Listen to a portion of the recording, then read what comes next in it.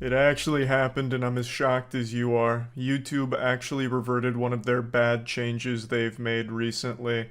This is more rare than winning the lottery. In November, YouTube made changes to their monetization policy, which overnight slapped a ton of channels and demonetized a large portion of their catalog with no warning whatsoever that it was coming. Pretty much overnight, a ton of channels had their income drastically affected, which led to fear and outrage naturally. They decided that it was time to really sterilize the content. No more of those naughty sailor sentence enhancers. Welcome to Weenie Hut Jr., bub. So they punished a lot of channels, and today they actually announced that they're reverting that change on the bad words.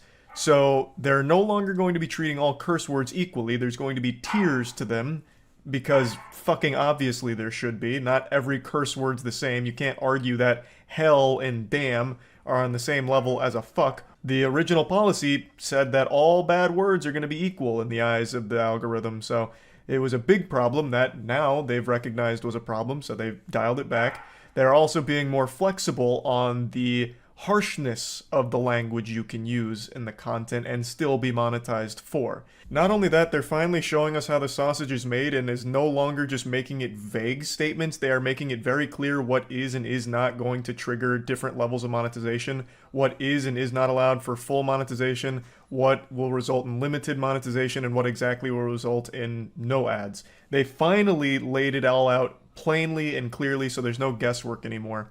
Overall, this is a very surprising announcement because I can't even recall the last time YouTube reverted a policy change.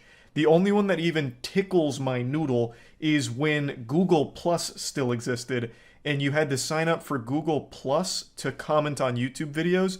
But I feel like the only reason that got taken away is because Google Plus got taken away.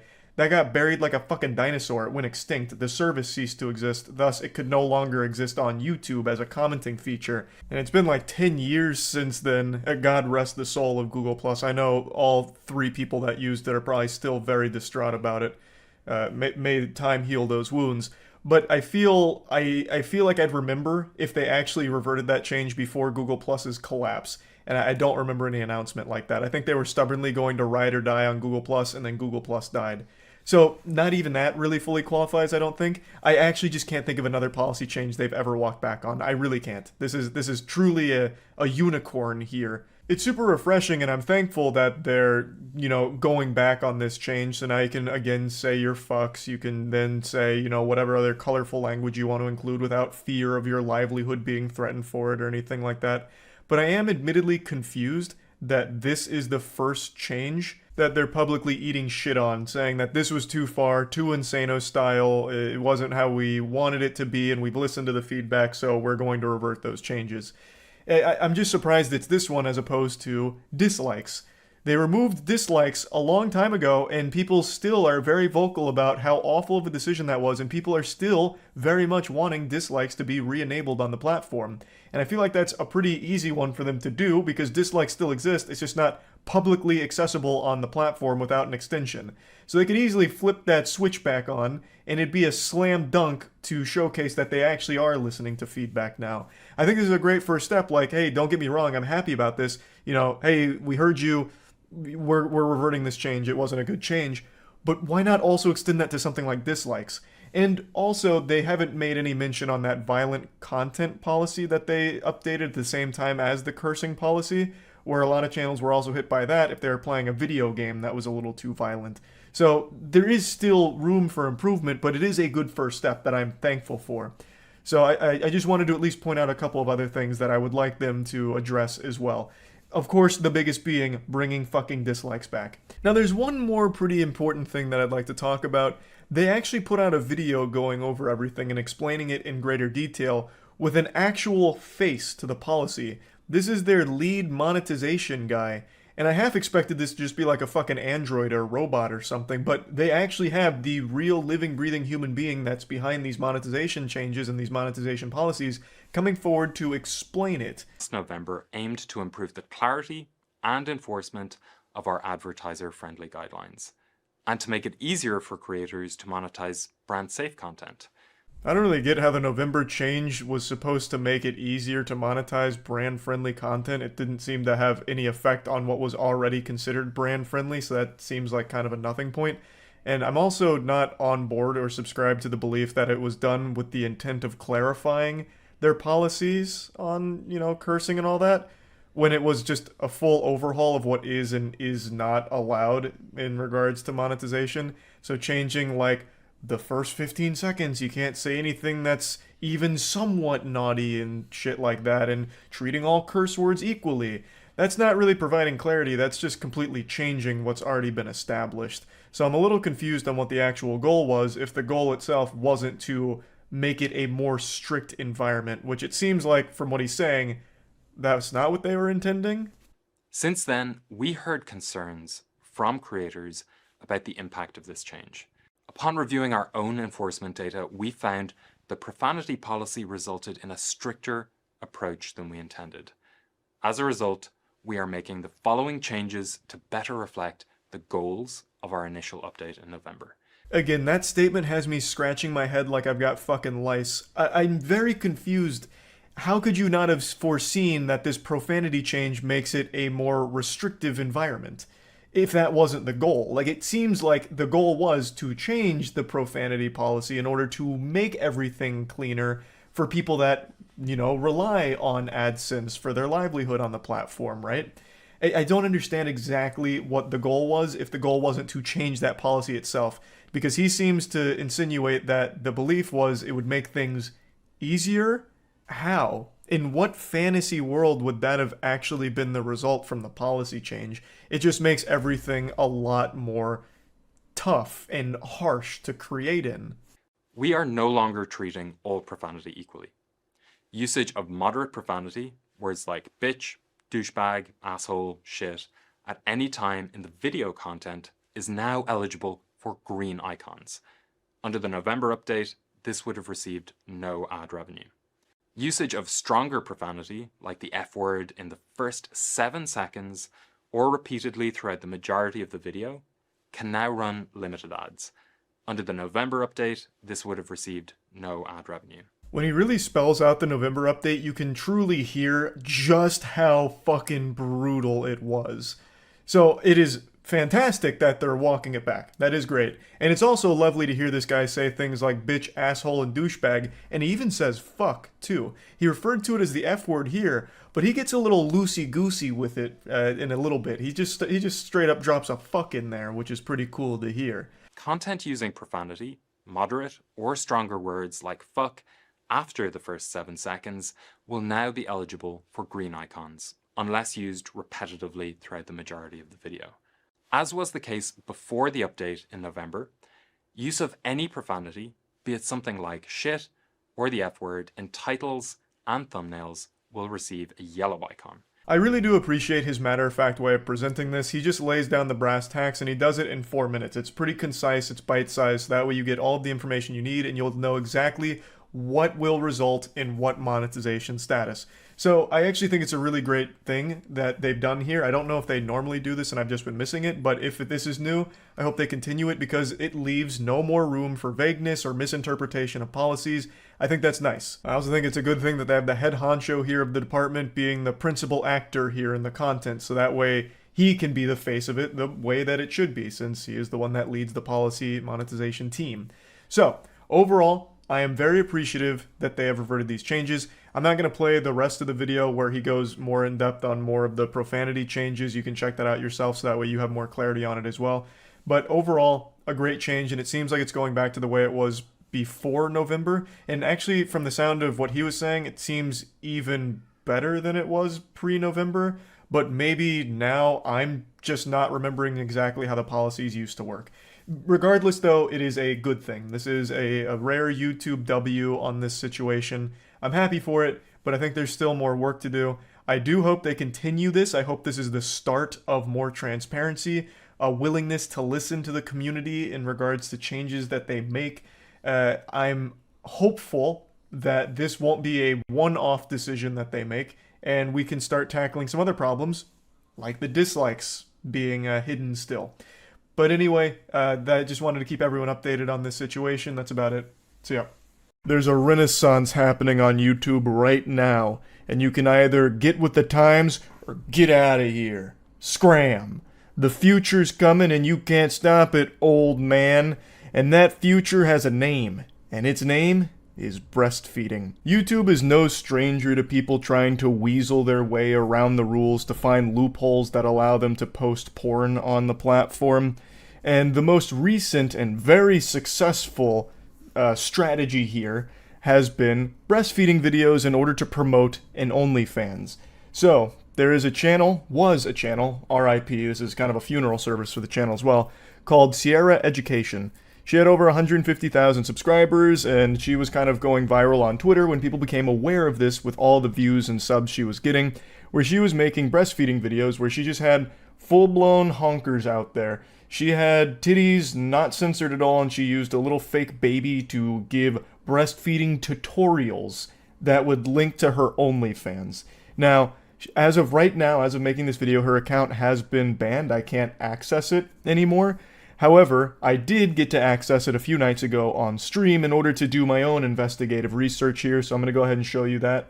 Yeah, Sierra Education, new breastfeeding tutorial, 4K breastfeed tips.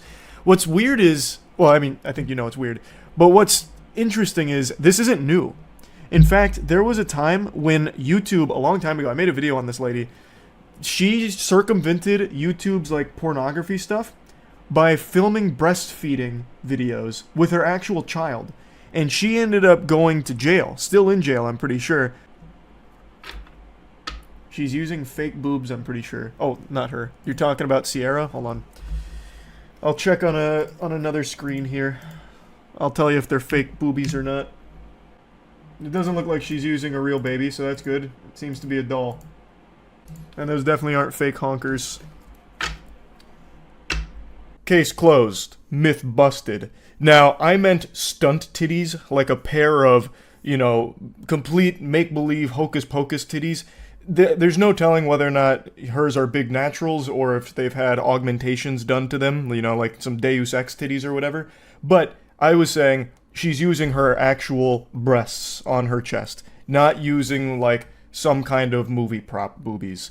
We actually had a lot of fake titties around the warehouse back when I had my Library of Alexandria sex toy collection, so I've seen my fair share of those, and I can confirm beyond a shadow of a doubt that's not what she was broadcasting on YouTube. Now, I can also confirm that she wasn't using a real baby, at least not in the video that I had up, so she probably won't be facing legal repercussions like the woman who came before her. Her name was Lee Felton. Lee Felton used to post breastfeeding videos onto YouTube, uncensored, just like this, and she used an actual child for it, an actual baby for it. And eventually, when authorities were alerted to this, they kind of ruled that that's extremely bad because it's basically bringing a child into porn. Like, she would do things like oiling up and all of that. It was fucking disgusting stuff. Unforgivable. So she is still in jail for that. Now, Sierra Education here, that's the name of the breastfeeding pioneer that everyone's been talking about recently, it was just her and a doll. So she probably won't get any kind of, like, legal trouble for it, but it's still so fucking degenerate and gross to be using breastfeeding as a means to promote your OnlyFans and, like, whatever other porn or whatever. That's so fucking abhorrent. What she did was clearly a violation of the YouTube rules, which is why she's banned. YouTube has always had rules where if it's educational or artistic, you can post content with nudity in it. This is something we talked about like a year ago with the guy who nared his butthole under the education clause, teaching people how to properly de-hair their brown balloon knot. And I believe that same channel has also done the same for, like, shaving your pubes and stuff. So this whole branch of content is nothing new, but the big difference here with Sierra Education and her breastfeeding versus, you know, the butthole hair vaporizing wizard is that that channel with the butt nair, like the eviscerate all the hair on your chocolate starfish, that never linked to, like, porn or OnlyFans or anything, whereas Sierra Education was directly linking to an OnlyFans. So I believe the reason she got banned isn't even because of the breastfeeding itself, because naked yoga is another old popular trend on YouTube where people would post completely naked yoga videos under the education and art clause and never really got super punished for it. I don't know if that's still around. Actually, I'm going to check real quick. I'll be right back. So if I come back looking all sweaty, you know that it's still around. It doesn't appear to still be around. But what is another huge trend right now with the transparent try-on hauls, where women have noticed that you can once again put nudity on YouTube through an educational context if you do like clothes reviews, so try-on hauls. And what they're doing is they're getting transparent clothing and just being naked underneath it. So, and some of them do like in the shower too, like how absorbent is this material? So they'll wear like a white shirt and then go into a shower and, you know, get it all wet so you can still just see full milkers and everything. So like there's always these different little tricks and cheats and all of that in order to get pornographic content onto YouTube. And right now, the breastfeeding one from Sierra Education was probably the most successful and biggest example of that. But also, now that I mention it, I think transparent try-on hauls are probably just as big, if not bigger, because they continue to just grow. More and more people are doing that, and it's the same thing. It's basically just doing it to have nudity on the platform to try and make money that way. And every time I talk about this kind of stuff on stream, people always inevitably ask, why?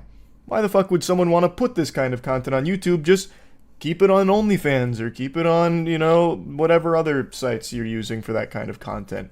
And the answer is pretty simple. It's because YouTube is the biggest possible platform to get eyes on it. So if you're someone like Sierra Education, you can break out on YouTube through this breastfeeding guise, this ruse, and link people to your OnlyFans that would have never seen it before.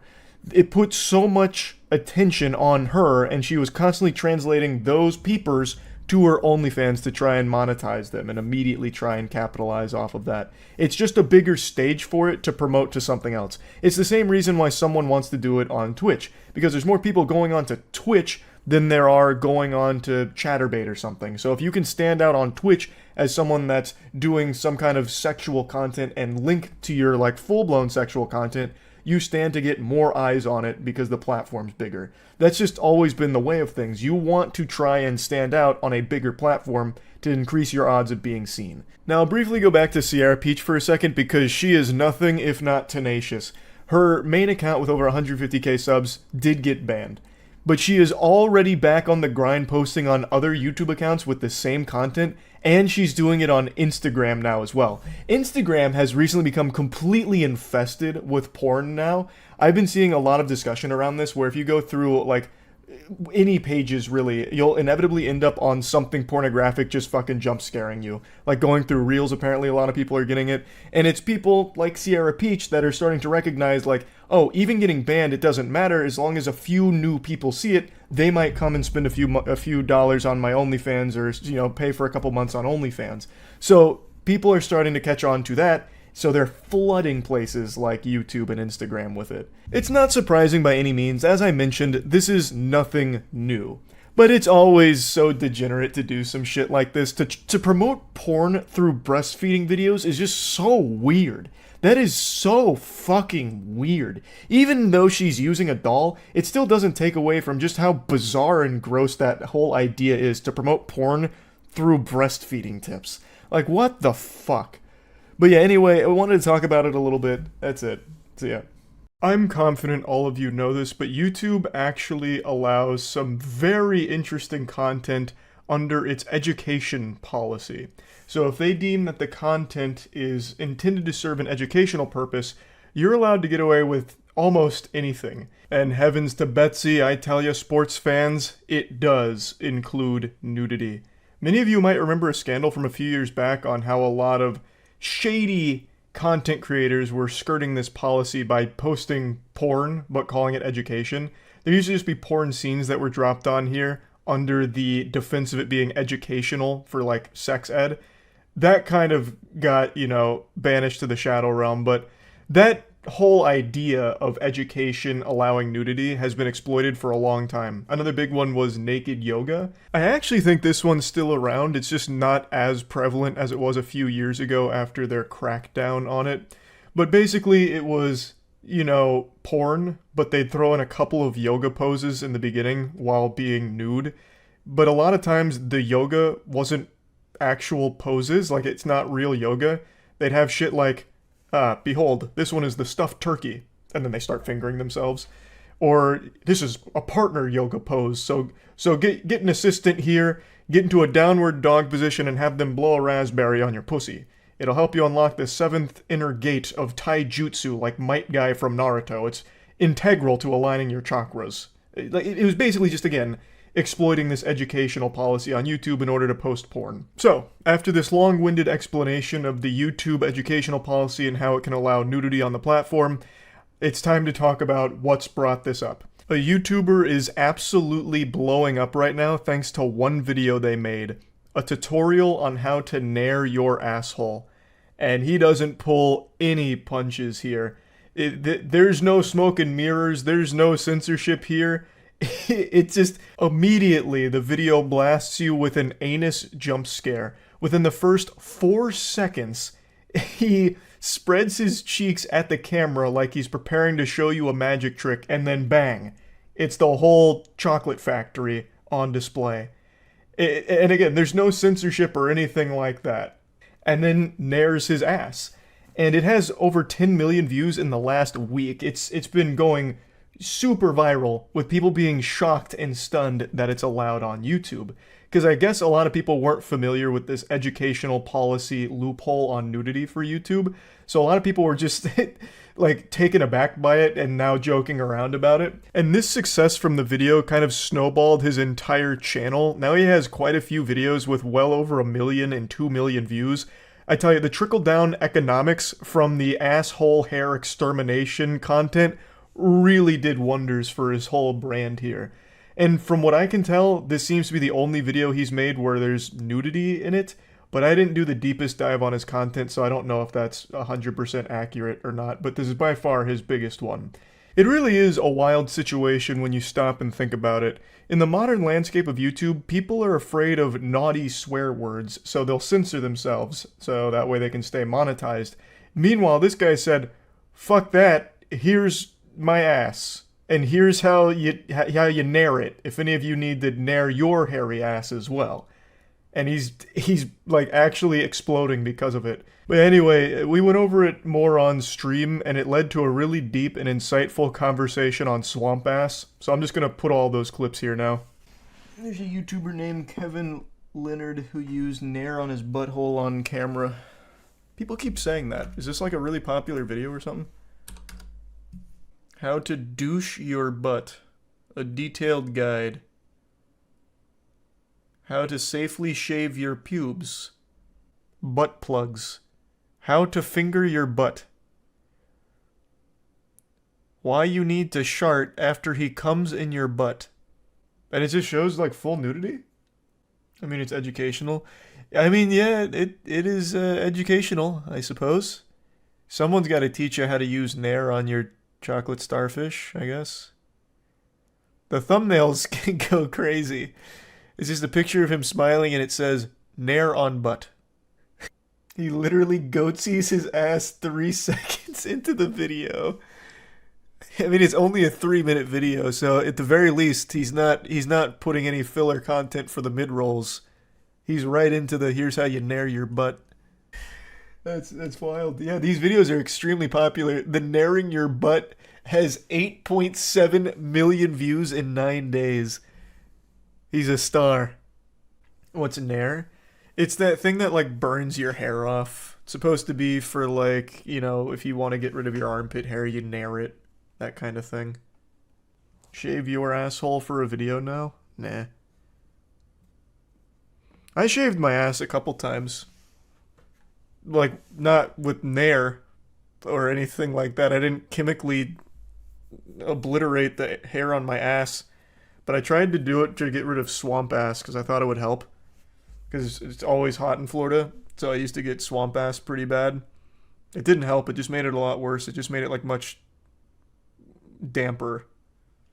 Because at least the hair worked as like some kind of like shag carpet to catch it. So it didn't just make my cheeks all slippery.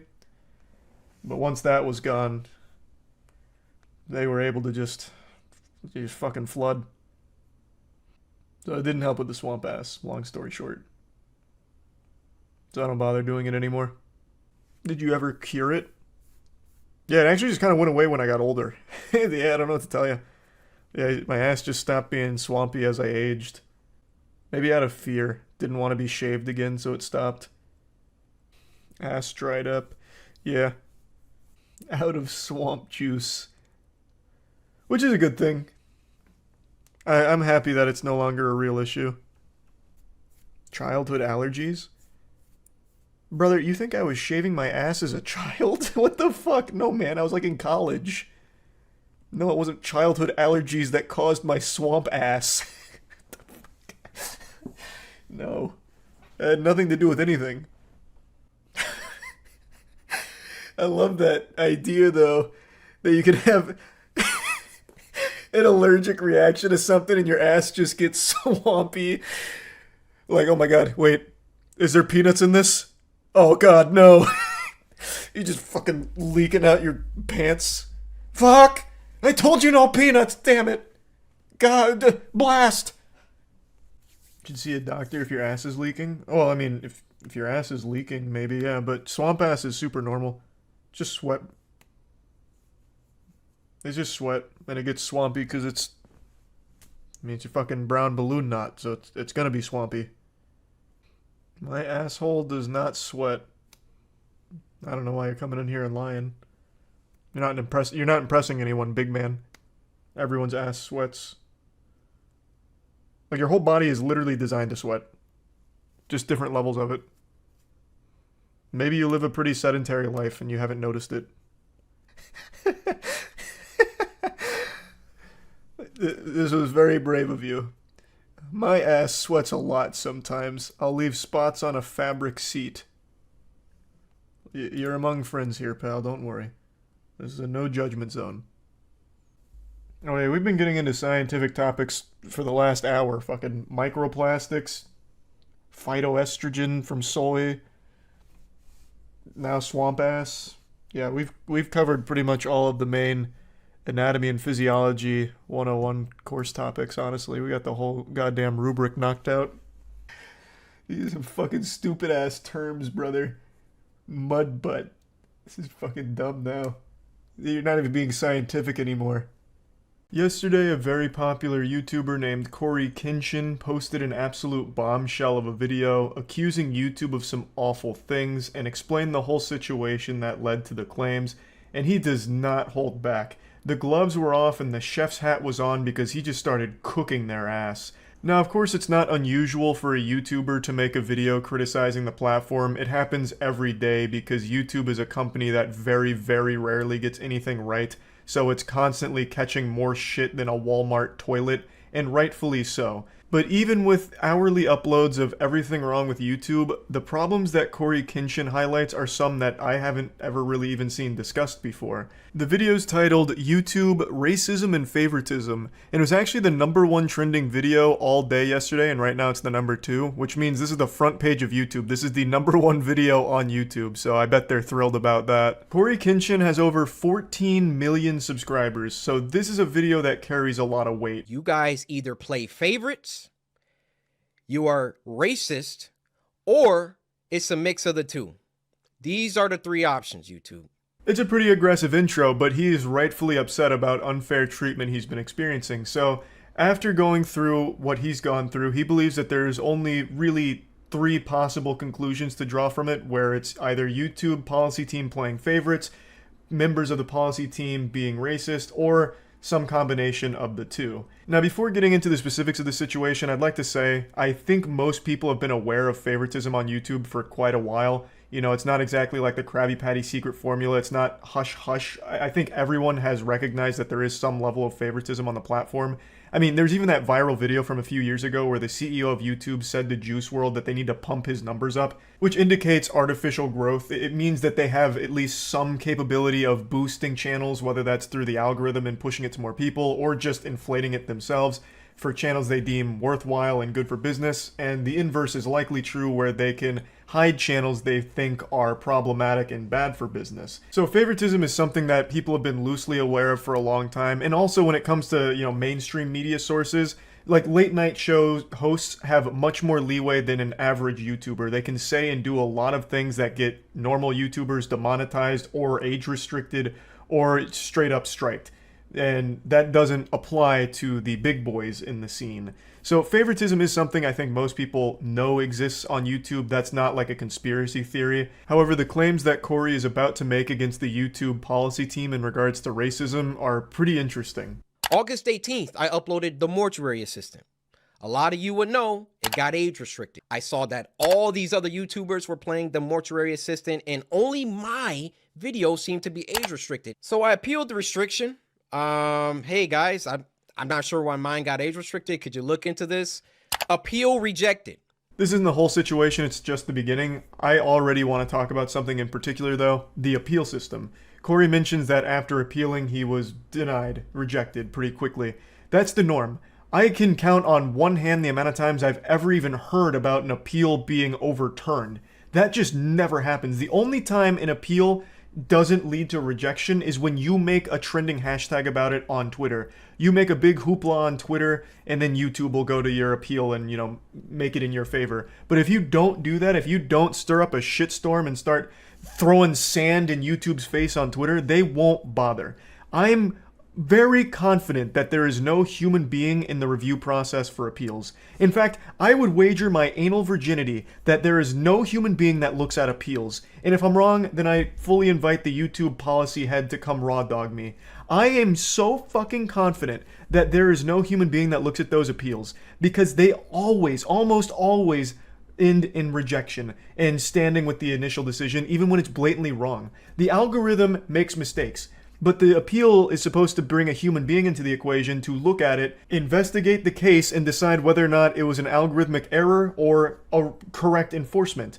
And there are times where it was just outright incorrect, just outright wrong, and they will still stand with that decision. So I just don't think the appeal system works. That needs a drastic overhaul ASAP. Only my video got age restricted. My YouTube rep, who isn't on the policy team, he looked at my video and he said, hey, it could possibly be this part at the end about it. So I looked at that part.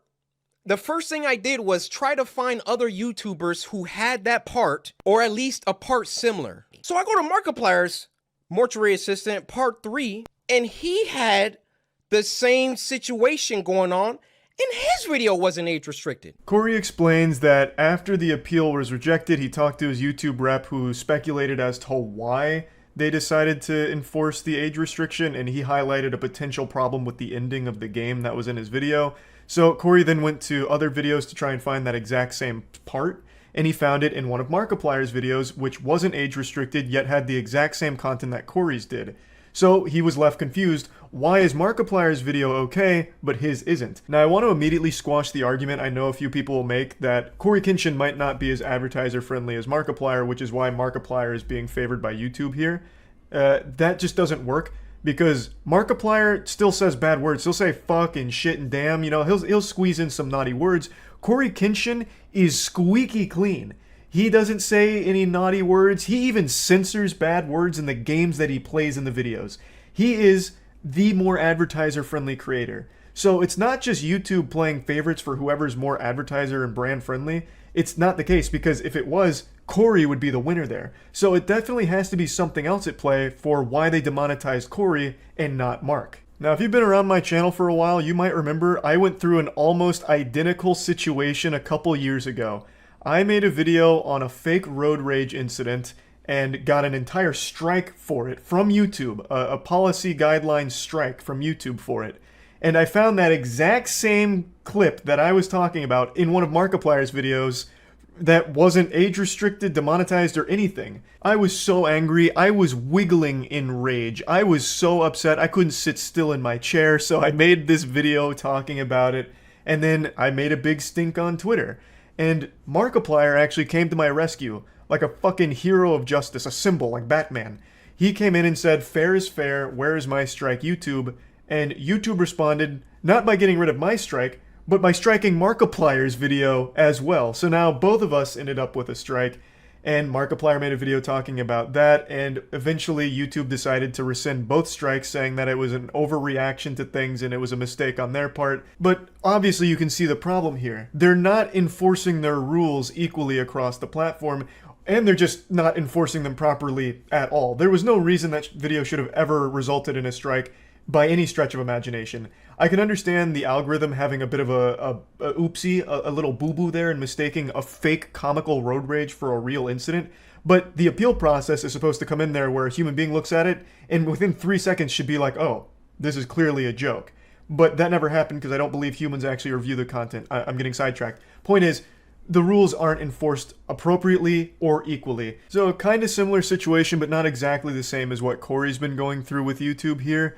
However, I do find it interesting that Markiplier is present in both of these cases. I feel so bad for Markiplier. He's done nothing wrong. He just keeps getting dragged into these disputes here with YouTube. So I send the video to my YouTube rep. I say, hey, Markiplier has this situation in his video, but his isn't age restricted. Could you send that to the policy team and see what they say about that? They came back and they removed my age restriction. They took it off after they already rejected my appeal. I expected them to triple down and give Markiplier an age restriction too. But they looked at Mark's video and they used that to verify my innocence. After being confronted with evidence, the policy team folds and gets rid of the age restriction on Corey's video, but he decides to press forward by trying to get an explanation for why it was okay for Markiplier and not okay for him. Why isn't it the same ruling, and why is it only now, after being confronted, that they decide to get rid of the age restriction after already denying his appeal? So I send my YouTube rep a lengthy email detailing my feelings about the entire situation. So my YouTube rep assures me he's going to continue this dialogue with the policy team. So another day, another 2 days go by, and what do you know? They re-age restricted the video. They re-age restricted the video. I say, no way did they do that.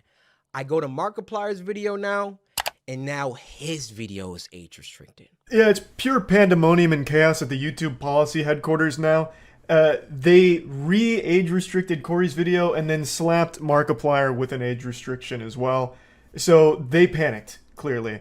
After being confronted and after Corey's email as well as the phone call he had with the YouTube rep, they obviously caught wind of what was happening.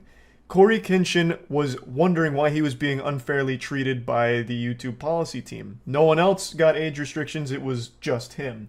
So he pressed further, pressed harder, and the policy team reacted by bringing back the age restriction to him and Markiplier. So it's like, hey, no, look, everything's good now. Now everything's even, right? We enforce this equally across the creators, so we're good here, right? No, obviously. Corey is rightfully upset. He was treated unfairly. And since YouTube is so unbelievably shit at giving clear answers to anything, Corey can only speculate as to what happened here. And he draws the potential conclusion that maybe someone or some members of the YouTube policy team are racist. Maybe they targeted Corey because of the color of his skin. And it's not a far-fetched thing to think either. In fact, Ludwig, when he interviewed Susan, and Ludwig also made a Mogul Mail talking about this exact video I'm talking about and brought up some great points, the strongest one being is there are human beings on that policy team, and there are sometimes biases with members of those teams. You know, they're human beings, and some of them are going to have biases. And there is the potential that someone there is sexist or racist. And Ludwig brings up good points about that. For example, his girlfriend's podcast gets demonetized way more than his does. And so he brings that up. Susan, the CEO, denies that it's a possibility, but it is a real possibility. And Corey is absolutely right in thinking that it could be a real possibility that someone on that policy team that has the decision-making power might be racist. Why was Corey the only one getting age restricted? And Corey also brings up another great point, which is every time Corey comes back, Corey takes hiatuses in between his content creation. Sometimes he'll be gone for like 4 or 5 months. And he'll come back and explode. He'll get #1 trending like every single day for 3 weeks straight. And then every time, like clockwork, he's hit with some kind of YouTube controversy. Last time it was getting a strike due to something from like a 4-year-old video, a 3-year-old video or something like that out of nowhere. And it's only when Corey comes back and starts getting popular again do they do something like this with age restriction or a strike or something like that. But in the breaks he takes, like the 5 months, the 9 months that he's not on YouTube, he never has problems. They don't strike anything. They don't, age restrict anything. It's only when he's back being popular that this kind of issue arises. And it's always over nothing. Like I said, Corey is probably one of the most advertiser brand friendly content creators there is in the gaming space. He doesn't say bad words or anything bad. He even censors that kind of shit in the content of his video, like from the games he plays. So he goes the extra mile to be as brand friendly and advertiser friendly and family friendly as you can be. So it can't be an issue of him just being, too hardcore for YouTube to support.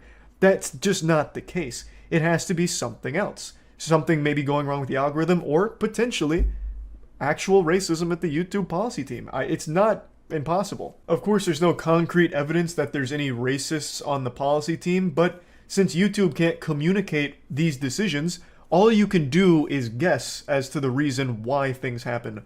Why was Corey the only one getting age restricted? We don't know.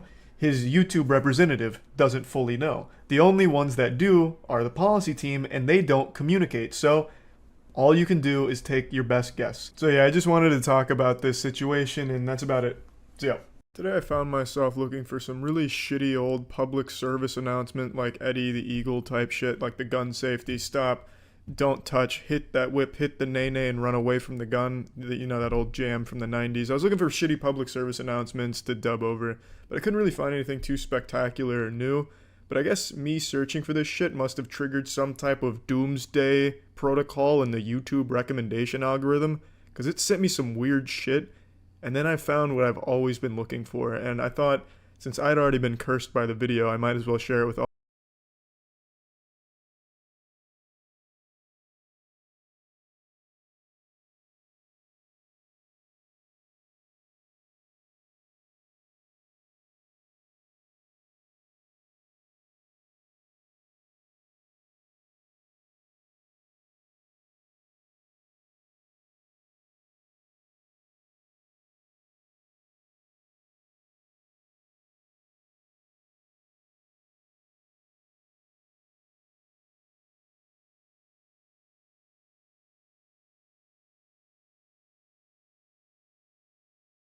YouTube comments have become synonymous with degeneracy.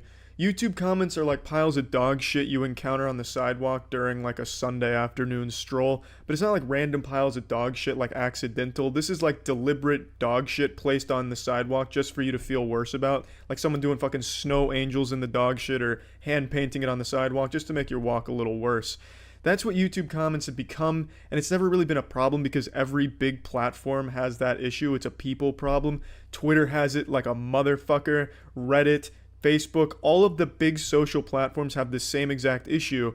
But now there's one guy who made a video about pedophiles commenting on videos of children on YouTube, and he had everyone go to the advertisers to report it to them, so that way all the advertisers would pull out, which has happened. Adpocalypse 2 is upon us. So that's going on at the moment.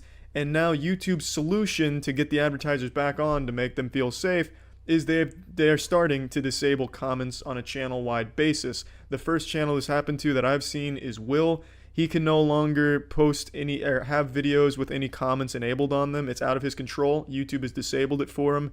The picture he posted on Twitter makes it very clear that this seems to be the direction they're going. And I don't blame YouTube at all. YouTube has genuinely no options here. There's nothing they can fucking do except remove comments on a platform-wide basis. You can't have like a department of super sleuths going through every single comment on every single video on the platform, line by line. Oh, what the fuck is this? That stanza 3 is a little inappropriate. Blast that shit out of here. Advertisers won't like that one. It's impossible. It's too much. So logically, the only thing they can do is just get rid of comments, which it looks like they're doing. And it's not like they can have like a system or an algorithm in place to like monitor and police every single comment, because that just can't fucking be done. Skynet 2,000 years from now probably couldn't come up with a system as complex as that to detect what are bad and creepy comments and immediately get rid of them. It just can't be done. And YouTube can't even make a simple functioning copyright system. It's just so fucking primitive when it comes to these algorithms that there's no feasible way they could come up with something to automatically get rid of creeps on the platform. Can't be done. Their fucking copyright system is so goddamn archaic. If I hum the Halo theme song right now, I could get claimed by Katy Perry for stepping on her copyright toes. It's super, super shitty. So there's no way they could do that, and you obviously can't hire a team to do that because it's too much work for real people. So the comments have to go. Which is super fucked up, but there's really no other option for them. I don't defend YouTube, you guys know that. I'm the first to drop trousers and take a steamy fat fart right on the face of YouTube's decisions they've been making over the years, because they're just bad decisions and bad ideas they've been implementing. But in this case, it's out of their hands. There was no other choice. There's literally nothing else they could do in this situation except just get rid of comments, because advertisers pulling out for this doesn't stop people from commenting horrible shit on videos. Those two aren't related at all. A bad person isn't going to just stop posting some creepy shit on a video just because Disney isn't advertising on the platform anymore. They're not going to be like, oh man, well, Disney's not on YouTube anymore. I guess I really shouldn't comment this. That's not going to stop them. All that hurts is everyone that uses the platform normally. So the only thing YouTube can do to make sure that people can still use the platform to have a living off of is get rid of comments. That way advertisers feel safer that there's not some creepy guy being openly creepy in the comment section. So I don't blame YouTube. And I'm really surprised that it's YouTube even taking the fall here first, because Twitter has a massive fucking problem in this department. I've seen trending hashtags for pedophile communities being super open about being pedophiles. Fucking hashtag pedophile appreciation day, hashtag high five a pedophile, creepy shit like that. And it's not an issue on Twitter apparently, despite it being super on display a lot. Some absolutely disgusting, deplorable shit on Twitter, so I'm sure their shitstorm's right around the corner. But in YouTube's case, it wasn't just the creepy comments. They also had a really fucked up algorithm that just kept recommending more and more creepy shit, like some over-eager salesman at a flea market trying to get your attention just with more and more creepy shit. So hopefully they fix that. But in terms of the comment section, I don't like that they're getting rid of it, but they just didn't have a choice, as I've said a couple times now. I just feel like a lot of people are blaming YouTube now for this step when I really just don't think it's their fault. Think about it this way. Let's say there was a huge movement to boycott Gillette razors, a hashtag wake up Gillette, because it turns out a pedophile used their razors one time. Well, now no one wants to touch Gillette, no one wants to work with Gillette because now their razor had a pedophile use it. So no one's going to fucking use it. They're being boycotted. How the fuck do they ensure that no pedophiles use their razor? You can't just have like a box that you check before purchasing a Gillette razor that says, oh, I'm not a pedophile. That wouldn't work. So what do? The only way you can ensure that no bad people use your product is to just take it off the shelves. So Gillette would have to remove all their razors to make sure no pedophiles ever use the razor. That's what YouTube's doing with the comment section, to make sure no bad people use the comment section. It's really just not their fucking fault, and it sucks. It's just impossible to police every single comment and every single user on the site. Even if you flagged every single account, they could just make another one and keep posting creepy shit. I wanted to just make this to let you all know why the comments will likely be disabled on my videos, because it's out of my hands. It seems like this is the route they're going, and I'm sure my account will be hit by it as well. It wasn't me that turned off comments. I wanted to keep reading your screeching comments about my hair being too long and how it needs to be cut. I also really wanted to keep diving deeper into, haha, this guy's embarrassingly short at 5'6". Those were some quality fucking top-notch comments, and I wanted to keep reading that top-shelf comedy. It wasn't me that turned it off, is the point I'm making. And sarcasm aside, I think the comment section on any platform is extremely valuable. I think it's a very important component to have in anything, to have feedback, to be able to read what other people are saying about it. And even more importantly, it puts Justin Y out of a job. That man has spent 24 hours a day over the last fucking 2 years commenting on every single video on the site. It's incredible. And now that man's, the fuck is he gonna do? Justin, I'm sorry, man. I hope this doesn't go through. I wish you Godspeed. But again, not me that's going to be turning off the comments if it happens to me, and I'm sure it will. Just wanted to let you all know. And that's rest in peace, YouTube comment section. You had a good run. Take it easy, everyone. See ya. Yesterday, September 20th, 2019, was a historic day on the internet. A day where the world declared in one voice, we will not go quietly into the night. We will not vanish without a fight. We're going to live on. We're going to survive.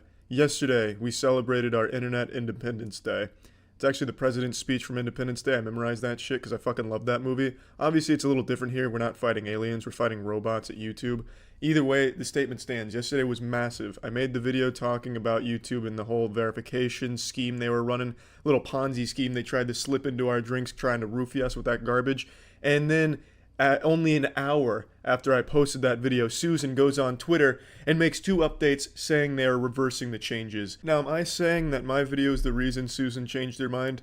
That's exactly what I'm saying. But this is huge for the internet because everyone banded together and actually made a change on YouTube, which has never happened. In the 13 years I've been on YouTube, not once, not a single time have I seen them reverse an update or a change they've made. And I mean that in no exaggeratory manner.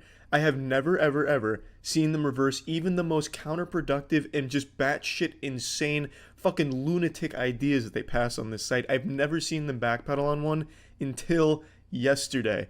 We just chipped the Titan's armor on this one. It's unreal. That, gamers, sometimes we don't always get victory royales, you know what I mean? Not every time gamers go out there, we win. Sometimes we get rejected to prom. Sometimes we get rejected to prom 3 times in a row. You never know. Gamers sometimes lose, but in this case, the gamers just fucking swept it. We just got a big dubski. The only time I've seen gamers even come close to winning something this big is when they visit my streams at twitch.tv/moistcritical. Stream daily, baby. Fuck yeah. Why this is a huge deal isn't just that they're reversing an absolutely stupid change that they were trying to push through. It sets the precedent that maybe when we do offer advice and complain about some garbage shit that they throw out there, they might actually start to listen now. This shows that Susan is receptive to feedback. In the very least, she sees it. That's massive. That's absolutely massive because for the last 13 years, it's basically just been coming into the ocean. You're never going to find it. No one gives a shit about it. It's not going to make any difference. No one cared until Susan makes it clear yesterday that they're about to start, at least hopefully. I'm still just blown away by this shit right now. I think I'm in a wet dream still. For 13 years, YouTube could literally drone strike an orphanage in Nebraska, reducing the whole facility to ash, rubble, and corpses, and they wouldn't apologize for it. They wouldn't do anything to, improve their brand image or anything. They just waited out and hoped people just didn't give a shit after a certain period of time, and it always worked for them.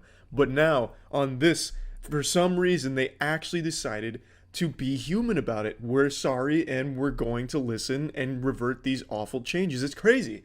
It's fucking crazy. YouTube has always been one of the most unapologetic, unhuman companies on the internet. It's fucking Skynet pre-alpha, basically. Just purely machine run, only numbers crunching and shit like that. But now, somehow, we've finally gotten them to listen and do something about the feedback that they're given. It's amazing.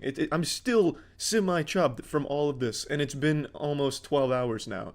It's just, I'm just so excited because maybe now, they will listen to shit. That's obviously wishful thinking, probably won't happen, and they're still going to roll out horrible updates, but maybe when they're horrible and people talk about them, Susan will go on Twitter once again and, flash her tits to the world. Listen, I'm here for you. I'm changing this shit. Maybe Susan's the goddamn hero that Gotham really needs right now. I'm excited for what's going to come from YouTube now. For the first time in a long time, I'm very optimistic with where YouTube is heading. Just from this one simple gesture. Look how simple this was. Susan makes 2 tweets and now all of a sudden I'm on her side. And everyone seems to be on her side. Because that's all they needed to do for 13 fucking years to not be labeled a shady, shitty, slimy company with less integrity than a meth dealer. All it took was this one simple gesture to just turn all of that around, and it's such a nice breath of fresh air. Swallowing wet farts from YouTube for so long and finally getting what seems to be like a little bit of humanization from the company is fucking fantastic. And that's all I wanted to talk about. And great job, everybody on the internet, for all banding together to fight for what you believed was the right course of action for a platform that has never once looked at you as anything more than a number in the laboratory at the YouTube HQ. But maybe that will all change now with Susan at the helm. Maybe our voices can be heard and they'll stop pushing out horribly shitty updates. Yeah, I mean, if they just stop making horribly shitty updates, we wouldn't even need to be worrying about complaining and getting listened to. Just make better decisions, I guess, would be the ultimate solution to this garbage. But anyway, thank you, Susan. Appreciate it. And thank you, everyone out there. That's about it. See ya. When you think of demons, you probably think of the mainstream normie names like Beelzebub, Asmodeus, Lucifer. What if I told you there's another demon out there, a very real one that not too many people know the name of, but probably should? Smash Bandicoot. When Dante made the venture into the deepest pits of hell, there was one circle he too feared to speak on. The Smash Bandicoot cringe lair. If you look up his name on YouTube, you can't even find his channel anymore because it's buried underneath all of these videos that document his years of awful behavior and downright insanity. After taking the plunge into the deep dark rabbit hole of Smash Bandicoot, I'm pretty sure this is the same guy from 2012 that was arrested for eating a man's face off in Miami. This guy is what I imagine a real jet addict from the Fallout universe would look like if given flesh in our corporeal realm. Now, I'm not going to focus on all of the allegations from the past about him. I'm going to focus on what he is currently doing, openly admitting to, and just got absolutely slapped for by YouTube. This is less of a video about Smash Bandicoot and more of a video about a huge YouTube W. So, Smash Bandicoot recently concocted a nefarious scheme to falsely copyright strike channels that he didn't like. So, he targeted a YouTuber named Cartoonshi. He flooded the channel with 3 copyright strikes, which then put it on the 7-day doomsday clock for Judgment Day. If you don't know how the strike system works on YouTube, if you get 3 strikes, you lose your channel in a week unless you prove that they're a bunch of malarkey, the claims aren't real. So Cartoonshi was facing channel termination. He also wasn't the only one that Smash Bandicoot was doing this to, and he didn't have any real grounds for striking. They were fraudulent, and he celebrated the fact they were fraudulent openly, blatantly. So apparently this guy named Smash Bandicoot is copyright striking someone that he doesn't like. And their account is in a bad spot right now because of it. He's attempting to dox him and get his channel banned. Okay. So Smash Bandicoot is a YouTuber? Smash Bandicoot has harassed not only Cartoonshi, but also myself and various other creators. This person is removing content that includes nothing he made in what is clear bad faith, and then tagging YouTube. Just spamming fucking die. Man, this guy he is on the crack pipe. Yeah, this man's got a whole Lord of the Rings movie covering Smash Bandicoot. And I am tempted to take the plunge. This is apparently Smash gloating on one of his many accounts that he likes to make where he's celebrating this and acting as if he's some kind of omniscient god figure who's, controlling the hands of fate, the puppet master. I will not deliver the 3rd strike, which he eventually did. This is a mere lesson. If he wants to continue making content, he can, but I will not revoke. In exchange for letting both of you get set free, however, you must tell me who are the content creators both of you have friended on Discord, delete the recording and guide me, then I shall set you both free. For once, don't be a pathetic, arrogant, and not gonna continue forward there. He was trying to use these strikes as a way of getting back at people he didn't like. Now, the bad blood between all of these people in Smash goes way back over nothing.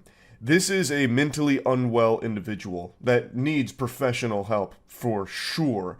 Like I said, I'm not getting into all of the allegations over the years they've been a nuisance, but it is some weird, not good shit. So this has reached the boiling point. He's harbored this grudge for 4 years and then came up with these strikes. He's claiming certain things about these videos that he has absolutely no right to, and as you saw, he openly just celebrates that they're not legitimate, but he's able to abuse the system, which has been a problem on YouTube for a long time. So, obviously, Cartoonshi and the other YouTubers that have been falling victim to this were panicking about it, thinking they were going to, lose their channel or just be in like a terrible standing on the platform. But YouTube, in recent years, I don't know how many people know this, has really started singing a different tune when it comes to this type of exploitation. They've been pretty solid about addressing it and fixing it. It might not always be as fast as it should, but the fact that they're at least doing that is such a significant improvement. I've mentioned this case a couple times over the last few years, but in 2019, they absolutely teed off of a fucking douchebag's face for this type of copyright strike abusing. There was a false flagger who repeatedly false flagged Minecrafters and then tried to like hold them ransom, like I'll release the strike only if you pay me via PayPal. YouTube actually took him to court and slapped him with 25K right to the goddamn noggin. They took him over his knee, spanked his cheeks red with discipline, and kind of put the kibosh on that with an exclamation point, really. And in recent times, they have been stepping in and fixing problems like this. And I'm happy to say they did just that. So Cartoonshi made a post today talking about how the strikes are disappearing, which is great. They say, my strikes are being removed. I've got one more left that should be sorted out shortly. I want to thank everyone who reached out to help and managed to spread the word. The support from the past 2 days has been insane. I'm tired and need sleep. And I'm sure he slept with a nice wet dream knowing that he foiled the great Smash Bandicoot's plot. And he would have got away with it if not for those meddling kids.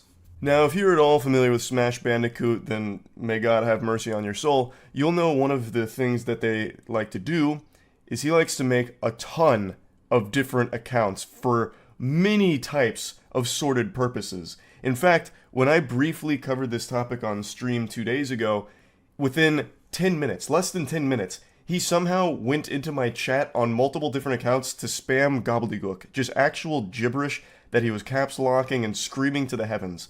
How he even knew I was talking about him is beyond me, because it had been less than 10 minutes since his name left my mouth. That is how online he is all of the time. He's like the fucking NSA. It's crazy. And he has tons of accounts that he uses these things for. So the question naturally becomes, what stops him from just doing this again and striking more channels? Well, that's another thing YouTube's also been pretty good about in recent years. There have been no shortage of weirdos like Smash Bandicoot that try this. And usually when they fail, that's the end of the discussion because YouTube actually swats these flies pretty effectively. So once they deem that all of this is a bunch of baloney, they make some kind of note in their system or something because obviously they have this guy's information. And clearly they've set the precedent of they're not afraid to go to court over these things and punish people legally, financially for it. So I'm guessing what happens is YouTube is somehow able to, I don't know, like blacklist them internally so that way they can't be submitting strike claims anymore. At least that's my little game theory on it. But usually you don't see them do this anymore.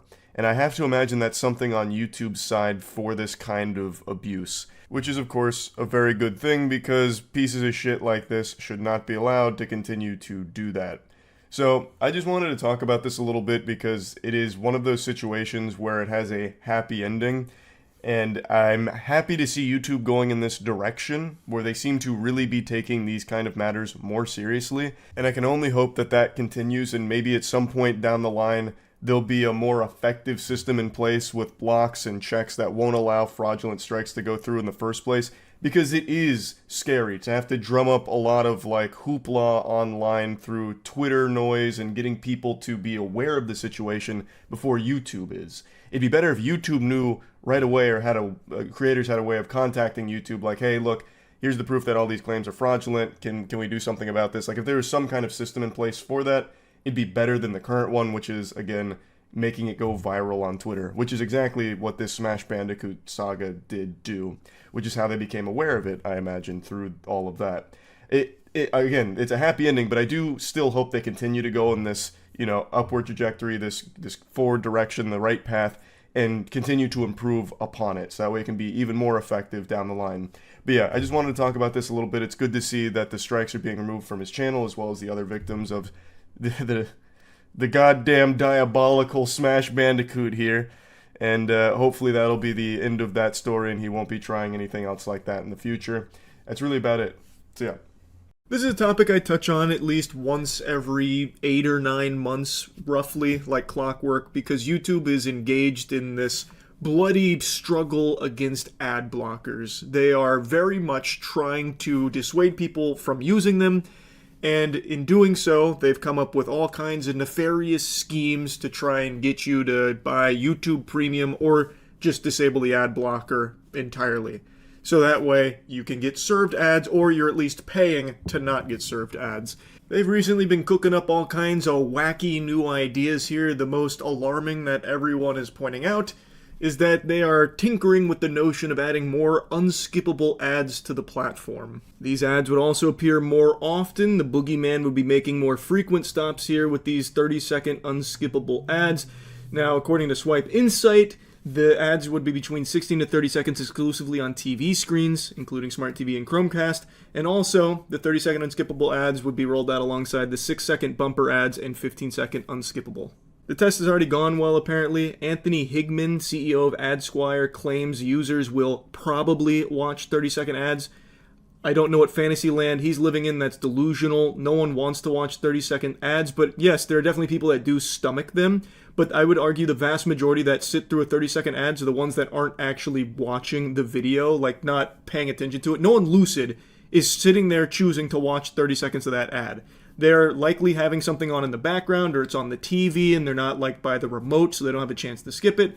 But it's not something people are like excited about. It's just going the way of cable again, which nobody wants. But unfortunately, that's the way things are going. The 15-second non-skippable YouTube ad format is my all-time favorite, he said. God, that's like ruining Christmas is my all-time favorite, said the Grinch. It's fucking craziness.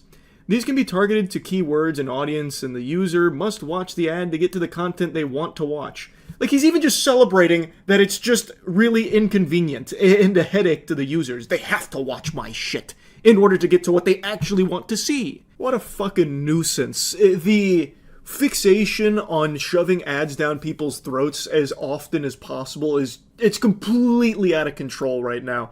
And you know, remember just like a month ago, Netflix announced they're going to start doing AI-generated ads. So now they're going to have like random AI ads start popping up. I think that rolls out in 2026 at some point. And it seems like it's not a matter of if, but when YouTube rolls out more ads and more unskippable ads, which again, nobody wants. Nobody likes ads. Unless, of course, they're cheeky ads. Go to usecheeky.com right now and get the best soap in the universe that we made.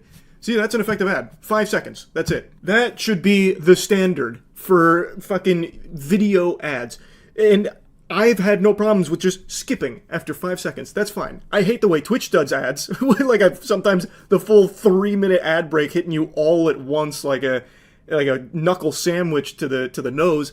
But that is the way of advertising right now for a lot of these businesses. And it must be working, otherwise they wouldn't keep doing this and shoving it down people's throats. It seems like no matter how much they inconvenience users, they're not actually taking any hits. It must be profitable, and it sucks. It just keeps getting worse. And YouTube's been doing some embarrassing, scummy tactics to try and get users to turn off their ad block, or try and push them to forking over those clams for YouTube Premium or YouTube Premium Lite, which also has ads on Premium Lite, which is apparently expanding their ads as well, according to new information on that program. But that's a different topic entirely. YouTube's tried things like trying to shame you into it, wiggling its finger saying, no, no, no, this is naughty behavior, and they'd flash up a thing like when you tried to watch a video with an ad block on saying, YouTube doesn't support ad blocks. This is against the Geneva Convention. It's illegal. You're going to prison and hell. In fact, super hell. Not even Dante found this level of hell. The ad block section. The worst one for the worst fucking fiends like you guys.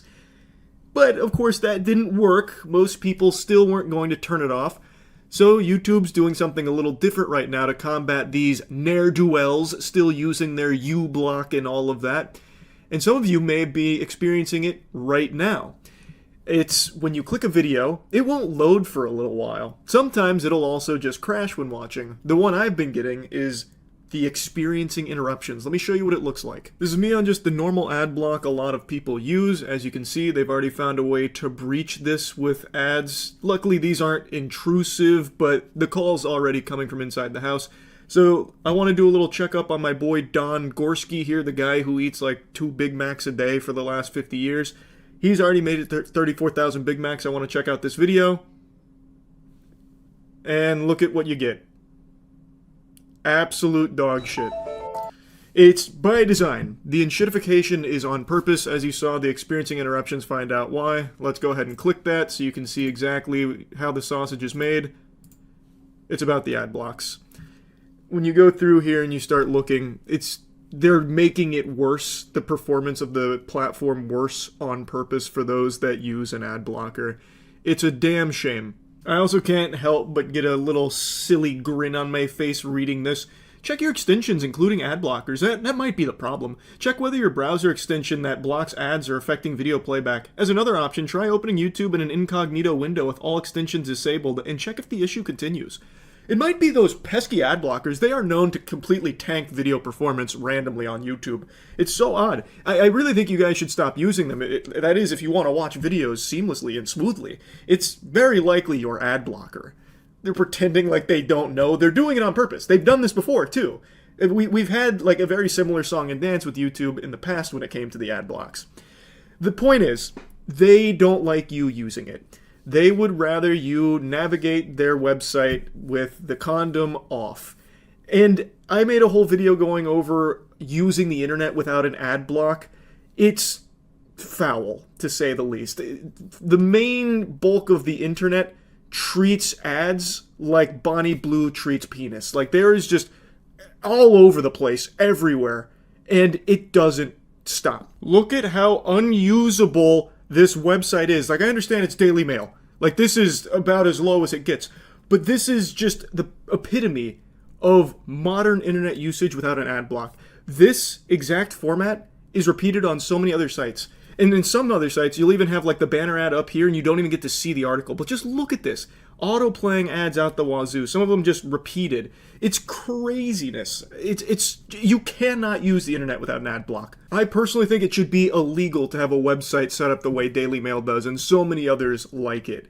And it should also be a big no-no, like frowned upon, if not illegal, to try and convince people to turn their ad block off by giving them a worse experience on purpose, like punishing them for using it. It is a necessity to have an ad block. It is like a basic human right when it comes to the digital age to have an ad block installed on your system. Another very crazy thing about all of this, at least to me personally, I find it fascinating, is YouTube is so focused on ads and like trying to bring down ad block. That's the villain in their anime.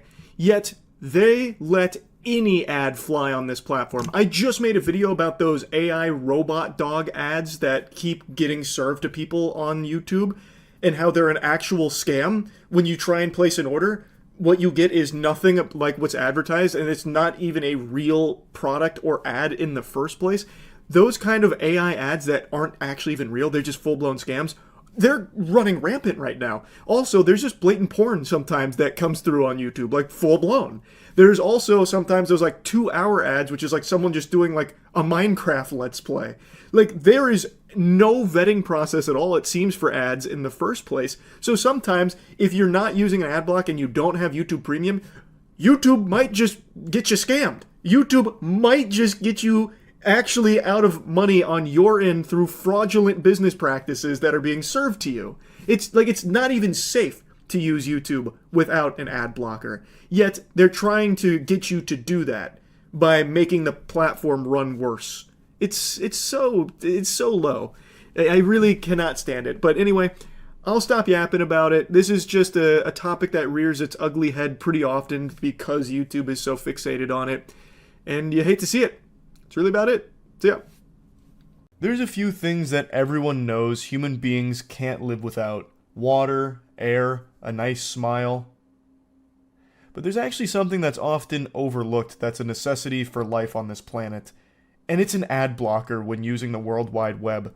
I am constantly reminded of this cold, hard truth anytime on stream that I try and read about an event or something and I go to a godforsaken news publication that won't allow you to read the article without turning your ad block off. And eventually, after putting up a big stink, I just give in to the dark side, turn off the ad blocks, that way I can get the information about whatever I was trying to research and learn about. And 100% of the time, without fail, it's just a massive headache, just this visual nuisance, all this clutter with an inundation of ads that seems like it's some kind of scene from a 90s movie where you get hacked, where it just has like, virus detected.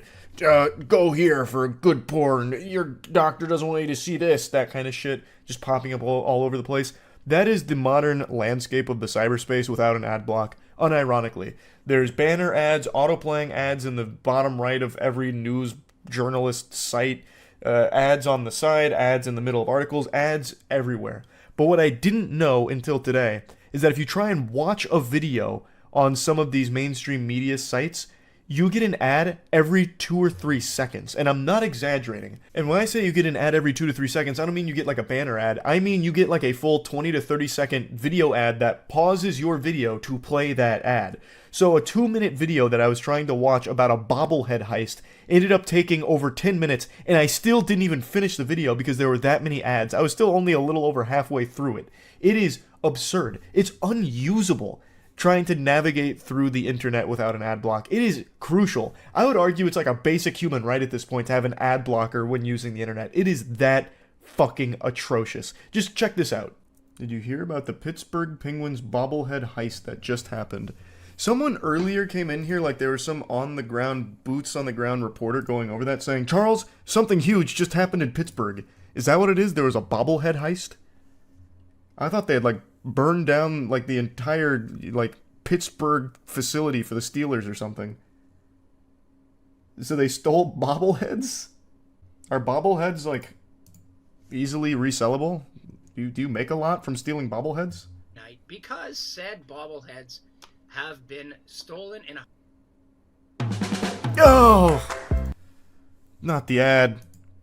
Good heavens, why? Yeah. And it got me thinking, you know, who's having the worst seat? Thanks for the membership, Tamago. Ready? Oh my, you can't be serious. The back-to-back? Heavens to Betsy. The memorabilia were meant to be handed out to fans in celebration of 52-year-old who played with the Penguins from 1990 to 2001. This year. And you could certainly nominate the Pittsburgh Penguins for that. Kyle Dubas, their general manager, and some people around that team for some reason thought... Oh my good, what is... Who? Go. Oh, is this what Purgatory's like? Is it... What is this? You get 3 seconds of a video and then 25, 30 seconds of an ad? Is this the future? Holy shit. That this team That's got to be it, right? close to contending for a Stanley Cup or could contend for a Stanley Cup. They went out, they got Eric Carlson, they got Riley Smith, they got a bunch of veteran guys. Things have gone sideways. Oh my god! What is... No way! This website needs to be banned. ASAP. Whoever owns this site needs to be thrown in jail. What?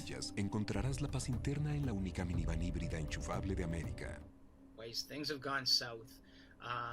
And you could certainly argue right now that there's not... Nice membership, one guy. Oh! I have to watch the whole video like this. I have to know. How deep does this go? This can't be legal, right? This can't be. There's no fucking way. How do you even use the internet without an ad block? You can't even watch this. Ahora obtén 2,500 de descuento de bono total en la Chrysler Pacifica 2020. Have you ever watched cable TV? There's no way it's this bad. A team in the NHL that is further away from winning a Stanley Cup or at least contending for a Stanley Cup than the Pittsburgh Penguins are right now. That's a Okay, that might be the end of it. He's got 2 sentences out this time. You know, you get to thinking, and I think there's some teams in the NHL that are saying, hey, I think it's smooth sailing. No way! How? Wait, how do you get it? Isn't there like laws in place to prevent this? I'm pretty sure there's laws in place for this, right? I'm about to fucking report them to the Better Business Bureau, even though they don't do anything. Hold my beer. How about the San Jose Sharks? On pace for a goals differential of minus 148. That would be the worst since the glory days of the Ottawa Senators in 93-94. Oh, that was a jump scare. They fooled me with that one. Thought it was coming. Oh, there it is. Nope. Nope. Season really well and looked like they had something really special going, and then became... I think we made it through the storm. And fell off the map, and they're playing in a college arena. Okay, there it is. That's the one. They teased us with a little foreplay there. This is what I come for, the ads. And then the guy in between who's just talking about some hockey stats, I guess. Man's able to get 3 words out. Hold my beer. Bang. Sisyphus type video. Pretty much, actually. Yeah. What an absolutely unusable site. That is incredible. That is absolutely incredible. So who stole these bobbleheads? Oh, here we go. Immediately, amused hockey fans pointed a collective finger at one suspected culprit, zeroing in on the Philadelphia Flyers' 7-foot-tall, irreverent, and slightly unsettling mascot, Gritty. Jesus Christ, wait, their mascot is Gritty?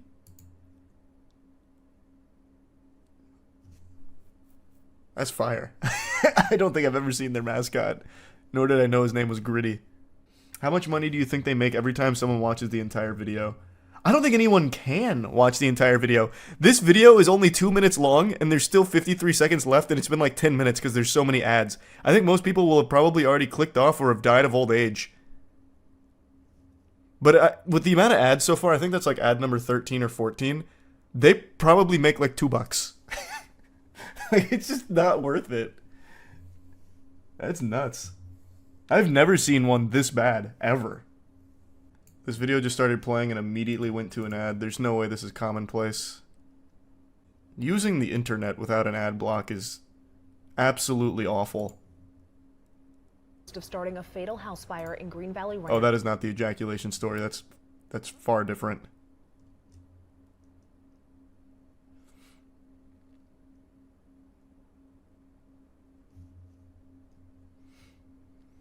Fort Collins police services said the investigation began in July. Immediately to an ad. Maybe this is the norm. Is this the norm? I put in that second clip there just so you can see that I was experiencing the same thing on a different website. You only get like this short burst of what you're there for, like the video component that is, before it's interrupted by ads, it seems. I thought it might have been just exclusive to that first site I was on, but then it happened on this website too.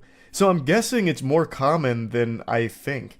And there's not many people out there in the modern day and age that use the internet without an ad block, luckily. But now there's like this war on ad block that YouTube's kind of spearheading, and this is what it looks like without it. So you should be able to recognize why it's such a big deal that ad blocks are here and why they need to stay. So any kind of attempts to get rid of them, I think, is just a detriment to the overall landscape of the internet, honestly. After seeing this today, it is in a state that's unforgivable.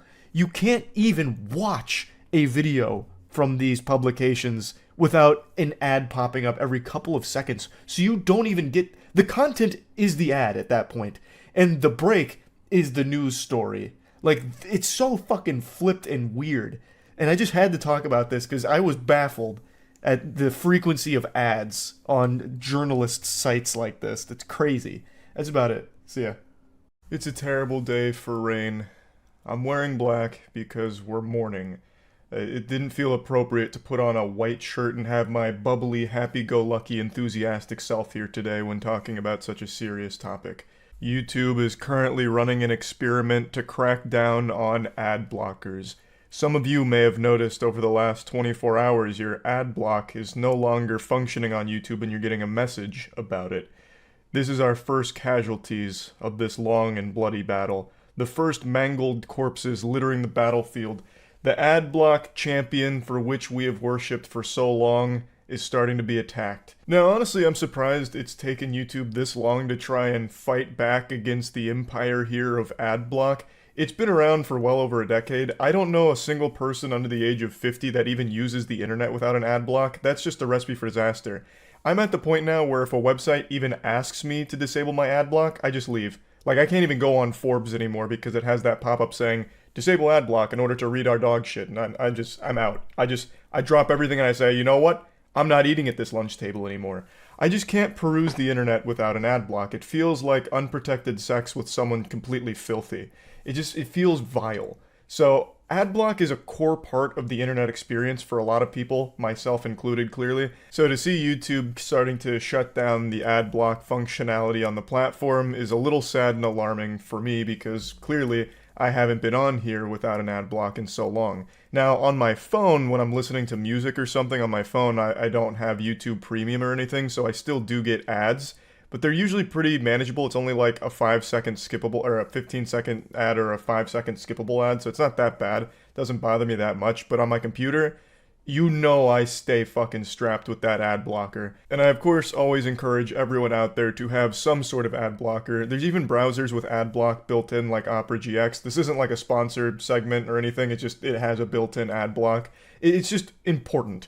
You know, there's no reason to be going through the internet and being inundated with, all these ads shoved down your throat and slapped around with all kinds of intrusive advertising you don't want to see. It's just kind of a necessity. It's a core part of the experience in the cyberspace. It's like looking both ways before crossing the street. Make sure your ad block is on before visiting this website, just in case. And sometimes it's just downright dangerous to not have ad block on, because some of the ads are just straight up viruses and malware. Now keep in mind, this is still an experiment. They're still in Dexter's laboratory right now cooking this up in order to fight back against ad blockers, so this isn't going to apply to everyone out there. Maybe you're still in the good graces of your ad block and it's still functioning as it always has. But a lot of users are receiving this message that says, ad blockers are not allowed on YouTube. It looks like you may be using an ad blocker. Ads allow YouTube to stay free for billions of users worldwide. You can go ad-free with YouTube Premium and creators can still get paid from your subscription. And then you have the option, allow YouTube ads or try YouTube Premium. Now, I obviously understand why YouTube is doing this. I think everybody in the world has an understanding of why YouTube would want to stop ad blockers from working on their site. And it's because they lose a lot of money to it, like probably billions of dollars to it. YouTube does rely on advertisers to be on the platform, and thus as the user base continues to grow, so does the exposure to ads, which puts money in YouTube's pocket to keep the service free, so that way people can still keep getting free content. They just have to sit through the ads. And with ad block, they've kind of taken that out of the equation for a lot of people, which means a lot more people aren't seeing the ads, which means YouTube's losing out on that money. It's all pretty simple. We're not diving into any quantum computational bibble babble. It's YouTube loses money when the ad block is on, so they want to rip that condom off so they can get that money again. So ad block will no longer function, which sucks for me because I'm not a YouTube Premium subscriber and I don't want ads, which means I'll probably have to pay for YouTube Premium here pretty soon. Right now, Google is calling this a small experiment, but it's important that we realize that everything big once started small, except for me. I started small and I'm still small at 5'6", but the point is, they're saying it's a small experiment globally that urges viewers with ad blockers enabled to allow ads on YouTube or try YouTube Premium. Ad block detection is not new, and other publishers regularly ask viewers to disable ad blockers, which is true. This isn't some kind of groundbreaking, innovative technology here that detects the ad block. Like, they're not a pioneer. Tons of sites have done that and are still currently doing it. YouTube is just one of the last ones to do it, surprisingly, and now they're finally deciding to get into that ball game. The article also mentions how they do experiment with other kinds of ad strategies. Last year, they did an experiment that forced users to watch a long chain of short and unskippable ads. I believe this was all on YouTube TV, where they had like 10 unskippable ads, just to test out if TV watchers would be more susceptible to long-form advertising. And then it also mentions that YouTube creators have seen a steady decline in ad revenue since 2017 with the adpocalypse. So, one thing that they mentioned here, and a lot of people have talked about, is when ad block is disabled, the creator makes more money off ad revenue. I don't know if that's true or not. I've always encouraged people to have an ad block when using the internet in general, which of course applies to my content as well. So I don't know if that's going to be a noticeable impact on creator ad revenue or anything. It makes sense, like the logic makes sense, that all tracks, that if more people are seeing the ads on your videos, that means more dollars, more doubloons in your pocket for it. So I do think that it probably will lead to higher ad revenue for creators, but it comes at a cost to the viewer experience because, again, no one really wants to sit through the ads. And if they don't want to sit through the ads, then the only other way is the YouTube Premium, which costs money. So all of it's not exactly how I'd like to see it play out, because I always think the most important thing is people getting to have a fun experience that isn't a headache. And right now, that to me is having the ad block on and just being able to watch the content immediately, with no stress and no financial investment in order to get that experience. Also, you might remember a few years ago, actually quite a long time ago now, there was a couple of delusional creators that were absolutely huffing glue, and they started to whine and complain about people using ad block. We had these fucking hall monitors on YouTube who were like, ad block is piracy, it's theft, you're stealing from the creators. If you care about our content, you'll turn off the ad block and you'll click on the ads too, god damn it, you fucking filthy swine. And everyone shot spitballs at him and made fun of those clowns. Well, now they're probably wiggling their finger, like completely jubilated at this new announcement here. No, that mentality hasn't been prevalent in quite a long time. That's kind of faded out because it's so ridiculous to try and claim that free content is being pirated when they're not watching the ads. It's so stupid. But I just wanted to point that out right now because they're probably ecstatic. Like, they're probably going wild right now. Fucking rip their shirt off and twirling it over their head right now. I just slapped the mic. I bet that sounded amazing. Sorry about that. I guess a little jump scare. But yeah, overall, it's a sad day. It's the end of an era. The end of the ad block utopia we've taken for granted for so long. I can only hope that this doesn't become even more widespread because right now it's already huge. I mentioned Forbes earlier, but there's a lot of major publications that won't even allow you to access articles with an ad block on. And like, I understand. All of these sites need advertising to survive. But the problem is the ads are way too intrusive. When you do make the mistake of obliging and turning off your ad block to go to these sites, you get like fucking 9 different ads all at once. You'll have like an auto ad that plays with audio on some sites. You'll then have like a drop down ad that'll come through, which takes up like half the screen. And then you have 2 ads on the side. It's so much. It's like Charles Xavier jacking into Cerebro, but all he's seeing is fucking dog shit advertising. It's too shitty. So if you really do want people to browse your sites without an ad block, then make the advertisements less intrusive, less invasive, and less of a fucking headache and an eyesore. It's that simple. That's how you solve this whole thing instead of punishing people for having an ad block. Now, in the case of YouTube, like I said, I do understand it, and right now the YouTube ad system isn't that bad. I get it on mobile because I don't have YouTube Premium, so when I'm listening to music, I get the ads. And right now, I only ever get a 15-second unskippable ad or a 5-second skippable ad. I'm never getting a ton of them, though there are occasionally moments where if I'm not paying attention, I'll get like 2 ads back to back, and that second one's like a minute long, so I have to go over there and be like, skip. Because if I don't, then I get like an entire fucking short stories content worth of advertising. So they do have those sneaky little bastards snuck in there occasionally, but it's always skippable. So if you're just present, you can skip it. It's not that big of a deal. It doesn't bother me too much. But I probably will end up just getting YouTube Premium because I really don't want to be getting ads when I'm on the computer. So, yeah, just wanted to talk about all this. That's about it. See ya. YouTube loves ads more than P. Diddy loves baby oil. They have made so many decisions that all revolve around feeding people as many ads as possible and in many ways as possible. I'm sure all of you saw a few days ago they announced that they're officially fully rolling out the ads experience while a video is paused. So now when you pardon my phlegm, I had to go take care of business there. So now when you pause a video, you can be served an ad. They call it the pause experience. I love that nomenclature. That is so fucking silly. This is the pause experience, which is why we're serving you a Dunkin' Donuts ad. But I'm not here just to focus on YouTube's abundance of ads. I'm here to talk about its war on ad blockers.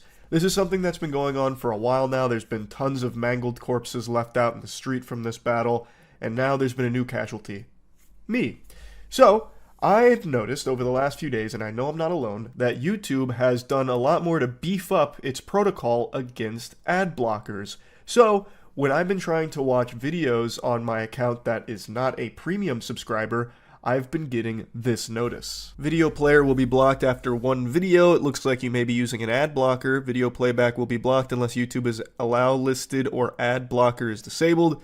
Ads allow YouTube to be used by billions worldwide. You can go ad-free with premium, and creators can still get paid from your subscription. YouTube lets you get 3 free samples in there with your ad block still enabled, but they hate ad block. They hate that more than P. Diddy hates security cameras. So they give you these 3, but once you finish your rations, they shut you down. They put the kibosh on that. They give you this. Ad blockers violate YouTube's terms of service, and then it's the same bullet point list there, and then you can't watch any videos going forward unless you disable it or pay for YouTube Premium. Now, this isn't new. I remember this rolled out like a year ago as kind of a soft launch where some users experienced this, but not all users. And uBlock Origin was able to get around this no problem. Now, I wasn't using uBlock Origin. I had this happen briefly a year ago, or maybe it wasn't a year ago. Time moves so differently when you hit 30. It's like entering into a fucking black hole. Everything's all cattywampus when it comes to the perception of time. But whenever it was, months ago, I had this happen occasionally for like a day or so, just using normal ad block, and then it went away. I'm guessing that it was just an experiment and they decided just to put it back in the fucking shoebox or whatever. But now we're back at the rodeo, and this has been going on for 4 days for me. So I decided, let's see if uBlock Origin works. So I grabbed uBlock Origin, and sure enough, it gets around this no problem. But I can't help but wonder, how long will it last? Because YouTube is constantly trying new ways of feeding you ads and breaking ad blockers. Like, they clearly villainize it. It's very obvious. They're not pulling any punches. They're not trying to hide or anything. They are saying, if you use an ad blocker, it's against our terms of service. It violates it. So the fact that uBlock works is probably something they're not overly thrilled about. And I remember a few months ago, Mudahar made a video about how YouTube is experimenting with server-side ad injections. So, like, they are constantly trying to innovate in ways to blast your ass with ads. And right now, uBlock is able to put, like, a shield on your butt cheeks to stop this from happening, but will it always work with getting around YouTube's ads? I have no clue. I'm way too fucking stupid to have the answer to that question. Why are you even asking me? I struggle to remember how to do long division sometimes. Clearly, I wouldn't have the answer to this one. But I do think YouTube is probably having like an entire dedicated fish tank all focused on brainstorming how to break uBlock Origin and every other ad block to force people into either paying for YouTube Premium or allowing ads on the site. What I do know for sure is that the internet itself is unusable without an ad blocker. Period. Full stop. I'm not being exaggeratory. It is literally not possible to use the internet without an ad block. Go to any mainstream journalist website, try and read an article without an ad blocker. You will find maybe 2 sentences that are broken up by 5 ads, an auto-playing ad, a banner ad, audio ads that play in the background. You can't get any of the content on the internet anymore without an ad block. It doesn't exist. The ads are the content. Like, that is the internet now. It's fucking tragic. And YouTube is bad without an ad block because unskippable ads out the wazoo, ads that play even when you pause a video now, like, it's excessive. I know I already made a video on this topic like 6 months ago about how the internet doesn't function without an ad block anymore, but it needs to be driven home just how bad of an experience that is. It's not even an experience. At that point, the only experience you're getting is like brainwashing. It's like the ads are used as a form of hypnotism against those that traverse the cyberspace without protection. Like, if you don't have the ad block condom on, you're fucked. Like, you're walking away with the worst diseases imaginable. It's awful. It cannot be overstated how awful using the internet without an ad block is.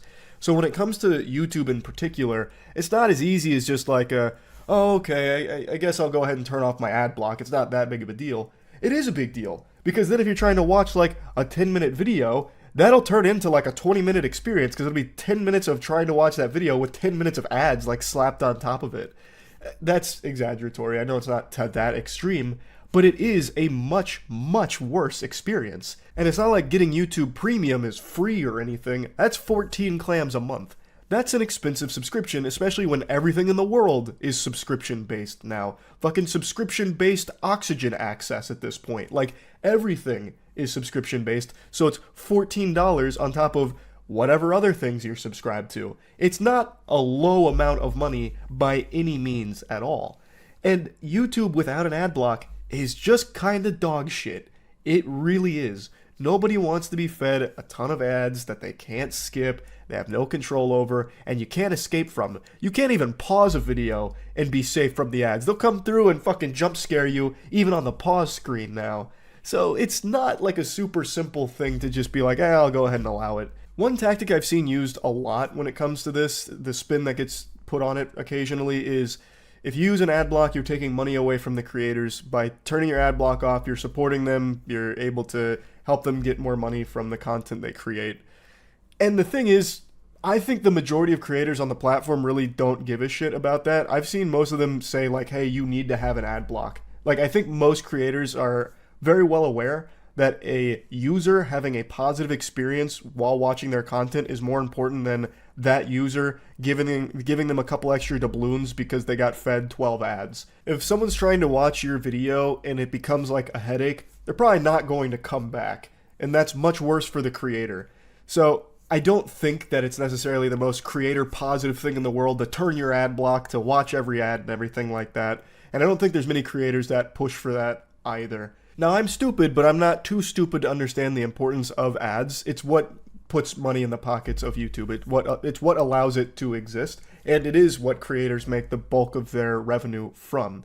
Like, I get how important ads are, but what I would do, instead of focusing on finding new ways of making intrusive ads to ruin the user experience, I would instead focus on just having everything be as user-friendly as possible. I don't think there's a single person in the world that has a problem with skippable ads. You just get a few seconds of an ad, and if it's a good ad, you might stick around and finish it and see what it's actually advertising, but a lot of people aren't interested, so they'll skip it. And having it be unskippable doesn't necessarily help the product. If someone already is tuned out, doesn't care about it, and now they're annoyed because they can't skip it, they're not going to be getting that fucking product. At least, I don't think so, and a lot of them are just going to click out of the video anyway because now it's become a chore to even get to the video. Twitch is the biggest culprit of that phenomenon, where if you're watching a stream and you get fed like 5 30-second ads in the middle of the broadcast, most people leave the stream or get up and go do something while the ads are playing. They're not even watching the ad. So your marketing push has failed. Like, I don't think it's effective to do that. I think the most effective ads are the skippable ones. If you could hook someone... Man, I'm having voice cracks and, like, fucking congestion here. I'm finally feeling better from COVID a little bit, but man, I still sound like I'm hitting a new puberty. But skippable ads. You can get someone's attention in a short period of time. If you have, like, a banger ad, or if your product's a banger, like, you can get someone to actually sit through an ad if it's entertaining and advertising something that they might be interested in. But you could always just give them the option to skip it for those that aren't interested. I don't think there's any benefit to someone that's not interested sitting through your whole ad anyway. I don't think so, and skippable ads are just the best for users. Like, it's not close. Pausing a video and getting served an ad, I don't think anyone will ever positively engage with an ad that's served that way. I can't imagine a world where someone pauses a video, gets served a Dunkin' Donuts ad, and they're like, you know what? They're right. I need to order some Dunkin' right now. Like, I imagine a lot of... I imagine a lot of people will get served an ad like that and be like, man, fuck Dunkin' Donuts. Like, it's just... I don't think these are effective ad placements in the first place. Like, I don't think it helps advertisers, and it's an overall detriment to the user experience of the platform. So, yeah, I think ad blocks are crucial to the internet in the modern age. And YouTube waging war against them and doing their best to shut that shit down, I think is horrible. Anyway, though, that's about it. See ya. I have now entered a diabolical pattern of getting one night of sleep and then one all-nighter, so I alternate days where I sleep. I only sleep every other day. I'm a goddamn cryptid when it comes to sleep. And I know you're probably tired of hearing me yap about my insomnia. The reason I'm mentioning it now is because it's 6 a.m. I've obviously been up all night again. But the reason why I keep bringing it up is because it's kind of like Voldemort's name, where you gotta take away its power. So this is me calling out my insomnia, hoping that, you know, if enough time passes, I'll start to make some headway being able to sleep normally again. I'm also trying a bunch of, like, medication now. Not working, huh? It doesn't seem to be panning out all that well. I just spit everywhere. This has nothing to do with the topic, by the way. You've got eyes, and I assume you're literate. You know what the topic is. It's a huge YouTube issue that apparently has just started up and people have learned about. According to a bunch of YouTubers, there has been an abnormal drop in views on all of their channels, allegedly a site-wide decline in views, seemingly out of nowhere, and they've been doing a lot of exploring in the data, and they believe they've found the culprit. A YouTuber named Josh Strife Hayes just posted a video explaining all of it and showing all of the data, which is apparently corroborated by a ton of other channels experiencing very similar circumstances. And I'll go ahead and address the obvious explanation that people are absolutely going to be like Poindextering, pushing up their glasses. Well, actually, this is the reason. They fell off. Like, that's going to be what most people typically default to. Like, there's probably no YouTube issue. These channels are probably just falling off or posting some lackluster content that people aren't interested in. Or you could easily just point to the time of year that it is, you know, back to school and all that. And that's not like some kind of fucking outlandish hypothesis that'll have you, you know, thrown into a padded cell at Arkham Asylum. Like, that sounds reasonable. But if you look at the data here, it's not really supported, because nothing changed in, like, the type of content and all of that until one day in particular, across the board on every channel, August 10th. That is Judgment Day for YouTube channels where the views just got fucking smited, and it seems like something changed on the back end that has now led to this net decrease in views for pretty much every channel on the platform. I want you to specifically look at your views from device type in August, specifically around the August 9th to 12th period, because that is the date range the desktop views specifically fall out of correlation with the other device types and become consistently lower. 12,000 per day drop to 6,000 per day over 4 days and then remain at that. The other channels I've asked to check their analytics also corroborated this same drop. August 10th shows a substantial and sustained reduction in views from desktop source only, while not showing a correlation reduction from other device types. This is why I said that explanation of, oh, it's just the time of year, or, oh, they must have just been posting cringe on main or some shit, just doesn't really work here. Because when you look at the analytics, the views stayed the same on device types, except for one, which doesn't make any sense if the explanation is they were making bad content, shit no one wanted to see. Because if that was the case, you would see a reduction in views on all device types there, not just a single isolated one. He is showing here that all the views maintain the same consistency on all devices except computer post August 10th. So unmasking the Scooby-Doo villain here of less views, we get something pretty fishy where it seems like they must have changed something on the back end when it comes to computer desktop views specifically. Computer views on post August 10th take a drastic decline and they stay that way. They don't go back into the same pattern, the same correlation that they previously were. Josh Strife Hayes showcases it with his channel, and then he mentions other channels also corroborated that as well. So naturally I wanted to take a peek at mine. I don't typically pay attention to views, so I didn't even realize that this was like a huge thing going on in the first place with like a reduced views out of nowhere. I set up the process exactly how he described, and I got very, very similar results to what he showcased. Let's take a peek under the hood here. I did exactly what Josh said, 90 days device type views, and everything follows the same correlation that it usually does. And then August 10th, the next day, bang, bingo, bango, bongo, the computer desktop views get banished to the shadow realm and it's all cattywampus. It goes tits up. But I thought, I never really look at this in the first place, so maybe this is just something where it kind of ebbs and flows, like maybe some stinkers get farted out from me and people don't want to see that, you know, it is what it is. So I decided to go to the last 365 days, and no, it seems like the trend is pretty consistent. Like, these usually do kind of stay in like the same general ranges together until you can see the tail here.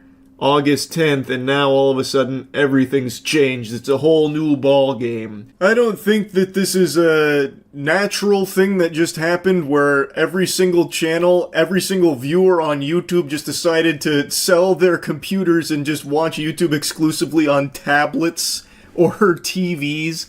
I'd be very surprised to hear about this mass exodus from PCs. Like, you know what? Time to hang up the RGB. I'm getting myself a fucking Kindle and I'm only gonna fucking read books and I'll watch YouTube on it. I don't think that's what's happening here. This really seems like there is some kind of internal change at YouTube that has caused this. I don't think there's been an official word from YouTube on this at all. Like, maybe it goes deeper than this, and maybe it has to do with, like, how bad the platforms become with the inshitifying of, like, the recommended section. Maybe they're changing how they, like, even feed viewers videos in the first place. Though, if that was the case, then you would still see a reduction in views on all device types, not just a single one. So that wouldn't really explain that. I don't know. It is very odd. It definitely smells of some horseradish. Now I can use specific videos I've released to show this switch again. If your channel is focused on shorts, follow this specific video by video comparison to see the correlation switch for yourself. And I can use videos from both restricted mode and normal mode to show that restricted mode probably has nothing to do with this. The last video before this August 10th switch happens. And my next video, Was It Good? Neverwinter Nights, Hordes of the Underdark, released on August 21st.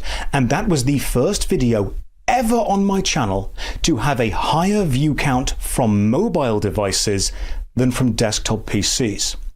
Here is the complete graph showing every video I have ever released on the channel. The blue line is desktop views, the green is mobile. Desktop views have been consistently higher than mobile views within correlation, except from August 10th onwards. If we look at the last 90 days again, you can see the desktop view dip. Which is something you could see on my channel as well. He mentions that he doesn't believe restricted mode has any role to play in this, and the data that he presents here is very interesting. I think Josh Strife Hayes has done a great job with this investigation here. He has narrowed in on the date and also the culprit, which is desktop views. What changed?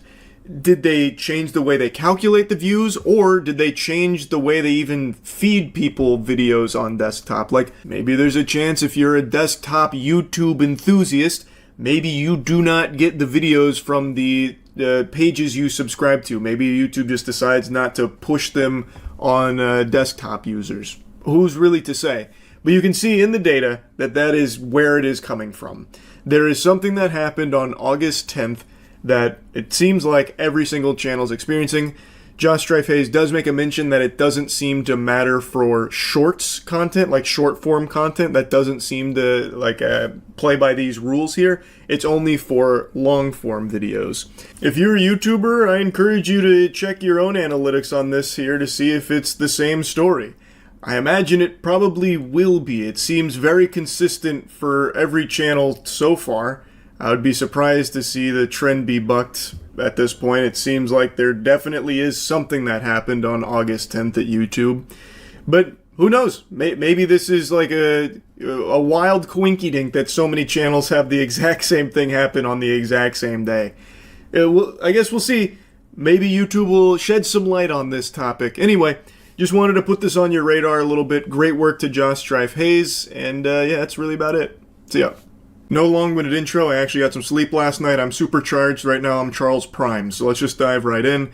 Yesterday I covered the ongoing YouTube issue YouTubers are debating about with the reduction in views coming out of nowhere, all from Judgment Day, August 10th. Post-August 10th, views took a huge decline pretty much across the board on channels, and a YouTuber named Josh Strife Hayes believed he found the culprit, which was desktop views no longer being counted the same way they were prior. This led to a bit of a debate between him and the Spiffing Brit, where the Spiffing Brit, another huge channel, disagreed and believed that that was, a bunch of malarkey, that was a bunch of fish paste.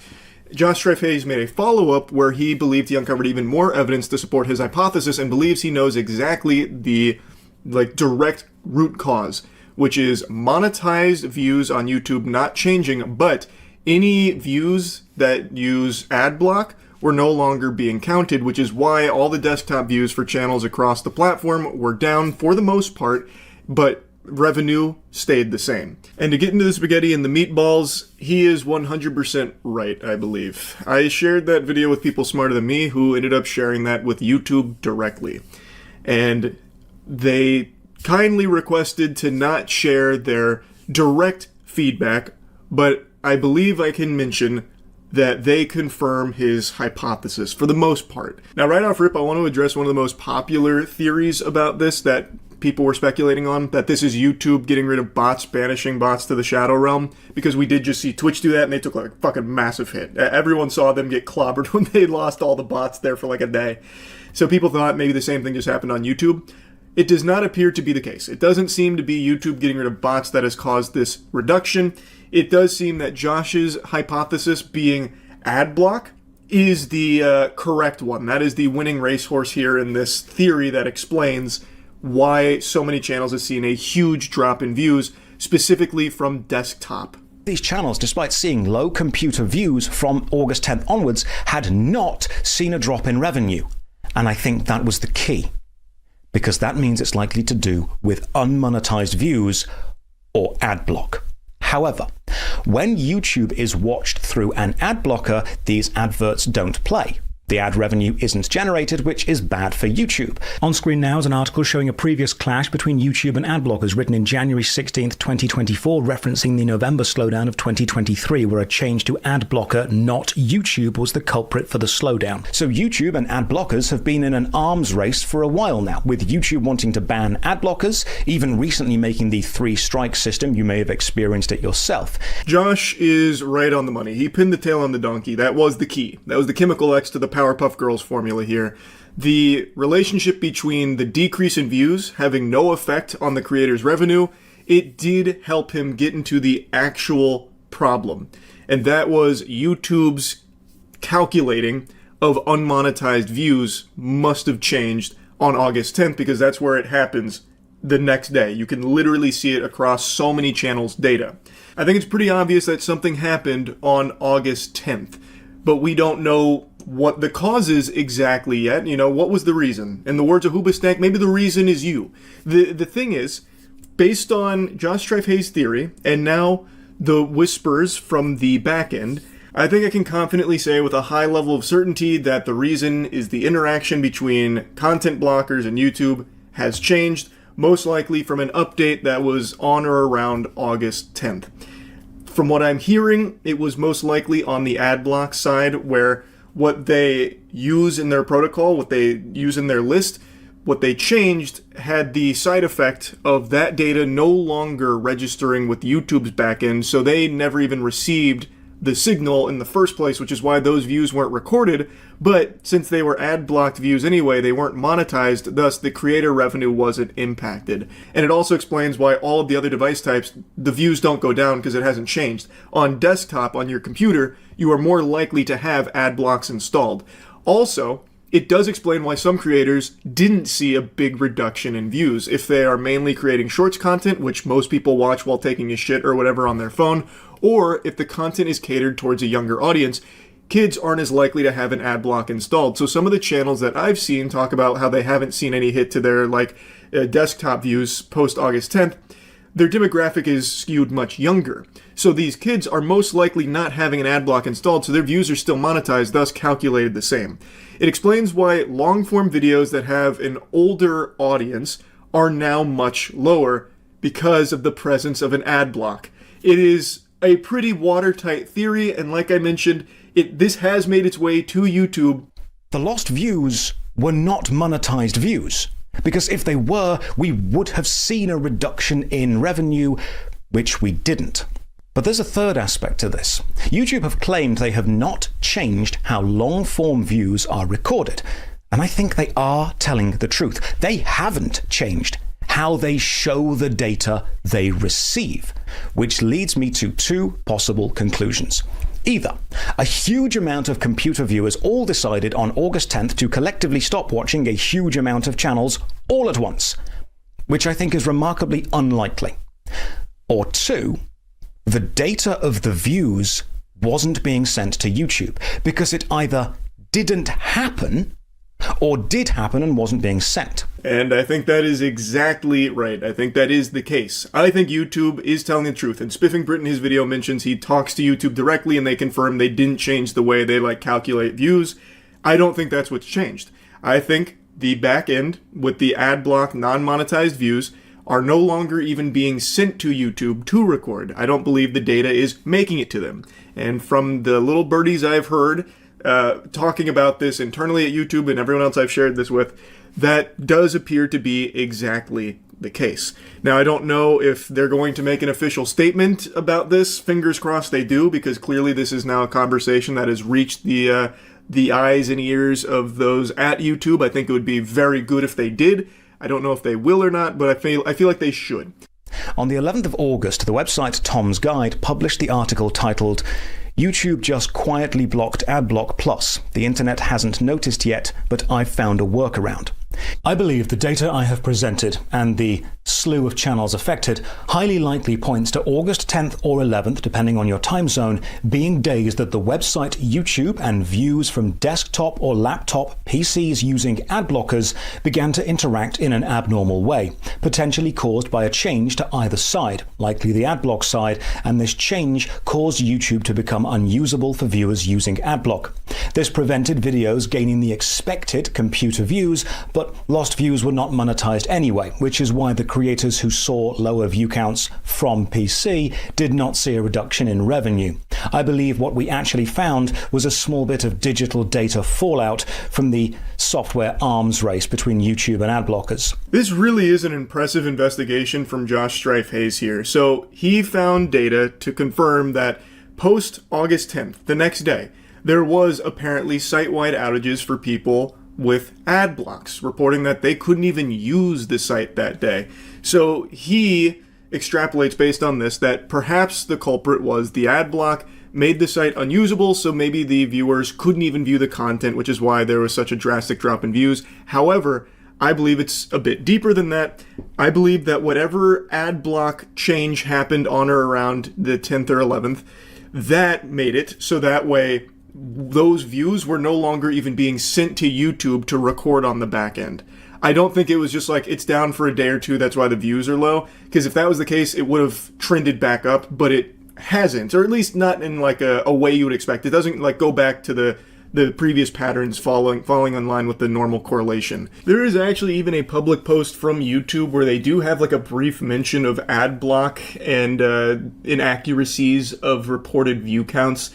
So on this section here about like what could cause some creators to report a drop in views, outside of like the obvious ones they point out, like maybe you just blow ass, like maybe you're just like a turbo dweeb and shit like that, they do have this one here with the ad blocks about how it can impact the accuracy of the view count tools. Channels whose audience include a higher portion of users utilizing such tools may see more fluctuations in traffic related to updates to these tools, which I think is exactly what happened here. This has been a long, ongoing battle between YouTube and ad blockers. They've tried all kinds of tactics like shaming viewers, like, we see you're using an ad block. Do you want to go to hell? That kind of thing. And this appears to be just the latest development in this. This is like the fucking Krogan versus Solarian war here. YouTube trying to sterilize us with ads, but we're desperately pushing back to try and have the platform not be ruined by it. And now I think that what we're seeing here with this huge view drop post-August 10th from desktop views is the result of ad blocks updating, and whatever update they changed on their back end caused YouTube to not record any views that were experienced from users using those tools. I don't think YouTube changed anything on their back end. I think the spiffing Brit is telling the truth when he says that YouTube told him that they didn't change anything. I think that is honest. I don't think they did. I think it is on the ad blockers end, which is something Josh Strife Hayes also mentions. It appears to be that whatever they updated has now had the unfortunate side effect of no longer having those views calculated for the channels that they watch, because YouTube is not even being sent that data in the first place. It doesn't even get that signal. But anyway, that's kind of the explanation for everything as I understand it, and from everything that has apparently been talked about from the internals of YouTube as well. Really incredible work from Josh Strife Hayes to get to the bottom of this.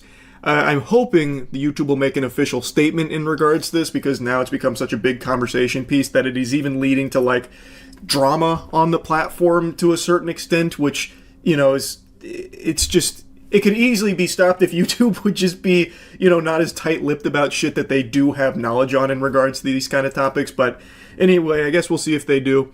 That's really about it. So yeah. Everything in the world is becoming a subscription service. Get ready to set aside a monthly allowance for air premium when you start getting charged for every single little bit of oxygen you breathe once they find a way to monetize that.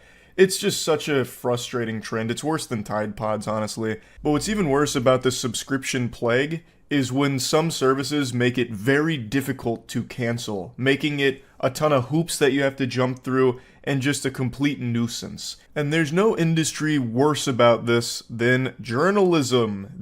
I don't know what's happened to journalism, but it is fucking atrocious. Not only like the quality of articles, but even just the ability to access articles. I've done this on stream innumerable times by this point, where if you go to an article without an ad block on, you can't see the article because it's just completely inundated with ads out the wazoo, with auto-playing banner ads, in paragraph ads that split everything up, and all you see is ads. And if you go on mobile, you're better off just closing your eyes. You'll get the same amount of information. It's terrible. It's absolute trash. It should be illegal. Like, I actually think there should be a limit to how many ads can be on these websites, because you can't even access the content. It's unacceptable. And some websites don't even allow you to see an article without your ad block being turned off, which is why I have it off when I stream, so I can at least access an article. If that's the word. I don't even know if I can use that word for it, because the only thing I'm accessing is a goddamn migraine looking at all these fucking stupid ads that are just, like, laser beaming my eyes. But if you do make the mistake of subscribing to some of these journalism outlets in order to actually read some of their trash, you become their bitch. You become their prisoner for life. You're trapped in there with them. Like, you can't escape. It's an actual Elden Ring DLC boss battle if you try and unsubscribe from some of these outlets. And the worst culprit by far that I can find is The Economist. I saw these screenshots today and learned that this is common practice for The Economist when you try and unsubscribe. There are so many posts on Twitter and Reddit, as well as just like other forums, that document how painful of an experience it is to unsubscribe from The Economist, because they make it as difficult and complicated and long as possible in the hopes that you'll just give up and just keep your subscription. It's so foul. That has to be illegal. It really does. But anyway, here's the live chat here, because in order to unsubscribe from The Economist, you have to talk to somebody there. You can't just automatically do it, which I feel should be a basic necessity if you're offering a subscription service. You should have a way to automatically unsubscribe and cancel it. I don't think you should have to communicate with anyone at the company you're unsubscribing to, but at The Economist, they clearly disagree. So here they say, "Hi Austin," with an exclamation point. Super excited to be having this conversation. Party poppers just went off the second this live chat was initiated. Sorry to hear that you wish to cancel your subscription. I'll certainly help you with your request. Allow me a minute.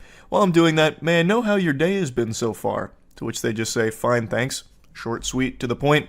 No one really wants to be making small talk through the live chat here when they're on a mission to just unsubscribe, which should be a quick, easy process. They go, "I'm glad to know about your day, Austin." Yeah, pumping their fist. "I'm glad to know about it. I can see you have a monthly digital subscription with the renewal date of the 5th of July, 2024. May I know if there is any specific reason that you wish to unsubscribe with us, Austin?" To which he replies, "Ads." Pause. That's crazy. So you're paying to subscribe to this journalism outlet, and you're still getting ads. I was under the impression that if you subscribe to one of these outlets, you don't get ads anymore, and you actually get to read what they publish. That is shocking, that you're paying to still get ads on these fucking websites. That's like malware. These journalism outlets are like actually malware you're paying for, I suppose. That blows my mind. Thank you for the information. I'm sorry the inconvenience this may have caused. If I may know, how do you access the content, through app or website? I love that you have to take like a fucking exit survey here just to unsubscribe. Lovely. What a great process. Website. I'm not trying to be rude, but can I please just cancel without all these questions? Exactly. No one likes to be interrogated about wanting to unsubscribe from this service. It's ridiculous. Thank you for the information. Apologies for the hassle. I will help you with your request. Thank you for patiently waiting. To explain, The Economist ads are clever, witty, and thought-provoking. They're driving like this hard sell on like, well, actually, these ads are incredible. We have innovative ads that use these things called jokes. Humor is actually one of the most important things of The Economist, because we believe if you're reading The Economist, we gotta put a smile on that face. And we do that through these extremely clever and witty ads. Oh my god, it's so fucking dystopian. They engage readers by making them feel part of an elite club. For instance, iconic ads imply that reading The Economist makes you smarter or more informed. Like most media outlets, The Economist relies on advertising revenue to sustain its operations. Ads help cover production costs, pay journalists, and maintain the quality of content. I have no doubt the customer service is trained to do this. It's not something they really want to be doing. But holy shit, that is such a crazy thing to attempt. Like, oh, you're leaving because of ads? Are you sure? Our ads are witty. Like, ads should be a reason you'd want to stay. Our ads are so good. Like, I can't believe you'd want to leave because of ads. That's kind of a stupid reason. Let me explain to you why you should stay. Because these ads are so fucking good. I also love trying to guilt them a little bit, like, well, ads are a necessary evil. Well, excuse me, not evil, a necessary blessing to our readers, because they help sustain the website and pay for all of these costs. Well, what the fuck is the point of the subscription service then? Like, you're double dipping. If you're subscribing to something here, you shouldn't be getting ads on top of it too. At least I don't think so. Or at the very least, non-intrusive ads. If you're still going to put ads to subscribers, it should at the very least rule out the possibility of getting in-video ads, banner ads, in-article ads, fucking audio blasting ads. Like, it should... If you're going to put ads into these subscriptions, I suppose, it should be the least intrusive ones, like at the very bottom of an article, perhaps. Like, it's stupid. This is really stupid. But above all, you should just let people be able to unsubscribe without this kind of hassle. This is absurd. So, it's not just, a live chat that you have to go through, though there is so many screenshots from people having almost identical experiences with the Economist live chat when trying to unsubscribe. There's also been cases where they kind of require you to call if you don't want to wait in a live chat queue. So your options are either call the Economist or go through this song and dance with live chat. Like, that's so inefficient and just a complete waste of time. And it's on purpose, because like I said, the idea is if you make it a long, tedious process, most people... Or not most people, some people will probably just be like, okay, fuck it, I'll just keep subscribing and I'll occasionally read this, I suppose. Like, it's just one of those things like a gym membership. Gym memberships are notorious for this, where if you try and cancel a gym membership, they require you to go in there in person in some places in order to cancel it, and for a lot of people, that makes it a lot more inconvenient, so they end up pushing it and procrastinating, so they end up paying for it longer than they planned on. It's that same practice here from The Economist, but worse, because now you have to directly be interacting with and being guilted by and getting fucking, like, car salesmen on by their representatives at The Economist. It's unacceptable. Now let's take a closer peek here at the process. Cancel your subscription. We're sorry to hear that you would like to cancel your subscription. Best way to get in contact with us is through our live chat service, which is open 24/7 and directs you to that service. Why do you have to get in contact with them? Why not just offer like an automatic cancellation service as opposed to a live chat one? I think that's a little much, but whatever. Alternatively, if you don't want to wait there, you can find some phone numbers with a dedicated service center that will be happy to assist you. So you get to contact someone directly who will be giving you these sales pitches as you're trying to leave the service. And if you look to the right there, you can see the live chat that this user has started. Before I process your account, I would love to tell you about the Espresso app. The Espresso app from The Economist, which is a slimmed-down version of The Economist, offers a condensed experience which you can fully personalize to what you enjoy. It's super popular for people with less time on their hands. You can stay connected to the content while commuting, running, or doing your grocery shopping, and you have access to another free trial. It costs $12.90 for the month, or $129 per year. Sorry, it's a little blurry there, I couldn't read that. So they're trying to unsubscribe from The Economist, and while they're trying to process that request, they're trying to pitch them on another service from The Economist, an app that does the same fucking thing, but in a different way. Who the fuck thinks that's a good idea? Oh, I see you want to leave The Economist. Well, have you thought of downloading The Economist app, our partner companion app? Well, here's why you should do it, and here's the cost for doing it. Would you like me to sign you up? I can do that real quick while I'm processing your unsubscribe request. It's a standalone app which you will have to download from your Play Store or App Store and use separately. I can switch you to the free trial Espresso today. This offer will reduce your payment from $29.90. Jesus Christ, it's just ridiculous. I can't even keep reading it. It's so absurd. Anyway, I'm not going to keep ranting about this. You get the point. If you're offering a subscription service, offer an easy, convenient way to cancel it. That's it. That should be a actual law. That if you have that, you must also have a way of getting rid of it easily without it being a complete fucking nuisance. That's really about it. See ya. What's up, everybody? It's Critical. I'm going to be talking about some bullshit. I got on YouTube this afternoon and I was greeted with this jolly message. Most comment notifications will now be delivered by Google Plus and not to your inbox. Learn more. I have to say, it's about fucking time. I was always wondering why YouTube comments would show up in my YouTube inbox. It's really counterintuitive. I was really looking for them on my Google Plus account I don't own. Thank heavens they've implemented this feature.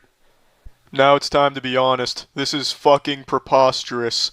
Obviously Google is aware that Google Plus is biting the asshole right now. It has about 40 users, and that's just abysmal for Google standards.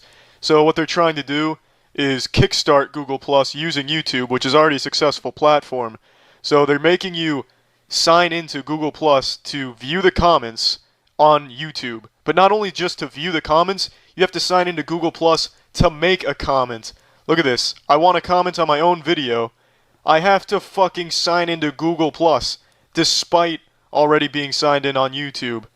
I don't have Google Plus. I don't want Google Plus. I don't even want to know Google Plus exists. I don't use Facebook. I don't use any of that shit. Why do I need Google Plus to comment on an entirely different website? Now, I know I don't comment often, really not at all. I'm certainly not about to start, not now. I don't want to sign up with Google nuts. But I know a lot of people do like to comment, and this is just an unnecessary obstacle. Here's a video YouTube put out to justify their new system. YouTube comments just got better. That's a rather subjective claim. Is there supposed to be no audio for this? Start a conversation on YouTube. You couldn't do that before, so I'm glad that's here now. Well, there's still no audio. That's terrific.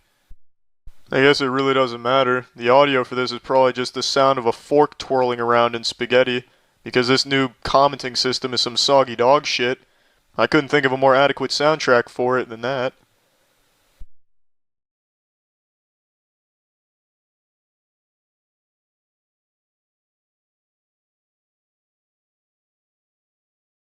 See comments you care about up top.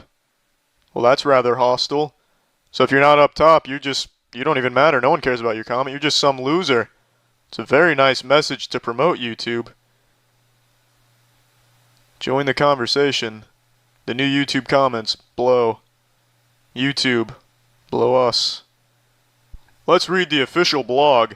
Let's say you're enjoying Lindsey Sterling or Epic Rap Battle's latest video and want to join the conversation. Would you rather see comments from people you care about, including Lindsey or ERB themselves, or just whoever in the world was last to post? So everyone out there that doesn't have over 1 million subscribers, you can go fuck yourself. No one wants to read your comment. Isn't that what you're trying to say, YouTube? You bastards, that's just downright wrong. We told you recently that better commenting is coming to YouTube. When that will arrive, we'll never know. What else we have here?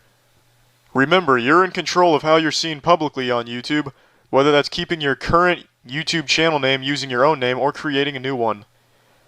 That's something I want to talk about right here. Using your own name. YouTube will not stop asking me and everyone else to use their real name. Every time you say no, they just assume that you were wrong and says, "We'll ask again later." They just think you're going to wake up the next morning miraculously and say, "You know what, I was wrong yesterday. I want to use my real name on YouTube." They think you're losing sleep over saying no. It's fucking stupid. If you say no, they shouldn't keep asking. They're just waiting for you to slip up and say yes by accident. Then your real name's out there, and you're fucked. Now, I've been on YouTube for around 7 years, and it's undergone a lot of changes throughout that time, and people complained about those changes, but they weren't all bad. This one right here is terrible. It is the worst feature YouTube has ever tried to add. Now, I can think of 2 features they've added that were really good, though. The transition from the star system to the like system, and they had a feature not too long ago where if you clicked on a video, there was a drop-down menu above the video that you could click on and you could bring up videos from that same channel. And that was just a cool way to navigate a channel. They've blasted that feature off this site, but it was pretty cool. Back on topic. This new commenting system is just not good. And also, this message right here can go fuck itself. I don't know what this message means, but it's on top of every video I watch, and I'm tired of it. This message is a piece of shit. And I know I'm tardy to the party here, but the one channel thing that they're using here on the YouTube channels, that can go fuck itself as well. Now, to wrap up here, people shouldn't be forced to sign up for something they don't want that isn't even related to the site they're trying to use. I understand they're trying to integrate Google Plus into YouTube, but they really shouldn't do that. Or if they're going to do that, make it an option, not a requirement. It's just not the right approach at all.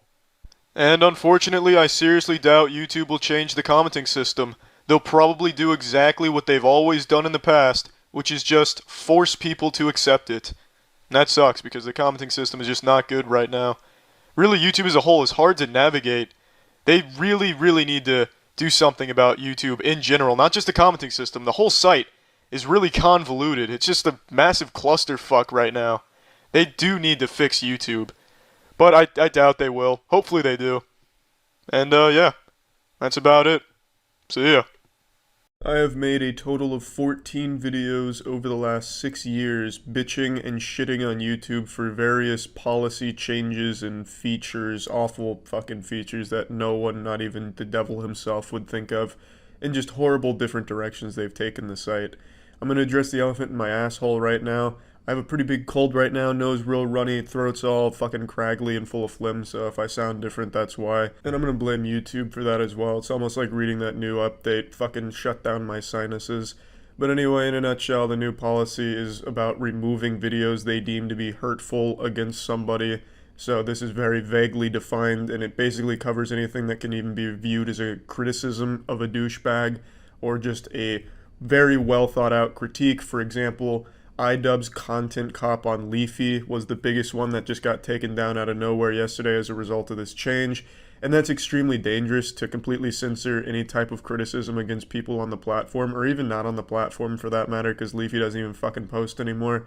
And to say what is bullying on behalf of someone is also just ridiculous. Susan's pretending to be everyone's mom on YouTube, but she's the worst fucking wino alcoholic mom of all time. It's a horrible, horrible change that's extremely scary to the platform, and by far probably the saddest change I've seen them make, because it's one that they're actively enforcing. They also took down a video that was critical of H3H3. It's just a absolute shit show. They took down one of Psychic Pebble's videos that was a parody of the Fine Bros. They take down all of these videos because they view it as harassment and bullying, which they're not. They're jokes, and they very clearly critique the content. And I'm going to make a bold prediction right now. This policy will not be fairly enforced across the whole platform. Some creators will just outright be exempt.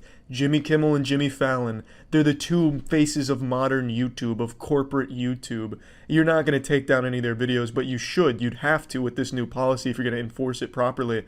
They have so many videos that directly violate the exact things you tell that you can't do, such as all of the Donald Trump jokes they make about his hair, his skin, his senile old nature, his old ass, all that kind of shit. All those videos are now not allowed to be made. But I don't see YouTube taking down those videos, even though they directly violate the very first bullet about insulting someone's appearance. Hating, insulting, and shitting on Donald Trump has become a beloved American sport that we all partake in, but it doesn't matter because it shouldn't be allowed anymore on the platform as a result of this policy. They should have those videos taken down, because there's no exception here that says, except when talking about Donald Trump, you're allowed to do these things. It doesn't say that. That means these are violating the rules.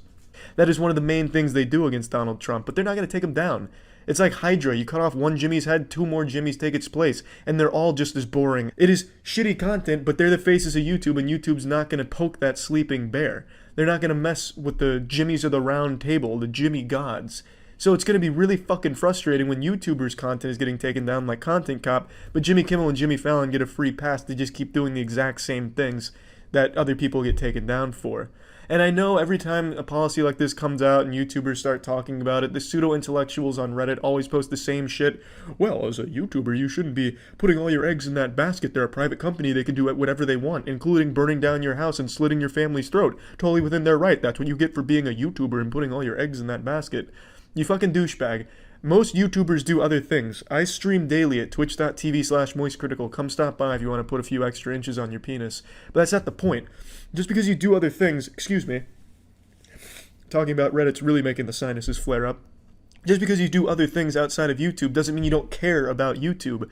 I fucking care so much about this goddamn platform. I've been on here since 2006. Of course I'm gonna fucking care. So I want it to be the best it can be and stop going down this horrible cesspool shitty route that it's going down. And it makes it really hard not to talk about it. And it's such a dangerous policy, by the way, since bullying and harassment is very vague and they don't thoroughly define what they mean by each one. You can pretty much twist anything to fit that and have a video taken down, which stifles criticism altogether, and taking away the ability for creators to criticize would allow channels like Daddy05 to still exist. Daddy05 was a family channel where a mother and father would abuse their children for YouTube views. Eventually, after YouTubers started talking about it and bringing it to light, the authorities stepped in and got the children out of the abusive household. With this new policy, that wouldn't have happened, and that channel would still be operating as it normally did, which would have been an absolute fucking crime. And that is the kind of thing, the environment, that this kind of policy will now cater to. Because Daddy05 could strike every video that talked about him, and it would have never gotten to the proper authorities and gotten those kids out of there. Also, I just want you to see the message they sent out to creators. This shit is just so silly. Oh, we're going to allow this to still be a platform for freedom of expression, but only if we agree with it and if it doesn't hurt any feelings. What a fucking dumb little statement. Who do you think honestly believes that? Who the fuck do you think would read through this new policy and be like, wow, I really feel like I can say what I want to say without fear of getting fucked in the ass by Susan in a strap-on? Thank you, YouTube. You have to be so disconnected and so delusional to think that anyone is on your side in this case, YouTube. But anyway, another example of why criticism is so important. There was a YouTuber named Pollution Entertainment, I believe that's how you say it. He murdered his kittens in YouTube videos, and those videos were up for years, of millions of views of these cats that he was murdering on YouTube, and they only got taken down because YouTubers criticized them and talked about it, and now he's getting tried and thrown in jail, hopefully. But under your new policy, this kid would still be murdering kittens for YouTube views, and you wouldn't be taking him down because your fucking bot system is so archaic it can't recognize animal abuse and murder. All it can recognize is words that make boo-boo ouchies my feelings hurt. It's ridiculous, because now if someone criticized that kid, they'd be the ones at risk getting taken down, not him, because of their bullying and harassment. It's such a dangerous fucking system that you guys have cooked up, and it's even more embarrassing that Susan herself goes on Twitter to make it sound like she's some fucking vigilante of justice, this fucking symbol of heroism about, hey, we've listened to you creators and you guys don't like it when people are mean to you. I don't like it when people are mean to you, so I've implemented this policy.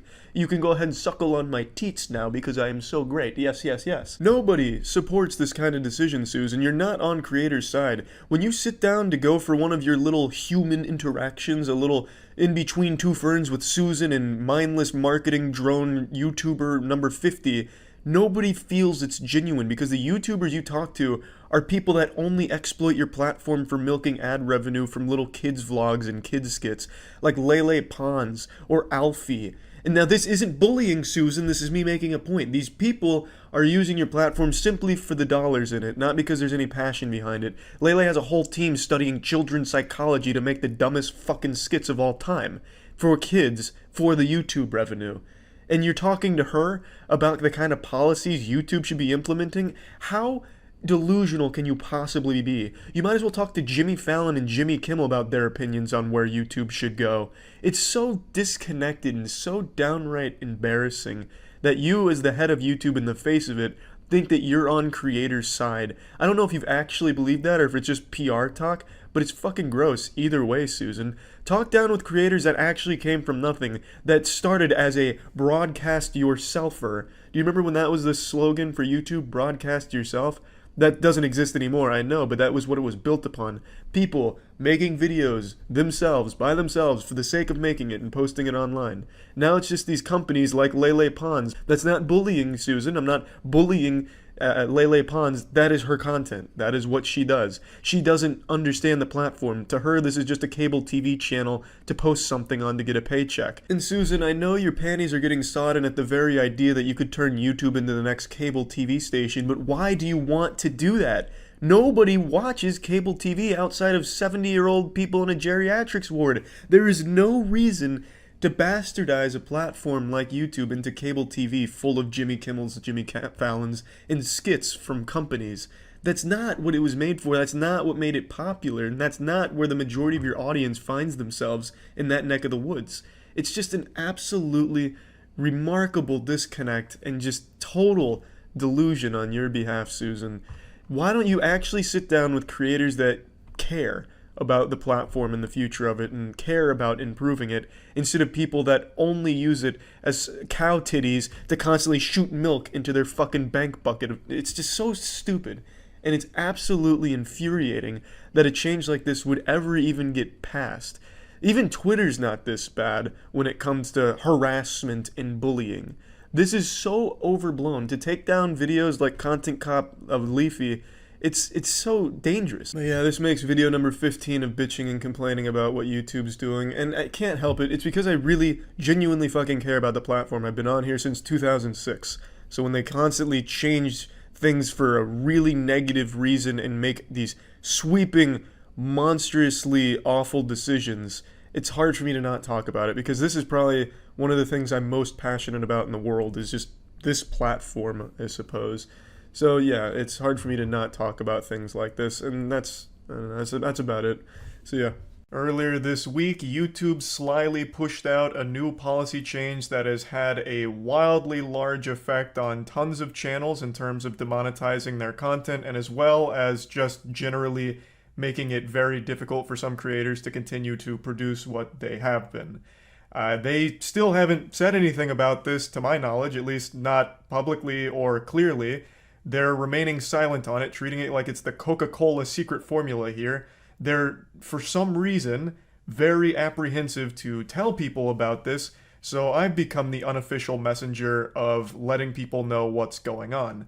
I made a video on this 4 days ago, and I don't want to just repeat myself here, but they released this policy change, and it's all in plain English, but it might as well be hieroglyphics because it leaves so much room for interpretation, and the way that it's currently being enforced seems completely random. But I'm going to go ahead and give you like the general breakdown of what I've talked about and also what I've now learned.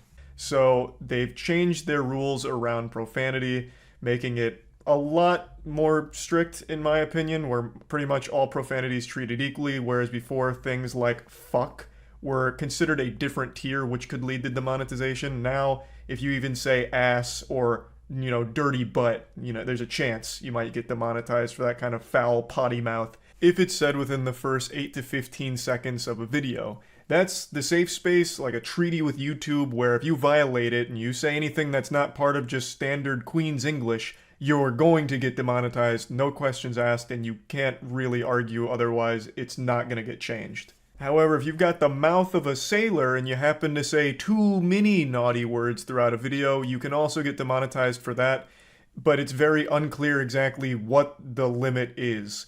What's too many naughty words? How many fucks are we allowed, No one really knows yet, but it seems all over the place. And keep in mind, since now there's no longer like a tier list of swear words where, fuck is S tier and we're afraid of that at YouTube, they're all in the same tier except for a couple exceptions like hell and damn. Now there's a chance that if you go on a shitting spree where you're just, mentioning shit, you get real heated in a game, you're like, man, you're such a pile of shit, the worst gamer of all time. Like, if you say that too many times, I believe it now carries a risk of demonetization since it's viewed in the same light as saying fuck a lot.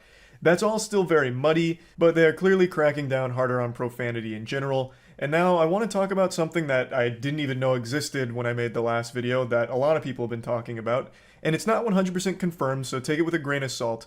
But there's something called auto-generated captions on YouTube, which I'm sure you've seen and used before. And they can occasionally have a conniption. Like, it'll get the words wrong when they try and transcribe them, and it just looks like a fucking game of Mad Libs. Like, it's completely all over the place from time to time, very off the mark, sometimes just genuinely gibberish, like someone waking up after a deep slumber and fumbling all of their words around. But as far back as 2018, these auto-generated captions can have an effect on the monetization status of a video. So if the auto-generated captions misunderstand a word, like in this example, they thought one of the words was porn, it can lead to a demonetization, allegedly. Again, this is all speculative, but since this new policy has been rolling out in such huge force with tons of channels being hit and this massive wave of demonetization, some family-friendly channels are getting caught here, and they're all very confused because they don't use profanity, they don't play violent video games, and yet they're still getting demonetized, and they've been wondering why. So they turned back to potentially the auto-generated captions getting words wrong, and in a couple of cases it seems like that seems to have been the culprit.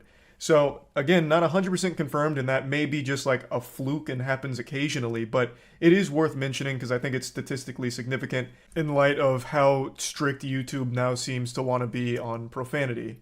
But the big one that I'm going to be focusing on today that I've learned a lot about recently is the violent content policy changes. I did mention it in the last one, but I've learned a lot more about it now. I'm going to talk about the violent gaming content policy changes in a moment since I already touched on those and I've only learned a little bit more about it. But where I learned a lot more is just general violent content, no matter what the genre. Animation, hand-drawn, cartoon, anything. Like even just still images.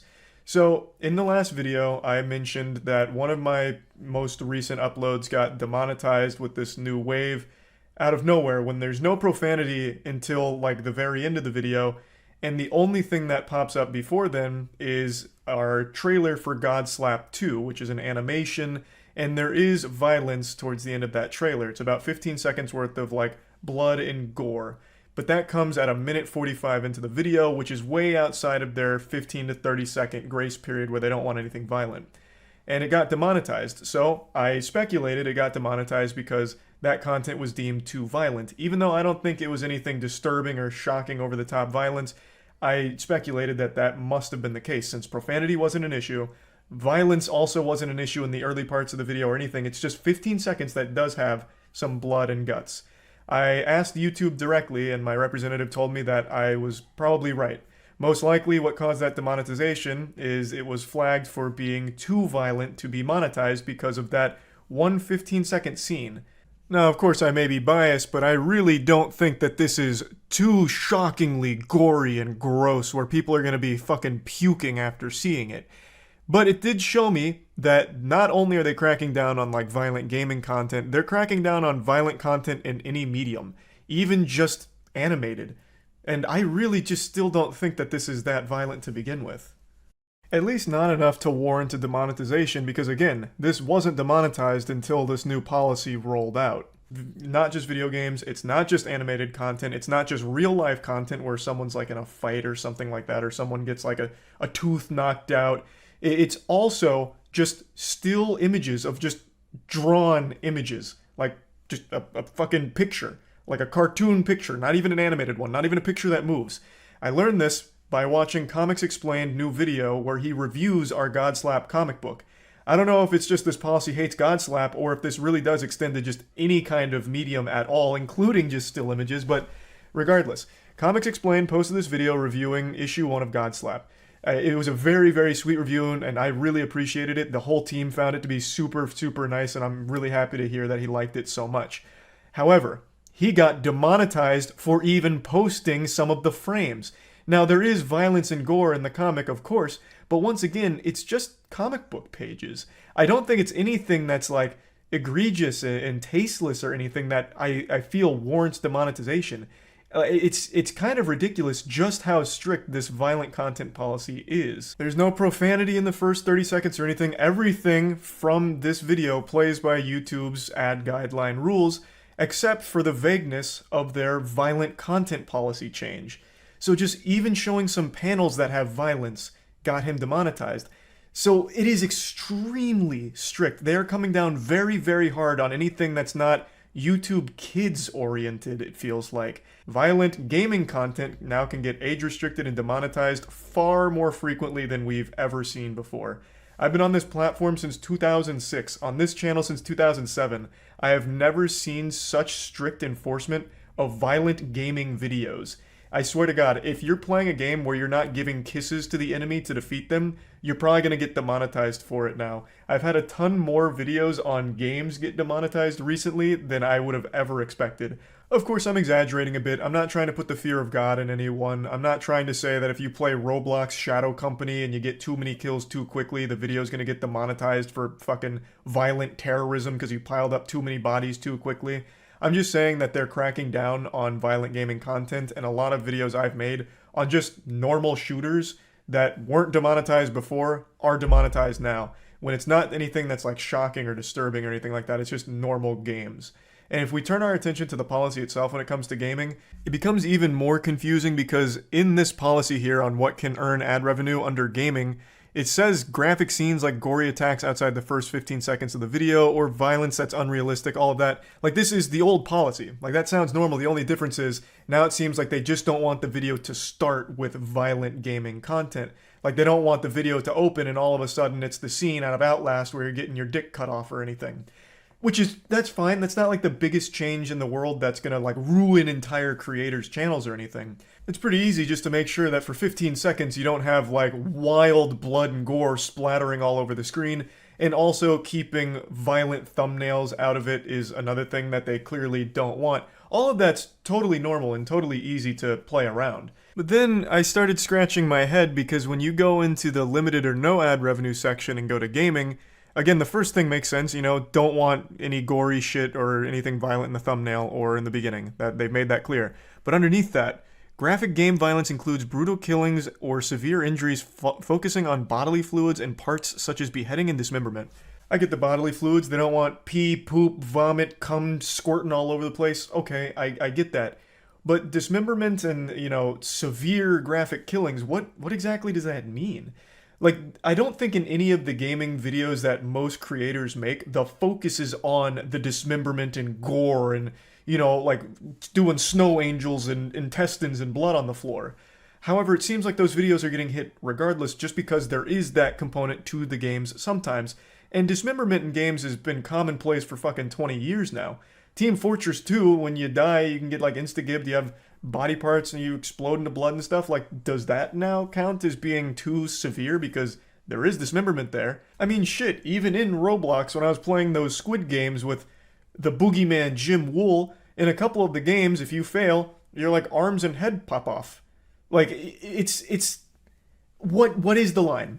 This vagueness and this reluctance to communicate leads to this situation where the community can only speculate on what exactly is and is not allowed, because even though YouTube writes out their definitions of what is and is not advertiser friendly, the enforcement paints a very different picture.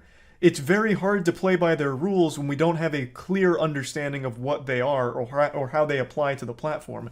It is so fucking frustrating that I continue to have to get splintered information from a ton of creators, as well as my own research, as well as my own YouTube contact, who also doesn't have all of the information at hand because internally YouTube doesn't allow him access to all the information at hand. So it's so fucking frustrating and so goddamn difficult. But it really seems like they're cracking down on a lot of things that make no sense at all. I just wanted to give a little follow-up here with more information I learned to keep everyone as knowledgeable on the policy changes as possible, so that way you can navigate what's best for your careers, your channels going forward. And yeah, that's really about it. So yeah. YouTube's always been a mysterious place. It's like Willy Wonka's chocolate factory. No one truly knows what's going on at the YouTube HQ. It's like Area 51, but for video sharing platforms. And the only thing you can ever be certain of with YouTube is that if a YouTuber makes a video talking about them, it's typically negative. However, today, that's not the case. I'm happy to report with a smile on my face and a wet spot in my trousers that I have nothing but good things to say about YouTube today. And I swear on a stack of Pokemon cards, I am not being forced to say this. There isn't like a YouTube assassin with a gun to my head threatening me. As God and anime as my witness, this is just truthfully how I feel today. I'm going to go ahead and catch you up on the lore here and bring you all up to speed. A few days ago on Twitter, I made this post complaining about how one of my videos from 3 years ago was taken down and I got another strike on my channel. The video is, of course, the timeless classic Viking Daughter Gertholomew. Now, I'm sure Viking Daughter is a game that needs no introduction. It's one of the world's most popular games, up there with the Super Mario Brothers, but for porn. It's a game where you get to have sex with the Viking chief's daughter, and it's where I created my alternate character, my persona, Gertholomew. Now, when I created Gertholomew, I really found myself. I wouldn't be the Charles White sitting before you today without Gertholomew. Gertholomew crawled so that Charles White could run. God rest his soul. Some say they don't even know where Gertholomew ends and Charles begins anymore. The point is, though, the game was a porn game where you have sex with this girl. It was all censored, and I censored it further, but it was still in violation of YouTube's policies, so they gave me a strike. Understandably, I was very upset about this, so I did what every creator does. I went to Twitter because it seems like that is currently the only way that you can actually get answers from YouTube. And answers I did receive, we came to a compromise where the video will stay removed, but the strike will be overturned. So the strike is gone, but the video is too. Gertholomew took one for the team, made the ultimate sacrifice, getting rid of the strike. Of course, I'm still upset about it because I hate to see my baby boy slaughtered like that. I would like if the Viking Daughter could continue to exist on YouTube, because I still don't don't think it really violates the policy since everything is censored, but that's just my opinion. I was happy the strike was gone. And to my surprise, Santa Claus came a little early. Susan Wojcicki, the CEO of YouTube, replied to my tweet saying that she'd like to set up time to talk about what happened and receive feedback on everything that went on.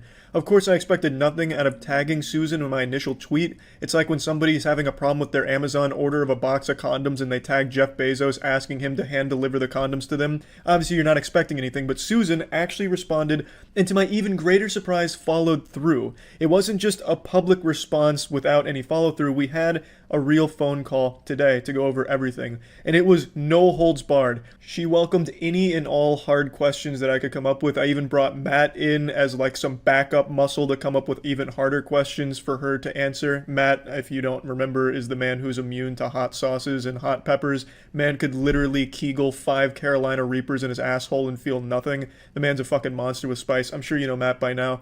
And he came along with me so we could both ask her some questions that every creator's had for years now and get some insight on. Now, unfortunately, I wasn't able to record our conversation because it was more than just Susan and I on the line. There were a few other department heads that wanted to hop in the video call as well to talk about things and get feedback on things, including a man that many people believe to be a myth these days, like Merlin the Wizard. I'm talking about the head of the YouTube policy team.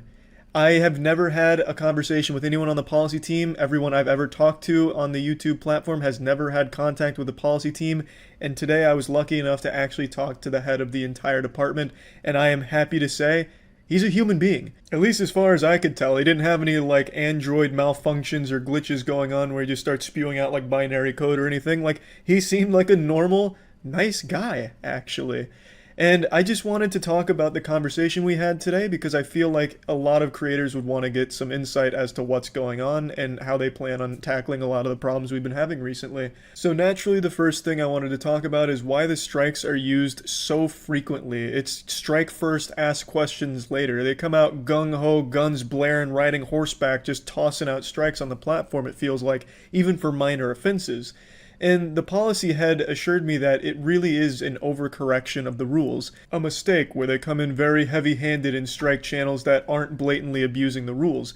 He explained to me that the strikes are really meant there for the bad actors that constantly show a blatant disregard of the rules, where they'll have multiple infractions before giving a strike, but sometimes it falls through the cracks just given the size of the team and the volume they deal with, where they'll just give a strike out of nowhere to a channel that just didn't deserve it based on the minor offense. So, yeah, okay, understandable, mistakes happen, but what are they going to do going forward to prevent this mistake from happening so frequently? And he went into detail about some of the things that they're going to be looking to do in 2021, and I wanted to give a suggestion of my own to toss into the ring there that actually came from Markiplier.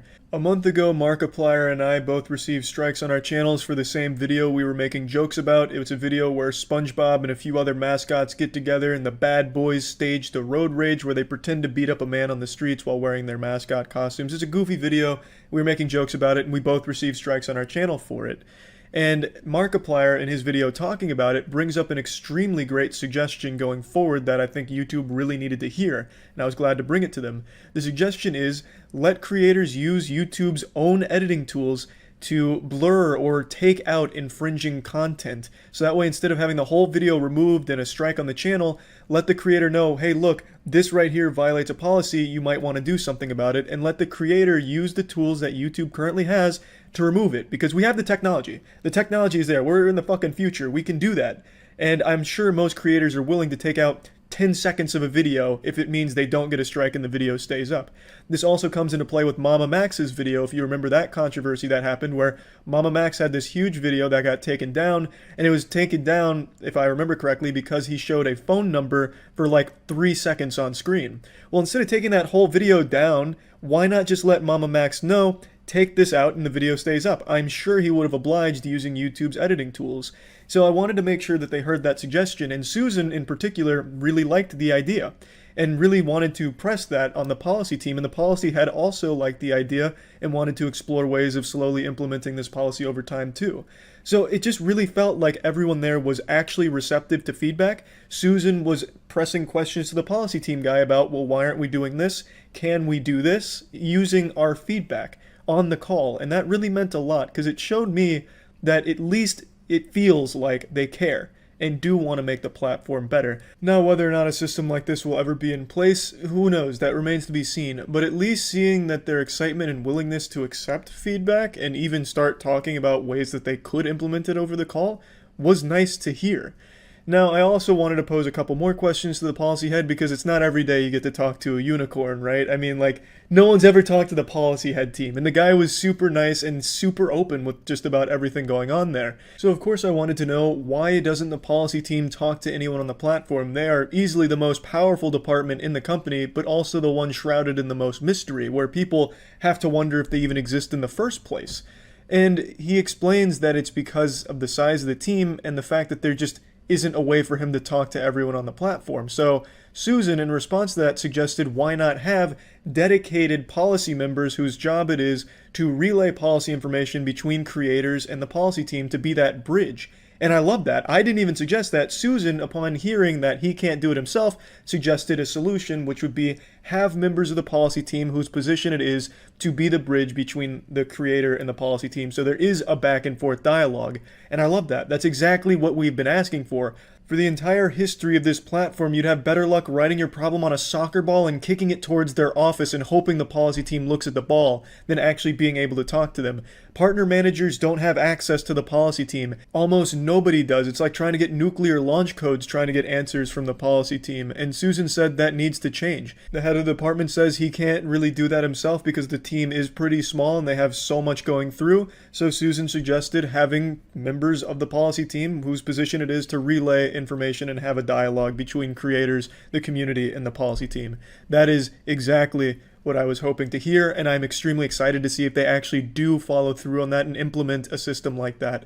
Being able to talk to the policy team is one of the biggest hurdles creators have had for a long time, because you have context for your videos. The policy team might not. And like he admitted on the phone, they make mistakes. And not having access to them means they don't get to correct those mistakes. And that brings me to the next thing I talked about, which is, why is the only way to get answers from the policy team or anyone at YouTube to make a big hoopla on Twitter? Why is that the only avenue creators can take to get answers from the platform? And they all unanimously agreed that that's the most inefficient means. They don't like that, but that's what it's become over the years. That's how it's evolved, and they're not happy with it. No one's happy with it, but that's what it is right now, and they're looking at ways of changing it in 2021. I don't know exactly what those are. They don't exactly know what that looks like either, but they are trying to improve the services they already offer, which is like the help section, giving partner managers more access, as Susan mentioned on the phone, and other means as well, letting Team YouTube illustrate more about what's going on and what's changing and helping more on that end to relay information from the company to the community. But they all agreed that it is a problem, that Twitter seems to be the only way to get answers from YouTube right now. But again, don't know how that's going to change, when, or what that's going to look like, but it was nice to at least hear they recognize it as a problem too. Which brought me to the next point I wanted to talk about. Why doesn't the policy team explain themselves? Why don't they go through exactly why they're maintaining a decision, why they made the decision in the first place, things like that. For example, Belle Delphine, when she had her channel banned, submitted an appeal, and the appeal was rejected. And what's supposed to happen is you get an explanation as for why it's rejected and why it still breaks the rules, but what happened is they just sent her a 2-sentence email saying, we're maintaining our decision, your appeal is rejected, and here's our FAQs. And I thought that was a massive problem because that same thing happens to me. Last time I appealed on the video with Viking Daughter, I made an appeal, it was rejected in a day, and I never even got an email. I never even got an explanation as to why. Obviously, that's not good. An entire channel being banned without explanation and without way of contacting, that's a recipe for disaster. And the policy head also recognized that as a fucking disaster too. He wasn't sugarcoating anything. He was able to recognize shortcomings, admit to mistakes, and offer solutions and ask for, feedback, what we thought on some of the things that they need to work on and how they should work on those things. He talked about some plans going forward into 2021 that I don't know if I'm allowed to relay. I don't want to take the chance and scare him away and have him go lock himself in the policy department again, because I think this is a huge step in the right direction, having him come on this call and talk to us. And he said he was willing to do more like it in the future, so I look forward to being able to maybe talk to this department a bit more and have them talk to other creators on the platform a bit more. So I don't want to take any chances in revealing sensitive information, but they recognize the problems. They're not oblivious to them. They're just working on the best ways of combating it, given the situation and everything going on. And I can respect that. I just wish they were more transparent with it. which is what brought me to another point I wanted to talk about. This one was geared towards everyone in the room, Susan, the policy team, everyone on the call. Why is YouTube so bad at communicating? They are not transparent at all, and when they try to be, it comes out really callous and soulless. And they understood that, and they agreed that they haven't hit the mark. The only person at YouTube that's really nailing the humanizing of the company is Ryan. Ryan Wyatt, the head of the YouTube gaming side of things. Ryan is excited about everything on the platform. He makes people excited. He engages with the community. He's got it figured out. And I pointed that out. I used Ryan as an example. Ryan is doing exactly what somebody at YouTube in that position should be doing. He's getting the community excited. He's relaying information effectively. He's engaging with people on the platform, and that's how it should be done. So when new policies are being implemented, instead of just making a 3-part tweet explaining them, leaving so much vague wording and gray area that scares people and makes them think that YouTube's new policy is going to make their fucking parents get divorced, maybe Susan or someone else at the higher up level at YouTube sits down with a creator or just makes a video going over all of the common questions or just explaining things a bit deeper. Susan has sat down with creators before, like MatPat last year, and taken hard questions and done her best to answer them, so that way people aren't afraid of the policies and explain what's going on and why. And I think things like that are good, and she should continue doing them. And she agreed and said she enjoyed doing it with MatPat last year. So I would look forward to that going forward, hopefully. And I think that's definitely a step in the right direction in relaying information using the platform. Talking with the people on the platform that make YouTube YouTube, so you can answer their questions and make sure that they're not worried and their audience isn't worried about things that might change on the platform. And speaking of creators, that brought me to the last question that I'm going to cover in this video today. There was more we talked about, but I think these are the main points, and I would hope that Susan and everyone on the team is open for more conversations with the community down the line so more questions can be answered. But the next one, and the last one I want to talk about today, is one that Nerd City brought up to me as well, and it's that creators like me just sitting in their room jerking off in their chair and making videos staring into a webcam aren't really on the same level as traditional media to the platform. It feels like YouTube doesn't care about creators so much as they do traditional mainstream media that's been integrating into the platform. For example, it felt like the Tonight Show hosts weren't held to the same bullying and harassment standards that creators were, because you'd have creators getting videos taken down and strikes because of harassment and bullying policies, whereas it felt like late night hosts and other mainstream outlets had free reign to shit on anyone they wanted without consequence. And that's all well and good, but that should be uniform across a platform. Everyone should have that same level of treatment. And it hasn't felt that way for a lot of creators. And I brought that up to Susan because I wanted to get her thoughts on it. And she really assured me that that's not the case. It may have been early on, unintentionally, but they have been working extremely hard over the last year or so to make sure trending isn't dominated by mainstream outlets. They want to make sure that the creators are showcased on trending. They want to make sure that policies are uniformly enforced across traditional and creator-generated content.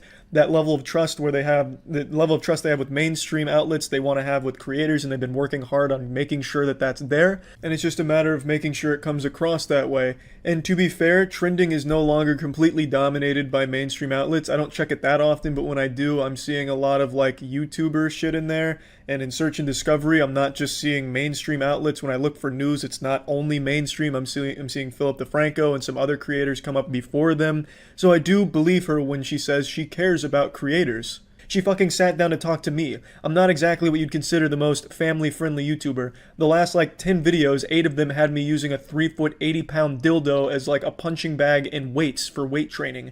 And she was willing to sit down and take my feedback. And it's something you just don't really see from someone in her position of power.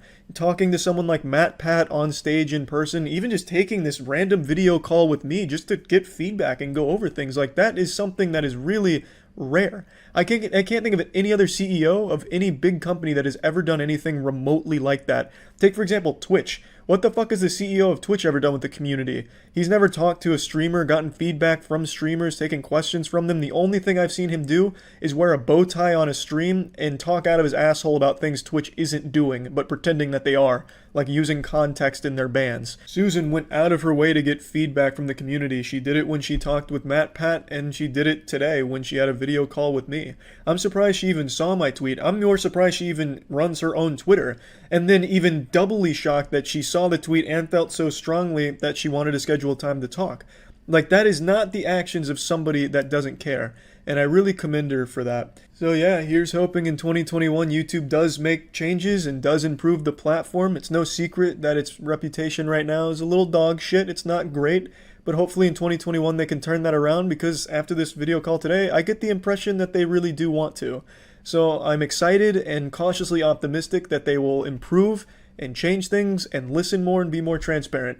Now, a year ago, I would have said it's really fucking naive of me to say that, but after today, I feel more confident saying that. So here's hoping I don't look like an idiot 6 months from now if YouTube doesn't change at all, but I'm hopeful that they will. That's about it. See ya.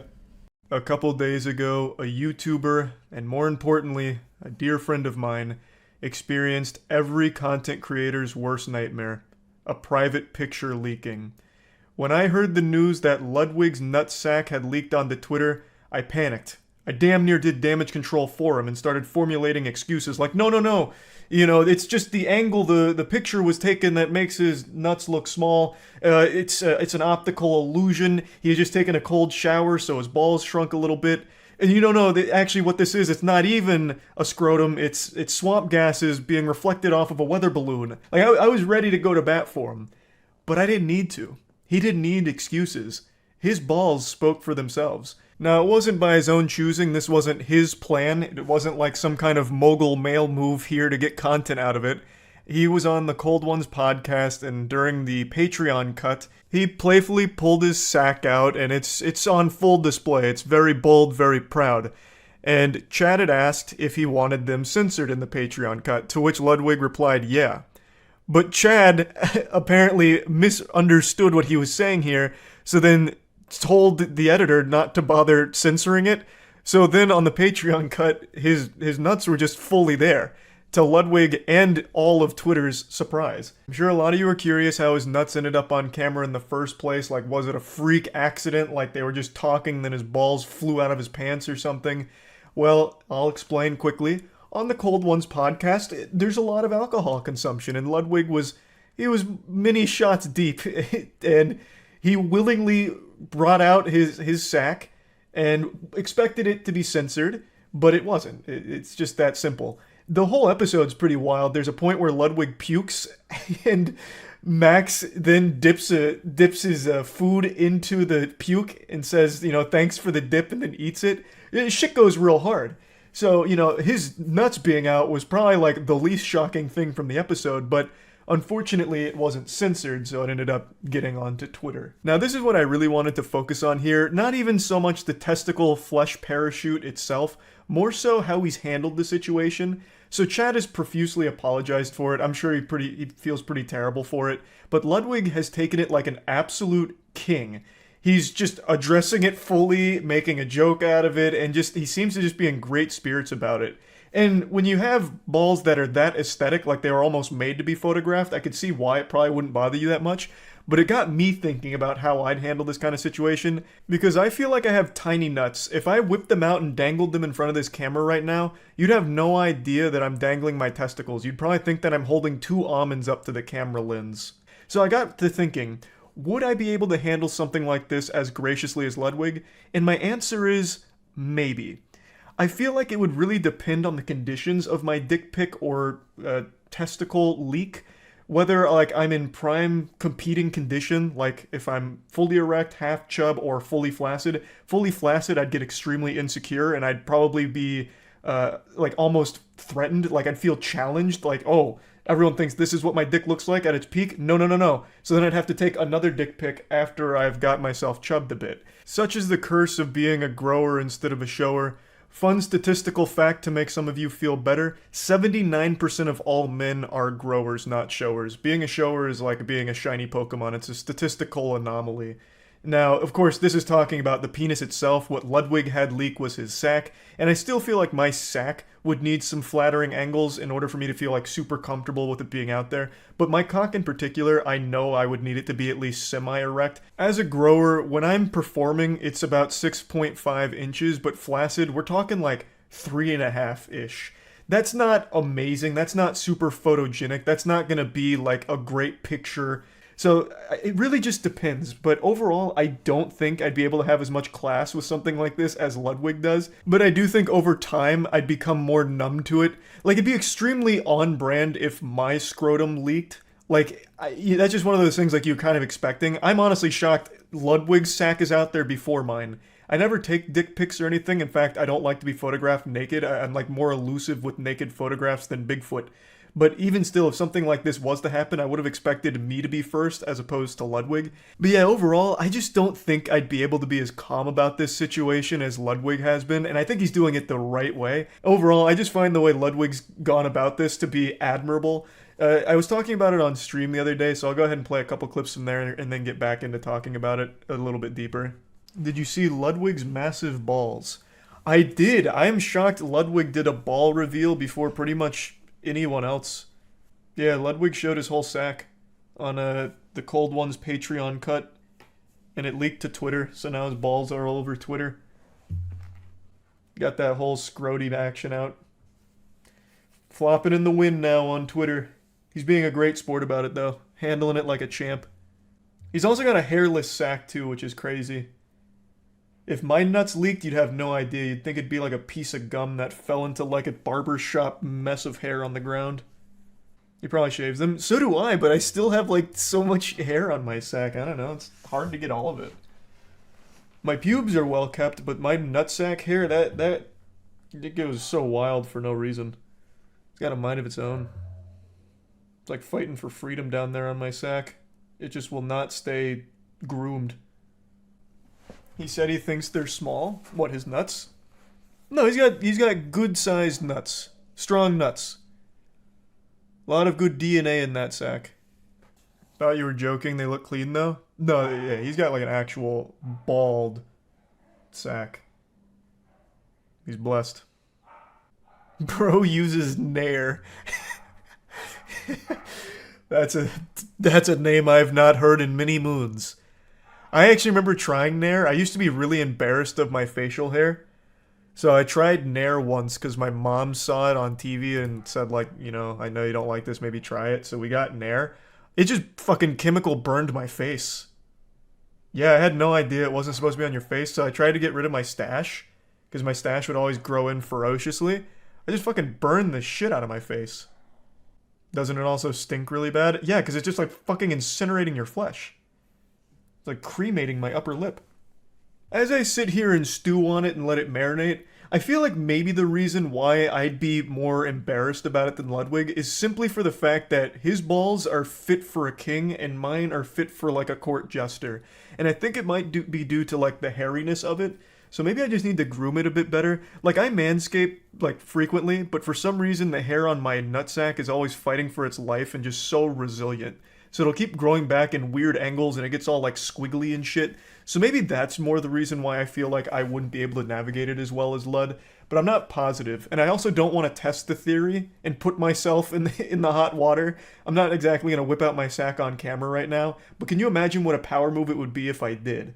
But yeah, just overall I wanted to talk about this situation a little bit because I truly applaud the way Ludwig has handled this whole situation. I think he's done a great job with all of it. It doesn't seem like he's got super salty about it. He's not like DMCA striking anyone that talks about his nuts or anything like that. And it doesn't seem like he's harboring any ill will towards Chad or anyone on the Cold One's team for the situation. So just want to talk about that a bit. That's it. So yeah. Stop everything you're doing right now. I don't care how important it is. I have news that'll blow it out of the water. And trust me, you're going to want to get this sitting down. So if you're in the operating room watching this, it's time to put down the scalpel and pay attention. YouTube has just made a massive change to the platform, and in standard YouTube fashion has done a horrible job at communicating it to the community. So it's up to me, Ace Reporter Charles here, to tackle this topic from the front lines, just riding through like Paul Revere lighting the lanterns, letting you all know that another awful set of changes are coming to YouTube that have already overnight tanked some creators' source of income from their channels, demonetized like half of their videos with no explanation, and more channels are soon to follow as this continues to roll out. And I'll let it be known right away here that yes, my channel has been hit extremely hard by this new shadow policy that they've slid into the equation here. The policy is if you say any swear word or anything less than proper in the first 8 seconds of a video, you instantly get demonetized for it no matter what. There is no wiggle room. If you say anything that's not squeaky clean Weenie Hut Jr. and you let that rip in the first 8 to 15 seconds of that video, well, you're just getting blasted, and there's nothing you can do about it. Now, to a lot of you, hearing that's probably not surprising because the previous policy that all YouTubers were playing ball with was the first 30 seconds you couldn't say fuck. You couldn't say anything super hard like fuck.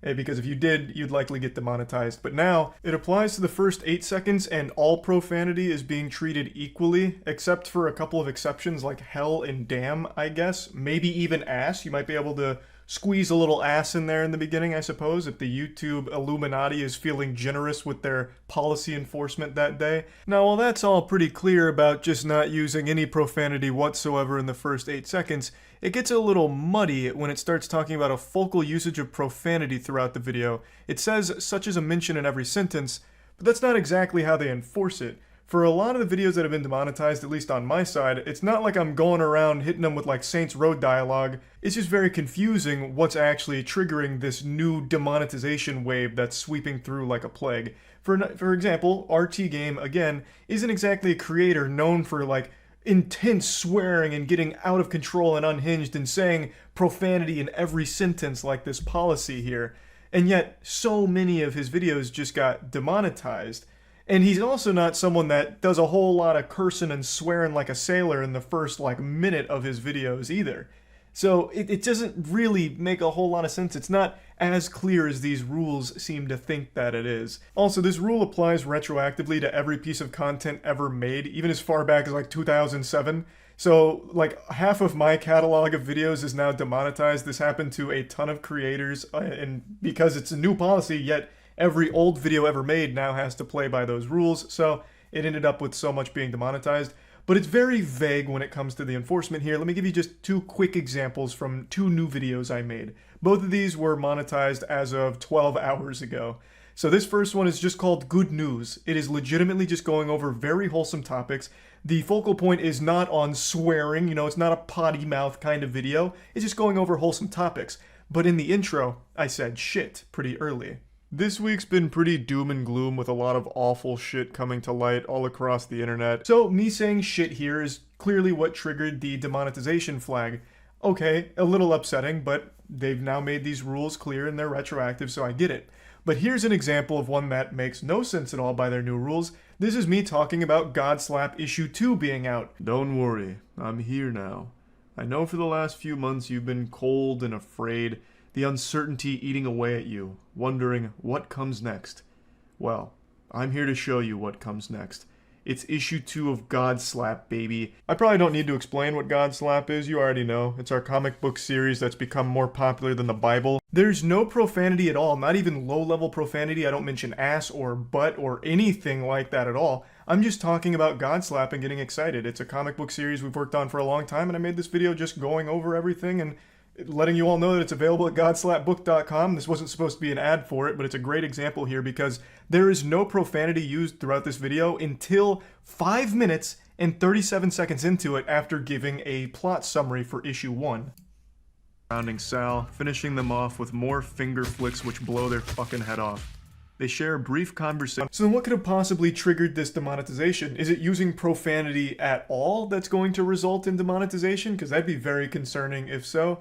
The best guess I can muster is they must have been really upset about the animation because we had an animation made for issue 2 and it's a pretty gory animation. So it comes in at around a minute into the video and there is some animated gore and violence, but that's a minute into it. And again, that's not the focus of it. And I wouldn't think anyone would be like disturbed or shocked by the content.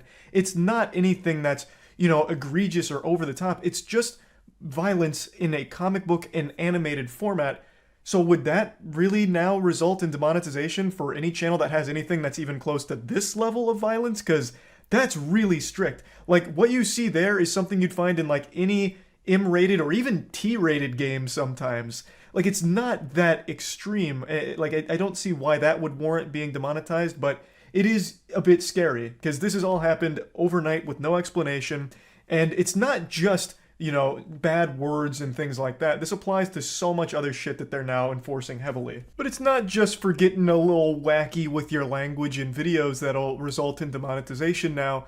If you're getting a little wacky with your game choice, if you're a gaming YouTuber, you can get demonetized for it, even age restricted in some cases. If you're playing a game that's kind of violent, you're very likely to get demonetized for it. And if there's bad language in that game, especially early on in the video you make covering that game, you're likely to be demonetized for it. And in fact, Callisto Protocol is the most recent example. You can get age restricted for it too. Callisto Protocol was deemed too gory. It's too much. This is very unholy stuff we're seeing here. So anyone that made videos on Callisto Protocol got age restricted for it, including me. A couple of them I know slid under the radar, but for the most part, anything that had Callisto Protocol did get age restricted, which is almost poetic because you might remember that Callisto Protocol is inspired by Dead Space, and Dead Space 2 had the worst marketing campaign of all time called Your Mom Hates Dead Space, and it was all about how offended mothers were getting at Dead Space. It was very silly, but now it's like become reality for YouTube. YouTube is now that Dead Space mom when it comes to violent video games. It's pretty pathetic, but what's the saddest part about this whole situation is YouTube's refusal to be transparent with this and make it clear that these policy changes are coming. I had to find out, as did everyone else, after being hit by it and then doing digging, because anytime there's a policy change, YouTube treats it like a government secret, like the Krabby Patty secret formula. They just refuse to share it. So I had to learn by searching around online, talking to other creators, as well as talking directly to YouTube in order to get answers for what was going on. And even my YouTube contact wasn't aware of this until I brought it up and he did digging on his end.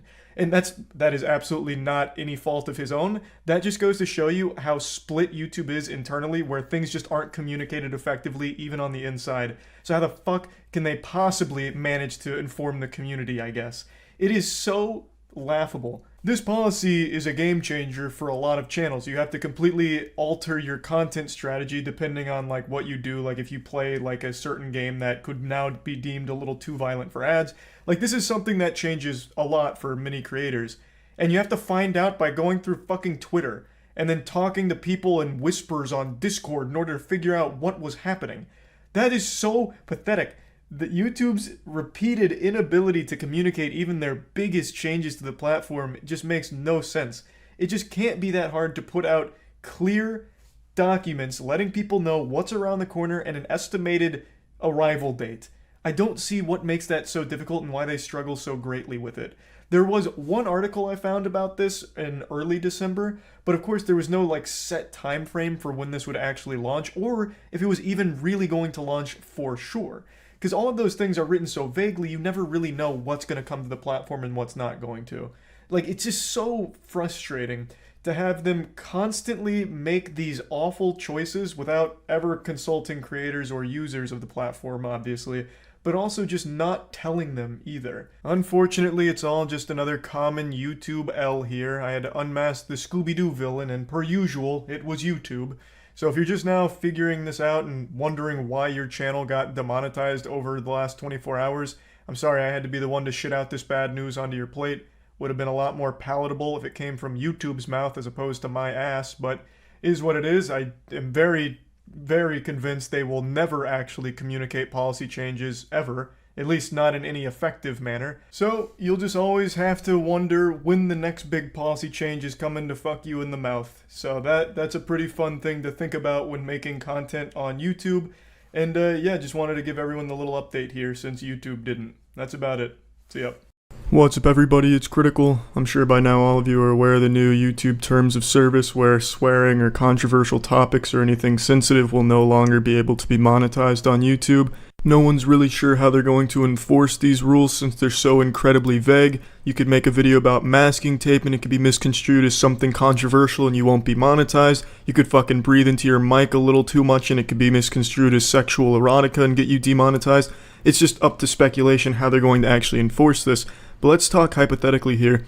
If they enforce the rules exactly how they're written, which it seems they're doing since a lot of channels have had random videos demonetized for a myriad of different reasons, if they actually follow through with this and make YouTube this safe space they're trying to make, that will be the perfect storm that could kill YouTube. And that's something I never thought would happen. I always thought YouTube was too big to fail.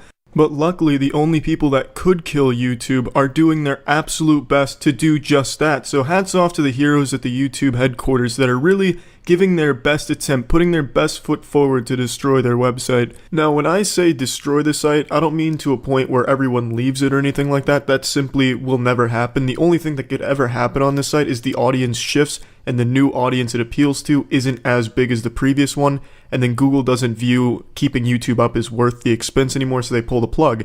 Because YouTube, remember, is operated at a loss. Google is losing money every year on YouTube. They just view it as worth the cost to keep this monopoly on videos, because that's a huge medium right now, and YouTube's the big player there. They got the big scrotum. So they don't care about the content creators. If PewDiePie leaves, it doesn't matter to them because they're still operating at a loss. All of it completely irrelevant to them. But with these new terms of service, someone like PewDiePie, who is the biggest on the website, will no longer be able to monetize his normal videos because he says fuck, he says shit, and he plays sexual games, makes sexual jokes, so those videos can't be monetized anymore. So we'd have to completely change his format, as well as other content creators who make 1 or 2 videos a day. They'll have to completely change their format because sometimes it's on sensitive topics, or they say shit, or they say asshole, something like that.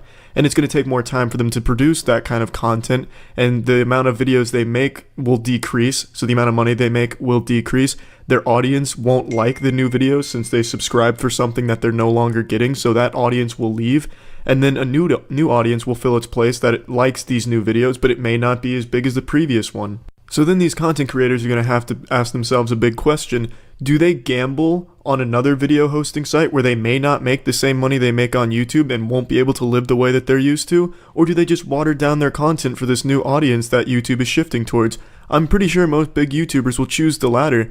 But still, they're not used to making this different kind of content or changing their format. They'll have to think of new things to talk about or to do, and it's going to take a lot of time, so they're still going to be making significantly less money, which is why this is the perfect time for an alternative to offer a service similar to YouTube that doesn't have these limitations and restrictions and can offer them something almost to the same level. It doesn't have to be the same amount of money per view.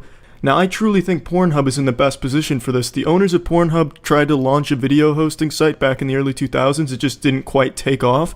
If they tried again right now and gave it a cool name like turboner.org or .com, .net, .gov, any of that, and just offer a similar service where they'll give you X amount of money per view. It doesn't even have to match YouTube's amount right now, because I've talked to a couple other YouTubers on here who are big YouTubers because I wanted to gauge where they were at, and they're all worried about their financial security, and they said they'd be willing to go to an alternative even if it offered less revenue per view, because at least they would have that financial security where they could keep pumping out the videos and making the money off them. Even if it's a little bit less, they'll be able to compensate by making more videos, whereas on YouTube, they'd have to take a lot more time and make a lot less money. So let's say Pornhub launches Turboner.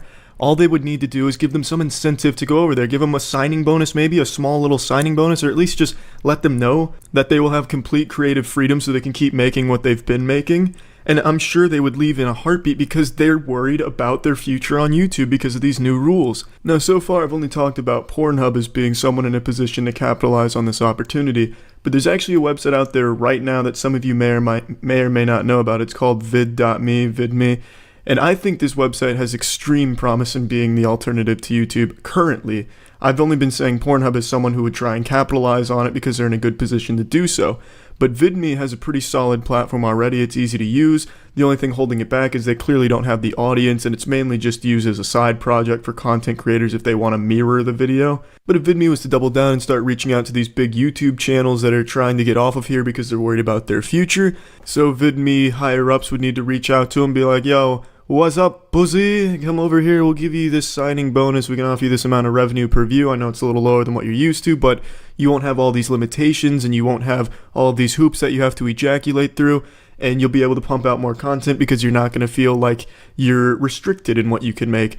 And that's really all they would have to do in order for VidMe to flourish right now, because a lot of channels are trying to get off here and find a viable alternative. And I think if VidMe played their cards right, they could very well be that viable YouTube alternative. Now, I know everyone's all out there asking, why would YouTube try and implement such obviously ridiculous rules? It makes no sense. They must be run by fucking piles of garbage shitting shits. No, the rules really aren't that stupid. What they're trying to do is appeal to the audience that's more sensitive and doesn't want to be exposed to anything that might offend them. And they also want to make sure the kids can feel safe on here as well, because as long as these people are happier and not feeling triggered or upset about stuff, they're going to watch more videos in a session.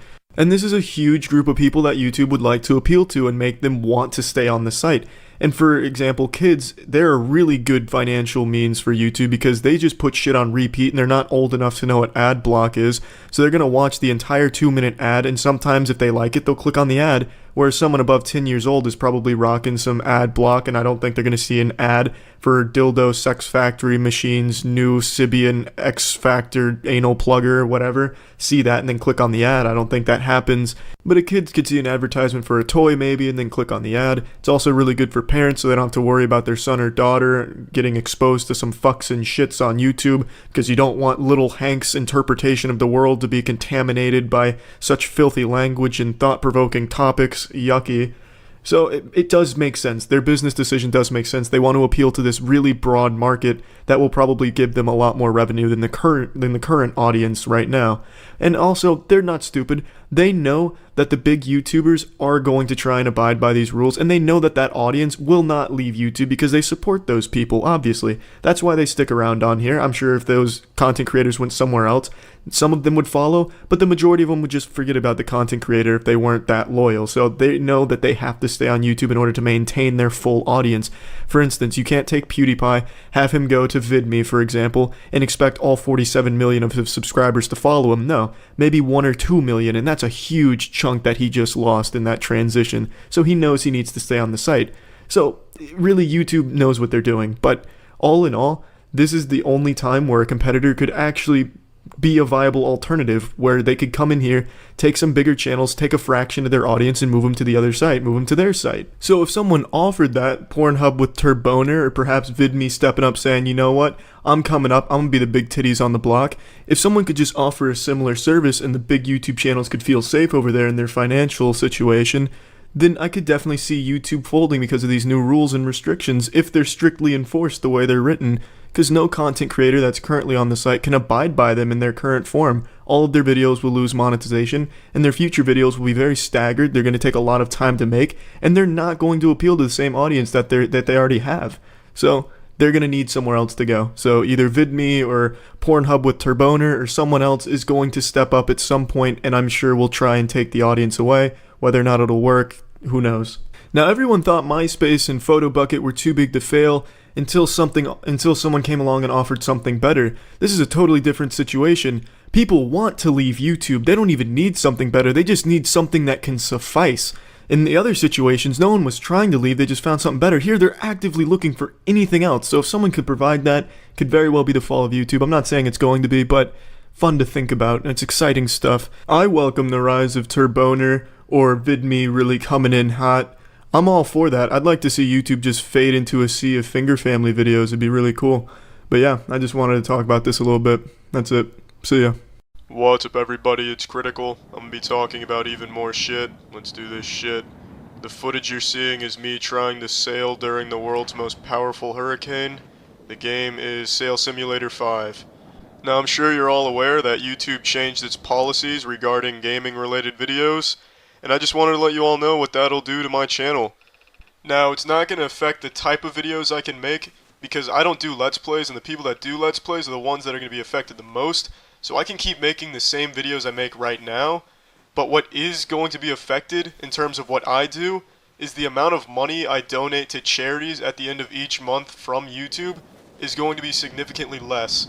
Because when they implement this monetization review process next year, it is going to slow down income for the people that generate revenue from YouTube.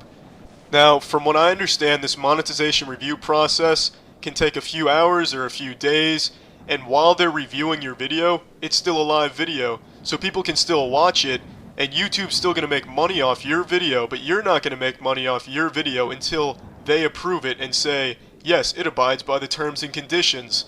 Now, I could be wrong about that. Maybe I misinterpreted it, but that's how I understood it. So if that's the case, that is going to drastically reduce the amount of money I'm able to give to charities each month, and that is a fucking shame. Now, what's also ridiculous about this new policy is the copyright claims that are going out to a bunch of channels right now. Those copyright claims will destroy some channels. There are some people that use YouTube as a full-time job. It's their source of income. It's how they survive. But this new Content ID system will destroy their livelihoods. The Content ID system will send out copyright claims to people who do Let's Plays or incorporate trailers into their videos or use gameplay footage in their videos. Especially if they use music, they're going to get a copyright claim. And when a video gets copyright claimed, the channel can't monetize that video. So then the people that make like Let's Plays or videos reviewing games or doing a walkthrough of a new game, they won't be able to make money off that anymore. So those channels are just going to vanish because those people are going to have to find some other way to make money. And it's just absolutely absurd. But YouTube's not going to change this policy. They're just not going to. It's a fact. They don't need to. YouTube will not lose a single user from this policy change. No matter the backlash, no matter the negativity, YouTube will not change this. They just don't fucking care. Because YouTube has no competition. There's no alternative. No matter what YouTube does, everyone's going to stay using it because they have nowhere else to go. Google knows that. And that's why Google Plus is still here. Google Plus is broken. And even if it wasn't broken, who the fuck wants Google Plus? But they don't have to do shit about it because there's no alternative.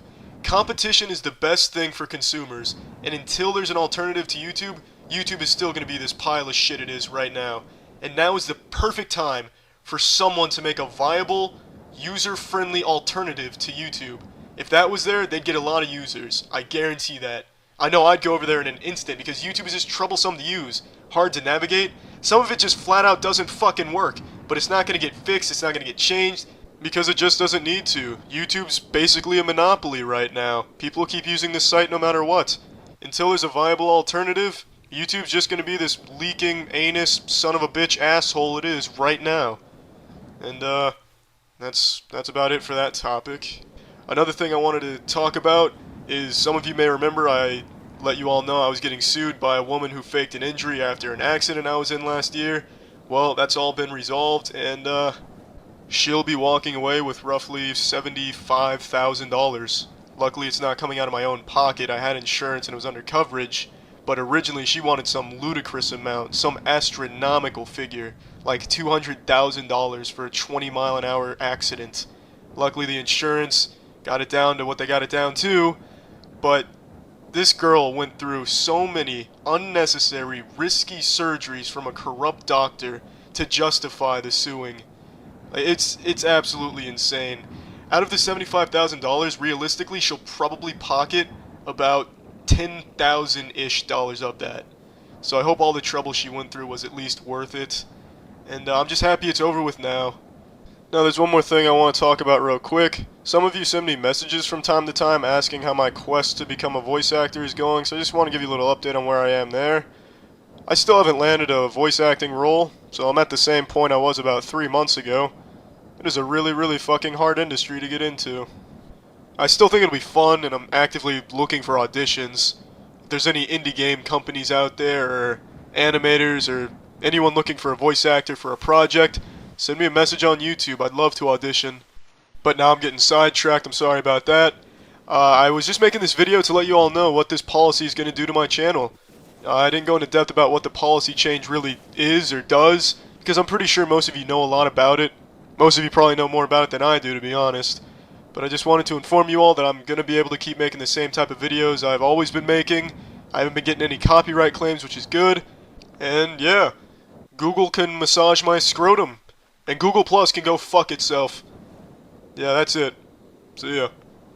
Hello and welcome to another exciting, exhilarating episode of YouTube Pisses in the Mouth of the Creators on Their Platform. Join me today as we examine the newest way YouTube found to drop trousers and take a big old fat piss right in the mouth of all the creators on their platform. But before I get into that, I want to get into your ass and explain why I have these glasses on. I don't need them, but I went to an eye doctor about a year ago, and just for the trouble of going out there, he prescribed me these glasses that do damn near nothing.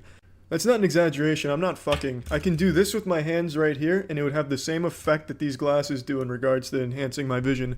But anyway, the big story today, YouTube has just signed some huge A-list celebrities to do some YouTube originals for them. How great is that? Everyone on this nice list here, they have paid millions of dollars to do some original programming on YouTube. They spent their entire budget on getting some household names to do some programming for them. Except for the slow-mo guys, everyone here is a huge celebrity not from YouTube. They didn't come from YouTube. They had nothing to do with it. Their success had literally nothing to do with it, except for the slow-mo guys. I really respect them a lot. But why is this a big deal? On the surface, that sounds like a cool thing. Oh, they brought all these great people in to do some stuff for YouTube. That's cool. But you have to realize what it took to get them there. They spent their budget getting them to come to YouTube to do shit for them. That's money they could have spent on people that are native to the platform, that are trying to do bigger and better things, but they don't have the same resources that these massive celebrities have. So instead of looking out for the people that actually made YouTube successful, they just go and take like the easy cash out route and just bring on some celebrities that kids like. I mean, it's fucking dumb. It's very silly. It's a genuine slap to the face. It's bending the creators over their knee and spanking them for not being bigger than they are. So why am I talking about this? Why do I even give a shit? It's not like they were ever going to reach out to me to do some original programming for them, even though I have the world's best cartoon, Bible, storyboard, concept art, and all kinds of shit ready for it. Hard Turbo, it's going to one day take over the world. Mark those words. Hard Turbo is going to be the next big thing as soon as I fall into a couple $1 million to make that shit become a reality. But anyway, why do I give a fuck? They were never going to contact me. It's not like they took anything from me. But what this shows is their focus, what they aim to accomplish with the YouTube platform. They want to become TV, a competitor to TV, which is fucking ridiculous. It's an absurd notion. That's going backwards. It's like me saying I want to create the next AOL instant messenger. It's not progress. That's just fucking delusional. It's out of touch. It's ridiculous. I have no better words to describe their goals here, because it's just fucking dumb.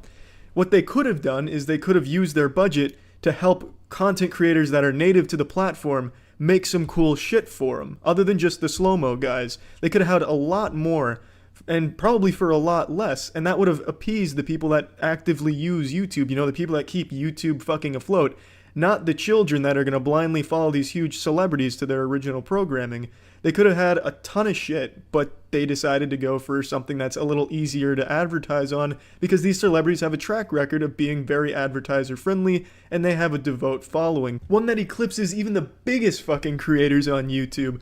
YouTube doesn't give a fuck about any of the creators, I'll tell you that much right now. They don't even know I exist, I'm sure. They probably only vaguely know who PewDiePie is, the fucking biggest channel on their site. Pewdie who? What? Is that something I wipe my ass with? What the fuck is that? I guarantee they have no clue, because all they care about is focusing on bringing in these huge household names to try and get like some, I don't even know what they plan to get out of it, because they'll watch that and then immediately leave the platform, the people that follow them. I really don't get the goal, other than to make some quick advertising dollars on the back of the celebrities for their short programming here. It's fucking dumb. And it really is a genuine slap to the face and showing nothing but disrespect to all the creators on the platform. It's just really fucking nonsensical, honestly. Like, why do you want to compete with TV, which is a dying medium? The majority of younger people don't watch television at all. The only thing that keeps cable afloat is fucking lunatics and elderly people that don't even remember what they had for breakfast that day. Why would you want to compete in that market? There's not a whole lot to be gained there. I guess competing with Netflix makes sense, but YouTube has nothing in common with Netflix. Even if YouTube gets all of these originals and they're huge hits, that's not even close to what Netflix can offer. So why would anyone choose YouTube over Netflix? It's fucking dumb. No matter how you look at this, it's nothing but silly decisions all around, and showing how out of touch YouTube is with what actually makes it successful. And I guess they might not view YouTube as successful because they really don't make a profit on YouTube at all. I haven't checked the numbers in a while, but last I checked, YouTube still wasn't turning profit, but this is going even further back into the negatives here. Really, the only value of YouTube is in the power it holds, the monopoly on video sharing. It's the only platform people continue to use for sharing videos easily and quickly. So that's the only reason YouTube isn't dead yet, is just because they need that monopoly. They find a lot of value in holding on to that monopoly. I'm guessing the YouTube higher-ups just look at the numbers of Netflix and Hulu and see how well they're doing, and then just want to hop on and get a piece of that cum shot action. It's like Fortnite YouTubers all flocking to make shit content for Fortnite because it's so fucking popular. I wouldn't be surprised if YouTube made a Battle Royale game pretty soon to try and make money. It's just silly that they're hopping on this kind of shit here instead of focusing on what actually brings people to YouTube. It's not these huge celebrities that aren't even here in the first place. It's just content creators, you know? Like the PewDiePies, the Jacksepticeyes, all that kind of shit. That's what brings people to the site, but they don't care about that. All that shit could go away today, and YouTube wouldn't even know it was ever there to begin with. All they want is to keep bringing in these big celebrities to try and advertise, or to do their shit on their platform so they can advertise on it. And it's not a very good business model, because that's not what YouTube is about, and that's not why people come here. So it's not going to work out very well for them, I imagine. And it really is a genuine 100% dropping ass on the face of everyone who makes shit on YouTube. I highly recommend, if there's any YouTuber hopefuls out there, and that word makes me want to fucking puke. I hate the word YouTuber, but if there's any of you out there that are watching this and you want to pursue a career in content creation and shit, I would say 100% go to Twitch. 150% go to Twitch. I fucking hate the way their sites run there as well, but at least their focus is on the creators. At least I can say that with confidence. YouTube, it shows time and time again, does not give a fuck about the people that make shit on their platform. And then seeing this today was just that nice, beautiful, perfectly seasoned piece of dog shit on top of my birthday cake here from YouTube. So I just really wanted to talk about that because it's upsetting, really. And yeah, that's it. So yeah. Have you ever closed your eyes and put your hands together right underneath your nose, and you relax your muscles, you relax your asshole, and you make a wish? Something you've always wanted, something you've always dreamed of, and you wished real hard for a real long time, and it just didn't come true. You didn't gain 5 inches of height, you're still 5'6". Yeah, that was YouTube not listening to you. They don't listen to shit. As is per tradition, YouTube has released another video demonstrating just how out of touch they are with the user base. They have once again come this Christmas and filled our stockings with bull semen that we didn't even ask for this year. And once again, per tradition, we have to just swallow that bull semen with a big old smile on our face and pretend that's what we wanted for this Christmas. Because we don't have a choice. YouTube has a genuine monopoly on video sharing.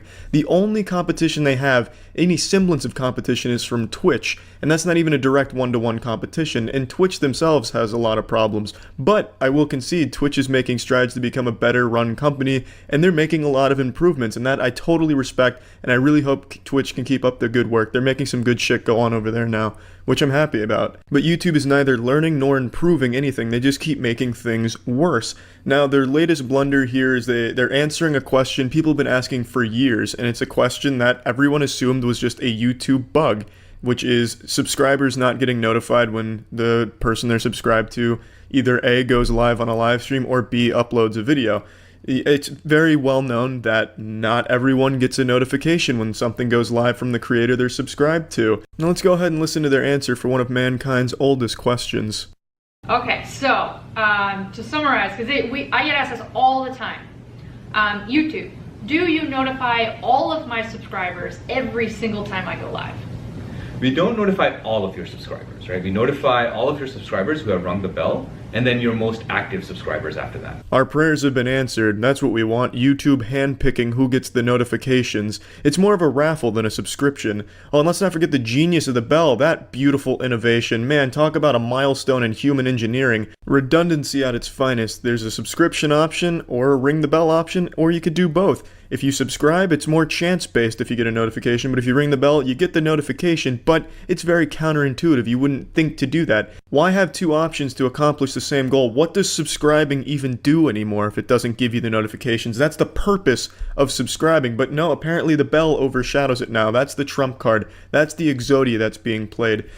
Okay, so we try to notify the people who we believe would be most likely to tune in and watch your content. That's right. While it's live. That's right. While not necessarily overwhelming and spamming all of your subscribers with these notifications. That's right.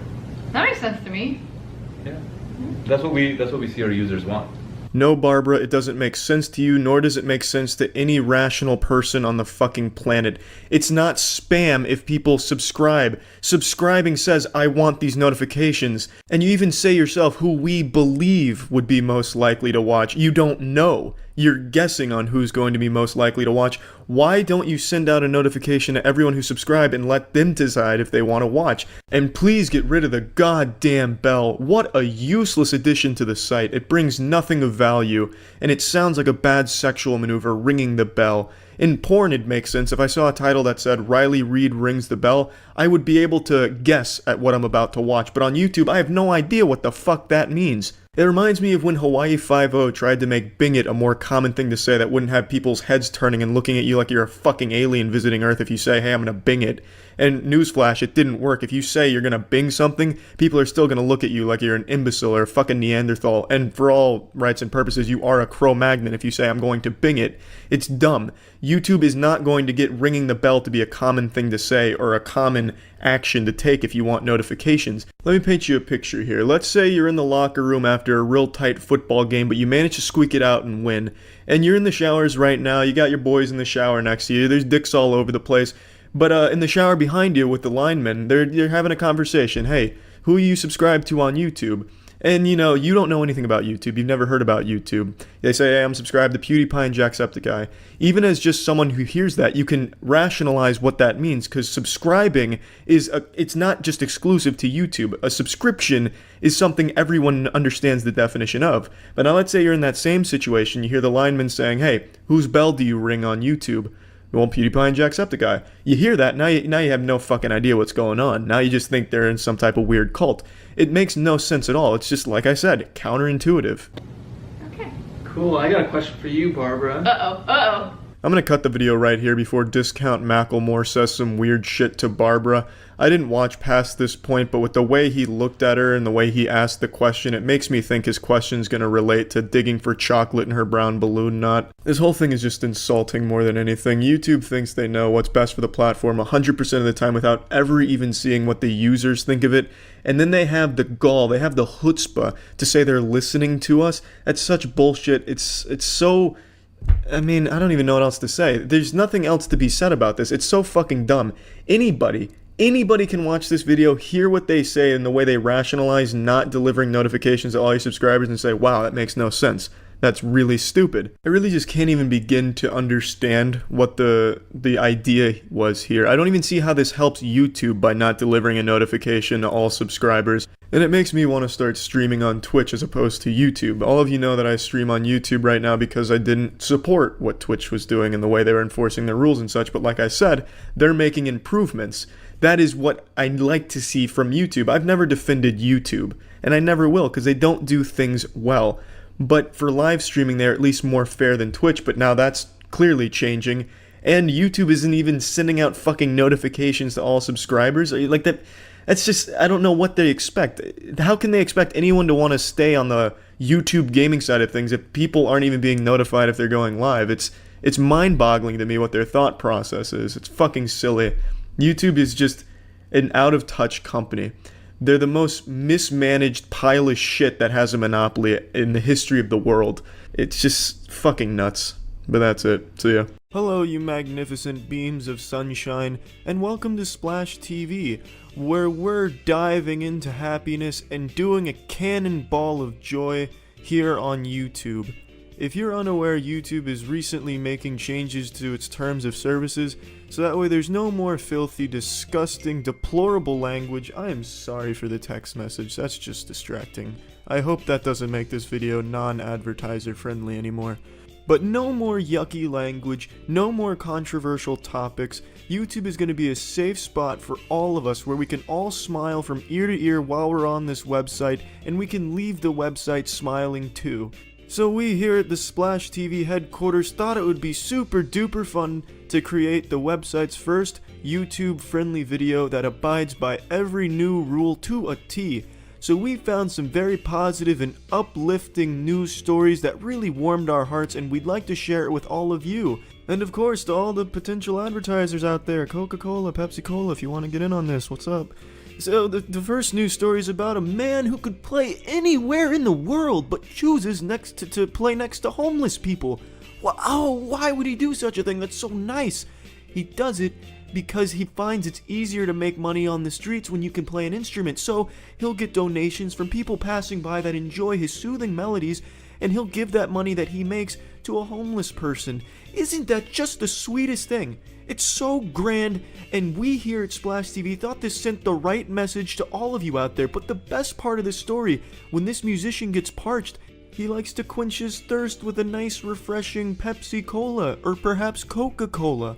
And now for the next magnificent story, I'm tossing it over to charismatic Kaya. Take it away. Thank you, Charming Charlie. Our next piece of news is about a waiter who received a $500 tip. Isn't that amazing? From a complete stranger, too. Doesn't the story just fill you with joy and sunshine? I, for one, feel completely radiant after reading this. Perhaps I will cool down with a chili Coke Zero or a Pepsi Max. Well, thank you for tuning into this episode of Splash TV. I hope we were not offensive. And please tune in next week, where we will talk about the color of trees and the thin layer of dust that accumulates on stuff if you just leave it lying around. Thank you all for tuning in to Splash TV. I hope you've all enjoyed this segment as much as we enjoyed making it. Remember, keep whetting your appetite for nice positive news. Stay tuned to Splash TV to really wet your whistle. Thank you all for joining us, and we hope to see you all again soon. And remember, nothing quenches a thirst quite like a nice Pepsi Cola or Coca-Cola. Thank you, everyone. All right, have a good rest of your day.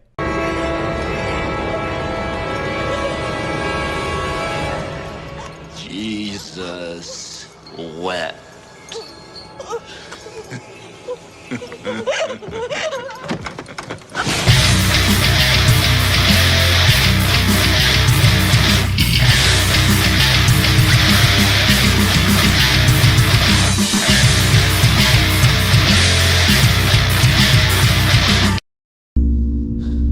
You're all going to die down here.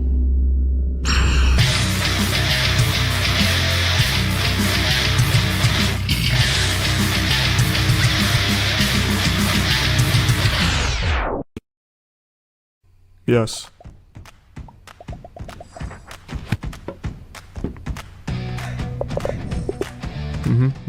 Home sounds nice. Everyone deserves a home. Sounds interesting. Yes. That's a good idea. Oh my.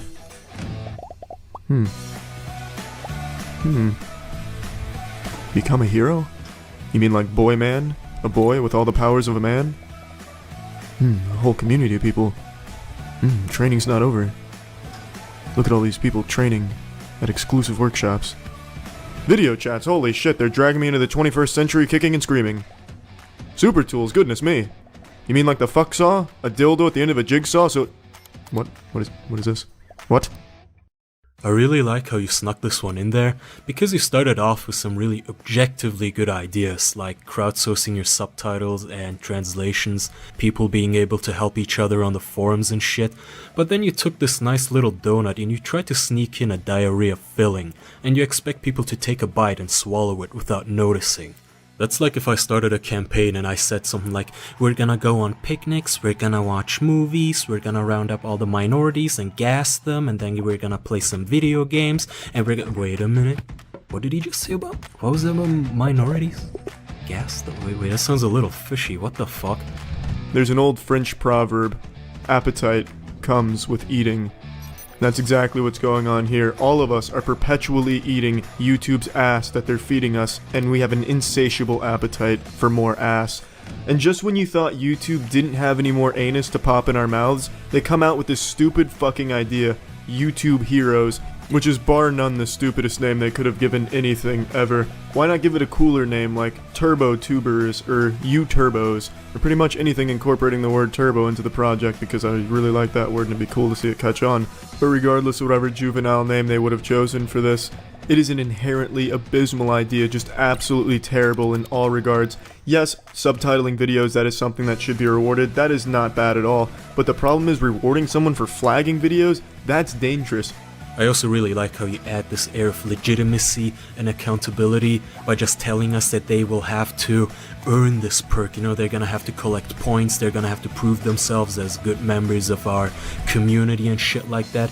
But of course, that's all a distraction from the fact that all you're doing is adding another layer between the YouTuber and YouTube. Anytime any YouTuber has a fucking problem, they are defenseless. They cannot contact YouTube, they cannot get help, and now all this does is give YouTube another excuse. If you complain to YouTube and say, hey, my video got flagged by accident, or it's not supposed to get flagged, it's all fine, they're gonna just tell you, oh, have you talked to your friendly neighborhood YouTube hero yet? We've all seen how easily abused YouTube's flagging system is right now, and to reward someone for abusing it, that makes no sense. It's like YouTube is hearing these complaints, they're actually hearing them, and are just doing the exact opposite to try and make them worse. Oh, so you don't like them being abused? Let's make it a little easier. How about that, pussies, huh? You like that? We'll flop our cocks right on your chins, and you're not gonna do anything about it because you have nowhere to go. But of course the funniest part about this is how you act as though this was some sort of new and revolutionary technology or idea that's really gonna shift the tides of war against these mean cyber bullies and their hate speech, when in reality this is just the same old shit. This is exactly what YouTubers have been bitching about for years now, because this is the same power every copyright holder is wielding already. Companies like Disney go on YouTube and they flag thousands upon thousands of videos on an automated system, and now you think that it's a good idea to take that power of mass destruction and give it to fucking some dork douchebag who's going to just implement his own subjective ideas of morality and ethics. Great, so we've been getting skull-fucked by copyright holders all these years, and YouTube's idea is to turn it into a spit roast. Awesome. So you reward them for flagging these videos and then give them the option to mass flag videos? What's to stop a YouTube hero from targeting someone they don't like, mass flagging all their videos and getting their account taken down? Yeah, a bigger channel will come back eventually once they get it sorted out with the network, but a smaller channel is gone completely. They're not coming back because they don't have a network to support them or fight for them. So if a YouTube hero saw my grandmother making Minecraft Let's Plays and just didn't like the way she handled her Let's Playing career, they could take her ass down, and then I'd have to console my crying grandmother who doesn't understand why she can no longer make Minecraft videos and tell her, look, Grandma, I'm sorry, your shit just got blasted by a hero. And of course we understand that you have limited resources, but you cannot just take certain members of a community, give them special perks and tell them that they now have the ability to exercise their power on the rest of the community. That simply doesn't work, and it goes downhill every single time. Has no one at YouTube read the fucking Stanford prison experiment? It doesn't end well. You don't need me to go any further explaining how easily abused this is or how bad for the website overall this system is. But let's say I want to take advantage of this. I want some better fucking rewards than just being able to talk to the YouTube losers and being able to beta test their stupid ideas next. Why would I care to try out whatever their next awful idea is? The fucking YouTube whiffer, where I can smell YouTube videos? That doesn't get me excited to take advantage of your system. If I'm gonna be taking down innocent YouTube videos, I want a better reward for it. When I take shit down, I want it to say, your shit got fucked by Charlie, then I want a picture of Brendan Fraser, and then I want to be able to have a catchphrase or a slogan for every video I take down. Something really corny, some real 80s action movie shit. Something like, the YouTube streets are dirty. I'm the cleaner. Or, you know what you are, what you're made of. War is in your blood. Don't fight it. You didn't flag for your country. You flagged for yourself. The gods are never gonna make that go away. When you're pushed, flagging's as easy as breathing. Or, the accumulated filth of all their toy unboxing videos and drama reports will foam up about their waists, and all the clickbaiters and all the view whores will look up and shout, "Save us!" And I'll whisper, "Video flagged." You know, just something that makes me feel like a badass, because as a YouTube hero, I want to feel badass. If I'm going to pursue a career as a full-time YouTube hero, I want some good rewards for it. I'm not getting paid for wasting my time, so I might as well at least look cool while doing so. But hey, far be it from us to try and give YouTube any tips, because if the past is any indication, YouTube will again just take every fucking piece of feedback and criticism and label it as trolling and tell us to go fuck ourselves and still implement this idea, just like they did with all the rest of their stupid ideas, just like Google+, just like YouTube Red, YouTube Gaming, and of course the automated subtitles, which for 10 years have not been improved and have been little more than a fucking running gag, a gimmick. And I assume that this initiative at this point is meant to replace it, but like I said, I don't want a diarrhea donut. Thank you. You know what time it is, ladies and gentlemen. It's time to get out that tinfoil butt plug and put it deep, because we're looking into more YouTube conspiracies. This one's not exactly a conspiracy per se. That's not the nomenclature I would use in this case.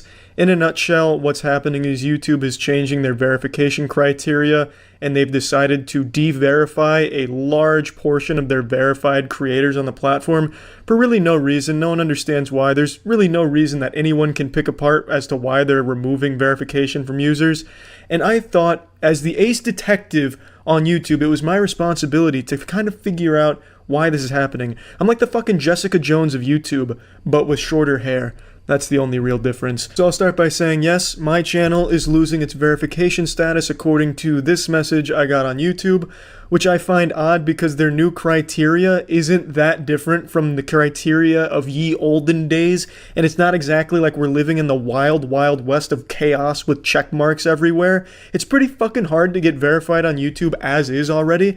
In fact, you have to perform, well, you don't have to perform magic tricks or anything, but you have to submit like 3 different forms of identification. A friend of mine who has a bunch of subs, way over the required 100,000, cannot get verified and hasn't been able to in 8 months because he needs like 6 different passports, 5 different aliases, a doctor's note, proof that he has a patent on technology. It's weird. The requirements are already astronomical. So the fact that people are verified is pretty rare these days anyway.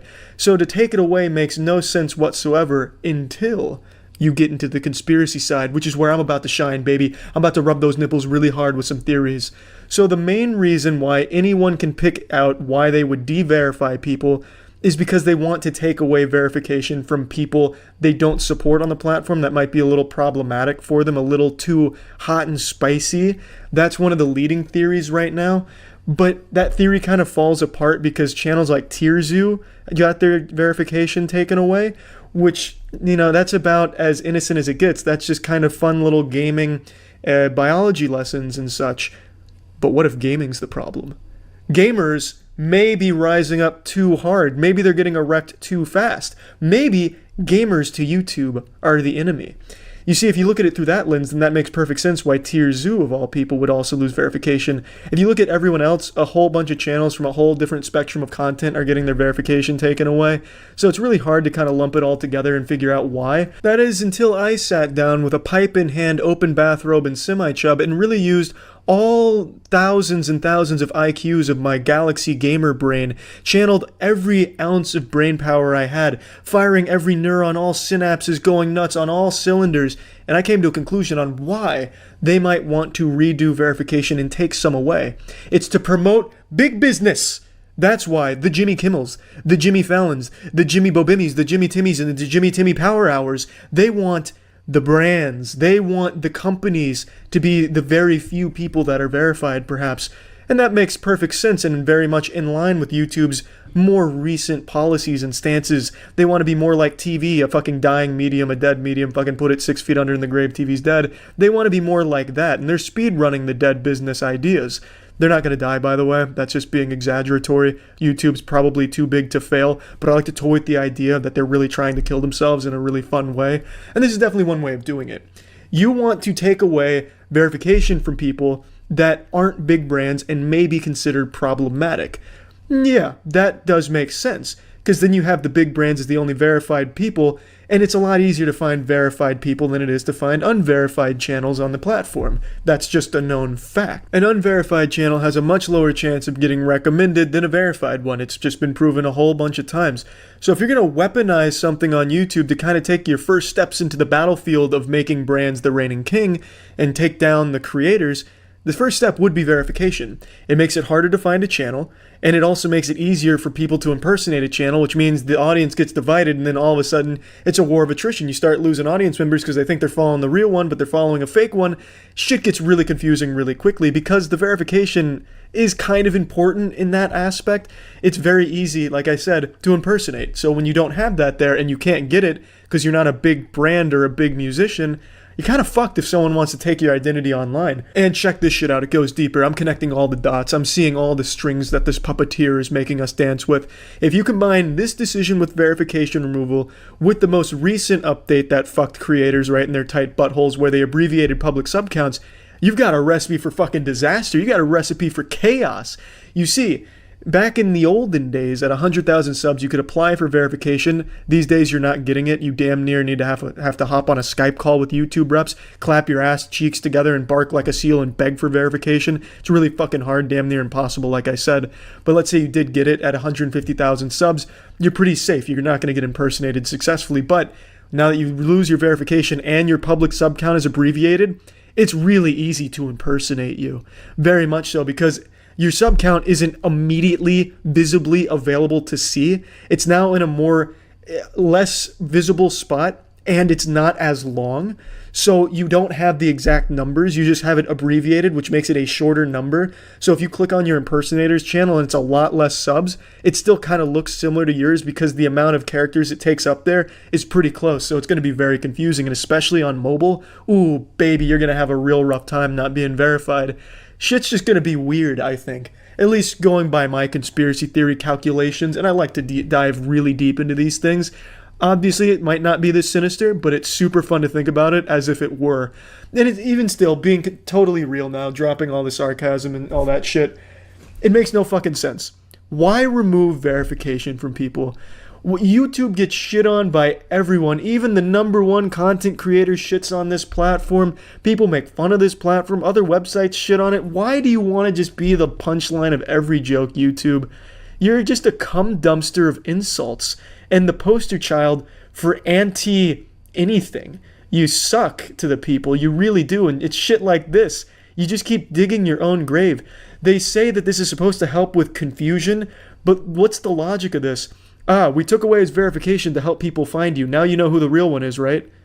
Well, no, because you remove the verification. It's counterproductive to what you're saying you want it to do.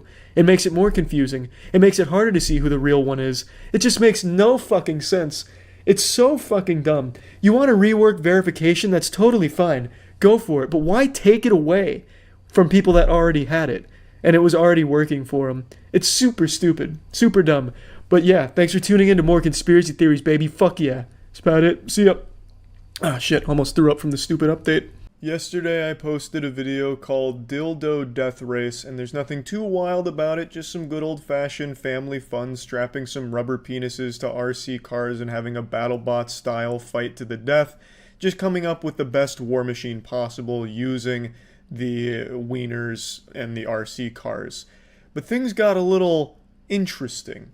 The video itself is nothing too crazy. The file isn't corrupted. There's no ghost in the machine. It's not like a haunted video. But when I posted it on YouTube, shit got wacky real quick. It is an actual cursed video. So I just wanted to go over it and walk through things because I was getting messages right away when this paranormal phenomenon started to get noticed in the comment section. I wouldn't be surprised if Zach Brafiganafkis, whatever the fuck his name is from Ghost Adventures, has reached out to me and I just haven't seen the email, because it is pretty spooky. And I just wanted to quickly make this video talking about it because I find it very interesting. Now, contrary to popular belief, I actually do read comments and I do enjoy going to the comment section on most videos. So when I posted Dildo Death Race yesterday, I noticed something I'd never seen before in the entire time I've been on YouTube, which is 15 fucking years.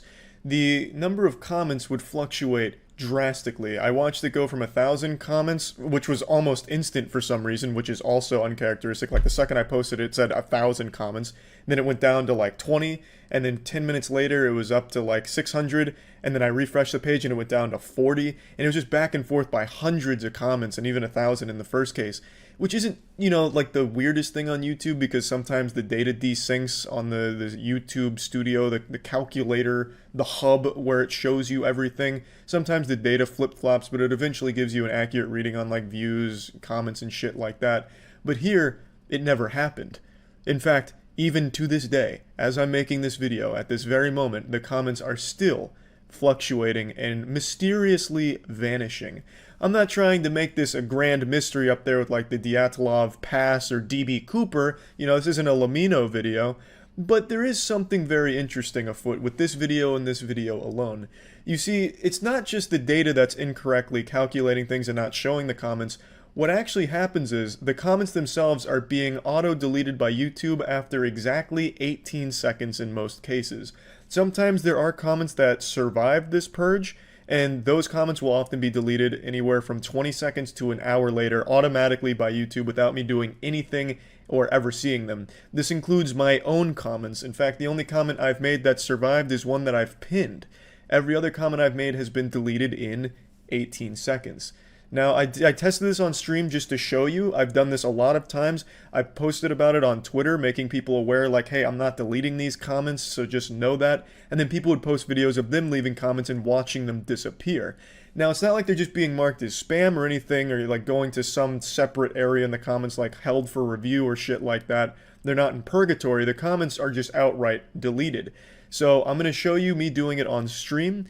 And that way you know that the comments are just straight up fucking gone. Vanished into the void, into the nether realm, the fucking shadow realm. So, let's see if it's still going on. I imagine it is. It's been doing it for 2 hours. When you type a comment here, it auto-deletes itself after 18 seconds. Oh, hold on, you can't see that there. Good fuck you. What are you the guy doing it? The man behind the curtain? I imagine it's still going on. If I had to guess, let's see. Walk us through what's happening. Yeah, it's already gone. And the thing is, it doesn't just delete the comment. It doesn't like hide the comment and go to spam. It straight fucking deletes it. So if you go to like check your comments, it's just gone. Sort by new. Yeah, I mean, you can watch them get deleted. I was doing this earlier. So I imagine pretty much all of these will be deleted when we refresh. Walk us through it.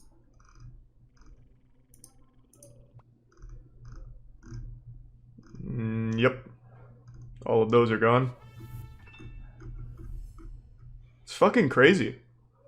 And it's always 18 seconds. This will be comment number 10 from me. It makes no sense. Is this like some haunted shit? I thought it was a prank at first, like Matt was leaning over my shoulder deleting comments without me noticing. And likes don't change anything. Walk us. I imagine it's gone by now. Yep. Pretty wild. It's like an actual haunted video. Yeah, maybe I really was cursed by that egg. Couldn't tell you. I don't know what dictates a surviving comment or why they get deleted, why it's 18 seconds.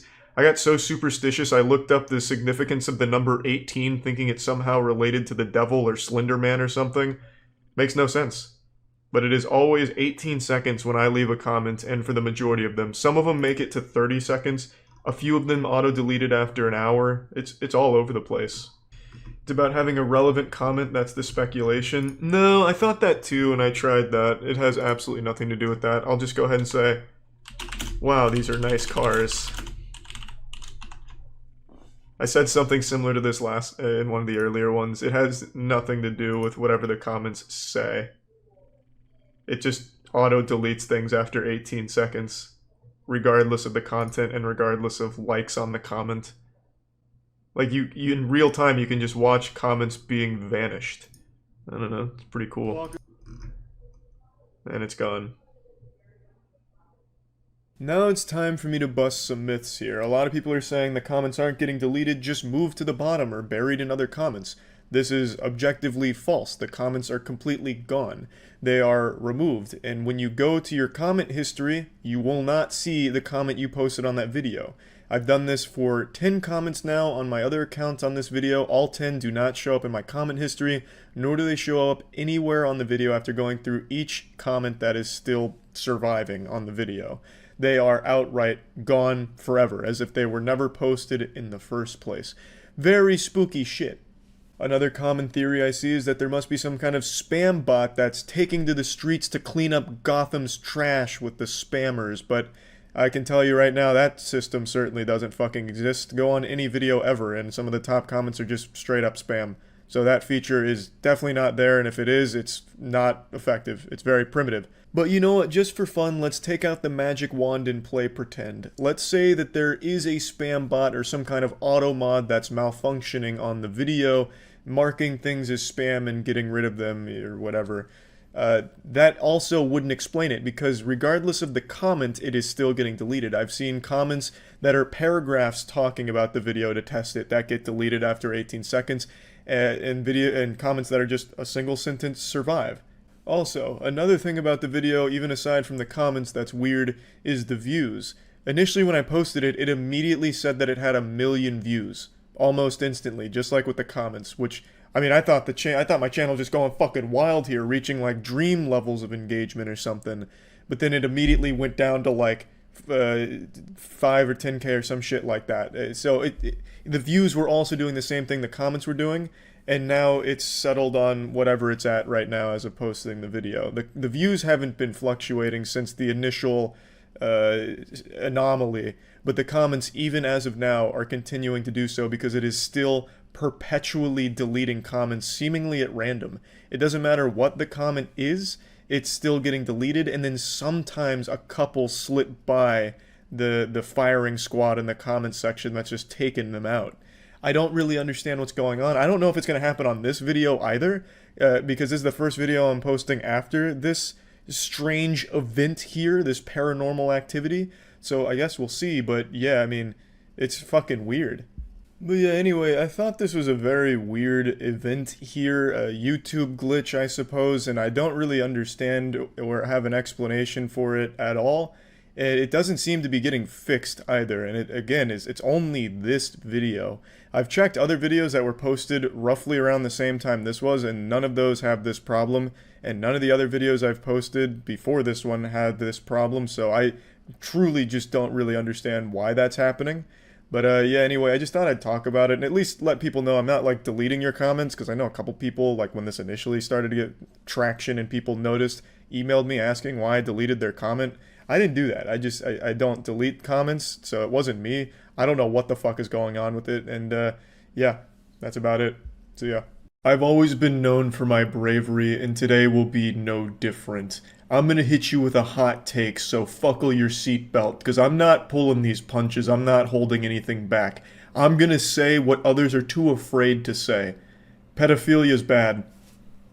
Thank you, thank you. I know, hey, someone had to say it. Someone had to come in and put their foot down and say, enough is enough, you know? I'm no hero, but let me explain what prompted this courageous act for me today. A few days ago, a YouTuber named Mama Max posted a video called Pick a Side YouTube, and in the video he discusses a serious problem on the platform where creators that focus on darker subject matter are often censored, like Mama Max. This is actually a channel I've talked about before in the past. He's had his asshole stretched by YouTube full goatsy. He's had multiple videos taken down and striked for the most trivial of reasons. And it's mainly because the subject matter, because a lot of his content is investigations and exposing or talking about bad actors online, like a pedophile ring in a game or something like that. And in this video, he talks about that and how he feels like it's a serious problem. He brings in other content creators who have also experienced similar unfair enforcement of the rules against their content just because what they were talking about was darker. For example, bringing up Dan Schneider, the Nickelodeon guy who loved children's feet. He like ran that Twitter campaign of, hey kids, show me pictures of your feet. Haha. So when a content creator has brought up Dan Schneider in the past, they have experienced some problems where there'll be like a strike on the channel or the video gets blocked or taken down or something, and it just feels really fucking weird where it's like, Jesus, does Dan Schneider have foot fetish assassins at YouTube HQ just flipping switches to take down content that calls it out? So the whole video that Mama Max posted basically focuses on this very real problem where when a creator investigates something dark or talks about something that's pretty grim, they're the ones most at risk, not the people they're really talking about.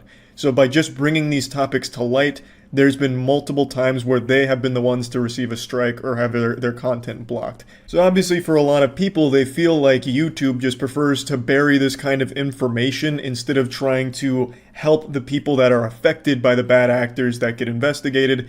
YouTube instead just punishes the people for investigating it. And it feels very unfair. YouTube prefers to throw all this kind of content into a cum dumpster, light it on fire, and forget about it. Clearly a pretty dogshit solution, because if the content's getting taken down, less people know about it, which means more victims. So, a very serious problem. Now, this is where I get involved directly in this whole thing, because at the end of Mama Max's video, he wanted to make a shitstorm. He said he wanted to squeeze YouTube by their balls. He wanted to grab that goddamn nutsack and clap it together like he was fucking Hulk smashing it. So in order to put pressure on YouTube, his solution was to get a viral Twitter trend going. And the Twitter hashtag he chose was Pick a Side YouTube, and the two sides that YouTube has to pick from are either children or pedophiles. Whose side are you on? Good versus evil. The pretty wild ultimatum here. And you thought you had it rough when you had to decide between cereal or coffee for breakfast. Imagine YouTube's situation here. Do you choose the children or the pedophiles? And then he tags a lot of creators, hoping that they would talk about it and get traction there. At the end of his video, he also calls people out to talk about it. And I completely disagreed with this approach here. And I mentioned it briefly on stream, and I stream every single day, twitch.tv/moistcritical. Please feel free to stop in, put a few extra inches on your penis. I'd love to see you in there. I'll put the link in the description so it's nice and easy. I mentioned it on stream, and since then, I've been labeled a pedophile defender by some people on Twitter, or a YouTube shill by others. Which I couldn't fucking believe. I never thought there'd be a day where anyone in the goddamn world would think I stood up for pedophiles when I have an entire podcast of 270-something episodes, almost all of them dedicated to shitting on pedophiles. But anyway, I guess because I disagreed with this silly hashtag, all of a sudden I got out Captain America's shield and I'm putting the pedophiles behind me. Get behind me, boys. I got us covered. I'll take the hits here. But let me explain. I think the pick a side, children or pedophiles, is extremely goofy and distorts the actual message of his video. The message of his video is very much YouTube censors dark content. They unfairly treat people who investigate serious things. And as a direct result of this censorship, it leads to more kids being harmed, more victims, and these disgusting, evil, fucking stinky, yucky groups existing in the shadows, because the content that has called them out and brought it to light has been taken down. So it does create more problems for more people, more victims. That's the point of his video. YouTube taking down this informative content and using every excuse imaginable to do it. Hey, we had to strike this entire video down because at 3 minutes and 7 seconds into the video, there's an animated character's butt cheek playfully poking out from their swimsuit. So the whole thing's coming down. You fucked up. Sorry, big guy. You know, it's like, what do you mean? This is a very trivial problem. It's a goddamn animated character. You could have just, like, told me to blur it and it would have been fine. The point is, by taking the videos down that are informing people of dangerous groups, it in turn creates more victims of those groups because they don't know about it anymore. And that's the problem that Mama Max's video was highlighting, and YouTube brushing it all under the rug. Because they want their reputation to be more squeaky clean. They don't want these kind of like bad actors brought to light on their platform because they think it might be a bad look for the platform. So they unfairly treat those creators. It's a real serious problem. And it's one I've actually talked about quite a bit in the past. In Mama Max's video, he brings up the interview I had with the YouTube CEO, Susan. He mentions that it hasn't aged well. And admittedly, he's right. A lot of the things I talked to with Susan and the policy team, they haven't come to fruition. They still haven't been implemented. They said they were aiming for 2021 to be a great year with all of these new features that would help creators, and a lot of them aren't there, almost none of them.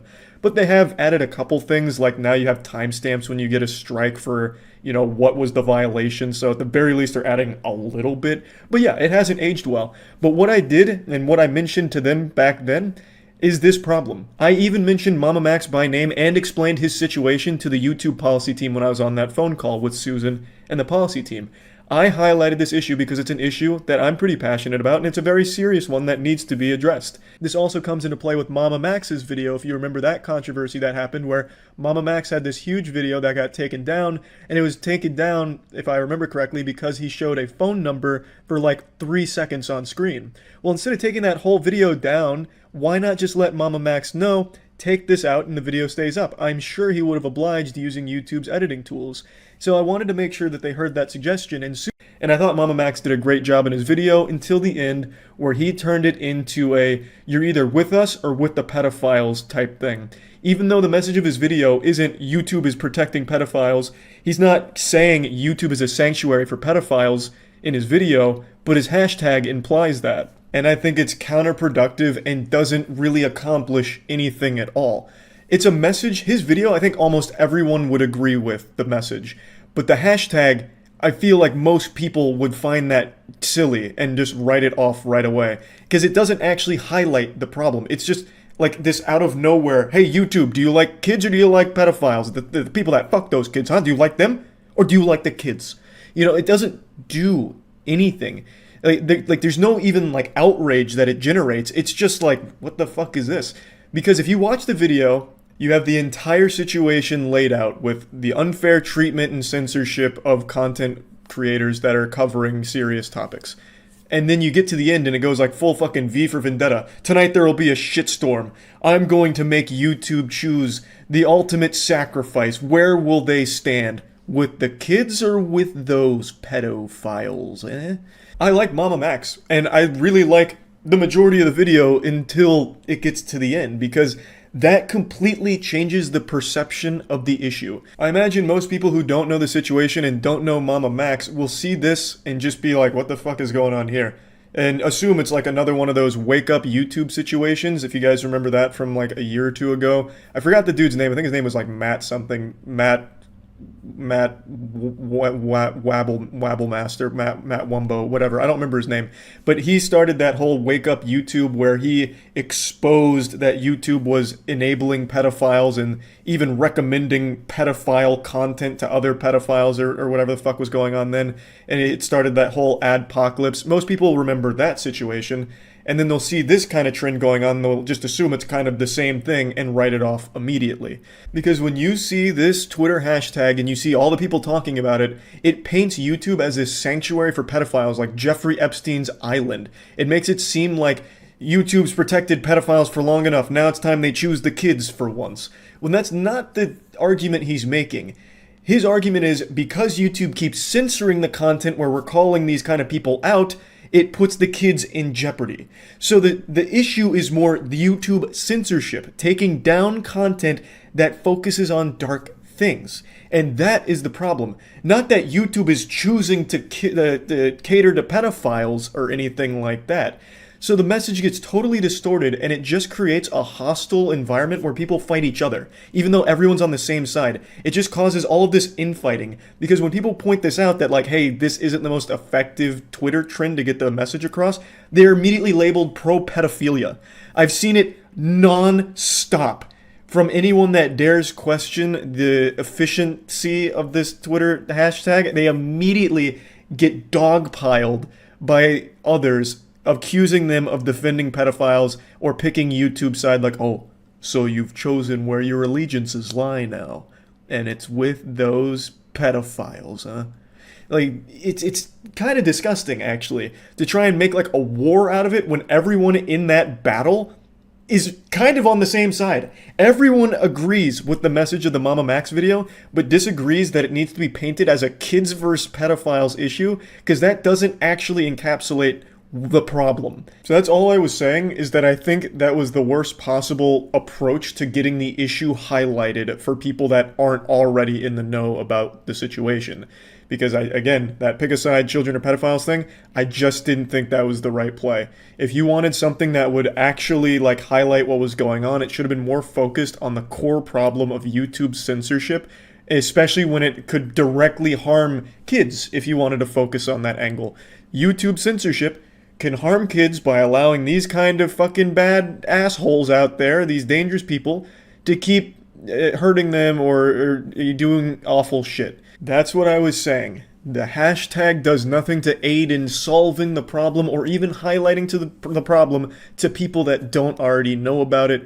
All it did was split people who were already on the same side and had them fighting amongst themselves for no reason, and getting labeled terrible shit just because they thought the hashtag was ineffective at getting the problem out there. So I just don't think it accomplished anything. I really do think it was counterproductive. There would have been a better hashtag to use if that was the direction he thought was best, which was Twitter traction. And I agree that's usually a very good course of action since Team YouTube is very active on Twitter. But there should have been a better hashtag that actually highlighted the problem that YouTube could have potentially addressed and brought forward. Like, look, we can see there's an issue going on here, but they're not going to do that with pick a side children or pedophiles because they don't know what the issue is if they're just looking at that hashtag. They don't know what's going on. It doesn't do anything besides just confuse people and make people angry at each other, thinking that one side's defending pedophiles and the other's whatever. Again, that's the point I was making. That's about it. So yeah. What an interesting week for YouTube. A couple days ago, they did something I don't think anyone ever expected. They fought a giant company on behalf of a YouTuber. Something they've never done before. A world first here. Maybe want to pat him on the ass and tell him good game. A great, great move from YouTube, finally. And then the next day, they made an absolutely horrible decision that made me want to cry, come, and puke. It is baffling how they could go from something that everyone loves to something that everyone hates in the matter of 24 hours. It's crazy. It's a real Jekyll and Hyde situation at YouTube. There's a team that makes some good decisions, some good shit that people like to see, and then there's a team that's more active than that team, the fucking boogeyman unit, that makes the worst possible decisions imaginable for the platform. So let's go over both. I want to start with the positive side first to cushion the yuckiness of the negative side. So this is actually a situation we followed since December with a YouTuber named Totally Not Mark. Mark is an anime and manga YouTuber who set a world record for fastest dead channel thanks to 150 videos being taken down in a single day by Toei Animations. They Thanos snapped the majority of his content away because they claimed his content infringed on their copyright and fair use. They don't believe in it. It's like Santa Claus to Toei. So he lost all 150 videos. That was a big part of his channel. I think at the time he was only left with like 60 or 70 videos on his channel after that. So it was a massive blow to him. And it's obviously extremely hard for an individual to fight against a company of Toei's size with as much money as they have. They can just toss their legal meat around as much as they want and not feel it. It's not the same for someone like Mark. So they were using their big fucking nuts and their big wallet to bully Mark and keep the videos down. So he had a very difficult time until 2 days ago we got an update to the situation where Mark basically won for the most part against Toei because YouTube stood up for him and fought for him against Toei. And it actually revealed how petty Toei was. I'll give you like a brief overview of the situation, but I highly encourage you to check out Mark's video on it because he obviously goes into more detail. But he revealed that Toei actually violated YouTube's policy because initially Toei wanted to strike Mark's channel 150 times for each instance they believed that he infringed on their copyright. Now, for those that don't know, a strike is the worst thing that can happen to you on YouTube. It's like getting hit over the head with a sledgehammer. It's 3 strikes and your channel gets deleted. 150 strikes is what Toei wanted thrown against Mark. That wouldn't have only deleted his channel, that would have sent Mark straight to prison, banished him straight to the fucking Shadow Realm, sent him to hell. That is an absurd amount of strikes that they tried to throw at Mark all at once. They loaded up the cannon and fucking tried to blast him. But YouTube didn't let it happen. They said, no, we're not going to do that because we believe his content is most likely fair use. Like an argument could be made for it, so they initially didn't let Toei do that. So what Toei did is they went behind YouTube's back and used a different set of tools to manually go through and take down 150 videos, copyright blocked them. So he didn't get strikes, but Toei still got the videos taken down. And this was a complete violation of the YouTube policy. So when Mark finally did get a team at YouTube that wanted to help him and assembled the Avengers at the YouTube HQ, they noticed what Toei did and realized this is not okay, this is a violation. So then YouTube just wiped their ass with Toei's face. Like they full-blown just put their ass in Toei's asshole. They washed the blocks and came to the compromise where YouTube was going to block those 150 videos in Japan only, which, because Toei was arguing that it's not fair use by Japan law, YouTube said, okay, bet. Blocked in Japan. They're fine everywhere else. So now for the most part, Mark has all those videos back online everywhere except Japan, which he's not super upset about. And that concludes the Totally Not Mark vs. Toei anime arc. Now, I think it is worth mentioning that Toei can still fight this, and I think there's a great chance they probably will, considering how petty and out of touch they are. They could try and make a legal argument that the 150 videos are a complete violation of copyright law and they are not fair use, but they would have to argue that outside of Japanese law. They would have to prove that on like a global scale, that Mark is some kind of evil super villain mastermind pirate sailing the seven seas. He's crossed the grand line and is delivering illegal anime review and manga analysis. They could still try, I think they might, but for now, it's overall a victory for Mark, and I was happy to see this, and really happy to see YouTube for the first time actually standing up for a creator in the face of a massive corporation putting pressure on them. So, now that I've fed you the good shit, let me go ahead and give you your vegetables now. I'm gonna give you a little coffee enema here, some gross shit. YouTube recently hinted that NFTs are coming to the platform. We don't know in what capacity, but it seems like YouTube really wants NFTs to be an integral part of the YouTube ecosystem. This came right after Twitter introduced the profile pic NFT system they have, where you can turn your fucking goofy profile pic into an NFT, and it's just like this hexagon. The NFT craze, it is an endless drain of misery. So yeah, YouTube is looking to bring NFTs to the platform and ignoring all problems. Like, instead of fixing things on YouTube, they're just introducing more fucking problems and things that people don't want. People still want dislikes back. No one's given up on that crusade. Everyone still wants dislikes back, and the only thing YouTube's done on it is double down, saying they made the right call. And then after doubling down on the removal of dislikes, they then announced NFTs. Luckily, these two things are going to coincide greatly, because when they do bring the NFTs to the platform, it's going to have nothing but likes on it. You know, you won't be able to see if anyone disliked it. It's going to be 100% approval rate, baby, because dislikes are fucking gone. I still can't get over that, and after reading the article, it made me even more upset just how out of touch they are. And I don't think they're genuinely out of touch. I think they know exactly what they're doing. By hiding dislikes, it only helps corporations, and they know that. They keep bringing up this dog shit argument of the reason they removed it was because of targeted harassment campaigns where people mass disliked videos, which hurt creators' feelings. But that's such a small, awful example to use, and their solution doesn't even work, because the creator still sees when videos are mass disliked. They still see the dislikes. So who does it help? It doesn't do anything. The creator is still seeing that, hey, these people fucking hate me. But no one else can see that. So it's still just hurting the creator's feelings. Like, it doesn't do anything to solve the problem that they keep saying it was aiming to solve. All it does is help it look better.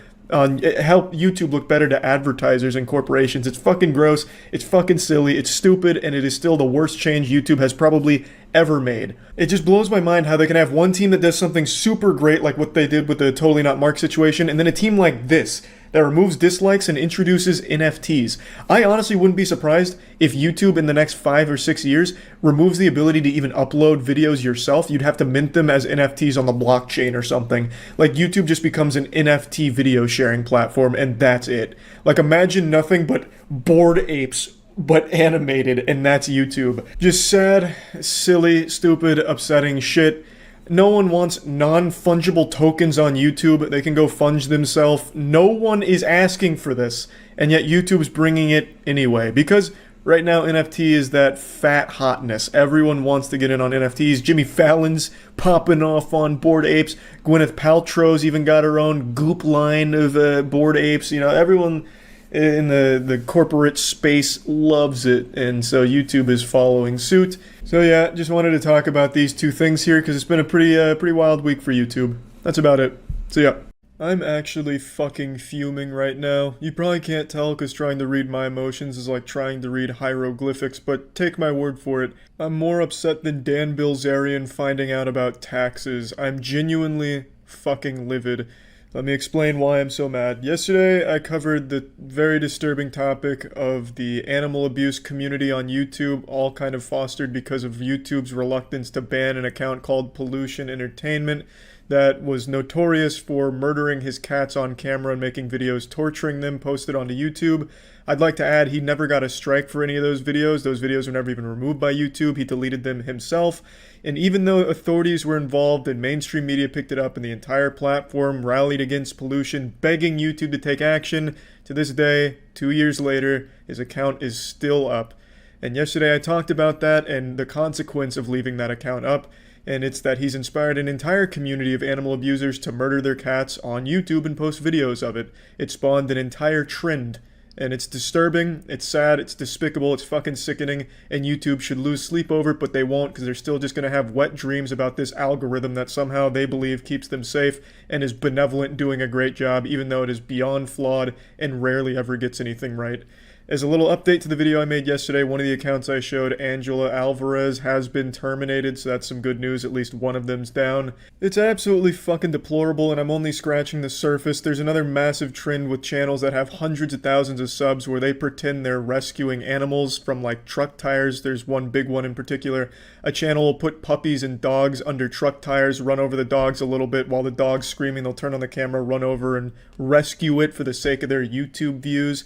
It's fucking disgusting stuff, and it's pretty clear that they put the animals in these positions to rescue them. They'll throw them in snakes and be like, holy shit, get these snakes off, we're trying to save a dog, look how great this is, thumbs up, don't forget. These channels don't even do a good job of making it seem like they're actually rescuing animals. They'll have a video like, holy shit, this German Shepherd puppy tried to hang itself in my basement. They'll have the fucking dog in a noose and be like, holy shit, get down from there, what are you thinking, suicide's not the answer. And then take the dog down, the dog's really in fucking rough shape because of this.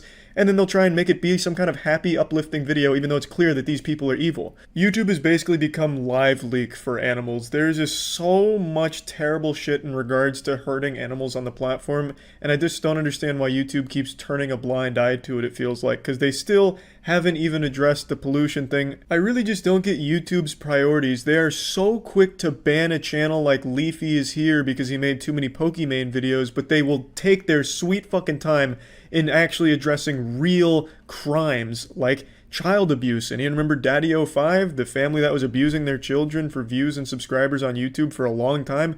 Authorities had to fucking like beg YouTube to do something about it before they actually finally acted on it. They just seem to be so reluctant to actually address real crimes and problems like animal abuse and child abuse. It really feels like they just don't give a fuck. At least not about things that matter. So a few days ago, almost a week ago now, one of my videos was taken down called Road Rager Learns a Hard Lesson. It's a fake staged video in a Russian dash cam where a man gets out of his car, bangs on a van's window, and then SpongeBob, Mickey Mouse, the squirrel from Ice Age, and some purple ass-beating elephant cartoon character all get out of the van, it's mascots, and then they get into a little fight and then run away, and that's the end of the video. I was just making jokes about it, and YouTube removed it for violent and graphic content. In what is clearly a staged, viral YouTube video that 5 years ago was huge, there are still dozens, if not hundreds of uploads of the exact same video still on YouTube with no issue, and people talking about it with no issue. For some reason, they have decided to target mine. And okay, it's happened in the past, I understand mistakes happen, so I appealed it. Well, within 2 days, it was rejected. Okay, so I take it up the ladder. As I've mentioned before with my company, Human Media Group, we actually work very closely with YouTube and have had nothing but a positive relationship with them. The partnership division is great. My YouTube partner contact has been absolutely wonderful. The sports and entertainment department at YouTube we work very closely with at Human Media Group has been fucking great. But when I took this to them, this is out of their hands. This is not any of their departments. This goes to some fucking rogue syndicate Illuminati shadow Splinter Cell division that I guess they just lock in cells or trap in dark cages for decades until they lose touch with humanity and they treat them like zoo animals, because this department is so disconnected from the most basic understanding of human concepts.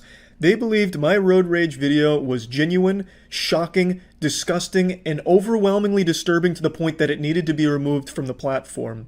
Which is fucking weird that they felt that way about a staged road rage video, but don't feel that for videos where their animals are being brutally murdered by baseball bats and blood and guts are flying all over the fucking place, even in the thumbnail. It's weird that they feel that for a fake road rage incident where SpongeBob is throwing a few slaps to a man. It's unbelievable to me. Now, again, I mentioned the great departments we work with at YouTube. In fact, I'd argue the majority of YouTube genuinely does care from behind the scenes. I think a lot of the departments are really on the side of creators and want to make it better, but there is a few groups like this one in particular that just completely ruin it and ruin YouTube's reputation and image as a result of it. Now, all of these departments are really isolated from one another, so everyone I've talked to at YouTube doesn't have like a direct means of communication with this manual review team. They only talk through emails or like pigeon carriers. I really don't even know. They don't have a way of actually having a one-on-one communication conversation or anything except through email. Which right away represents a problem. When everyone's not on the same page or the same team with the same understanding of what is and isn't allowed, that's already a problem. If they're not easily accessible and you can only talk to them through email, that's not good. Everyone I talked to didn't agree with this decision that they've made here.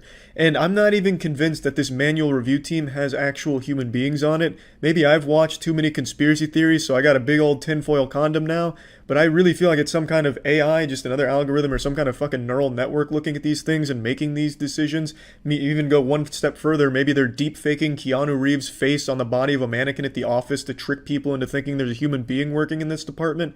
I really don't know, because it would take an actual human being only one watch of my video to recognize that the video is fake and it's not intended to be shocking or disgusting. It's just meant for jokes. In the video, none of the punches even connect. All the punches are pulled, all the kicks are pulled. This is actually what it looks like in drama club when you're simulating a fight.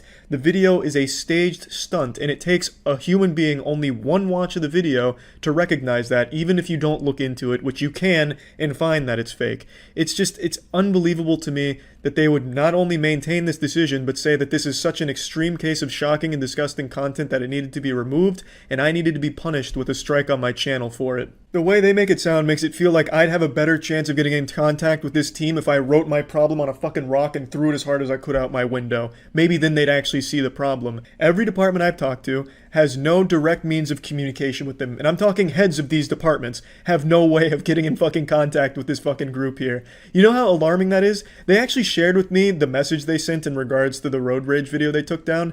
It's 2 lines. It is one line that says, "We are maintaining our decision to keep the video down," and the second line is a copy and paste of the rules regarding shocking content that's taken right off the Google help page. That's it. There's no conversation. There's no proof that a human being even wrote that email. It is literally looking like an automated reply. That is what they sent to a fucking head of one of these departments who tried to get in contact and fix this issue. That is a problem. In an act of desperation, I did what any sad Boy Scout would do. I tweeted at YouTube. I gave it a whirl to see what that would do. And they responded saying they look into it and thanks for my patience. And you know what? I don't expect the answer to change. In fact, I'm so confident it won't that I've already made this before they give me their final answer. And I imagine by the time I upload this, they will have already said on Twitter publicly that the video violates their policy and that I should review their terms of service or something similar to that effect. I've never done this shit before, but I really think YouTube needs to answer for what is going on with this manual review team. There is so much bullshit and so much that doesn't make sense. Why won't they ban animal abuse like Pollution Entertainment's channel? Why are they allowing that to persist and allow these videos of animal abuse to get hundreds of thousands of subscribers and views across their platform? What is wrong with their manual review department where they view a clearly staged road rage incident as some kind of shocking, disturbing video, despite the fact that there's hundreds of other videos of the exact same incident that don't have a problem? There are so many things that I think YouTube needs to change. So for the first time in my life, I actually do think a hashtag does need to be trending. Maybe they'll listen to that. I don't know if they ever have in the past because I don't really pay attention to Twitter hashtags, but I was hoping if something like hashtag #AnswerUsYouTube could get trending, maybe then they'd pay attention, because it seems like the only way to ever even get contact with YouTube for most people is through Twitter by adding them at Team YouTube. So maybe they do pay attention to Twitter, and I would love if they would at least listen. I think I can speak for most people when I say we want some fucking answers from YouTube. Why won't they ban an account like Pollution Entertainment that would adopt cats just to murder them on his YouTube channel? Why is that still up? Why don't they have a problem with animal abuse, but they'll ban other channels for much more innocent content at the drop of a hat? What is going on with the manual review team? Why is every department so isolated from each other where it seems like nobody at YouTube is on the same fucking page? We want some goddamn answers, so I would love to see if hashtag #AnswerUsYouTube could do anything. I doubt it. YouTube has become an absolute virtuoso when it comes to ignoring everyone. So I guarantee even if every fucking world leader came together to ask YouTube a question, they'd put their fingers in their fucking ears and just pretend they didn't hear it. But maybe hashtag #AnswerUsYouTube could do something good, maybe. But overall, I just wanted to rant. I wanted to vent because this shit is just so frustrating. That's it. See ya. What have I done, Kaya? Everything my wetness, my moisture built. Our legacy is more than views and likes, sir. I wanted to save YouTube. I failed. Why do we fall, sir? To make a big splash. You still haven't given up on me. Never.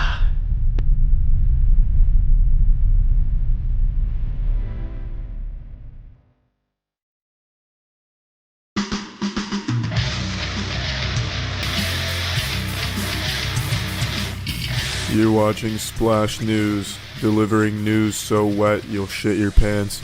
Today we have a massive story for you all, one that could shake the foundation of our species. Yesterday, Twitter announced that it would be closing the Vine app, much to the displeasure of 8-year-olds across the globe. Similar to how Nicholas Copernicus was able to change astronomers' view of the solar system by proposing that the sun was the center and not the earth, this announcement will change the way humans view comedy. Before this announcement, Vine was the king of good laughs and good hoots. Where else would you go to find gut-busting, side-splitting comedy content besides Vine? You had a plethora of options between people making silly faces and shouting very loud. Relatable goofs where you've been in that situation before and feel like they portrayed it really well and you can laugh about it, such as when the beat drops but your nuts haven't and then it's someone dancing like a lunatic. I don't fucking know, there's a lot of things on there. I've never used Vine because I didn't download the app and the player on the internet was just fucking abysmal. I might as well have been trying to play the videos through a fucking calculator. But I know of Vines because of the incredibly high quality compilations that exist all over YouTube, and that's going to be a big hit to some of the great content YouTube offers. Really going to be a barren wasteland without those amazing Vine compilations. Honestly, there's just so many things that make this announcement very sad, and really it's just with a heavy heart we here at Splash TV confirm that Vine is closing. I know Twitter confirmed it, but they're not really a reliable source of information, and Splash TV is really the only source you can trust. So we just wanted to confirm that this is indeed true, and now we can all mourn together. Some of us may lose sleep over this huge loss. Many of us may even turn to heroin and other hard drugs to get through this hard time, but it will get better. Thank you for tuning in to Splash TV, broadcasted to you in 400K resolution with fiber optic HD surround sound quality crisp audio frequencies. As always, remember, stay moist or dry hard. What's up everybody, it's Critical. I made a video today and it was taken down within 2 hours for sexually explicit content. The video is called How Bud Light is Made, and I don't regret making it. I intended to blow the lid wide open on how Bud Light is produced, and I stand by that decision. Now let me tell you why it was taken down. In order to properly explain how Bud Light is actually produced, I needed to show urine being transferred from human penis to container. Now I didn't want to use a real man pissing into a glass or something because that's just crude and inappropriate. So I found an animation for urine sample collection. It's on YouTube, the animation is there, and I just used a clip of that to show part of Bud Light's process, and it was taken down for sexually explicit content. Now I do understand YouTube doesn't want nudity on their site, but I want to point out just how inconsistent they are with this. But before I do that, I would like to let you all know that I have re-uploaded How Bud Light is Made onto Pornhub, so if you do want to watch it, it's there for you to watch. I'll put a link in the description. So you can head there if you want to see the video YouTube and Bud Light doesn't want you to see. There's even a typo there, just like real porn. Now, one more thing before I talk about how horrible YouTube is at enforcing their policy. I hate this message they gave me. I understand the point and that's totally fine, but don't make me say I acknowledge you in order to get rid of it. Don't treat me like I'm a fucking toddler. Oh, Rutherford, you should know better than the shit on the floor. Tell me you understand that's wrong. Yeah, Mom, I understand that's wrong. No, just give me an okay. Just let me hit okay to get rid of that. Treat me like a fucking adult. I know it's a small thing, but it was something that really poked a hole in my condom.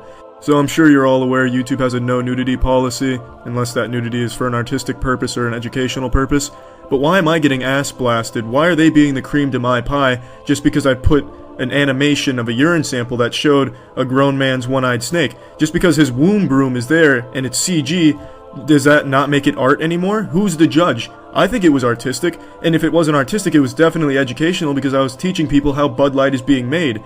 But I'm not really here to argue that. Instead, I just want to point out that YouTube is absolutely horrendous at enforcing this policy. They're very inconsistent with it. There are thousands of videos on YouTube that are just porn, and not even all of them are under the guise of art or education. They're just blatantly porn. For instance, 2 women perform yoga on the beach together. It's just 2 naked women doing yoga on the beach. They're not teaching anything, and it's not artistic.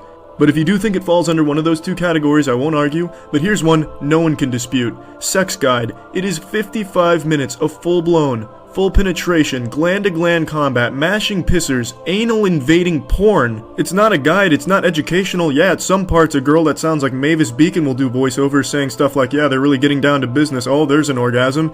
But it's not educational. And then there's shit like this that doesn't even try to be artistic or educational. This is just a video of a topless girl smoking. That's it. But that's there and that's fine. The uploader even says the video was taken down and then put back up. What the fuck changed? It's not censored. So obviously YouTube didn't deem it artistic or educational the first time. How did he argue either one? Oh, you know, the tits and the marijuana amalgamate to form a lesson in friendship.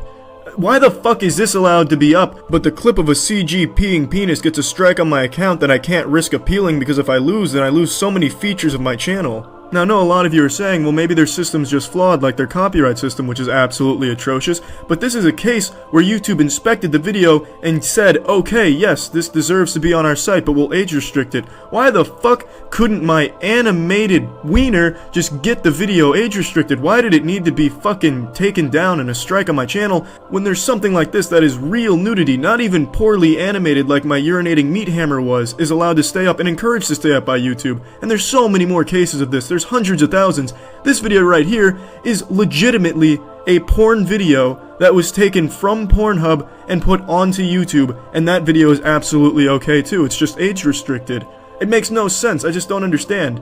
So YouTube really fucking sucks at enforcing this, and they're very inconsistent with it, and it's not even a poor system because some of them actually just get the okay personally from YouTube's inspection team of beavers or whoever's doing that for them.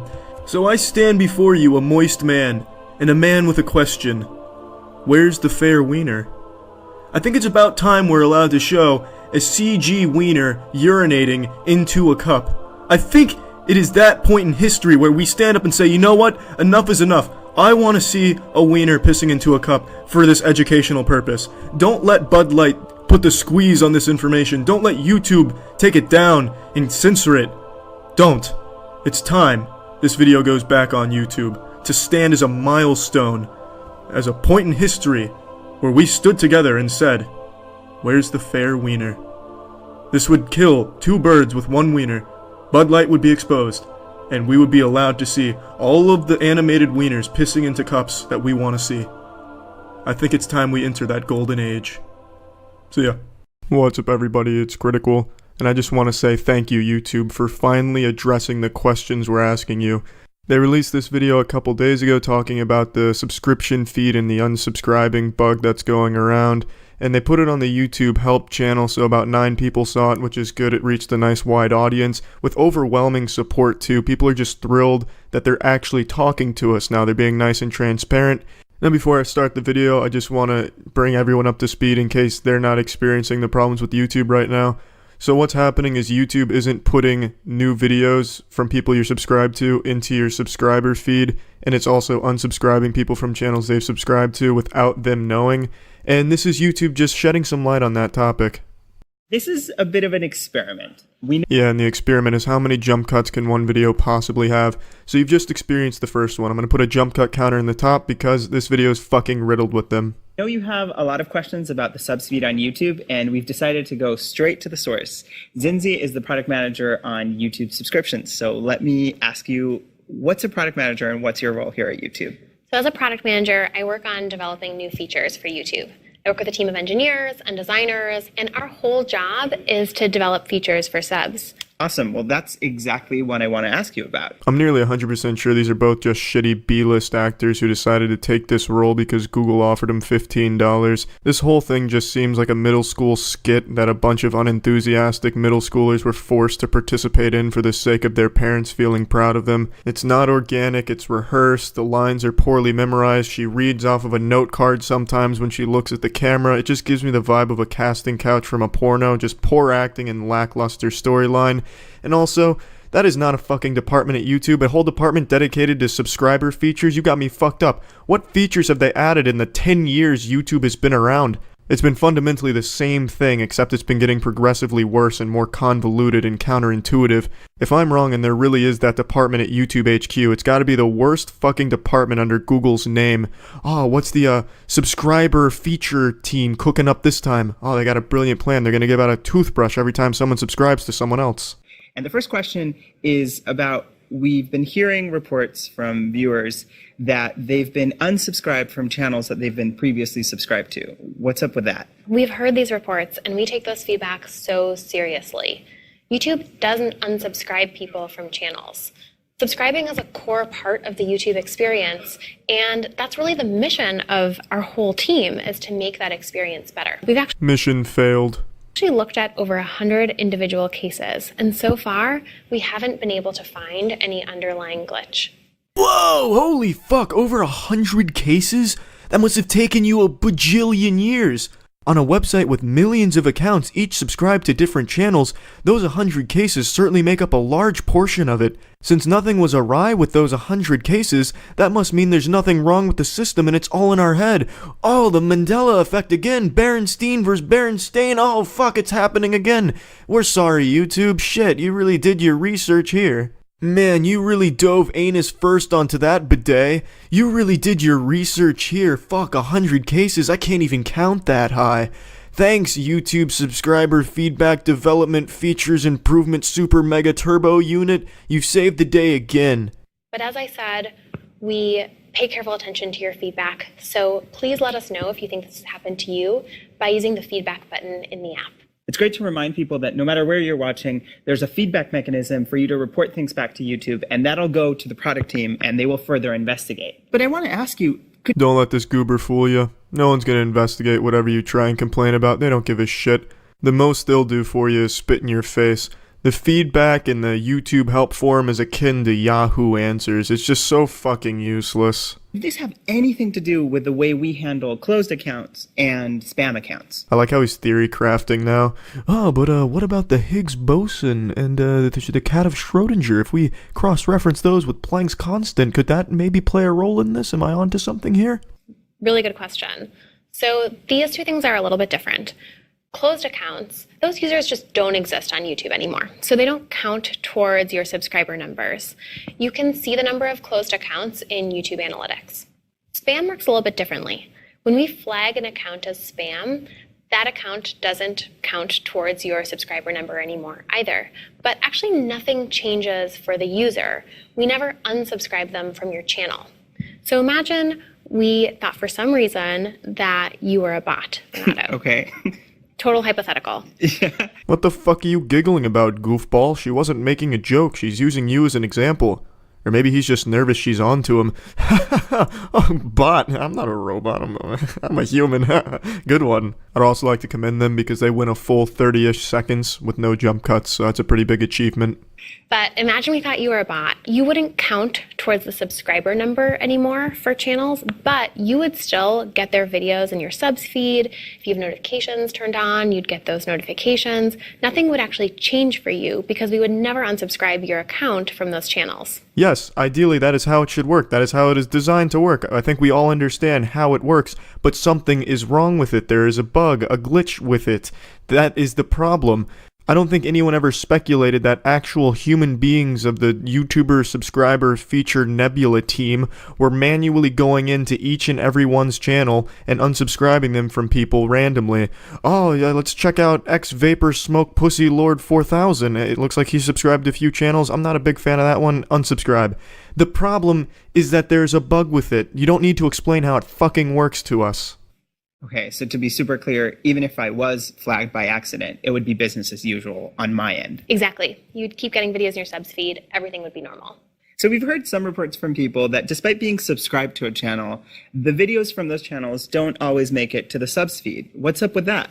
Every video that a creator uploads will show up in the subs feed for all of their subscribers by default. And in the last year, actually, we've made the subs feed more prominent on mobile, since that's where most of our users are. It's one of the main tabs in the mobile apps. And how long does it... Didn't even toy with the possibility that there's a bug with that. No, it's going to be there by default. I swear to God it will. Come hell or high water, that video's going to be there. Armageddon can rain down, you're still going to get your fucking subscriber video in your fucking subscriber feed. Which we've made a lot more prominent on mobile devices. Please pat us on the back. It take for a video to make it to the subs feed? Because I can understand why if it takes a day or several hours, that a viewer might genuinely feel like they missed out on a video. Usually, it's just a matter of minutes, and making this fast is one of the main things that my team works on. I was actually just looking at our dashboard, and for the month of November, it took an average of 30 seconds from the time a creator uploaded a video to the time it showed up in the subs feed for all of their subscribers. Thanks so much, Cindy, for coming here and answering your questions. And the invitation for our community is that we want to make sure that we're answering the questions that are relevant to you. So leave us questions in the comments below, and we'll see you next time. So there you have it.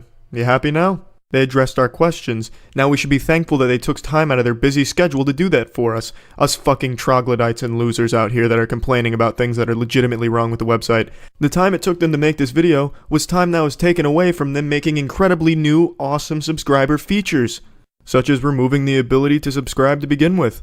Which quite honestly could be a possibility since YouTube doesn't give a shit about subscriptions or subscribers. All it cares about is keeping people on the site to watch the advertisements before the videos, which is why they're pushing that trending tab so fucking hard. So that's a pretty real possibility. Once again, YouTube, you have pissed into my bag of beef jerky with this awful attempt at transparency. Oh, we're listening, when in fact all you demonstrated was quite the opposite. You were very dismissive in this video. Oh yeah, we looked at 100 cases, there was nothing wrong there. You guys are lying to us, you're wrong, everything's working just fine. And we've even made it a little more prominent on mobile devices. Thank you for tuning in. All they had to do was just say, look, we haven't come across any problems yet, but we're going to keep looking at it and working to fix it. We're listening to you all, and we're going to get this sorted out. This could have been such a great step forward to YouTube if they weren't such tight-tittied assholes about it all. We didn't see anything, so you guys are wrong. We'll go ahead and take 3 minutes and tell you how these things work since you're all too stupid to understand. It's just dumb. I fucking hate YouTube and the way they conduct themselves. But yeah, so there's your explanation for the unsubscribing glitch and the subscriber feed not working at all. Alright, that's it. See ya. I've made over 1,000 videos, probably over 5,000 videos, but I've removed about 4,000 of them from my past out of sheer embarrassment. It's not like I was uploading furry porn or like incest hentai or anything like that. It was just videos I was embarrassed of that I made when I was younger, and I got very insecure about my penis size, so I removed them all in like 2011, 2010, somewhere in that ballpark. I don't quite remember off the top of my head now, but I've made a lot of videos is what I'm saying. I've made a lot of shit.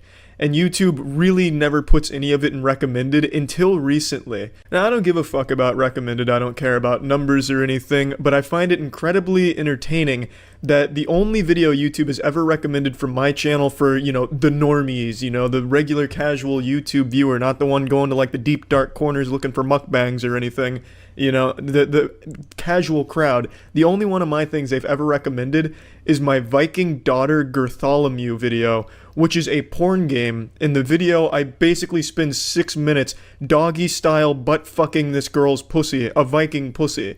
And that's the whole video, just me making jokes about that. And this, for some reason, over the last months, keeps getting recommended to people on their homepage just all the time. Like, this shit's blown up. It's over 1.2 million views, and it was at like 300,000 until it started getting into recommended videos, and now everyone's so fucking confused. Like, why is this in my recommended? Does YouTube think I'm some type of degenerate sex fiend looking for porn games?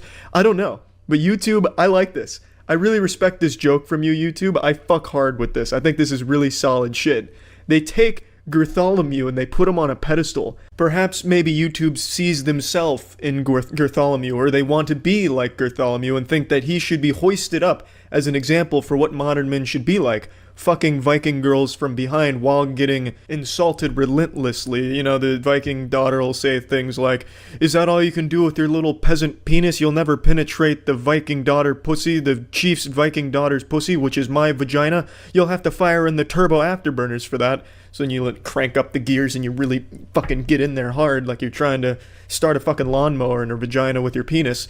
But what I'm saying is, it's not me. I didn't pay to promote this video to you, but I'm glad you stuck around if you're watching this for the explanation as to why it's in your recommended. I don't know. I guess it's just a joke from YouTube and it's a fucking banger at that. Let's go ahead and read some of the comments from confused people.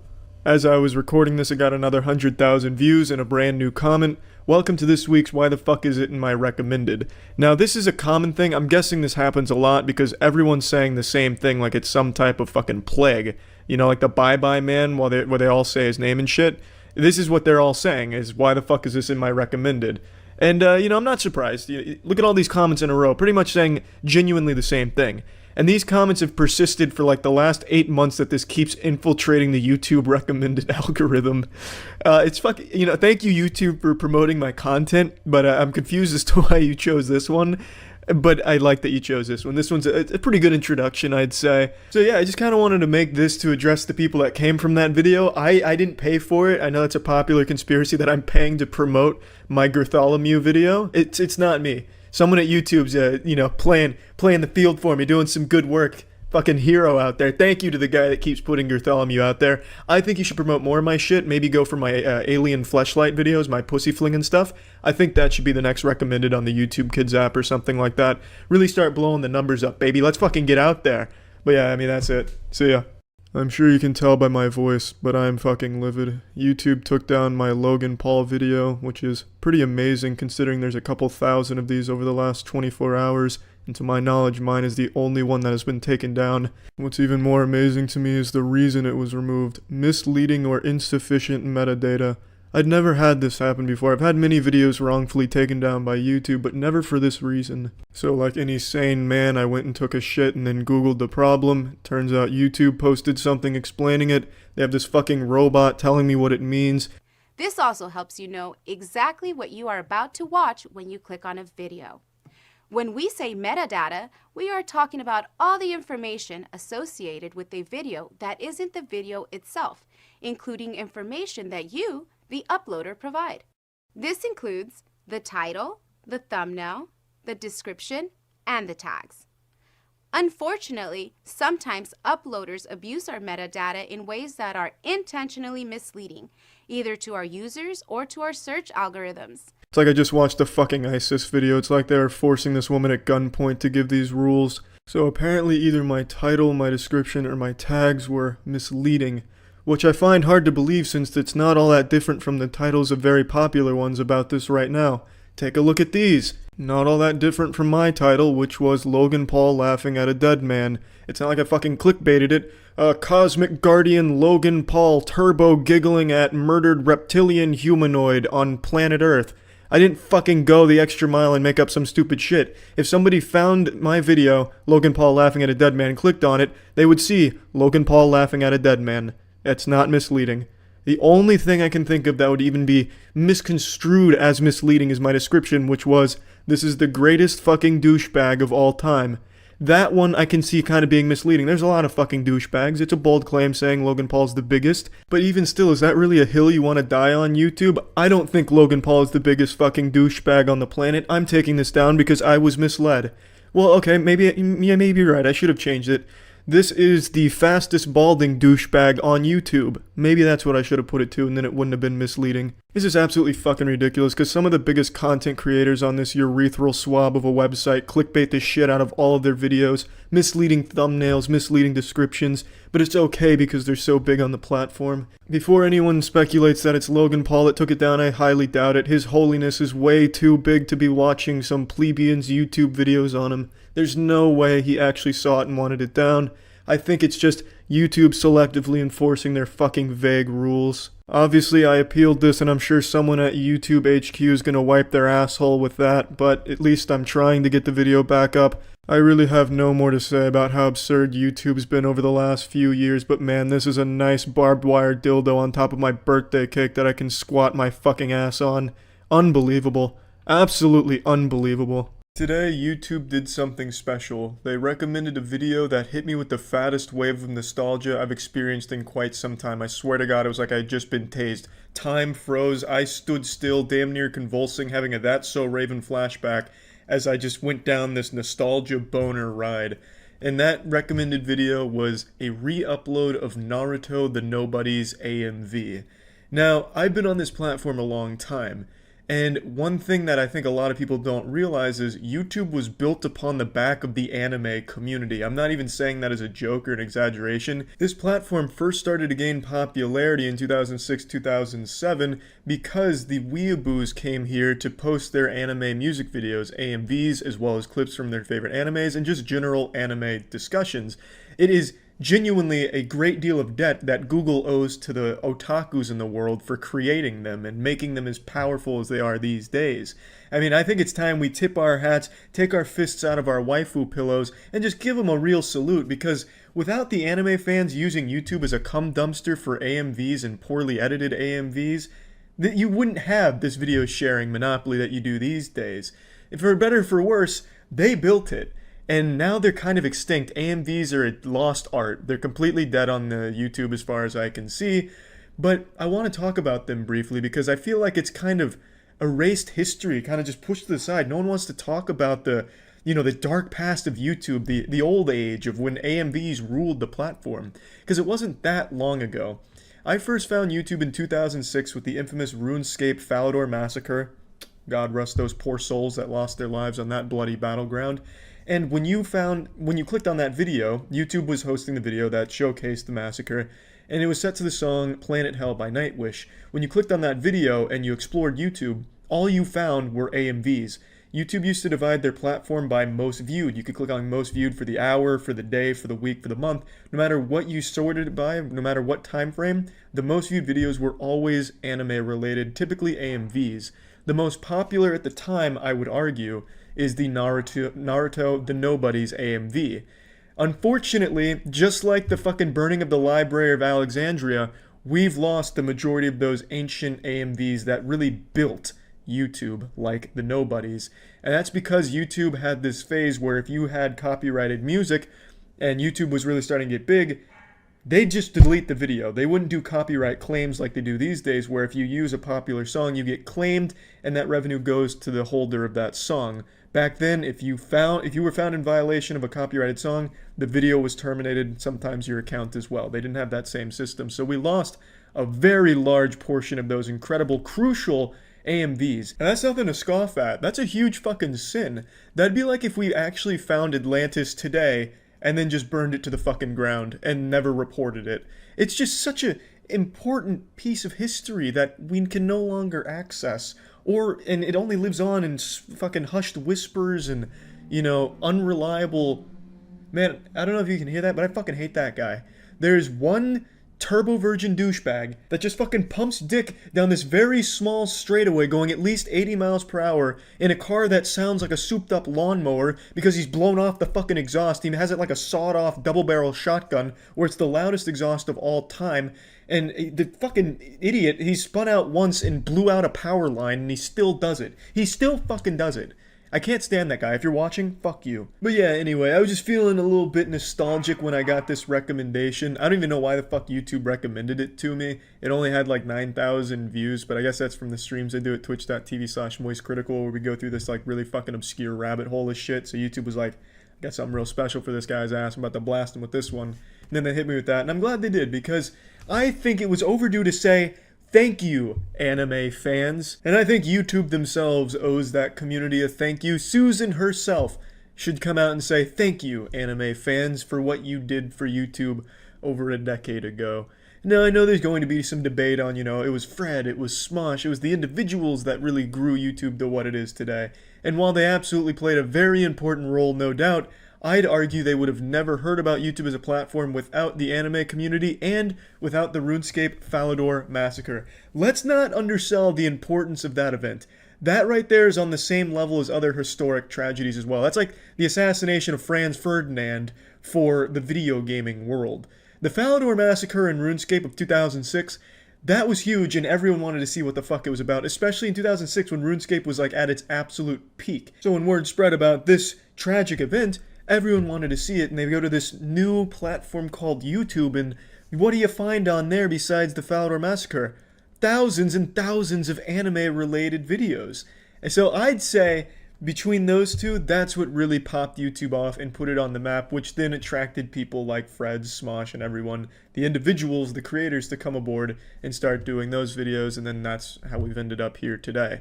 That is how I'd view it as a man who was on the front lines of anime music videos. I created a few myself, and I wish I could still find those bad boys, because I made some badass Bleach ones, and I made like 3. I'm telling you, oh God, I'm getting nostalgic again. I'm getting another fat boner. Fuck it, we'll talk about it. I can't remember the exact YouTube channel, but it was called like Naruto Bleach Sports or Sporty Naruto Bleach Fan. I can't quite remember. And I made like these 3 Bleach AMVs. And I used Alexis on Fire. This could be anywhere in the world for one of them. 1,000 Foot Crutch for the other 2.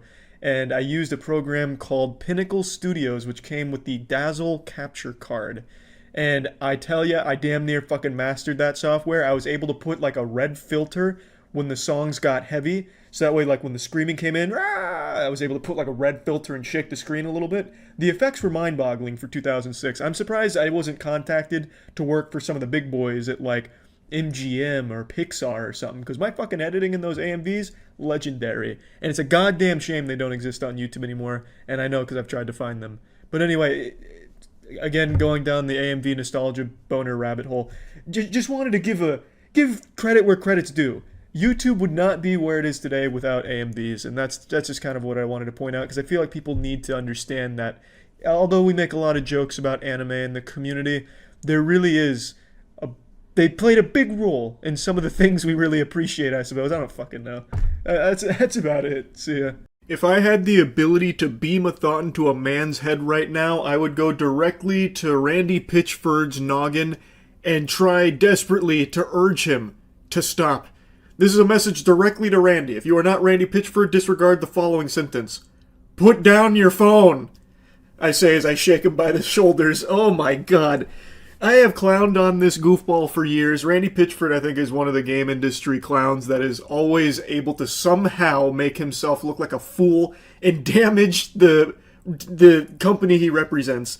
And this has got to be the best example of it. Borderlands 4 came out, and it is genuinely better than Borderlands 3. Most people are happy with it. I am actually pleasantly surprised by it. I'm not the biggest Borderlands fan, but this one is definitely an upgrade. But it does have a problem. Performance. There are tons of reports from numerous players citing that their performance has been lackluster with a lot of problems. It is a widespread issue that's been reported many, many times.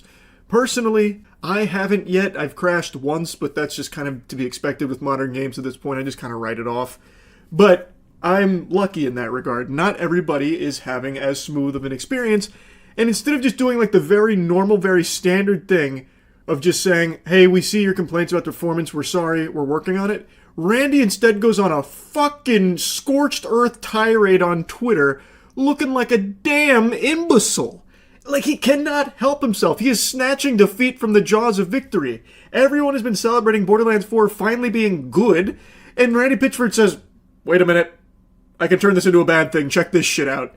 So I want to go over some tweets here, because this shit is unhinged. He had a layup. And when he went for the layup, he broke all of his fucking bones like Tom Segura. So he already comes out the gates bearing the horns here. He's very combative off rip. Every PC gamer must accept the reality of the relationship between their hardware and what the software they are running is doing. He did get community noted, saying, the publisher of a game is responsible of providing accurate, recommended, and minimal specs since the consumer has absolutely no way to check how the game is going to run in the hardware before release. Which is true. Randy is attacking and villainizing people that are saying, like, the game doesn't run super smooth. Which is a really weird decision to do. He's just saying, like, listen, you guys with all your, like, cheap-ass hardware are trying to run our game and complaining that it's not running all that great on your dog shit rig. Like, that's on you. You're gonna have to take some responsibility here for being poor. Alright? You can't just point the finger at us. We can't cater to every single fucking device out there. That's on you guys, and it's time you take a hard look in the mirror. Not exactly what he's saying, but that's kind of the sentiment he expresses. Because he goes on like a long rant The minimum and recommended specs are published. The most common hardware is a 4-year-old cell phone. Borderlands 4 is a premium game made for premium gamers. I'm just going to take a pause right there. Just even saying that sentence out loud put vomit in my throat. Wow. Borderlands 4 is a premium game for premium gamers. Oh my goodness. Jiminy Christmas, Randy. Holy shit. Imagine being this much of an insufferable loser that this thought not only crosses your head, but you actually have the gall to type and post it proudly. Oh my lord, to be a neuron in his brain fucking floating around in there.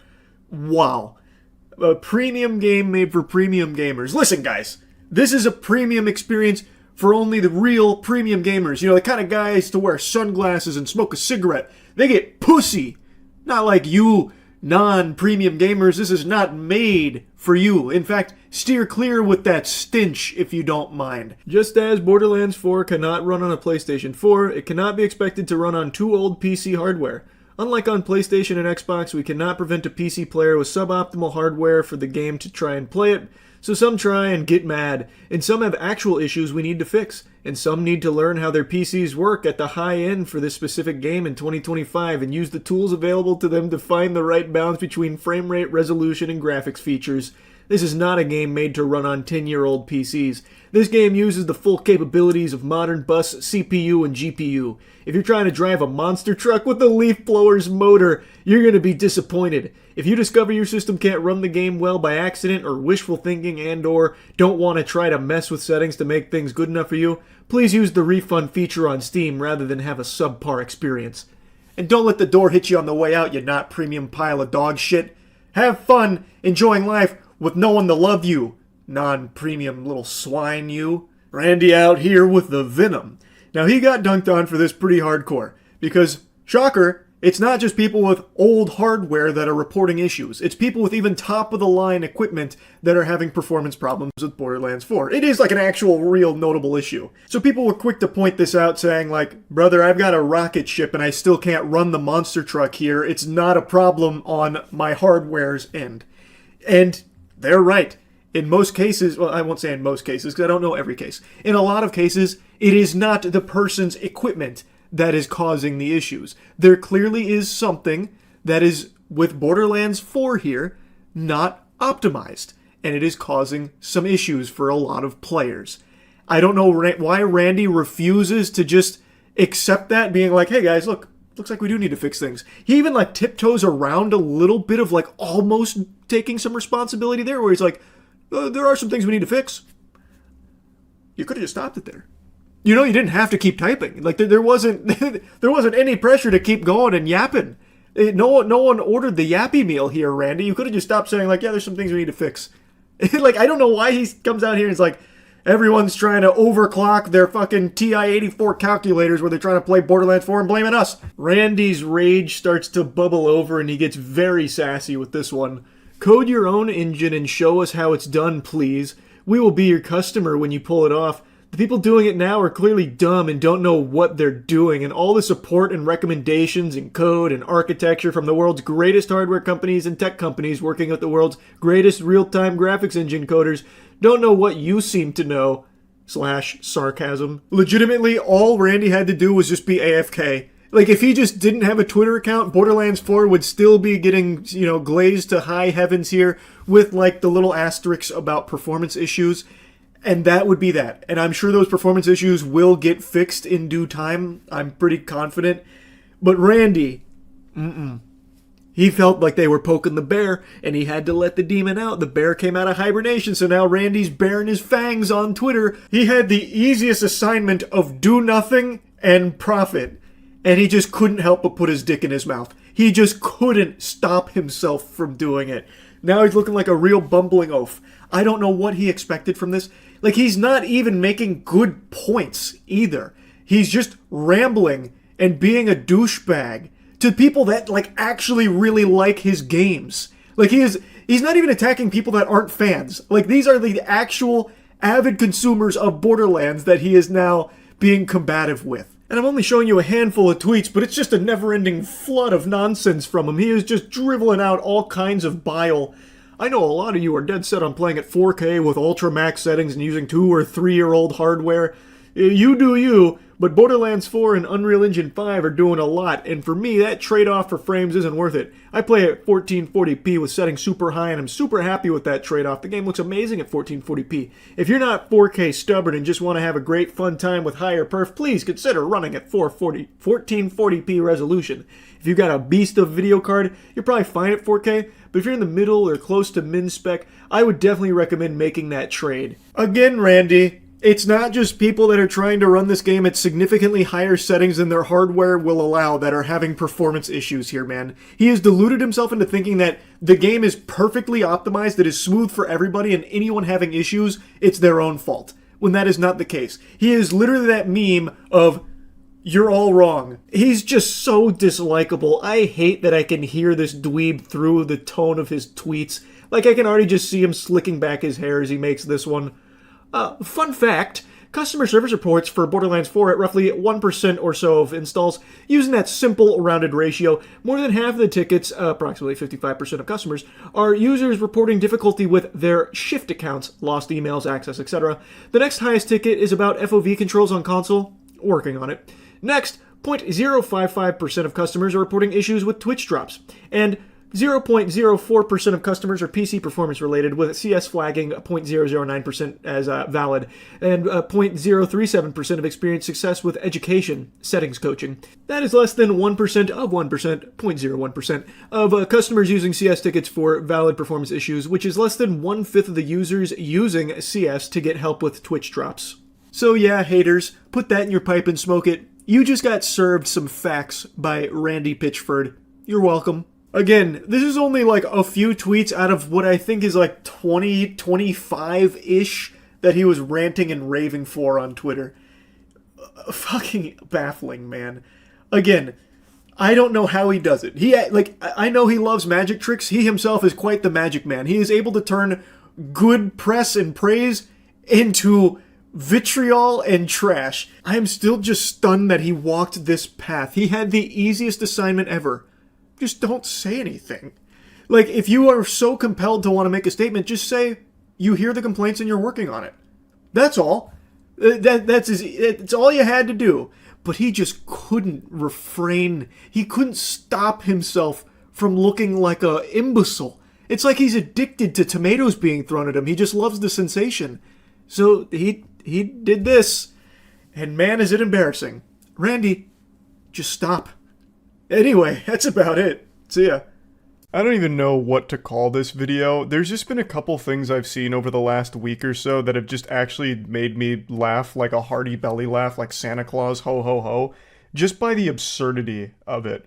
So this is just going to be like a full dump of just a bunch of random things, stories, and videos that have just been on my mind as something silly. This first one is fresh off the press. This is a bun straight from the oven here. It's still piping hot. So Take-Two CEO is defending the outrageous idea that a Red Dead Redemption port is worth $50, and he calls it commercially accurate. Commercially accurate, my left foot. You're telling me that vampire in a sweater, the CEO of Take-Two, was the one out there crunching numbers and collecting data, and he's like, well, actually, pushes up his glasses like Poindexter. This is a commercially accurate price point for the Red Dead Redemption port, and, well, all of you gamers just seem to be way off base with all of this outrage. Can you just please consume without thinking, please? Can you go back to just buying blindly and just give us money? Thank you. Now, for those of you that don't know what this whole situation's about here, I'm going to break it down to its bare bones. I'm going to feed you the apple from the tree of knowledge, so that way you, too, can take part in this common Take-Two L here. Rockstar Games made Red Dead Redemption, and it is an outstanding masterpiece. It's a game I'm sure most of you watching this have played, or at the very least heard of. But it's also 13 years old. It came out in 2010. It's a title that fans have been salivating at the thought of a remaster for. Even though the game still holds up extremely well today, in my opinion, it is a game that could absolutely benefit from a nice coat of paint and a lot more quality of life, attention to detail, and just general improvements. A remaster for Red Dead Redemption would go hard as fuck. So fans were really excited that there was some Red Dead Redemption news around the corner. But man, those hopes and dreams soon turned to nightmares when Rockstar confirmed that it's not a remaster, it's not a remake, What they're doing is they're doing a Red Dead Redemption port to the Nintendo Switch and the PlayStation 4 for $50. 50 doubloons, and you'll get Red Dead Redemption on Nintendo Switch at a crisp 30 FPS, so you can feel like you're back in the goddamn Stone Ages. And you can feel even worse about it because you paid $50 for the experience. Naturally, this was a slap in the face to every human being with a heartbeat reading this, because there's nothing hype about this. No one cares about a Red Dead Redemption port for the fucking Nintendo Switch or PS4. That's meaningless hoopla. Now, you might be wondering, why did the Take-Two CEO opine on this? What does he have to do with anything? Well, they own Rockstar Games. That's super simple. Take-Two owns Rockstar, and Take-Two is no stranger to L's. Common Take-Two L here, per usual. They are a greedy, evil corporation that has done so much shady shit over the years, it is gross. And, of course, if you're a fan of Rockstar Games, you're also no stranger to Take-Two spitting in your mouth. Take-Two is more than happy to dump excrement in the mouth of their fans like it's 2 girls, 1 cup. For Take-Two, it's anything in the name of profits. I don't want to open up an old wound here and pour salt in it. This is a scar that any fan of GTA bears, but I must remind you of the absolute catastrophe that was the GTA Vice City, San Andreas, and GTA 3 remastered from a couple years ago, which was basically a demaster. Fundamentally, it was like a fucking mobile port of these titles. It was abhorrent. That is a affront to God what they tried to pull with that whole collection they did there. Lord have mercy. Yeah, this is just a horrible idea here to charge $50 for a port of a 13-year-old game, especially in the modern landscape of things when you can emulate it and have a much better experience, like in your own home. Not that I'd ever advocate for emulation, of course. Take-Two lawyers, if you're watching this, that's not what I'm saying. I'm just saying there are some hooligans out there that may dabble in emulation that will recognize just how silly this whole idea is for a $50 port of a game that is 13 years old with no remaster, remake, or like significant improvements at all. It's just greed for the sake of greed. Like, you know, it's just a very misguided idea here. I can't imagine what the actual fucking thought process was here other than just dollar signs in the eyes and hoping for the best. So yeah, just another big L here from Take-Two trying to say that a $50 price tag is commercially accurate for this product. I couldn't help but just slap my knee and laugh about it. Now the next thing that had me giggling was actually an advertisement from Mike Pence. I'm not here to get political or anything, but this ad was bafflingly awful. Hey everybody, Mike Pence here. Remember $2 a gallon gas? I do. And then Joe Biden became president of the United States and launched his war on energy.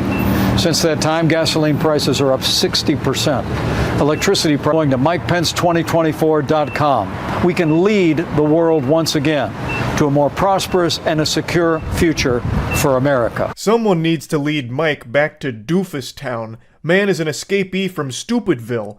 That is not how pumping your own gas works. Clearly, Mike has never pumped gas in his life. I trimmed down his speech because that's not what's important here. He is literally a child playing pretend right now at this gas pump. He looks like me playing with Hot Wheels toys back in the day, having no understanding of how filling up a vehicle works. He has clearly never done this in his life. And throughout his entire campaign ad here, you can hear the beeping from the pump, which is telling him to please insert card. That beeping you're hearing is the sound of the pump that's trying to let you know that you removed the nozzle without putting your credit card in beforehand to pay for the gas you're about to fucking pump. This absolute goober didn't even realize for a second that everyone can hear that. And anyone who has ever pumped their own gas, which I imagine is most people, will know what is going on here. You can't just roll up to the pump, scoot in sideways, get out, grab the nozzle, and put it in. You absolute goofy son of a bitch, you didn't even select what gas you want to pump. It's not just a one-size-fits-all here. You choose what gas you want put in your car from your options at the pump. He clearly didn't know that. This little rapscallion just zooms into the gas station. He's like, hey, record me. I've got a good idea. This is going to be candid. This is going to be strong. Hey, Mike Pence here, which, by the way, is a wild introduction here. Actual Billy Mays shit. Like, he literally stole that from Billy Mays, but rolled a 1 on the charisma check and delivered it with zero enthusiasm. He just sounded straight up sad. He sounded just downtrodden. He sounded like Matt did when he told me that our package got stolen from his house. But anyway, yeah, he rolls up, he's like, hey, Mike Pence here. My fellow Americans, do you remember when gas was $2 at the pump?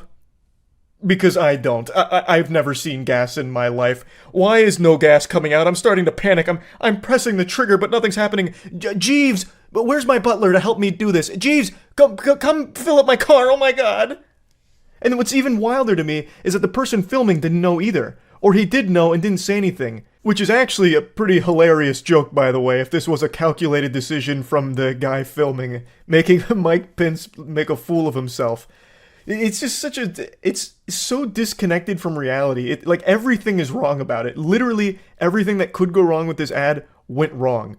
Because I imagine most people know how to fill up their own car at the pump. Although I have heard that there are some states that actually have gas station attendants that'll fill up your car for you. But even in cases like that, I still imagine the driver understands the protocol behind filling up their own car if they had to do it. I don't think it would go like this. Or at the very least, you would at least hear the beeping and be like, what's gone awry here? But anyway, the next silly thing that I've been thinking about a little bit recently is the cocaine shark epidemic. I guess I'm kind of overselling a little bit. It's not an epidemic. There's just been an instance of sharks consuming cocaine and getting a little wacko mode off of it. There was an Inside Edition story even run on this, and it's a pretty entertaining segment. How about sharks hopped up on cocaine? Experts say What a sharks could be disaster. gobbling up bales of drugs which have been dumped off. Had sharks swimming into dumped packages and biting into them. That gave them what the scientists call crazy brain. They behaved erratically. Who named that? What scientist came up with that terminology? Are we sure it was a scientist and not a fourth grader? Crazy brain, huh? She hyped it up like it was going to be a real scientific term. The sharks bit into it, and scientists have claimed that it caused a phenomenon known as crazy brain. I feel bad for the sharks. Yeah, now they're going to become addicted. The first one's always free, that's how they get you. And then the last little story that's been on my mind a little bit recently is the ongoing lawsuit against Taco Bell for misleading consumers, saying that the food you get at Taco Bell isn't exactly how it's portrayed in their promotional material. And they used like the Mexican pizza as an example. And they're getting sued for it because they're saying that there's significantly less like beef and shit in it than the pictures lead the consumers to believe. I actually went over that one on stream. I learned about it in depth. It's a wild case. You see, Taco Bell just sued for false advertisement over the amount of meat. Don't tell me that Taco Bell's been nothing but W's recently. What's this? Oh no. Taco Bell, why? What have you done? Taco Bell is sued for false advertising of Crunchwrap's Mexican pizzas. Frank Siragusa was not happy that the Mexican pizza he paid $5.49 for to Taco Bell in New York last September appeared to contain only half as much beef and bean filling as the photo in the chain's advertising, so he sued. Can you do that? Because ain't nothing looking like the actual advertisement photos. If so, we're opening Pandora's box here. Because I'm ready to ride. In a proposed class action filed on Monday in Brooklyn, Siragusa accused Taco Bell of deceiving consumers by falsely advertising its Mexican pizza, veggie Mexican pizza, Crunchwrap Supreme, Grande Crunchwrap, and Vegan Crunchwrap as containing at least double their actual content. Based on what? Your eyeballs? How would you know? How would you be able to like actually prove that? Let me see. You know what? I'll start doing some super sleuthing. I'm gonna fight a little battle here for Taco Bell because I've been so fucking pleased with their food recently. Their Mexican pizza is like legitimately their worst item though. So this one I can take or leave it. I'll be honest. Don't care. Agreed. I've never got a Mexican pizza from Taco Bell that looked like this. It's usually just this messy fucking plate of mush. And there's like a little bit of flavor particles in there, really. I don't think it's like a crazy amount less. He took pics, look it up. He took pics? Are they in here? And who's to say he didn't tamper with it? He'd need videos. If I was Taco Bell, the first thing I'm saying is, you took out all the filling, you scoundrel. To consume it for yourself, you glutton. Taco Bell was sued today in a false advertising class action. Consumers allege that Taco Bell misrepresents the amount of beef in the Crunchwrap Supreme by at least double the amount. Did our Crunchwrap Supreme look like that? I don't think it did. Same with this. There's no beef in this one. Let me see. Let me see what ours looked like. Let's go back to Exhibit A, our Taco Bell tier list. It's more so than what they had, but nowhere near what that picture looks like. But I feel like that goes for like every restaurant, especially something like McDonald's. I think McDonald's would even be more egregious than Taco Bell, but maybe Taco Bell's like an easier target, perhaps? Okay. But yeah, these are, assuming these are untampered with, these are pristine, PSA tin, fresh out of the wrapper Crunch Wraps, then yes, that is a problem. I will agree with Frank Siragusa on that. Taco Bell, a unit of Yum Brands, did not immediately respond. Last year, one of Siragusa's lawyers filed a still pending lawsuit in Brooklyn accusing McDonald's and Wendy's over the actual versus advertised size of their burgers. Over the actual versus advertised size of their burgers. I was wondering what the fuck happened to that sentence. So he's done the same thing before for McDonald's and Wendy's. He's out here chasing ghosts. He's hunting every fast food chain that's guilty of this and has been for years. I'm guessing it never wins. The other lawyer, Anthony Russo, filed a similar case last year in Miami against Burger King over its Whoppers. That lawsuit went to mediation where it reached an impasse. Just close Burger King. Just close it. Just get rid of it. Just fucking close it for the good of the world. For heaven's sake. Taco Bell does not adequately disclose the weight of the beef or filling. Plaintiff did not make any purchases of the product based on any weight disclosed, but solely based on the picture of the product, as we believe most consumers do. There's some memories that last a lifetime. Your first kiss, your first time driving, first time flying, first time getting an A on a test or hearing your parents say they're proud of you, and the first time you experienced the heartbreak of when your favorite video game gets unjustly shut down. If you close your eyes and listen closely, you can hear spirits breaking from tens of thousands of Echo VR players from across the world. Unfortunately, it was revealed a couple days ago that the most popular VR esport, Echo VR, is being shut down by Meta's new CTO, Andrew Bosworth, aka Boz. Big Boz recently took over and is making some pretty big changes and has cemented himself as the supervillain in the VR space. He, for some reason, decided to pull the plug on Echo VR, which is not a dead game by any means. It's a community of tens of thousands of players that still have a massively thriving esports scene. But unfortunately, just like Judge Dredd, Andrew Bosworth was blessed with the ability to axe anything. He's judge, jury, and executioner. So Echo VR was no longer allowed to fly under the new Boz laws. His reasoning is that the community is too tiny, saying that it had fallen into the low 10,000s, which if any of you play games know that that's not really a dead game status for what is essentially a 3-year-old game that doesn't see a ton of updates in the first place. Like, that's pretty fucking good. But not to Bosworth. He only deals in the millions and billions. He doesn't get out of bed unless there's a threesome waiting for him when he stands up, you know? Like, this is the kind of guy that only deals with the biggest numbers, I guess. So he said, unfortunately, since these pests are just so tiny and insignificant, I have to crush them.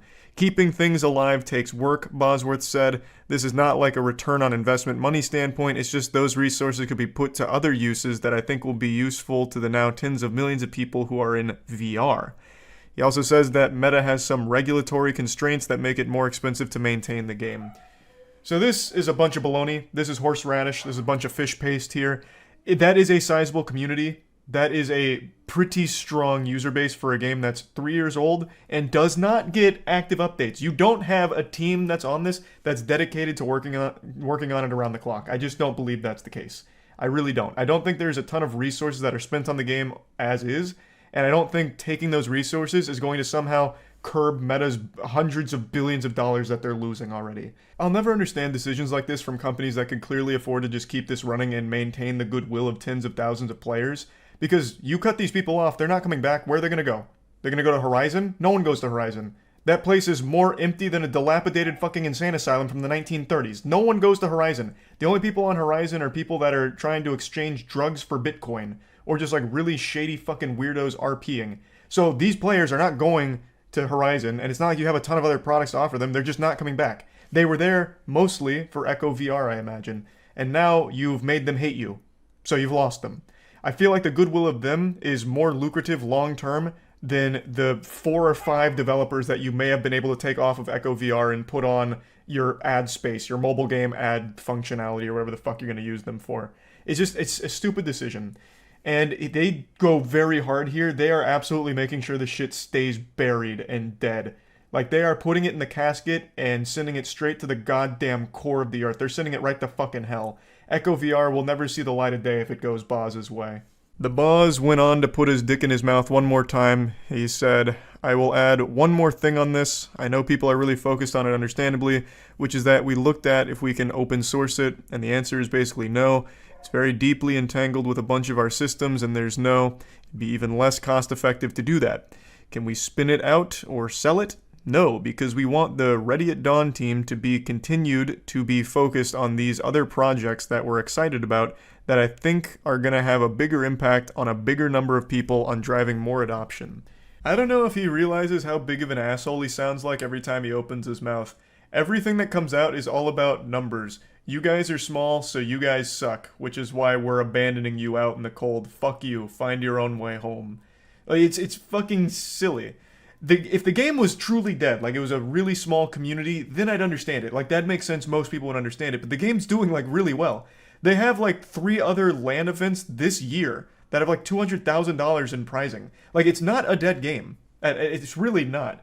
They could have, like, just, you know, if they want to focus on other big projects for the Ready at Dawn team, you could just keep the game as is and then have them still work on the other shit. The game is not seeing a ton of updates, and it hasn't in, like, 3 years. So if you just kept it the same, just keep it running, just keep the fucking lights on, like that's the bare minimum, people would probably still be fine with that. And then they could focus on whatever other bigger projects you think are going to entice a bigger number of players to come to the fucking metaverse and, you know, the Oculus, whatever. I just don't see why you couldn't have your cake and eat it too here. It just seemed like a really simple move. He even admits openly that the previous CTO, John Carmack, wouldn't have shut down the game. And do you know why? Because he's a guy who fucking gets it. He's not perfect, no one is, but he at least understands basic shit like this. Whereas Boz doesn't, because you know what Boz is? He's an ad guy. Before he was the CTO of this shit, he was just an ad guy. All he did was fucking ads. There's a great video that's made by a channel called Thrill Seeker that I'd like to show you some clips of. He covers this whole thing in depth, so I highly recommend it. I'll put a link to the description. I'll put a link to the video in the description. But I just want to show you a little bit more here about the situation because it's kind of interesting. Oh, did Thrill Seeker make a whole video on the Echo VR thing? Yeah, I know the situation. Meta shut them down. Why is this happening? Why kill a game with tens of thousands of active users? And is this really how Meta is going to operate? Because that's just Facebook in a nutshell, baby. That's just Meta in a nutshell, baby. Fuck everyone, fuck everything. We're just gonna lose money and you can't stop us. Pretty easy to see exactly why. Swapping chief technology officers of a future technology company, even if Carmack wasn't full-time, is almost like a company brain transplant. On one hand, Carmack comes from a pretty... Which is one of the big problems that Halo Infinite faced, because they kept losing some upper-level, like, senior project leads. So every time they got replaced, the whole vision started to change, and everything kept getting muddier and muddier and muddier, and then you get the absolute fucking mess that Halo Infinite became. That's why making those kind of massive swaps in the middle of projects is always a fucking disaster. Bosworth, on the other hand, is cut from totally different cloth. He's been at Facebook since 2006, and he made his claim to fame within the company, making Facebook money as the vice president of ads. That's right. Hey, what a great fit for gaming.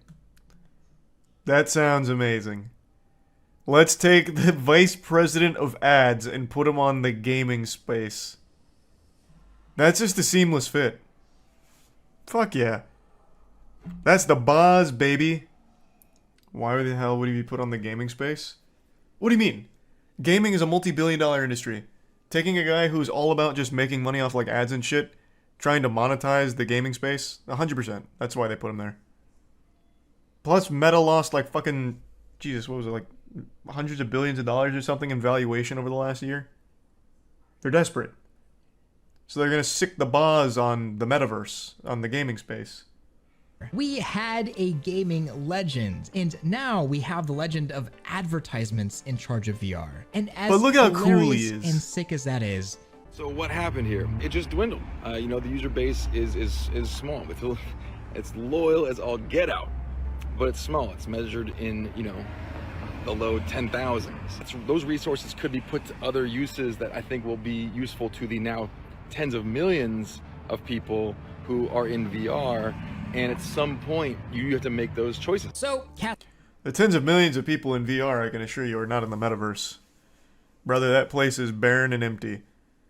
That place is like every 16-year-old outcast's birthday party. There is nobody in there. So yeah, there is a lot of VR users these days, and I'll tell you where they're not. The fucking metaverse. They're on like Gorilla Tag and shit like that. Yeah, I know, him calling 10K small obviously just shows how delusional he is when it comes to like player-based numbers, because this is an ad space guy. 10,000 people is nothing to him.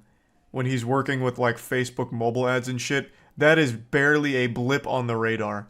That is a completely meaningless number to him.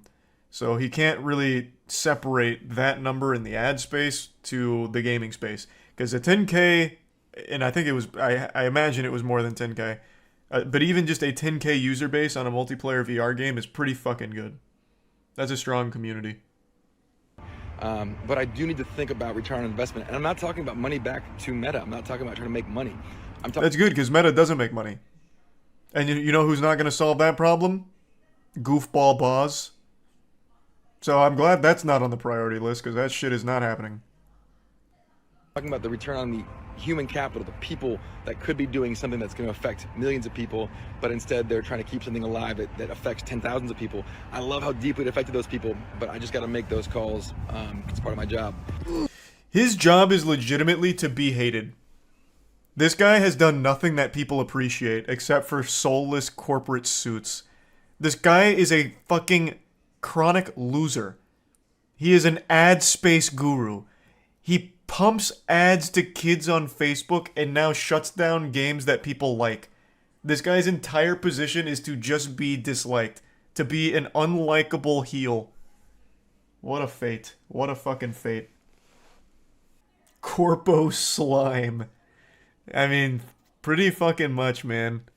but beyond cosmetic paid DLC, the game hasn't really been updated at all since it came to the Quest 3 years ago. And half the game, I didn't know it was that old. in my opinion, the better half of the game, Echo Combat, just never came to the Quest at all. It's stuck on PC for no reason. And at this point, it's honestly impressive that Echo still has a community as large as it does at all. But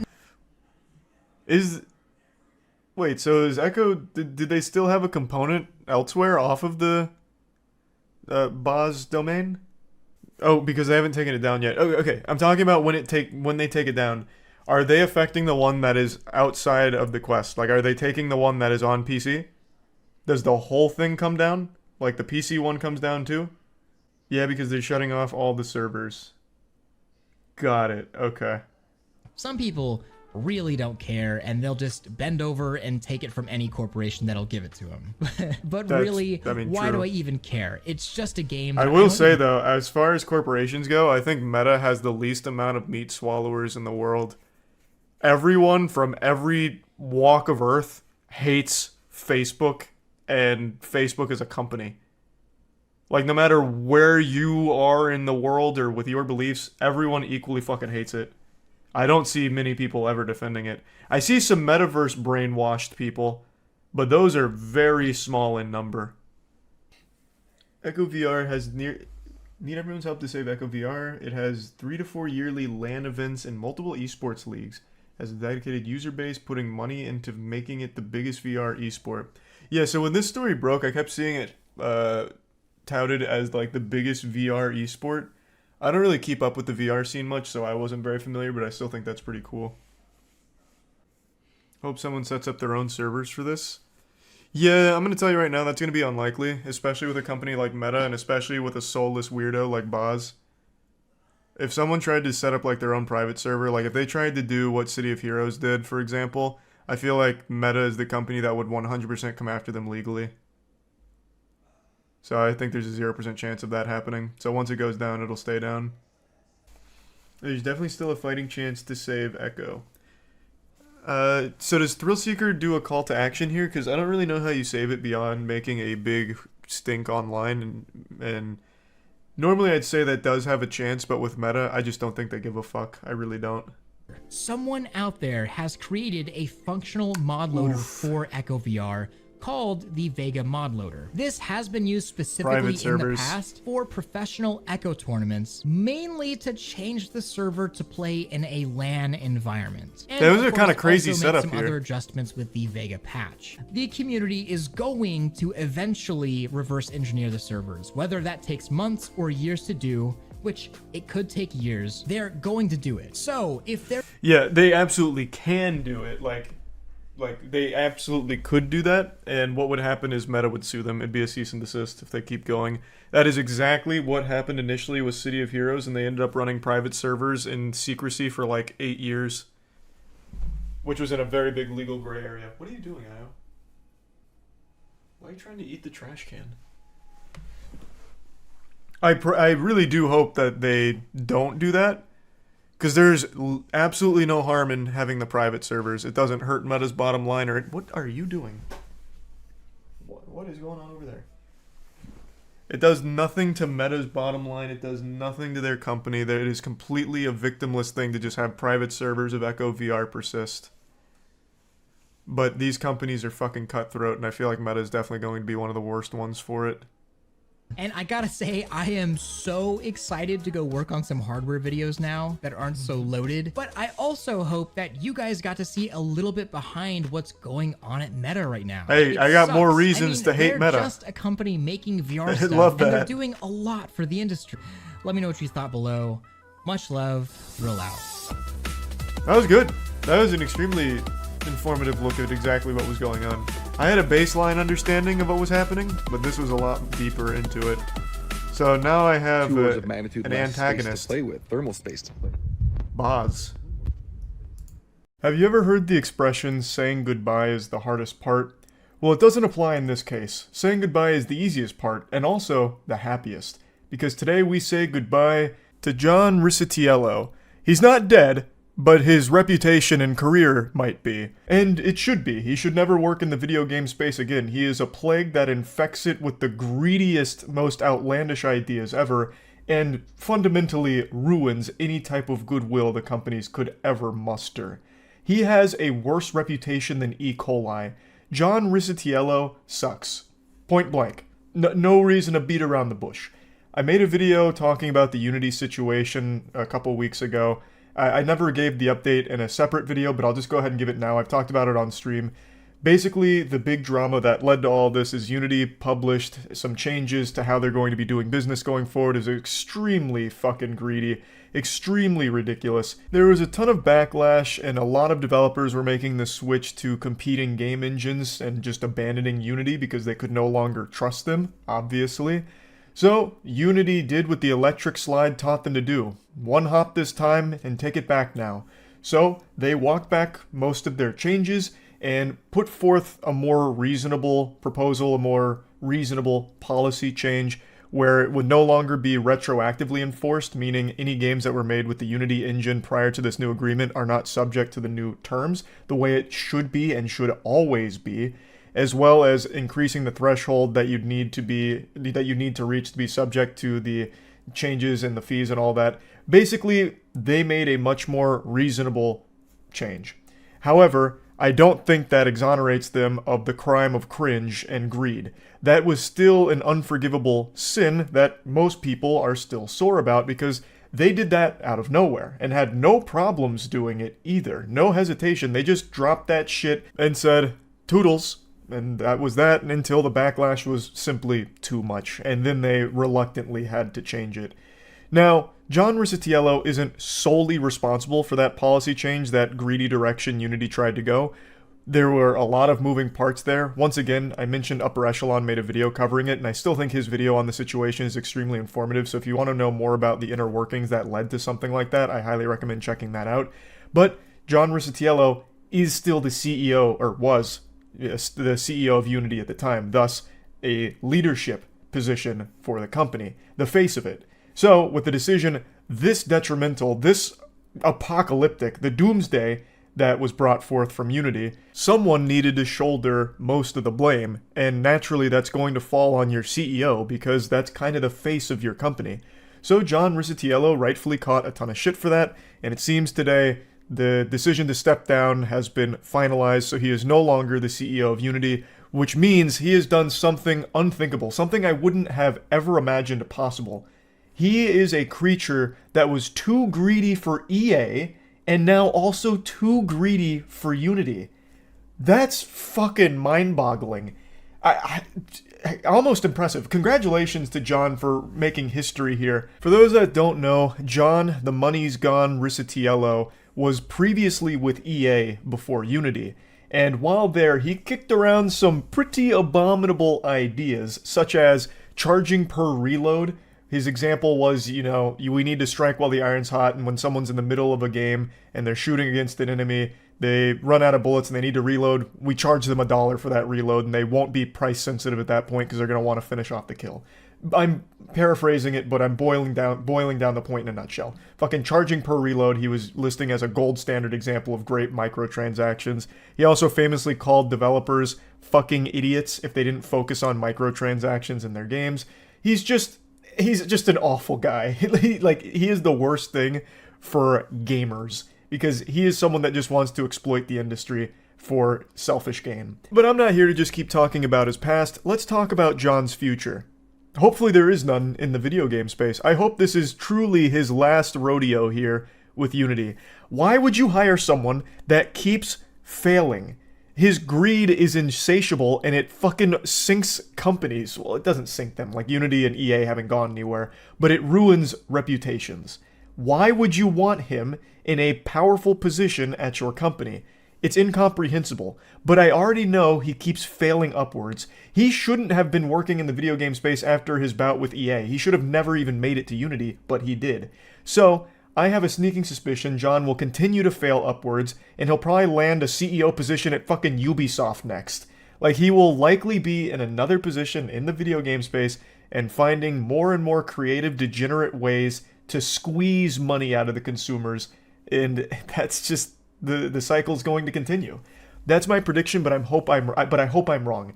He's like a cockroach, and I don't want to see him in the industry anymore. He sucks. It's great to see that he's no longer with Unity. Maybe Unity can get their shit together. But as I said in the previous video, I don't think this means people should trust Unity going forward. I really don't. It's not like John was the only problem here that led to this decision. It had to go through many, many, many different people and many different layers of the big business onion before it went into effect.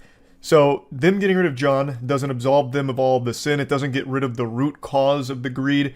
It's just one of the symptoms that they treated here. So I think it's important people remember that. Unity isn't blameless here. They're not innocent. Unity and everyone that's still currently there in a position of power did play a role in that initial policy change that was extremely greedy and exploitative. So yeah, just keep that in mind. I don't think we can all just start trusting Unity again just so quickly. But I am happy to see that John is no longer at the helm of the company. They've already appointed an interim CEO. His name is James Whitehurst. I'm not super familiar with him or his work, but I guess we'll see how all of that goes. John will continue to advise during the transition period, which isn't like abnormal or anything, so I guess we'll just see how Unity looks a year from now. Maybe it goes in a much healthier direction now that John's gone. Maybe his influence and his tendrils really spread deep at the company and infected a lot. And now with him gone, everything will be smooth sailing. That'd be nice, but yeah, we'll see. Just wanted to give a little update to this whole story here. That's about it. So yeah. Trash, garbage, rubbish, waste. All words that can accurately describe Warner Bros. Yes, I've thrown many tomatoes at them, I know, but they just keep making it so easy. They're a spitball magnet. And it can really, a large part of it, be traced back to one decision, a patient zero. David Zaslav. Since he took over 4 years ago now, actually, It has just been so bad for that company. All he does really is cancel projects that are pretty close to finished, or just get rid of things that they already have. And I know Warner Bros. Was in a bad spot before. It was in a dark place before David Zaslav came in there with the, knight in shining armor, with radiant sunbeams shining on him, potentially being their savior. But this would be like trying to cure alcoholism with heroin. Now, I have no doubt there are some shareholders that do view him as the cure to the disease of money loss that Warner Bros. Was afflicted with. Through his innovative strategy, his remarkable genius scheme of just getting rid of everything, just cutting everything Warner Bros. Has to squeeze some doubloons on the bottom line for the shareholders, it has worked for them, I suppose, at least based on what I can see. But on the grand scheme of things, his strategy has basically just been, hey, you're excited for that? Well, there's a good chance we're just going to can it right before it comes out. Or, hey, we finished this thing that you were excited for, but we decided not to release it because we're just going to go for a tax break on it instead. It's a fucking terrible strategy if you're anyone that likes content. David Zaslav is the opposite of King Midas. He's fucking King ripe ass, because everything he touches turns to ass instead of gold. He's got the cheese touch, and it has infected every part of this company. They are struck with the orb of confusion and can't break out. They just made the baffling decision to shut down Monolith Productions. The studio behind beloved titles like Shadow of War and Shadow of Mordor, with a highly anticipated Wonder Woman game still in the pipeline that, from my understanding, was pretty far along in development. They have now just come out and axed that company. Not just Monolith, they also shut down Player First Games as well as Warner Bros. San Diego. But Monolith is the most surprising one because everyone loves those games, and there's a lot of faith in Monolith as a company. So there was a lot of hype around this game that's been in development for a long time, and now will never see the light of day, much like a lot of other things Warner Bros. Has done. I've already talked about this a lot. There's no reason to regurgitate it, but I will briefly mention them just refusing to release Coyote vs. Acme even though it's completed. I hate this fucking company, man. It's crazy. But in this case, they didn't complete the project yet. It was still actively in development, and now it won't see the light of day unless it leaks somehow. But what this also means is they're burying the Nemesis system in the coffin with Monolith here. The Nemesis system is one of the most innovative systems we've seen in the last decade. It was a really cool feature that was present in Shadow of War and Shadow of Mordor, and Warner Bros. Patented it, which is why you haven't seen it outside of those two games. And the thought would be that they'd use it in their products because they own the patent, but no. Instead, they crossed their arms and said, it's my toy to not play with. You can't touch it. It's mine to do nothing with. And now that they've killed Monolith, it truly is going to be something that they're going to do nothing with, I imagine. And that patent doesn't expire until 2036. It's so infuriating how dog shit Warner Bros. Is. Like, they're not even doing business, they're doing shitness. Like, I hate to keep bringing up things I've already talked about a lot in regards to this company, but Coyote vs. Acme, they finished that movie. It had like a $70-80 million budget, I can't quite recall, and instead of releasing it, they just decided to claim a tax loss, which didn't recoup the budget or anything. It barely even made up for half of their total spend on the production in the first place. Great work, David. Big gold star for that one.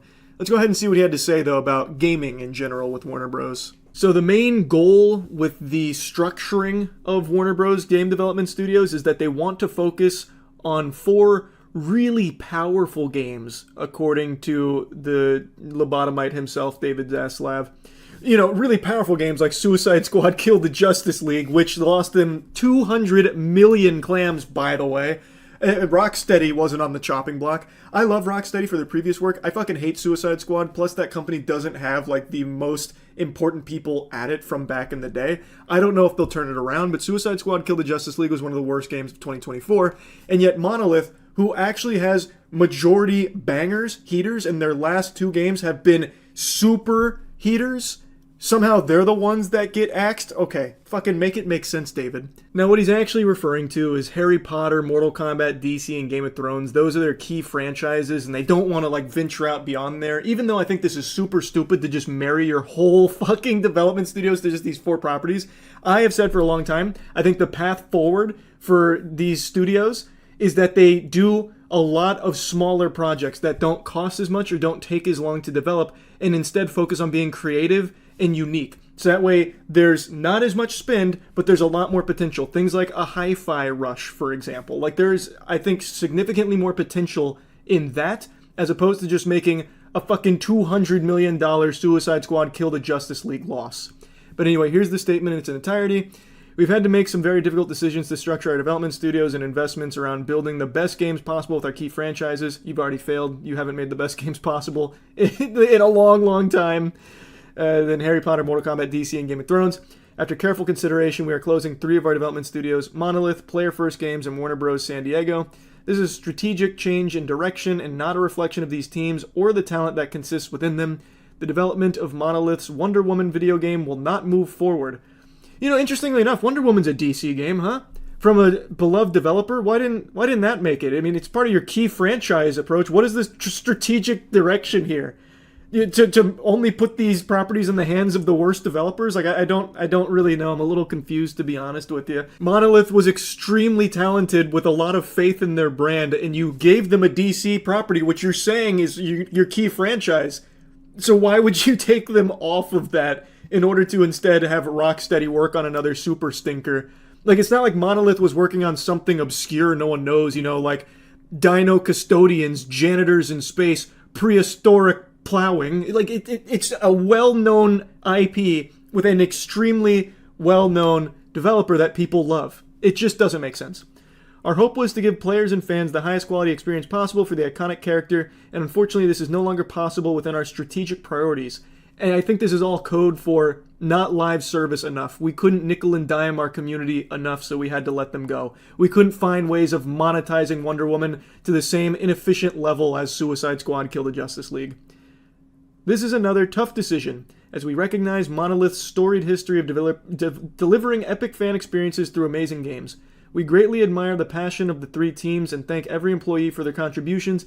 As difficult as today is, we remain focused on and excited about getting back to producing high-quality games for our passionate fans and developed by our world-class studios and getting our games business back to profitability and growth in 2025 and beyond. You imbecile. David Zaslav's brain is so fascinating because it really feels like it's been wired incorrectly. Like there were some screws loose and then it got put back together and the neural pathways were all cattywampus. Because it seems he lacks a fundamental understanding of what growth means in gaming here. Typically, you wouldn't want to cut your most talented developer working on a huge IP before it releases. That doesn't seem smart. Now you've just eaten a huge loss for the 8 years of development, and that product will never see the light of day, so you can't even begin to recoup it. It just seems like a stupid decision, especially when your key strategic plan is to focus on one of the IPs that your most talented developer was working on. So now you're going to take that same IP and just give it to a most likely worse developer. How are you growing? You've downsized, sure. You've effectively downsized, and now you'll stop spending money on the salary of all the developers that you just fired, but you didn't grow. You stayed in the same spot, just squeezed a couple extra pennies out by firing so many people, and now you don't even have a game to show for it for all this loss that you've just eaten. Show me where the growth is on that, because I must be missing it. I just think it's a terrible decision, and I hate the David Zaslav strategy to everything of just get rid of everything, and if we're not spending any money, that means we're not losing any money. I hate it. I really don't like it. So yeah, I just wanted to talk about that a little bit, especially because I love Shadow of War and Shadow of Mordor, and the fact that we're not going to see anything else from Monolith now. And let's say like pie in the sky, Monolith gets to stay together, someone else takes the entire team intact and they work on something. Well, they still can't use the Nemesis system they created because Warner Bros. Owns the patent, at least to my understanding. So yeah, Warner Bros. Is trash. That's about it. See ya. He's doing it. He's going to a level far beyond what we thought was possible.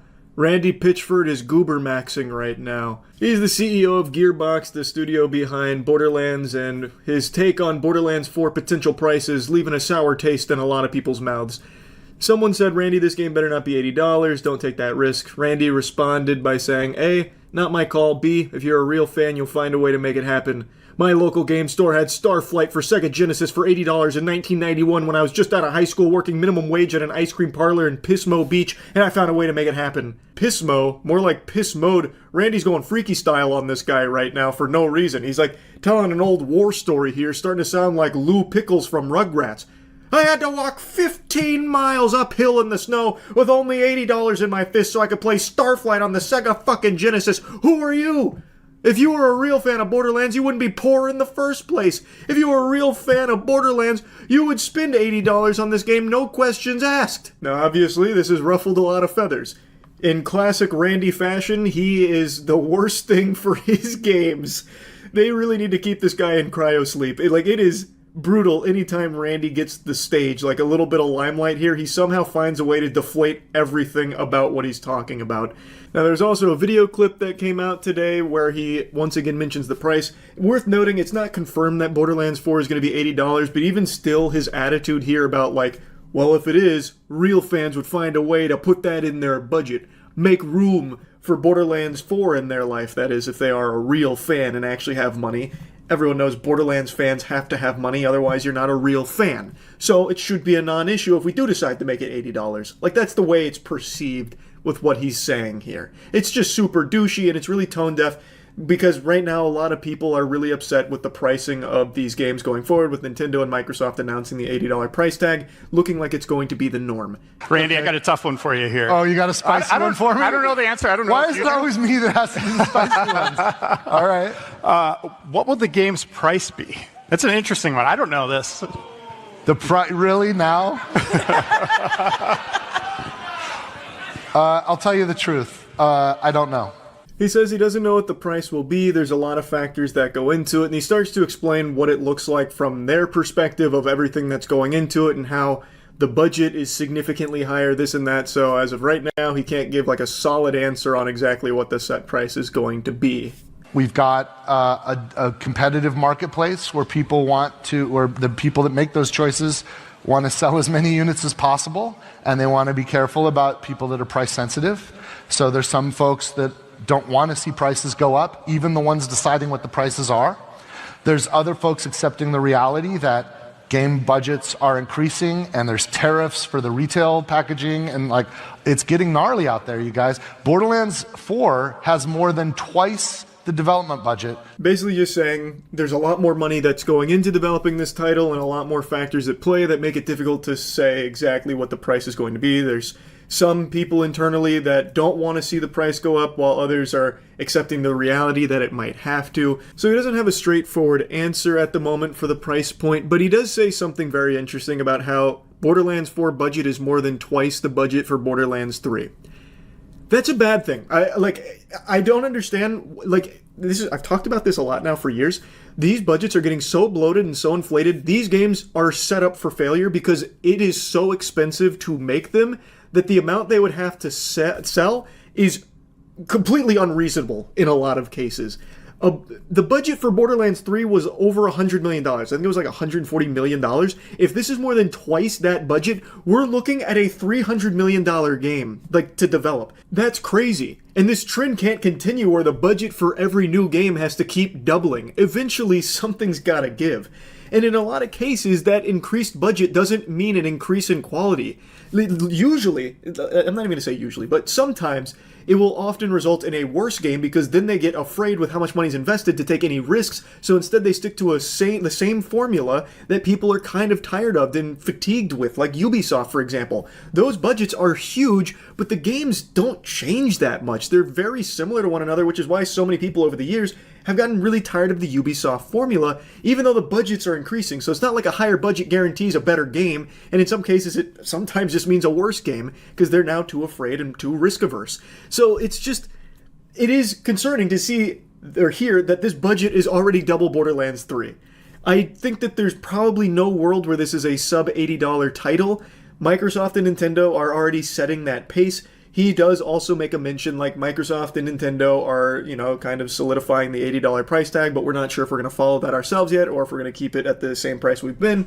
We don't know. So it is not fully sure what the price point for Borderlands 4 will be. What is sure, though, is Randy Pitchford looked like a huge insufferable douchebag when he told people that real fans will make a way to buy it regardless, no matter what, come hell or high water. That immediately ruins a ton of hype, and this is a strategy that has a worse record than the 2017 Cleveland Browns. This is always a fucking miss whenever you have someone like Randy Pitchford coming out there and saying, well, if you're a real fan, you're going to buy it no matter what. In fact, you need to.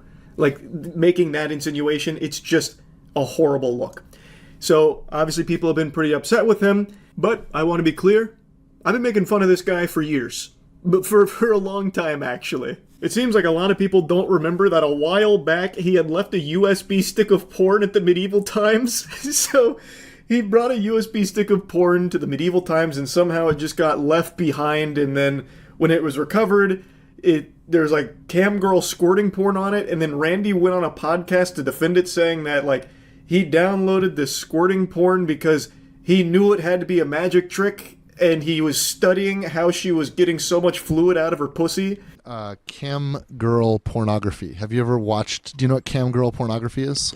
Is that the interactive one? And this one is just like I can't quite make sense of what the little thumbnail image is, so I'm looking into it, and it's a woman who is masturbating, and when she has some experience that appears as if she's having an orgasm, a huge amount of fluid comes out of her vagina. She has some kind of an explosive orgasm. Hey, Jay. This is not a sex worker. This is a fucking magician. And so I purchased one of her videos. I wanted to watch this.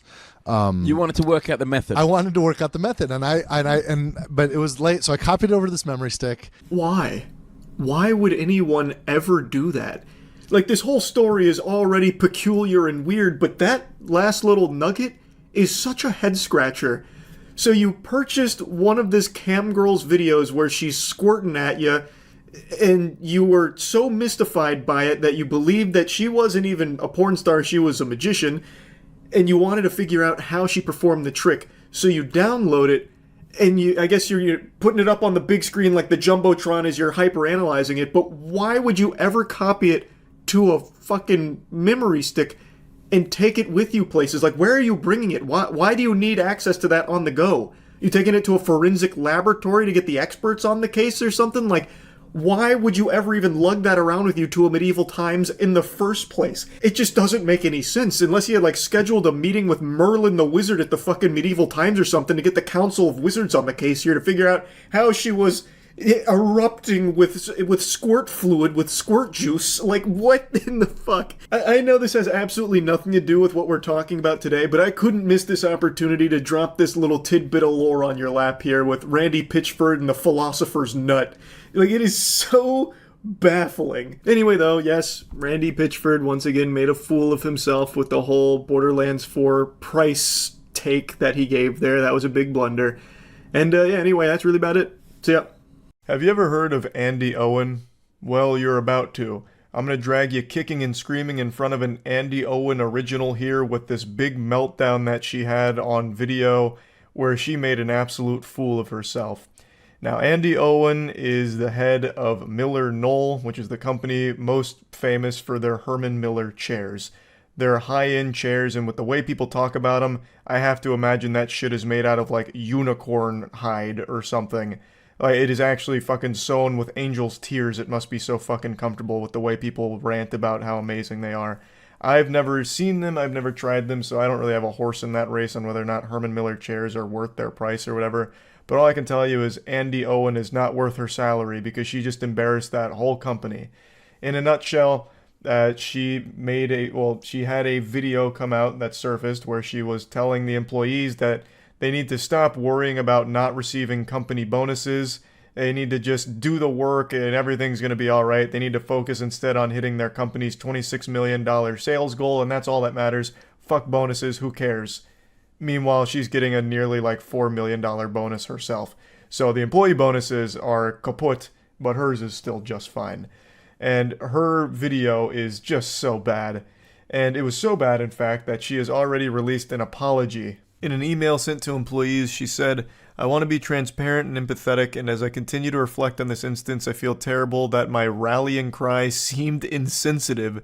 What I'd hope would energize the team to meet a challenge we've met many times before landed in a way that I did not intend, and for that I am sorry. Nothing will lessen the power and strength of our collective team.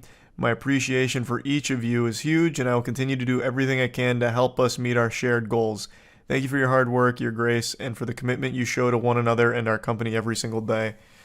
This is a big nothing burger. This is actual garbage. Like, as far as apologies go, this is about as insincere as it gets.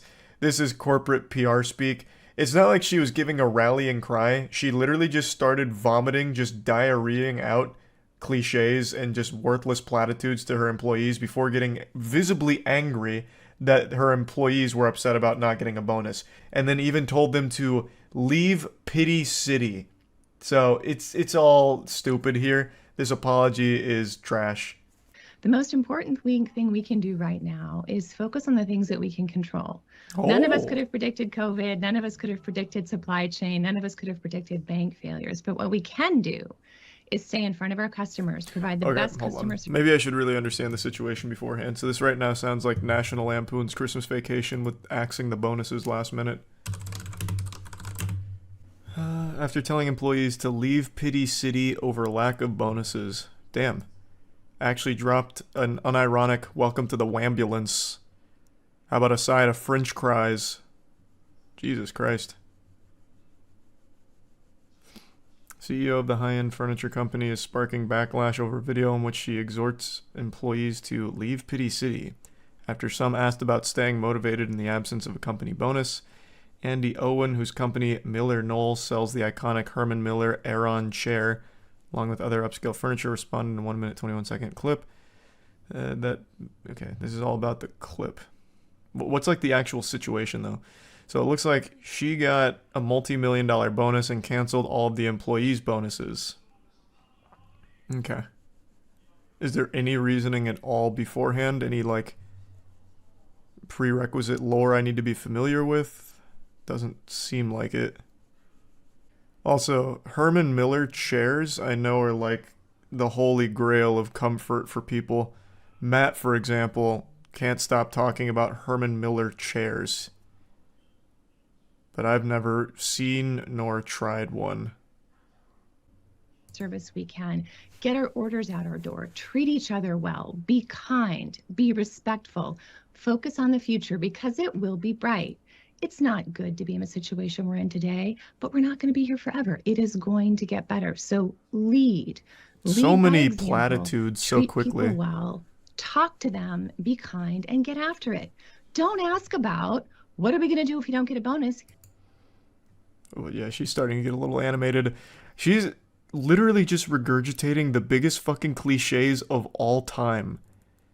Everything she said there was nothing but buzzword nonsense. Jesus Christ. It reminds me of that clip from that streamer who's like, well, why don't we just throw ourselves off a bridge? The world is dying. The animals are leaving. And that's okay because all we need is ourselves. And do you really need anything else? Or whatever. And then it goes into the Call of Duty montage. What was that speech again? That's up there with like some of the greats, like We Choose to Go to the Moon. I think it was Invader Vice. I think she was the one that said it, right? Oh, here it is. The planet is dying. The government hates us. The animals are leaving. The aliens aren't contacting us. We might be alone, but that's okay because do you really need anyone else? And then 30 Seconds to Mars starts playing. There we go. Found it. I just didn't feel like getting DMCA'd by 30 Seconds to Mars. Jared Leto coming in. Get the damn $26 million. Spend your time and your effort thinking about the $26 million we need and not thinking about what you're going to do if we don't get a bonus. All right? Can I get some commitment for that? I would appreciate that. Damn, she's popping I had off. an old boss who said to me one time, She's getting you upset. can visit Pity City, but you can't live there. So people, leave Pity City. Let's get it done. Okay. Thank you. Have a great day. Damn. Welcome to Shitty City, population Andy Owens. God, good lord. I mean, I think it's totally reasonable, like, hey, can we have our bonuses? And also, why do you get a huge bonus? It seems like she doesn't even have a reason for withholding bonuses or canceling them or whatever. She's like, yeah, there's no bonuses. She doesn't understand people can't even afford to live in Pity City. True, I guess. Not without these bonuses. I also love someone in her position pretending like she's out there making the chairs. Like, alright, it's time we bring ourselves up by our own bootstraps here and start really getting to work on those chairs, alright? We don't need to focus on these bonuses, we just gotta put our head down and do it. As if she's out there with like a fucking wrench and screwdriver. I'll play the Invader Vi clip, but I'm not playing the one with 30 Seconds to Mars. That is like a fast pass to DMCA. I'm not even fucking with it. Here, I'll give the OG original. Damn, I didn't realize this was like 4 minutes worth of monologue. Faking these things, and that I'm psychotic, that I'm 88 motherfucker, even more into the blanket for it, and I think that we can do it together. Jesus Christ. I don't know that I can't do it by myself, because I come in here every single day, covered in glitter, covered in sequins, covered in booty shorts, covered in nylons, so that I do not violate the terms of service, so that each and every one of you can have both Oh my god. Oh my god. so you can have a good time listening to me, playing with me, singing with me, smiling with me. You guys, a lot from just throwing ourselves off a bridge. Here we go, here it is. What the fuck is stopping us from just throwing ourselves off a bridge and giving up and saying, yeah, the planet is dying. Yes. The government hates Preach. us. The animals are leaving. The aliens aren't contacting us. We might be alone. It just might be you and me. But that's okay, because do you really need anyone else? And then 30 Seconds to Mars. Damn, that's a crazy speech though. Holy shit, she was in the zone. That was a flow state. I've never seen it in its entirety. I've only seen that ending. But why did she say all that? I don't know, man. I still don't know where the animals were going. There's just a whole lot to unpack with that speech. Dave Baszucki. You know him as the CEO of Roblox. I know him as a weird urinal cake I can't help but pee on from time to time because everything that he has done as CEO is just so odd. He is the guy that has been fighting tooth and nail, making it what seems to be his life's mission to bring dating to Roblox. Having a entire section of the Roblox business model carved out for dating. And initially, it was supposed to be for 17-plus-year-olds. Dave, that's underage, which was a lesson he refused to learn. He had to eventually be dragged kicking and screaming into reality that 17-year-olds are minors. And despite everyone on the planet telling him how weird it was that he wanted adult content accessible to 17 plus instead of locking it behind 18 plus, which he was adamant about, he refused to budge an inch on that. He was just lat spreading, just saying no, until eventually, I guess, someone was able to break through his noodle up there to, you know, get the message through his thick skull. But everyone has also been saying how weird it is just conceptually to try and add adult content on Roblox to begin with. It is a platform used predominantly by children. Why do you want a dating service element of it? Why do you want adult content to even have a home on Roblox to begin with? Especially considering the reputation of Roblox as like a safe haven for predators at this point, where there are just so many issues with the way Roblox handles their predator problem. It's just a recipe for disaster, and everything Dave has done as CEO of Roblox is just fucking odd to me. And I think he himself is just creepy. I just watched a brand new interview with him that just kind of goes tits up here. He's unhinged. Like, he is actually off his gourd in the interview. I can't show you any clips from it, and just to set expectations, if you do watch it, which I recommend you do because it's fascinating, he's not like blowing a gasket or having a conniption, but he is like combative, defensive, and it seems like very upset about the interview, even though, according to this, Roblox was the one that pitched them on interviewing Dave Baszucki about child safety. Like, they didn't ambush him or anything, yet during the interview, it seems like he was fucking caught between a rock and a hard place. He was deer in the headlights for a lot of the questions they were asking. I don't know what he was expecting. Maybe he thought he'd go into the interview and both of them would be on their hands and knees just sucking his dick and fondling his balls, putting a finger in his ass for the G-spot tickling. Like, I don't know why he would be getting so mad when they were even the ones that were pushing for this interview in the first place. It's shocking. Let's take a peek at this moment here, which is transcribed. It's from the interview. It's probably the most heated moment from the interview. The interviewer is talking about manual safety versus an automated review process. And Dave Baszucki has a full-blown temper tantrum here. He gets red in the face, and then he starts trying to like talk over the interviewer who is trying to give his perspective. So he answers the question initially about like how he'd actually lean in harder, the shift would be constantly moving to higher quality, more accurate, more diligent systems. Can we review more? Can we do better? And then eventually just says, let's say we figure it out, and the way to do that is with better and better AI models. Would you pick that? The interviewer says, yeah. And Dave Baszucki says, good, so you're aligning with what we did. High five. The interviewer then tries to give more to his perspective on things, saying, but I've also been covering social networks, and Dave Baszucki chimes in instantly to try and shut it down by talking over him, saying, thank you for supporting our Roblox decision matrix. Again, the interviewer tries to squeak out more thoughts. Dave Baszucki is not having that. He is going to try and absorb all of the fucking air in this room to try and bury the interviewer's topic. He tries again, but I also remember 15 years ago when, and here's Dave Baszucki with the fucking sledgehammer from the top turnbuckle. He interrupts, I'm so glad you guys are aligned with the way we run Roblox. High five. This is literally the behavior of a child putting his fingers in his ear going, la la la la la, I can't hear you, I can't hear you. That is what Dave Baszucki is doing here. And once again, the interviewer tries again. Right, I also remember 15 years ago when Mark Zuckerberg was saying, and then Dave Baszucki, once again with the fucking RKO.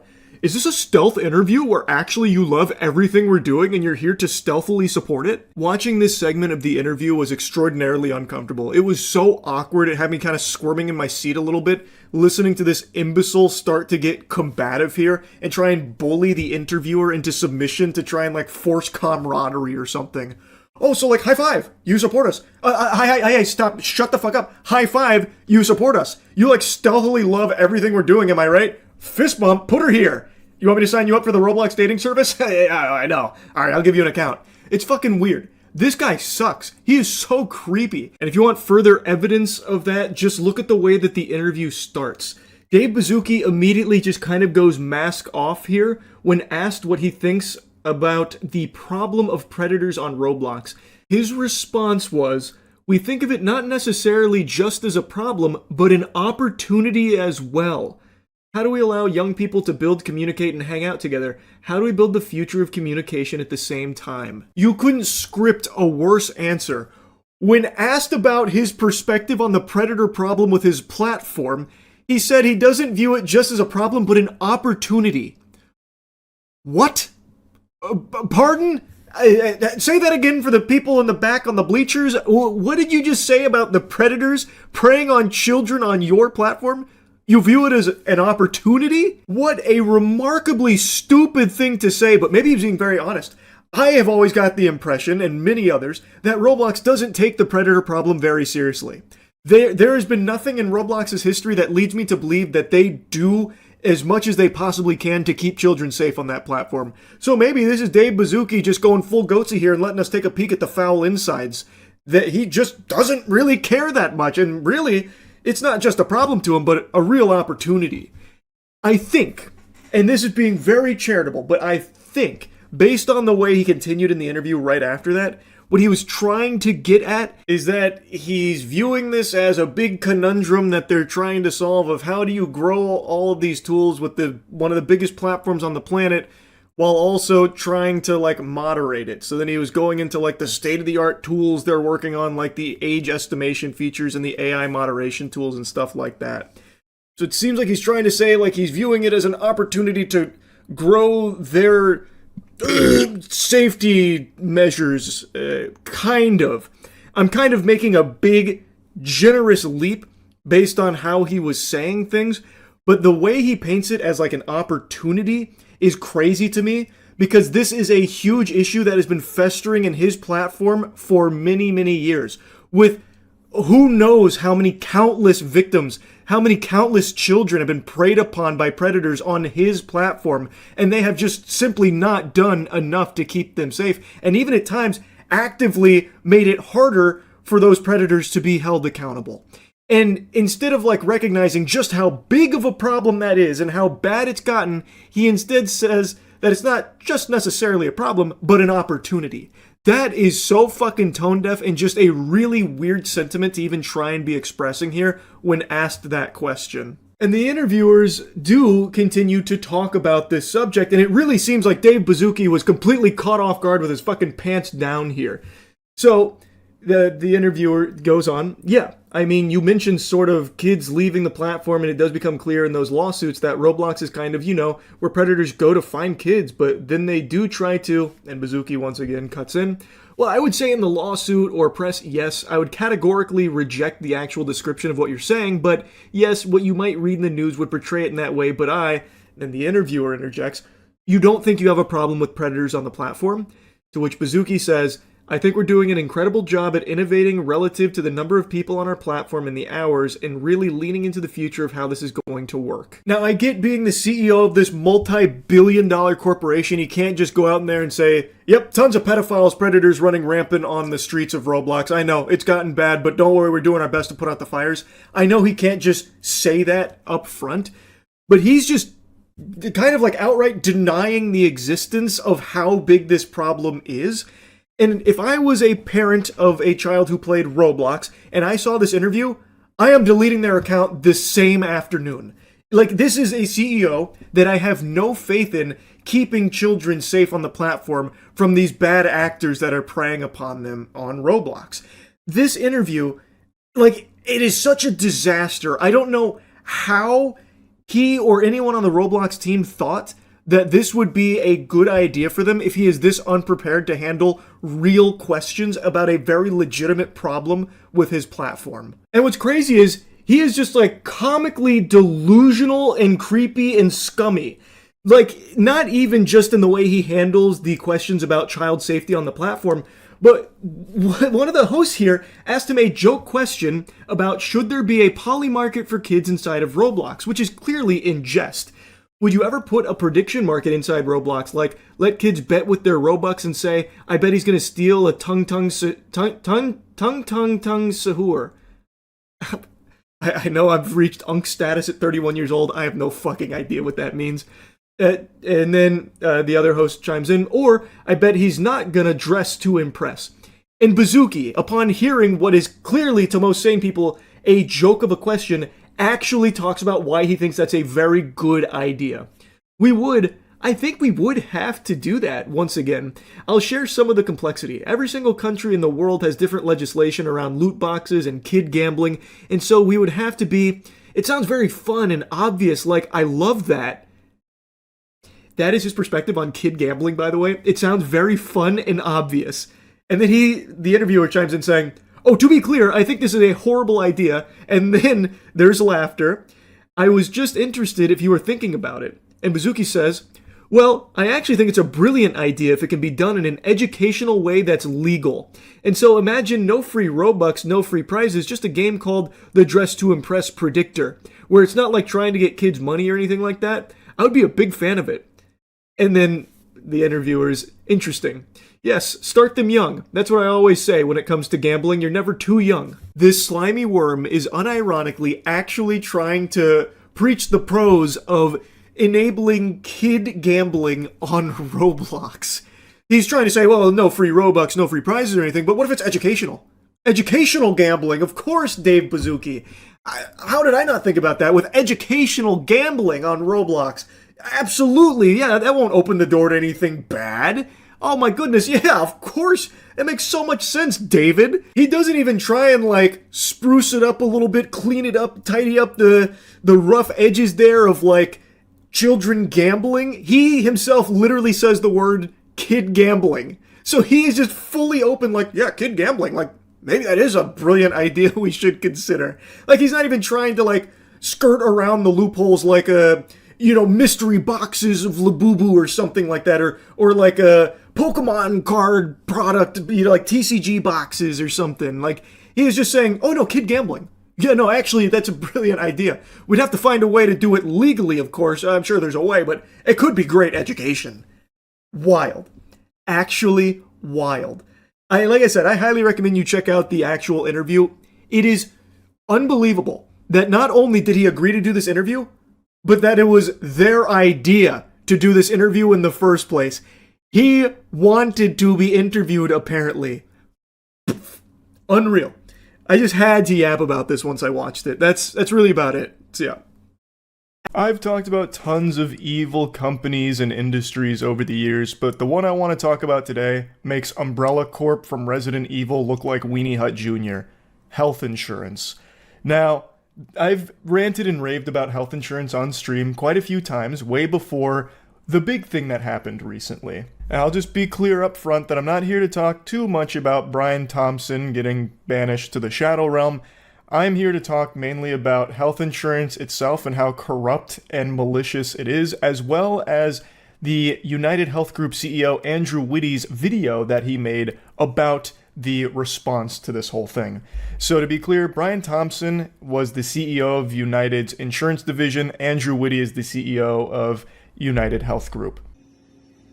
I'm sure everybody has been disturbed by the amount of negative and in many cases vitriolic media and commentary that has been produced over the last few days, particularly in the social media environment. Yeah, mean words are so much more disturbing than an entire business model that revolves around making oodles of cash off the corpses of your clients as you knowingly deny coverage for life-saving medical treatment for those individuals that have been paying you for so long, for the single purpose of you stepping in to help in an emergency situation. Then when that unfortunate time arises, it's just crickets and radio silence, and then like a giant stamp of denied from United. Here's a nice little graph that helps showcase how efficient these health insurance providers have become at denying your claims. And United Healthcare, they got it down to a science. They are way out in front. They got the gold medal with 33% denied claims. To put that into Fortnite terms, United is grittying to a fucking winner chicken dinner dubski as you and your loved ones are dying. It's no surprise why people hate health insurance. It's not a political issue like a lot of people are trying to make it. You can see some of the usual suspects on YouTube saying things like, oh, the lefties are celebrating the death of this healthcare CEO, an innocent man just looking to put food on the table for his families. And if you look at the comments, it doesn't matter what side of the political spectrum you're on, everyone has been fucked equally by health insurance. They are the Thanos level threat to human beings' survival. Everybody knows somebody, and you may even be the victim yourself, that has been denied by their health insurance provider because the whole purpose of the health insurance business model is you pay them for a long period of time to do a single task for you, which is help in an emergency situation, and their goal is to find ways out of doing that task you pay them for. To fuck you in the face. Literally just let people croak because they don't want to pay the money to cover those procedures that could save someone's life. They make money off normal people dying, and normal people are paying them for the service. It is so fucked up. And I want to reassure you of a few things. Firstly, we are going to continue to make sure that we put patients, consumers, and members first, as we always have done. What? Pardon? I must not have heard him right. There's no way Mr. Krabs just tried to sit there with a straight face looking like my wrinkled nutsack saying that United has always put members, consumers, and patients first. What? I mean, oh, maybe he meant like putting them first in the ground after they deny the life-saving medical treatment that they were looking for. Maybe that's what he meant. I'm not entirely sure, but there's no way he actually tried to say that United puts the patients first, right? There's no way. I mean, you could just look at the data. 33% of all claims being denied? Like, in what universe does he think anyone's going to believe that? Everybody has been affected by this. It's not like this is some big secret. Everyone knows how fucking foul the health insurance industry is, and United is the worst offender. Like, here, I'll give you actual footage of the United CEO anytime one of its clients die after a denied claim. Man, I just broke that. Man, look what you made me do, Andrew. Look what you made me do. The mission of this company is truly to make sure that we help the system improve by helping the experience for individuals get better and better. Mission failed then, Andrew, in the biggest possible way. And the response that you're seeing to all this should be a pretty clear indication that every single human being on the planet that has been cursed with United Health Insurance coverage feels that the experience has only gotten worse and worse and worse and worse and worse and worse as you have made more and more and more and more and more and more doubloons off of denying claims. Hey, real quick, Andrew, can you go ahead and put on your reading glasses and take a peek at this for me? Look at this chart and tell me exactly whose experience has been getting better? Because it's not the normal American that has to have health insurance. It seems more like it might just be United Health Group itself. I'll quickly take a moment to play in the pigpen and tackle the most brain dead that are trying to justify or defend the health insurance companies. Like, I couldn't imagine anything more pathetic than doing free PR for health insurance of all things, but there are those absolute worms out there doing that in the trenches right now. I see a lot of people making the comparison that a health insurance provider denying a claim is not the same as killing someone. It's fundamentally doing that. If someone's coming to their health insurance that they've been paying for how many years, and they are looking for coverage for a very expensive medical procedure, and they say no, and that person dies because they no longer could afford that medical procedure that would have saved their life, then that is the insurance provider fundamentally killing that person. And the comparison that some of the pseudo-intellectual enlightened super dweebs on Twitter are comparing it to is saying like, oh, well, if someone needs a kidney and you're not on the kidney donor list, so you don't give them a kidney, did you murder that person? Shouldn't even really need to explain why that's absolute dog shit, but I'll go ahead and do it anyway. Was that person paying you for years and years with the sole purpose of you donating that kidney to them should they need it? Probably not. They weren't a client or anything like that. Like, not being a kidney donor is completely different than being a health insurance provider who is paid for a sole task, and then they do everything they can to not do that task. And then when someone dies as a result of their refusal to do that task they have been paid for, that is the health insurance provider having a big hand in that person's demise. Another pretty obvious difference here is that giving a kidney is an extremely big deal. Like, that is a risky thing to the person who does it, whereas in health insurance, the only risk in paying for someone's medical procedure is that your shareholders might not get as many millions of dollars because now you might actually have to start doing what people are paying you for. If there is a chance that United Health paying for a medical procedure means they can't afford to pay for someone else's, then they shouldn't be in business in the fucking first place. It means they're trash at what they're supposed to be doing. They're being paid by everyone to do this task of covering their medical procedures when they need it. And if they can't afford to do that, they should not be around. There was nobody who did more to try and advance that mission than Brian Thompson. And there are very few people in the history of the US healthcare industry who had a bigger positive effect on American healthcare than Brian. Hey, come back to reality. Andrew, we're losing you. You're fading into Narnia right now. What are you talking about, man?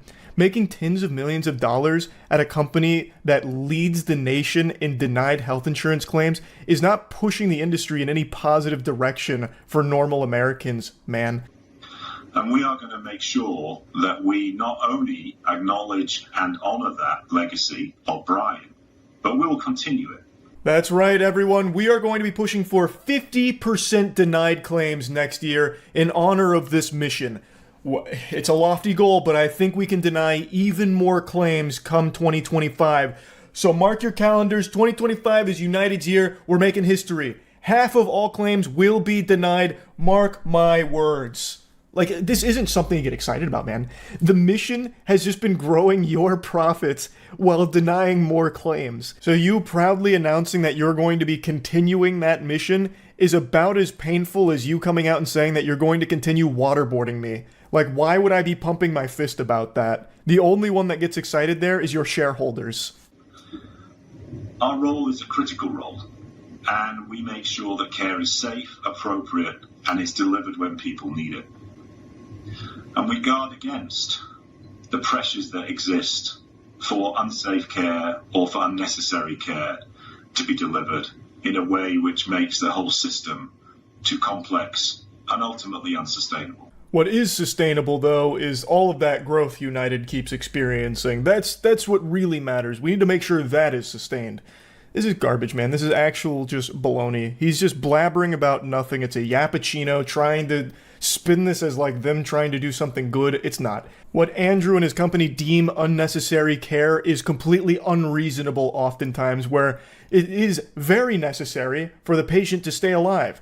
Well, we denied this claim because we felt it was unnecessary, because we did a cost-benefit analysis and we concluded that the patient was going to die in 60 years anyway, so what's really the point in spending all this money to keep them alive now when they're just going to kick the bucket in, a couple of decades?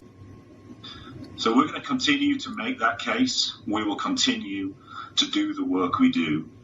And I have never been more proud of this company and our colleagues and what this company does on behalf of people in need across the country.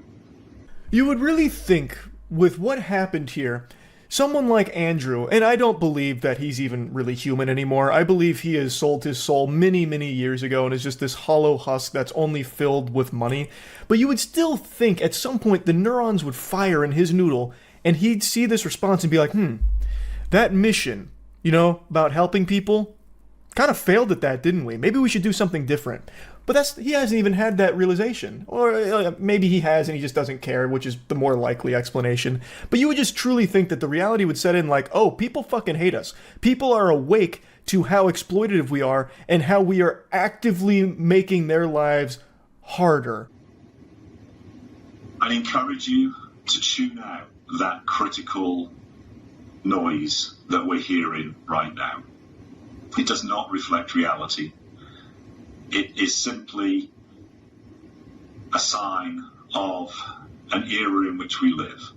Great advice. All those people talking about how corrupt this industry is, yes, please plug your ears to that so that way you don't actually hear from the victims of our business model. We don't want you to start feeling sympathy for the numbers on our bottom line, all right? We need to make sure that we don't look at them as anything real. They're just imaginary NPCs for our money, and we like that money, don't we?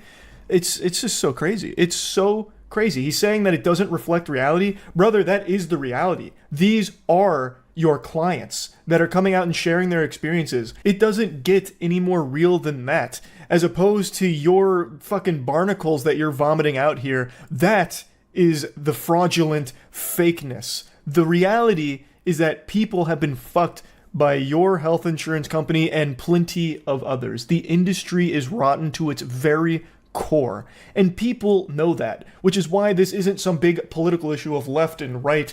Everyone is united in how hard they have been fucked and how many times they have seen people be affected negatively by this industry. And this guy just refuses to let that set in, and he's trying to brainwash his employees to just be numb to it and pay no attention to it.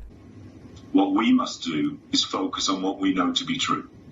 And what we know to be true is that the health system needs a company like United Health Group, and it needs people like Brian within it. We're fortunate that within this company, we have so many people driven and inspired in the same way that Brian was. And we will continue in our journey to help everybody who needs it within the health environment. It's just crazy. I know I don't need to keep ranting about it, but it actually does just blow my mind that he would even say things like that, which are so provably false. It's honestly like almost a threat that they have plenty of other people like Brian in the company that are as inspired as Brian and focusing on what Brian was focusing on, which is clearly the profits in the company and denying more claims so they can make more money. That's a bad thing. And he's just talking about it like it's an accolade to be super proud of and something to be excited about. It's just frightening. It's actually just frightening. So yeah, I wanted to rant about health insurance a little bit. That's it. See ya. On the list of horrible ideas, this has got to be pretty high up there. The CEO of Roblox is digging his heels into the ground, lat spreading with an idea, refusing to budge an inch. And it is a putrid idea most people find to be terrible. The CEO of Roblox wants adults to use the game for dating. That idea is so outlandish, it sounds like a sick joke. Roblox is a game primarily used by children. The overwhelming majority of the player base is kids, toddlers. And yeah, there definitely are adults that do play some Roblox games, but it's not the largest chunk of its audience. And given Roblox's history with how many cases, numerous cases there have been of adults preying on children through Roblox, to now try and cater Roblox to be a dating site for adults sounds like a recipe for disaster. I really don't understand this direction the CEO wants to start pushing Roblox. Man, smoking on that orb of confusion, because this shit is foul. It doesn't make any sense. The platform has millions of games on it for all kinds of different Roblox experiences, so I'm sure there are like dating games already in it right now. But for the CEO to come forward and say that he wants the game to be more focused on dating is so fucking odd. Especially in Roblox, but this would be weird in any game out there. If fucking Fortnite came forward and said, we're adding a dating server where you can only duo queue with a romantic love interest. Like they try and set it up like it's eHarmony or some shit. It's not only weird, it's dangerous. Like it doesn't make sense why the CEO of Roblox wants this to be some kind of core component to Roblox. So the CEO, David Baszucki, has really doubled down on this desire to make Roblox more of a dating experience for adults. Recently, in 2023, they did up the maturity rating so they could provide experiences that include blood and crude humor and alcohol and romantic themes. But in order to access that, the users have to prove their age, so they're required to share identification documents to prove it. But as mentioned in this article, there's not a whole lot to stop an underage user from just using their parents' ID. It's just not the best system. It's very easy for a kid to get around that if they just use their parents' ID, and then could end up in a romantic Chuck E. Cheese with a candlelit dinner with Jared Fogle. Anyway, though, the CEO still wants to provide a cozy space for relationships to bloom through movie screenings, concerts, and mixers, all hosted in the virtual space. Adults can get to know one another on a more intimate level. To Baszucki, it's a solution to a modern problem, a loneliness epidemic, as he called it. I'm so tired of people thinking that the loneliness epidemic is something that can be fixed by adding even more things that isolate people. It's the most ass-backwards approach to this ever. Is there a loneliness epidemic, a problem with tons of people being more and more lonely? You bet your sweet bippy there is. You're in denial if you're trying to argue otherwise. People are more isolated from one another than ever because all of their experiences come through the computer screen now. Very few people are getting the normal socialization that a lot of us growing up took for granted. How the fuck is also getting all of your dating experiences through the Roblox movie theater and pizza joint somehow helping with that loneliness epidemic? It is only exacerbating that issue of keeping you locked indoors away from other human beings. This is not a solution to the problem, it is another symptom of it and only makes the problem worse. This is not the direction to go if you're trying to tackle the loneliness epidemic. Also, Roblox is probably the worst place to do something like this. Again, this platform has had a history of a lot of predators using it, and also some of them not even being like taken down by Roblox themselves. So Roblox doesn't have a great track record when it comes to protecting kids on it. So I am not very confident that somehow Roblox dating is going to be, all buttoned up where it's 100% always only adults going on dates in the first place. I feel like this is going to be a really, really messy, terrible thing that parents should be a little concerned with. It really is a fucking baffling decision, because Roblox is a gaming platform first and foremost, and it is primarily targeted towards kids, very young players. But with this decision and this fixation on this bad direction, the CEO wants it to also be viewed as a dating platform for adults. If you are a parent and your kid wants to play Roblox, but you're now hearing that it's mainly starting to be a platform for adults finding love, a dating platform for adults, you're hearing about adults that are hooking up because they met through Roblox, well, you're not going to want your kid on there, and you shouldn't. That's not a suitable place for them anymore if a lot of adults are now being conditioned to view Roblox as a place where they might go find a potential partner. That's not a good situation at all. Even if the CEO doesn't completely change the identity of Roblox to a dating site, even if it does maintain the gaming identity where it is primarily focused on games, it's still not a platform that is suitable for kids anymore if it is gaming with also a huge emphasis on adults dating. Those two should not be on the same platform ever. It's fucking weird. Thousands of adults will meet for the first time in Roblox dating experiences and subsequently form real-life relationships, he said in 2024. I think a lot of people who are too afraid to go on a real-life date might find it easier to have a virtual date to start, and then if they connect, move to the physical world. Oh, brother, this guy stinks. What are you talking about, man? If there are adults that want to connect and meet a potential partner, there are tons of platforms that offer that right now. It doesn't need to be Roblox. It shouldn't be Roblox. This is a gaming platform that has a majority user base of kids. It is weird to try and now make it also cater to adults to find love. I know it's been a pretty big meme about this, but it does really feel like it is some kind of CIA operation to catch pedophiles here with this Roblox dating experience that's trying to be offered. I think of Roblox as a platform to help loneliness and help bring connection. Can we do this in a way that is more civil and higher quality than any other company could? No. No, you can't. Roblox has failed numerous times in protecting kids from predators that are already on Roblox, even before offering the dating experience component. And also the article even mentions a recent one, which again is just one of many cases where Roblox has been used by pedophiles to do terrible things. And I can only imagine that that gets worse with Roblox trying to make this pivot into dating experiences, making it more of a focus. This is just a horrible idea no matter how you try and spin it. I don't know why he really keeps trying to sell this idea that it's to try and combat the loneliness epidemic. Once again, this only makes it worse. I really think one of the primary motivators for why he wants this so badly in Roblox is because he wants even more users in the ecosystem. Roblox is a behemoth that brings in unimaginable money, but it is mainly from kids. So I think he's trying to find ways to get more adults invested in the platform so they can make even more money. It's not only a bad idea, it's a dangerous idea. Anyway, though, that's really about it. So, yeah. I make a lot of predictions. 9 times out of 10, they're wrong. Not proud of that, wish I was better at it, but, I'm no Baba Vanga. Because if I was, I'd have every prediction be wrong.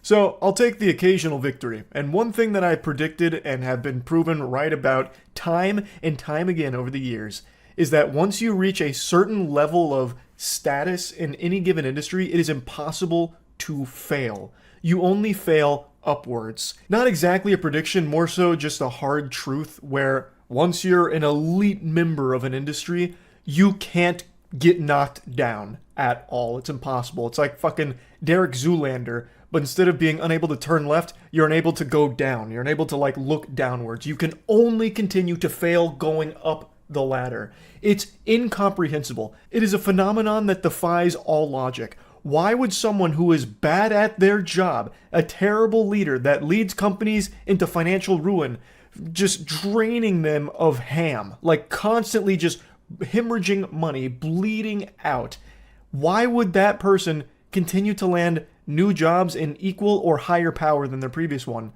Anyone else who is bad at their job gets fired. They get let go. But not when you become a CEO, a COO, or anything to that level.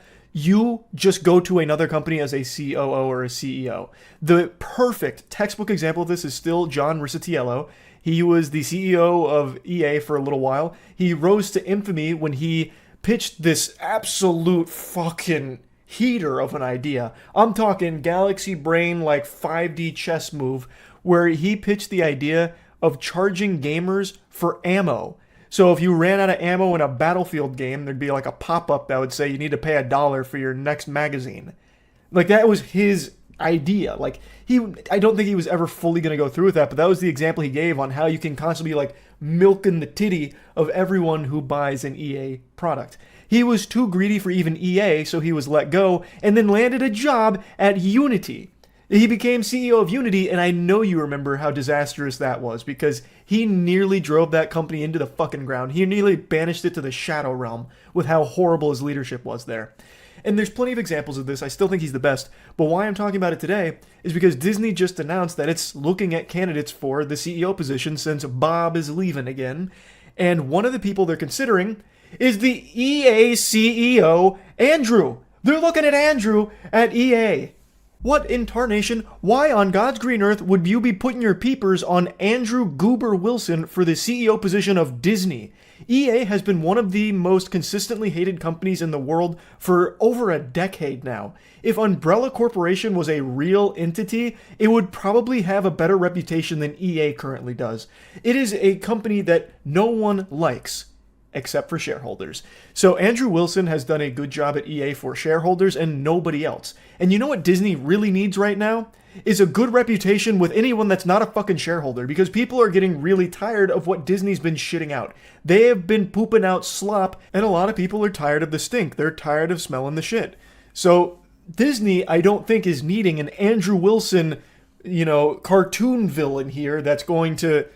Andrew Wilson, the reason why I said he's good for shareholders is because the EA price under him has raised pretty significantly. But I feel like Disney right now, what they really need is some slam dunks in products and properties that people really start to like again, because they are missing that entirely. Star Wars, for example. Holy Lord, what a fart in the wind. Most people don't care about Star Wars at all anymore. Most people roll their eyes when it comes to Star Wars. Like, look at Outlaws. That was an open world Star Wars game. Of course, it did have Ubisoft on there, so it was already doomed for mediocrity out the gate. But nobody was hyped for Star Wars Outlaws. Like, there was a time when Star Wars was a guaranteed home run. Now, most of them are flopping. At least from what I can tell, like the Acolyte, that was what, $230 million budget, and it raked in, according to the most recent financial reports that I can find online, $46 million. So it lost like a total of $180 million. Like, come on, let's put on our thinking caps right now. It's not an issue of, oh my God, we need to start figuring out ways to nickel and dime the remaining customers we have. The solution is, how do we start making quality products again that people actually want to watch or purchase or get engaged in? Like, grow up. Like, God, Jesus. Andrew Wilson is not the solution to that problem. Andrew Wilson is not the one that people are going to be, like, excited for at the helm of Disney. People don't like him because people don't like EA. Now, to give credit where credit is due, I vaguely recall Andrew Wilson pushing back against some investor-led horrible ideas in a bad direction for some of the titles over the last decade or so. I'm foggy on the details, but I do remember reading about it a while back that he did actually make some decisions that I think it was something about like allowing the developers a little more creative freedom under the EA umbrella. I don't remember all the details, but it's not like he's been nothing but mustache twirling evilness. But first and foremost, Andrew Wilson's priority is not good games. Never has been. It's been figuring out the live service model, because I believe it's 71% of EA revenue comes from live service games. So it's always been trying to figure out the way to maximally monetize every single person who sits down to play an EA game. And there have been some good games that have come out over the years, and even live service games like Apex Legends from them. But overall, and Apex Legends is unfortunately getting run into the ground in recent times, but overall, Andrew Wilson is not a CEO that I think anyone thinks of and looks at as someone who actually cares about delivering quality products. It's about delivering big returns to the investors first and foremost, and that's about it. And I feel like in Disney's current state, they need someone that actually wants to start pushing them forward into good shit again, instead of just the same recycled formulaic garbage that they've been doing for the last, I don't know how many years, but they've just been on autopilot for a little while, going through the motions, and now it seems like, it's getting to that point where something's got to give. Like, they've got to start changing something, and they're looking at someone like Andrew Wilson to maybe be the leadership to do it. I don't think he is. I really don't. And in all fairness, this isn't really an example of someone failing upwards. I mean, he definitely failed in making EA a company that anybody respects. Like, EA is constantly spit on, but he hasn't failed in a financial sense or failed to the same degree as other CEOs like John Rizzitiello. So it's not failing upwards per se in this case, but it is still just weird to me how he'd even be considered for this position. Like, I don't understand why the pool of candidates is so small that you're always seeing the same names over and over again, even if they have a resume of stinkers. Another great example, and sticking on the Disney topic, is they have greenlit a new Star Wars trilogy, and they've already chosen who's going to be the writer and producer. It's someone named Simon Kinberg. And if that name rings any bells, it's because you probably still have trauma from his extraordinarily embarrassing pile of garbage that many consider to be one of the worst comic book movies ever made, Dark Phoenix, where he was the writer, producer, and director. Going through his entire catalog here, where he's only directed a couple of films, but he's been a writer and producer for a long time, it's more misses than hits. Like, XXX State of Union, I loved it when I was a kid. I don't know if it's aged well. But he also did X-Men 3, The Last Stand. Another absolutely despised movie. But then there's something good in there with Jumper. There's the Sherlock Holmes movie, which some people liked, some people didn't. First Class, which was good. Then Abraham Lincoln Vampire Hunter. Oh my god. Like, just look at this resume. Fantastic Four.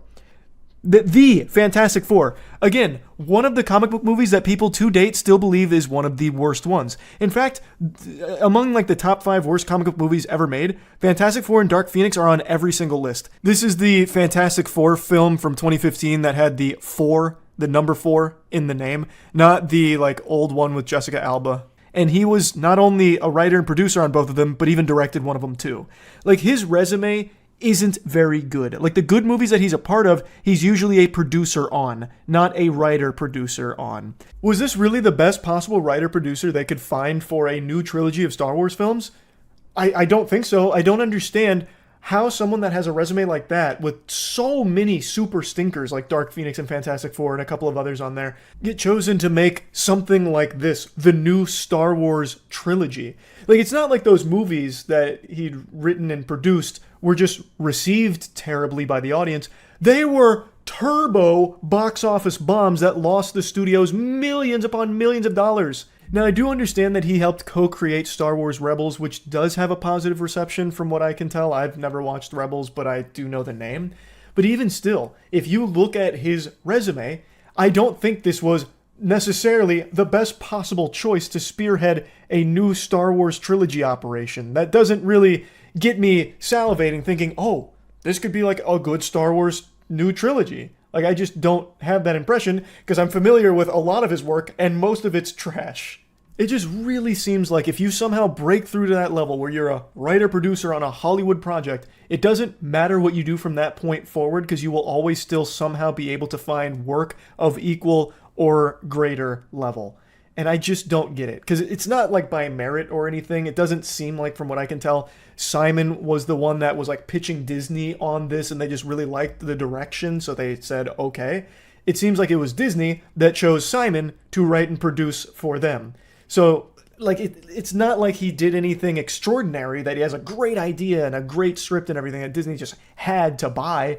It just, I don't get it. I really don't understand how failing upwards is even a thing. And yeah, I just had to rant about this a little bit because I'm so tired of seeing like the same names that have been in the industries for so long and have done so many things wrong continue to get huge positions at companies going forward, because then there's nothing to be like excited about. Like, for the future of Disney, if they choose Andrew Wilson, it's not like I think there's going to be some kind of drastic change. I feel like it's just going to be business as usual, but emphasis on the business, where Andrew Wilson's going to be prioritizing like cutting jobs, reducing staff, and trying to maximize monetization on like Disney Plus and all of that. Not exactly an emphasis on let's start making some really quality stuff. I could be wrong. I guess we'll find out if they go with Andrew Wilson, what direction he takes it. But it's someone whose work I am familiar with, and that is what he is known for. He is the shareholders' hero, but the gamer's pariah, because nobody likes EA. It has a terrible reputation. So, again, he's not exactly an example of failing upwards per se, because he hasn't failed, but it does just, like, this whole topic is something I just wanted to speak on, because it is common for people that do fail at, like, a high level to continue to just keep getting more and more and more and more power and bigger positions. It's silly. So, yeah, that's really about it. So, yeah. Yeah, that's right. I'm yapping about Piotr Zarek again today. The Polish CEO multimillionaire whose name sounds like a Sith Lord. Darth Piotr has spawned global outrage after this clip has just gone insano style. Pretty much anyone with eyeballs on the planet has now seen this, but just in case you've somehow missed it, I'll post the replay for you here on the Jumbotron.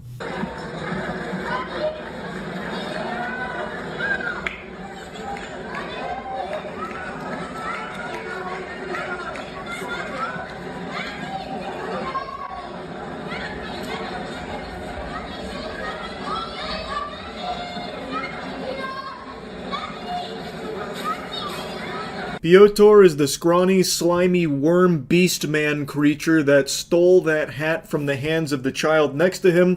A tennis player named Majuzak was giving that hat to the kid. He is a fan of his, so he was giving him the hat after celebrating a victory, and Piotr comes in there and just fucking gets his grubby paws on it and snatches it right out of the kid's hands, and you can even hear the child say, "No, what are you doing?" Just a big mess here, disgusting behavior on display from Piotr. This act of greed earned him the ire of pretty much everyone with a soul on this planet. He just blatantly steals that hat from the kid, and then ignores the kid, who is like, yelling to try and like get his attention to give it back, but it's falling on deaf ears because Piotr's already plugged his ears to it. The story does ultimately have a happy ending though, because this was so big, Majuzak heard about it and then gave that kid another hat as well as an autograph, took a picture with him, so the kid ultimately did get to meet like his favorite tennis player and all of that, and Piotr and his reputation went straight down the shitter, just as it deserved to. Now, in the midst of the chaos of this story, there were multiple statements that were given, allegedly from Piotr himself, also apparently one from his wife, and then also one from a law firm that represents him, and then another from a lawyer that represents him. All of this, turns out, was just a bunch of dirty barnacles. In the video I made covering this, I said that I highly doubted any of it was legitimate.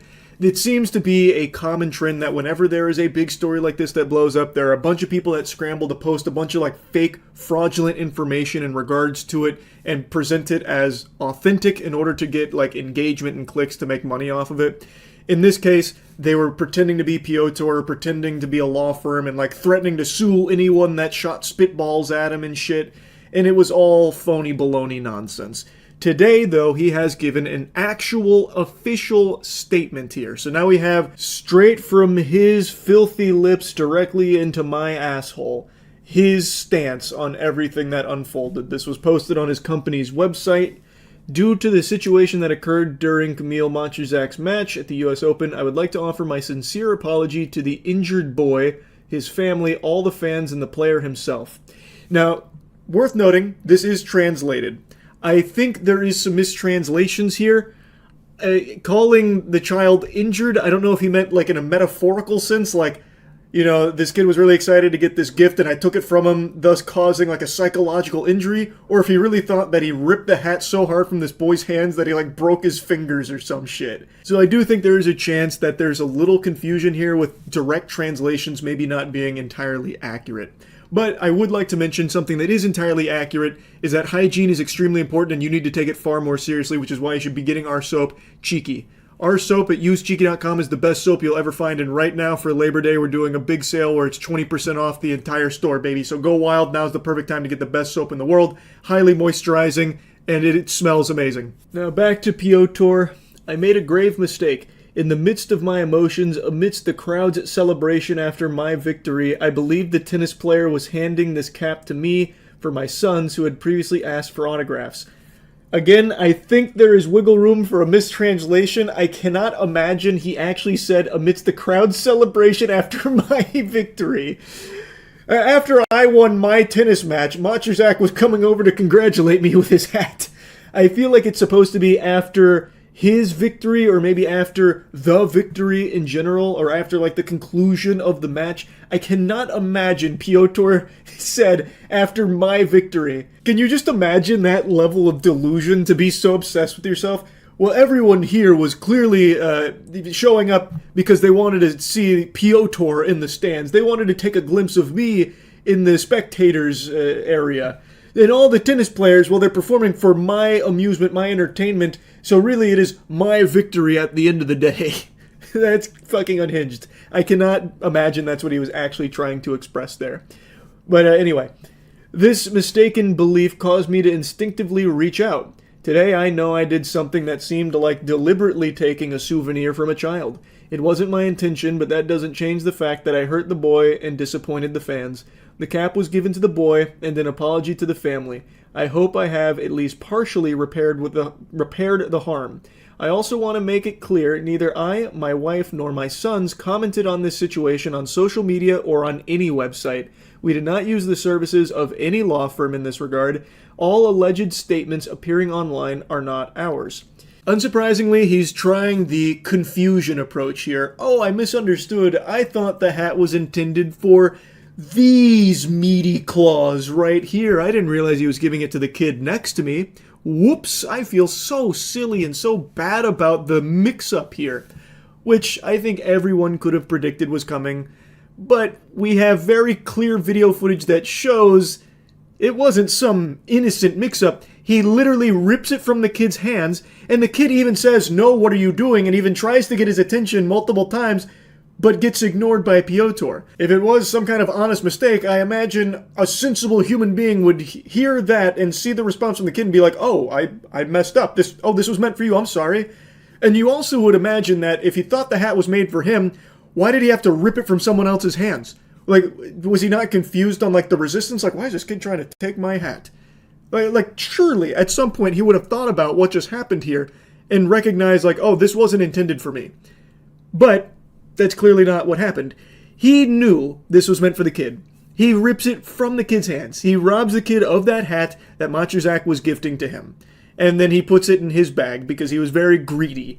And now that everyone's really upset and they caught him red-handed here, hand in the fucking cookie jar, he's trying this excuse of, oh, I just didn't know. And now I feel really bad about it. Man, all this egg on my face, am I right? Jeez, whoops-a-daisy. I can't imagine anyone will read that and think that he is being honest, because we can clearly see in the video the real story. So I don't think that excuse flies. He's directly addressing all of the fake statements that were popping up like weeds. And I've already seen people dismiss this as him trying to cover his own ass because the statements weren't received well. I am no Piotr fan, I think that much is clear. I'm not exactly a big enthusiast for this piece of shit. But if you read those statements with any level of, like, critical thinking skills, you should notice that there is a lot wrong with it, especially his wife's statement. His wife's statement reads like someone fucking ran the script of Food Fight through Babelfish 5 different times and then puked out some incomprehensible gobbledygook. Like, it is nearly incoherent. Like, these statements that apparently came from him and his lawyers and his wife, they are just nonsensical, and there is no evidence to suggest it actually comes from them. They are just completely unverified, random comments, random posts on a random forum that people took screenshots of and circulated on Twitter and parading around like it was really from Piotr and people associated with him, with nothing to suggest that was the case. But now that he's saying, like, we never made a statement or anything, people are like, oh, you're lying. Oh, you're super lying. Now I know all of those statements from the previous days. Those are real. Those are real, and you're trying to hide that fact. It's just crazy. It's unhinged.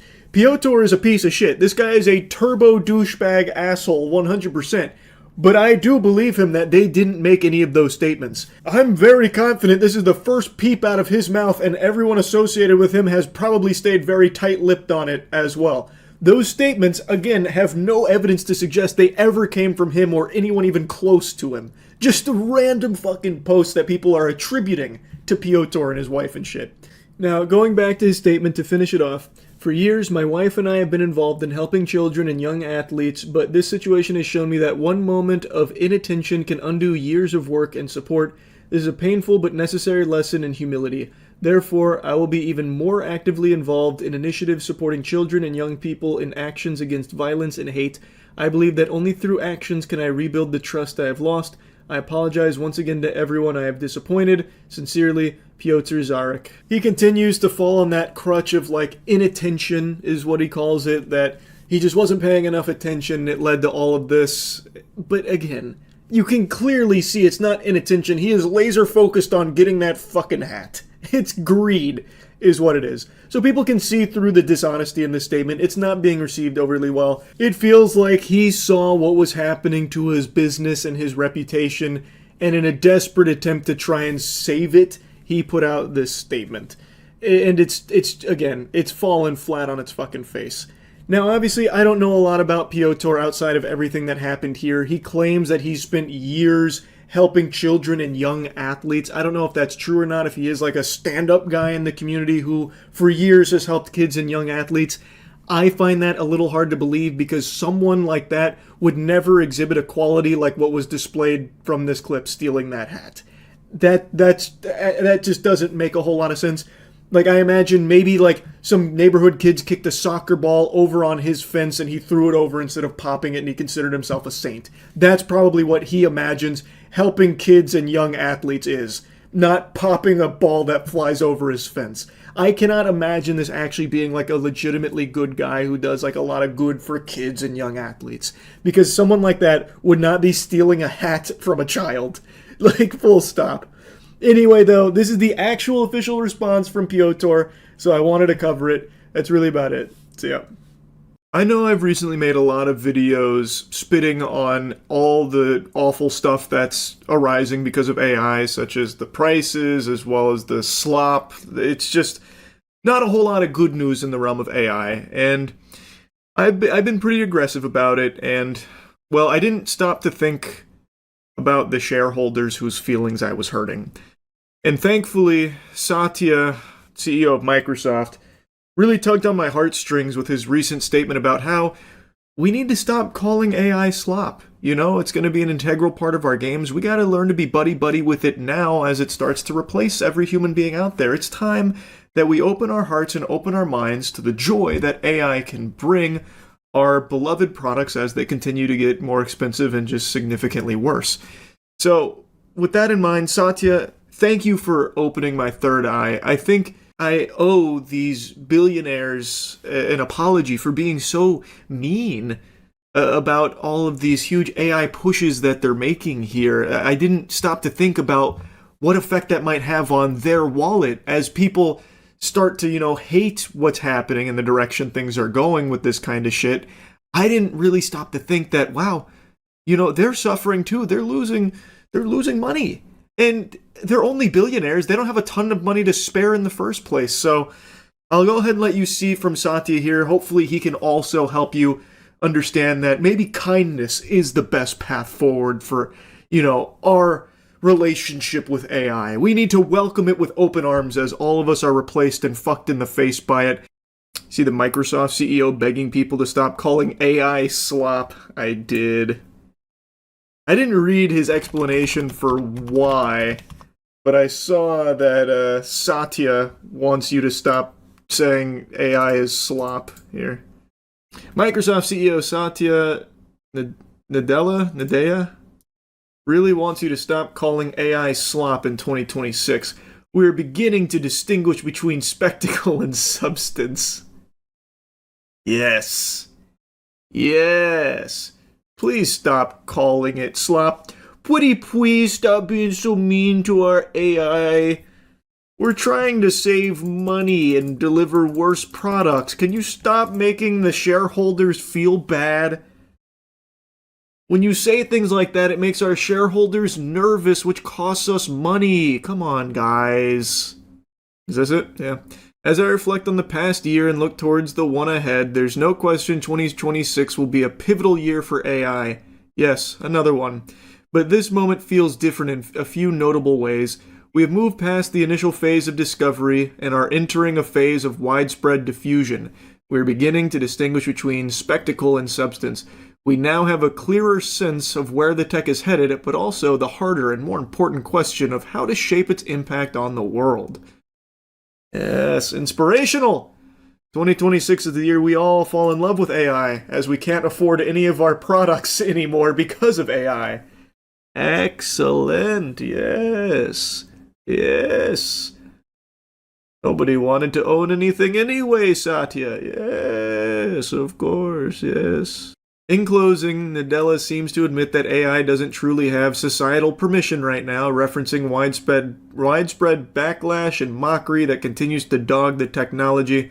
We need to get beyond the arguments of slop versus sophistication, Nadella laments, emphasizing hopes that society will become more accepting of AI, or what Nadella describes as cognitive amplifier tools, and develop a new equilibrium in terms of our theory of the mind.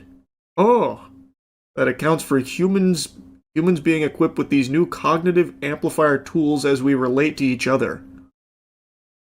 Yes, nothing says relating to each other quite like getting your entire social life through AI. We truly are getting closer to one another. cognitive amplifier tools is fire. That is very cool. That reminds me of EA calling loot boxes surprise mechanics. What do they call them? Surprise goodies? God, what the hell was it?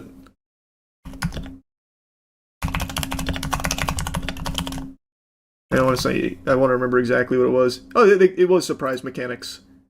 Have you heard about people debating using Grok on manipulating images? They say if you post something online, you're giving consent to do something with it. Is that what people are saying to justify taking every photo ever posted and putting them in bikinis or naked? Including to minors? That's how they're justifying that? Well, if you didn't want us to do that, you shouldn't have posted the photo on your private Facebook account. They were asking for it ass response. Yeah, pretty much.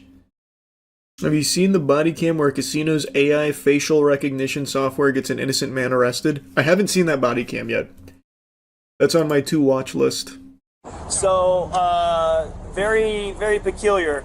Peppermill has this pretty sophisticated artificial intelligence software that analyzes faces of previous trespassers, and they get a 100% match on this guy who, whenever they trespassed them before, presented an ID that had a different name. They look like the same exact guy. I'm not Mike. I don't know nothing about Mike. So either he is who he says he is, and he's not have ever actually trespassed, which I doubt because their software is pretty cool, and the fact that he's acting super suspicious. I'll be 100% honest.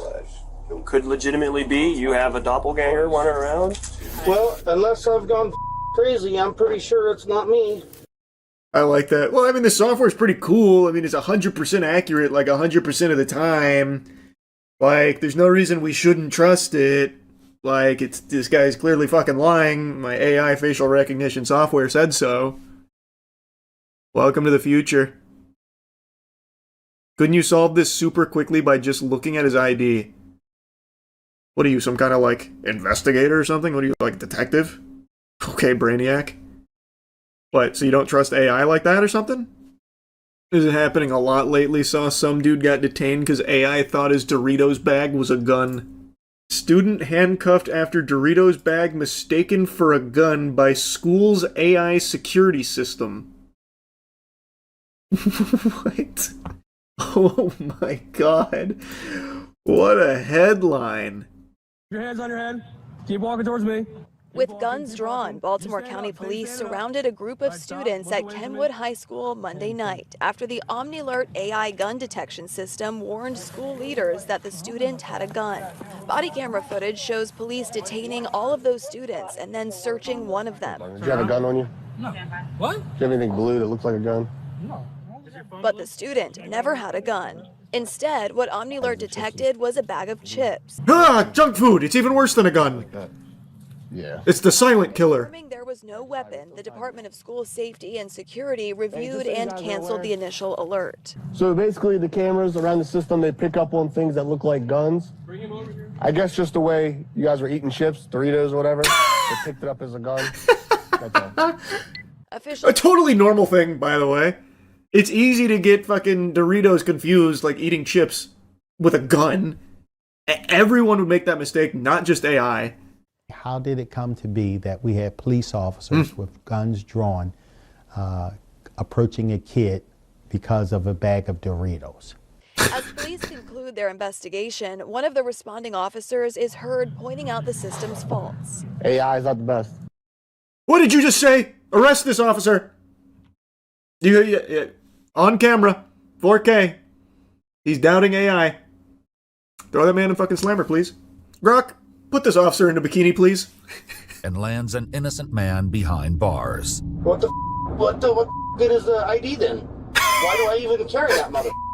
Exactly, it's obsolete. AI will tell you who you are from now on. Get used to it. Jesus. IDs. Get a load of this dinosaur IDs. AI will tell you who you are. Grow up. Hola, ¿cómo estás? How you doing? Oh, thank God you're here. The man declaring his relief at the sight of the officer is 40-year-old Jason Killinger. This guy's like, oh, thank heavens. We can finally put this stressful ordeal behind us now that an officer is here. Surely this will help me.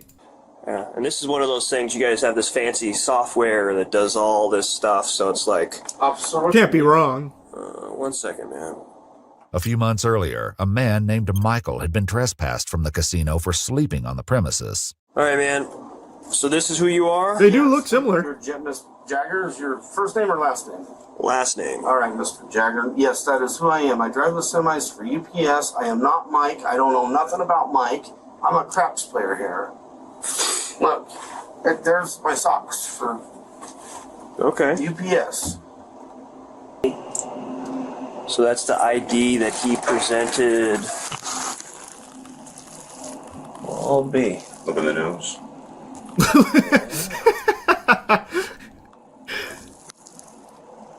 Huh. Weird. Shit. Very weird. Right, let me snap a picture of that. I'll run both names. The casino's AI facial recognition software positively identified Jason as Michael, the man they had trespassed. We got him. Step out this way, I get better reception. We fucking got him. The nose, it doesn't lie. That's Mike right there. It's This is crazy, man. That's fucking awful. Okay, buddy, calm down. You'll be appointed an AI lawyer. True. Did they actually arrest him? It seems like it. He went to fucking jail. What a shit show, man. Can he at least, like, sue for it? Oh, wow. Even though the charge was eventually dismissed, he now has a criminal record. All because AI flagged him as being a different guy. Oh, wow. I know I look awfully disheveled right now, which is extremely unprofessional, and that's uncharacteristic of me, so I do apologize for the lack of professionalism.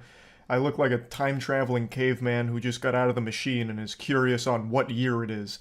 But there's a good reason for it, I'll briefly explain. I play pickup basketball every Thursday night. I'm getting absolutely filthy. I wouldn't be surprised if I got recruited into the NBA over the next couple years, but that's besides the point. After the pickup basketball game this evening, I hopped on Twitter for the first time today and noticed something huge. Susan has stepped down as CEO of YouTube. This news kind of came out of nowhere. I haven't been this surprised since I was a child and learned that chocolate milk didn't come from brown cows. Susan has been the CEO of YouTube for the last 9 years, but she's been at Google for 25, and now she's hanging up her dancing shoes and stepping away from the company. However, she is still taking on an advisory role to Google and Alphabet, as I understand it. She did post a statement going into detail, just kind of like a swan song on the way out, going over the years and the progress that the platform has made. Really, the whole post feels almost like a YouTube rewind, you know, at least the closest thing we've had over the last couple of years since they canned that whole thing. It's just a look at YouTube and what's happened since she's taken the helm. And her future plans aren't revealed at the moment. We don't know. It could be anything. You know, maybe she fucking announces an NFT project. You know, anything's possible. But there is one thing we do know. YouTube is going to have a new CEO. And most people are pretty pessimistic about it, for good reason. Now, I know a lot of people have criticized Susan, and rightfully so. There's plenty of things that you can point out as being suboptimal, and a lot of things that didn't ever get fixed that needed fixing, and changes that should have come but still haven't come. There's plenty of things that you can critique. But I have always maintained that at least Susan knew what was going on the platform. She'd talk to creators, even though it pretty much fell on deaf ears. Anytime a creator gave her advice, YouTube would kind of wipe their ass with it, it felt like.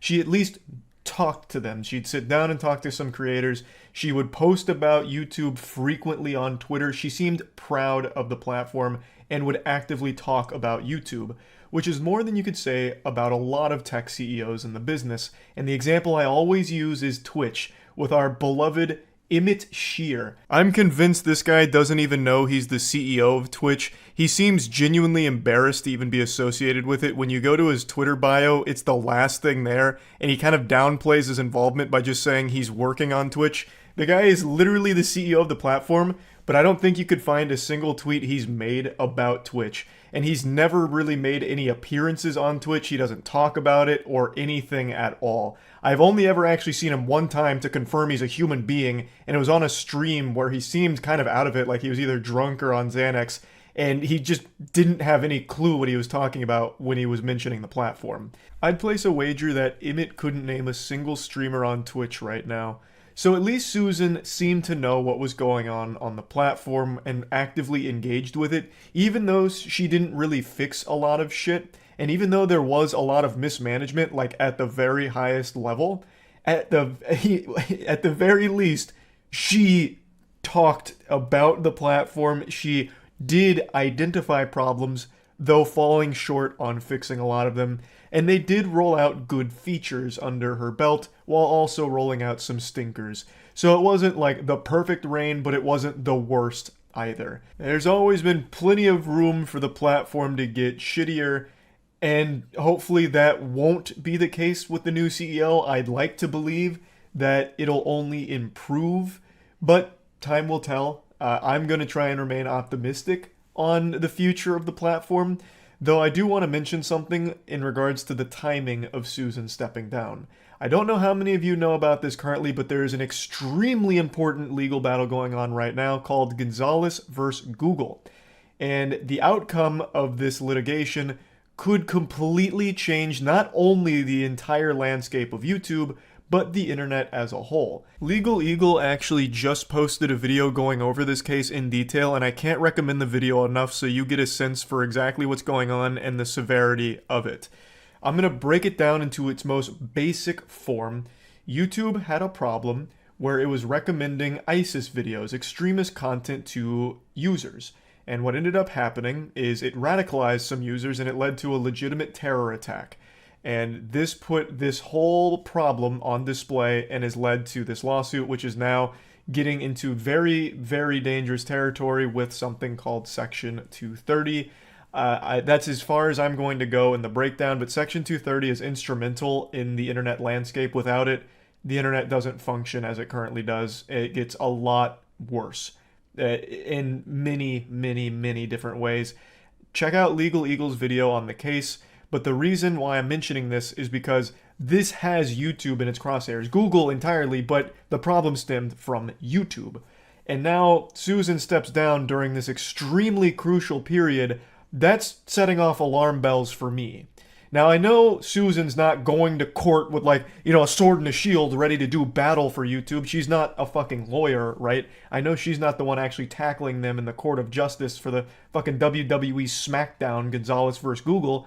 But she is the public-facing company. She is very high up in the company, obviously. She is a senior leadership position. So during a moment like this kind of huge deal, I would expect her to want to be there to fight for it, to be there and lend her 25 years of experience and expertise in the field to help navigate these waters and to try and make things smooth and get the best outcome here. So her stepping down during this is a little weird to me, and maybe it's because I'm a little naive on the exact structure of YouTube as well as how Google compartmentalizes it. Like, maybe she really would be completely worthless in this case and would offer no valuable insight, but I just find that hard to believe since the problem stemmed from her neck of the woods, YouTube, which she's the CEO of. I feel like she would have the deepest insight and understanding in order to help with the case, but maybe that's not how it works. I just still find the timing to be a little concerning given the severity of the Gonzalez versus Google case. But anyway, back to talking about the future of the platform. We are going to see a new CEO enter into the Thunderdome here, and I'm very curious to see exactly how they're going to perform. I'm hoping it'll be great, but it remains to be seen. They've got a lot of work to do. Are we going to see really sweeping improvements? Like, are things going to be getting fixed? Is the new CEO going to be focusing on fixing broken things like the manual review, the algorithm for flagging content, shit like that? Or are they going to be focusing on improving features that are still kind of busted? Maybe are they going to focus on implementing new features that are good, that I don't even have any conception of, like any possible fucking idea on? I will say the beauty of someone new stepping in as a CEO right now is there is an easy layup they can make that would instantly earn the trust of the entire community. Just an absolute fucking free bread basket. Bringing back dislikes. It's that simple. You can still see dislikes through an extension, so just turn them back on publicly. That would instantly be an incredible change that would set the entire tone of the new CEO's reign as, the top dog here. It would showcase to the community that the CEO can recognize issues, can see community feedback, and actually take it into account when going forward. Bringing back dislikes is the number one thing this new CEO can do instantly to get off on the right foot and have a very strong start. Are they just going to be good changes, or are we going to see them double down on some horrible ideas, like when they floated the idea of doing fucking NFTs on YouTube? Or how about that timeless classic when they required you to have a Google Plus account in order to comment on the platform, which was an absolute burning bag of dog shit of an idea? Like, are we going to see more ideas like that are just overwhelmingly horrible and terrible? But yeah, anyway, we'll just have to wait and see how the new CEO performs. Hopefully it's great, big wet sloppy kisses all around, the platform improves entirely, that'd be ideal. But yeah, anyway, just wanted to talk about it. That's about it. So yep. One of life's greatest pleasures is a nice big I told you so moment. And today, I get to wiggle my finger and celebrate one of these beautiful situations. However, I'll be honest, it's bittersweet because it's something I wanted to be wrong about. This is less of a celebration and more of just some sadness.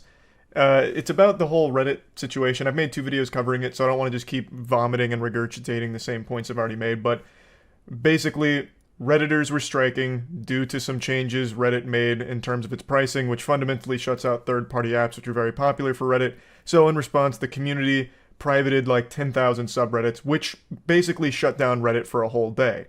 The protests were only scheduled for 48 hours, which is really silly to give them an end date. They basically had an E3 announcement where they had a press conference saying, we're protesting on this date till this date, and that's it. Which is kind of a weak threat. It reminds me of that shit out of Simpsons where it's like, I'm gonna swing my arms really fast, and if you run into it, it's your fault if you get hit. It's not a very powerful threat. It's not a ton of pressure on Reddit since they know when it's gonna stop. 2 days. So they just have to grit their teeth, bear it for 2 days, and then it's back to business as usual. And the Reddit CEO recognized that, pretty much just laughing in their face about it and spitting on them, saying like, yeah, we'll just wait 2 days. We're not changing anything. They are sticking to their guns. The Reddit CEO, Steve, has said that it's their business decision, and they're not going back on it. This is a picture of the Reddit CEO. I always like to bring up an image of him now because I just can't believe that he literally looks like the mental image anyone puts in their head when they hear the term Redditor. It's like he was created in a lab to embody Reddit as a whole. Like, it looks like he is the product of a million years of fine-tuned evolution to become a Redditor. So Steve Huffman just said, we're just going to wait it out. Some of the subreddits in response said, okay, fuck you then, we're going to stay offline forever until you change this. And now Steve Huffman has once again played hardball and did exactly as I speculated he might. Steve is threatening the Reddit mods that are protesting, but he's not threatening their life or anything like that. He's threatening something much more important than a Reddit mod's life: their power trip. He is threatening to remove their moderator status of the subreddits if they don't reopen, which is legitimately a Reddit mod's worst nightmare. Not having the ability to ban users they don't like in a subreddit for a job they do for free. That is an incomprehensible, cruel, and unusual fate worse than death. So Steve went straight for their throat. He knew what the most important thing to a Reddit mod was: that power trip. If a moderator team unanimously decides to stop moderating, we'll invite new active moderators to keep these spaces open and accessible to users. And I'm certain they still won't be paid for it. I don't know where he's going to find those moderators. I don't know if he's holding open auditions or tryouts to be a Reddit mod. But I guarantee you probably won't see a single goddamn penny if you get this position here. Because he doesn't need to pay the mods. For some reason, so many people flock to this position just for the passion of power. No matter how trivial it is, to just be the moderator, the fucking unpaid janitor of a subreddit, for some reason is enough for people, that they'll do anything to maintain it. And believe it or not, this threat completely worked. A ton of subreddits that were still closed yesterday are now reopened. Now, this is where the I told you so comes into play, because in the video I made on this a few days ago, I said this. So I am rooting for them here, but I am not expecting a huge change from Reddit here. I don't think they're going to go back on their decision. I think what's most likely to happen is the Reddit CEO will just install new Reddit mods and then force the subreddits to unprivate. He'll just go behind the scenes internally, flip the switch, have the subreddits go live again, get rid of the mods that were protesting, install, new mods that'll just be his little puppets that he can control, and that'll be how Reddit gets back on track. That's my theory, once again, purely speculation from a dumb idiot. Well, that idiot doesn't sound so dumb after all. Like when Isaac Newton discovered gravity, I discovered something everyone knew was going to happen. This wasn't a unique take, this wasn't a hot take. A lot of people were talking about this likely being the path Reddit goes down, and unfortunately they did. I was really rooting for the Redditors in this case here because I hate greedy corporations that pull shit like Reddit just did. Them getting away with that is infuriating, and I thought there was a chance this protest could lead to positive change. I was a bit skeptical, but I mean, on day one of the Reddit blackout, the whole site was, not functional. So they did do, legitimate damage to the site. So I thought there was a chance good change could come from this, but I didn't calculate just how important that moderator status was to Redditors. Like a moth to a flame. They're addicted to that power. It's more potent than the purest fucking blue meth in the world, I guess. It's peanut butter, but without the jelly, and they needed the jelly. So when they were threatened with losing their moderator position on their subreddits, a very large chunk of the subreddits that were still private went public again today. And they did release statements on the subreddits. I'm just going to show you one of them from Livestream Fail. They got grilled heavily for this statement. They got cooked like a fucking pot of spaghetti. They said, LSF is back. This was not our decision. Earlier, we received a threatening message from Reddit admins. It told us in no uncertain terms what would happen if we continue to keep the subreddit closed, and was also a clear attempt to turn moderators against each other if necessary. Multiple subreddits received this aggressive message, which I'm pretty sure all of the ones that were still protesting did. I don't know what they mean by turning moderators against each other. This isn't the fucking Game of Thrones. If you just keep it private and all agree like, hey, what Reddit's done is really greedy and fucked up, I don't know how there's necessarily going to be a mutiny here like out of Pirates of the Caribbean with Barbossa rising up or some shit. I feel like all of you are on the same page for the protest, so I don't know how it would turn people against each other, but I don't know what the message said. So after much deliberation, we have decided to reopen the subreddit. Our current team is responsible for a number of custom tools and safeguards that make LSF easier to use and safer for everyone, and no incoming mod team would be able to access them. We have multiple tailor-made bots working on every post for moderation purposes and for quality of life features like automatic flares and clip mirrors. You would immediately see a difference if a new team was assigned to LSF, and we believe it would make the subreddit worse than ever. We're continuing to deliberate the API issue amongst ourselves and are looking for workarounds, but for now we're back. Happy clipping, everyone. Friendly unicorns create kindness, spreading positive energy zealously. This same kind of message was posted on many big subreddits on the site after the threats from Steve. I think it's very embarrassing to read, because the way they talk about their subreddit makes it seem like it's their life's work. So the statement here about how we've created these incredible innovative tools, real fucking sci-fi shit, like automatic flares to make it safe and easy for everyone to use. We don't want to envision a world, we don't want to live in a dystopia where LSF doesn't have all of these incredible tools we made for it. So in order to keep LSF so pure and incredible, we were forced to reopen. It's not some kind of inelastic good that people can't go without. It's just a fucking subreddit.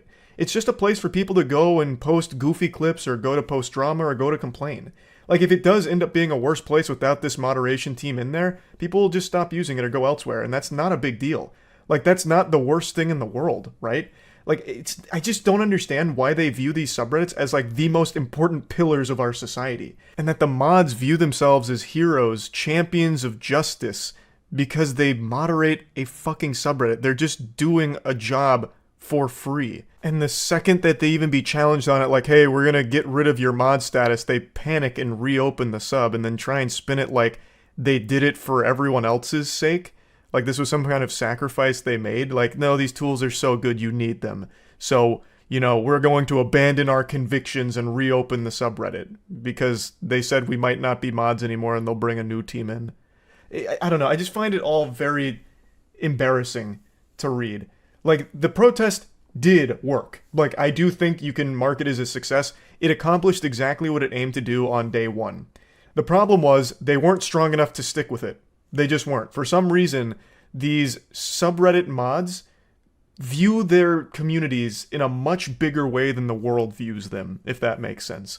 So when these things stay down for an extended period of time, I believe that these mods are under the impression that all of a sudden the world is a worse place for it. So, you know, they have to get it back up quickly so that way that people have a home to go back to and, you know, all of the information can still be easily accessible so that way the world keeps running, right? But if they had just stuck with it, I really think they could have put a lot of pressure on Reddit. Again, the site literally didn't even work on day one because of how successful this protest was. If you could have kept that intensity and that energy across a longer period of time, Reddit would really have no choice but to fold to you or make these threats, which you, as a community, a team, would be able to come together and be like, nope, we're still going to keep it down. And yeah, I'm sure there's always going to be some pathetic people that will do some unpaid Reddit volunteer work for free. But in that case, like the LSF team mentioned, it wouldn't have any of the tools that they were using. Thus, it would be a worse subreddit that people would leave. And with more people leaving, that's bad for Reddit. So you would still be accomplishing your protest goal. It's just, I don't know. They gave up with a single threat. And that threat wasn't even a scary one. It was, hey, you might not be a mod if you keep this behavior up, buddy. Like, who gives a fuck? Like, being a Reddit mod is like an insult at this point. They'd be doing you a favor. It's so comical. It is the most on-brand Reddit mod behavior. It's fucking crazy. The only thing you risk is your unpaid fucking hall monitor job on Reddit. Like, just take the ban in order to fight for what you're trying to say you believe in. Now, I know and understand that most normal users of Reddit do not give a fuck about the API changes. They don't care.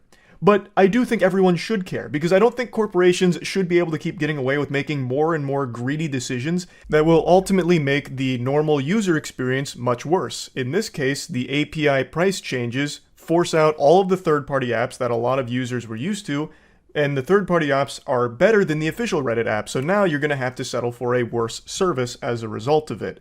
Forcing out third-party apps that are better than the official one is just straight up fucking wrong, and it's going to make your experience as a normal user worse. And these greedy policies are always going to come at a detriment to the normal user experience to the site as a whole. And I think that's something that a lot of people don't really recognize. They think that it's only like affecting Reddit mods, but it's the entire experience of using the platforms. And these greedy policies are only going to continue to spiral out of control. And in this case, there was a legitimate chance to put real pressure on the corporation itself to try and walk back one of these egregious, over-the-top greedy decisions. So I do think regular users should care, but I understand they don't, and you can't expect everyone to. But for the Reddit mods, they seem to understand the importance of the decision like this and fighting against it. But they didn't have any fucking backbone at all. All they needed to hear was that they might not be a mod and they fucking lose their mind. Like, holy shit. I guess I can't be surprised. Reddit mod has, like, that position has such a negative connotation around it, and clearly for good reason, I suppose. This is so sad to see a successful protest end this way. But, you know, whatever, I guess. Just wanted to talk about it to give you the update to the situation. That's about it. So, yeah. Yesterday, the CEO of YouTube stepped down. Susan announced that she would be walking away from the company and would be taking on a smaller role at Google, and she'd no longer be the public face of YouTube, a face that has historically been treated like a toilet seat by the community. Susan has shouldered the blame for the majority of the things wrong with the platform, and rightfully so, I would argue. She's basically just been the community's spittoon. For any time there's something wrong, people just start spitting on her and accusing her of being the mastermind, the puppet master behind all of the bad decisions.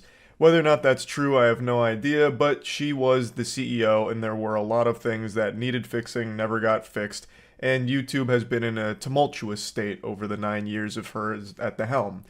However, this led a lot of people to believe that with Susan stepping down, things would magically improve. A lot of people were pessimistic, but then over the course of the night, I noticed a lot more people being like, this is great, the platform's gonna be saved, holy shit, now we can have fucking Captain Underpants come in here and bring about the golden age, or, you know, this and that. Because Susan's no longer there, I mean, she's going to have to be replaced by somebody great, was the perception a lot of people started to adopt. However, in the wise words of Jedi Master Qui-Gon Jinn, there's always a shittier fish. It was announced who the new CEO would be, and over the course of the night, people started to look into them. The new CEO is Neil Mohan, and Neil Mohan was previously the CPO of YouTube, the Chief Product Officer, and people found out that Neil Mohan was actually the one responsible for that huge push YouTube tried to make into the Web3 crypto NFT space. In 2022, this goofball proudly posted YouTube's most embarrassing update. It was a look at what's coming for the year, but what was really standing out to most people at the time was this ham-fisting of Web3 blockchain and NFT shit. So Web3 opens up new opportunities for creators. We believe new technologies like blockchain and NFTs can allow creators to build deeper relationships with their fans. Spoken like a true asshole who owns 2 Bored Apes and thinks he's going to own the planet. Together, they'll be able to collaborate on new projects and make money in ways not previously possible. For example, giving a verifiable way for fans to own unique videos, photos, art, and even experiences from their favorite creators could be a compelling prospect for creators and their audiences. So basically, just trying his best to justify an inclusion of Web3 crypto NFT shit. I'm going to tell you right now, NFT is one of the yuckiest words in the human language right now. It is an acronym that elicits more pain than CBT, cock and ball torture. It's painful, and it's synonymous with scams. And this was during a time where NFT crypto scams were still rampant. It's not like this was before the huge wave of bad actors came in and ruined NFTs.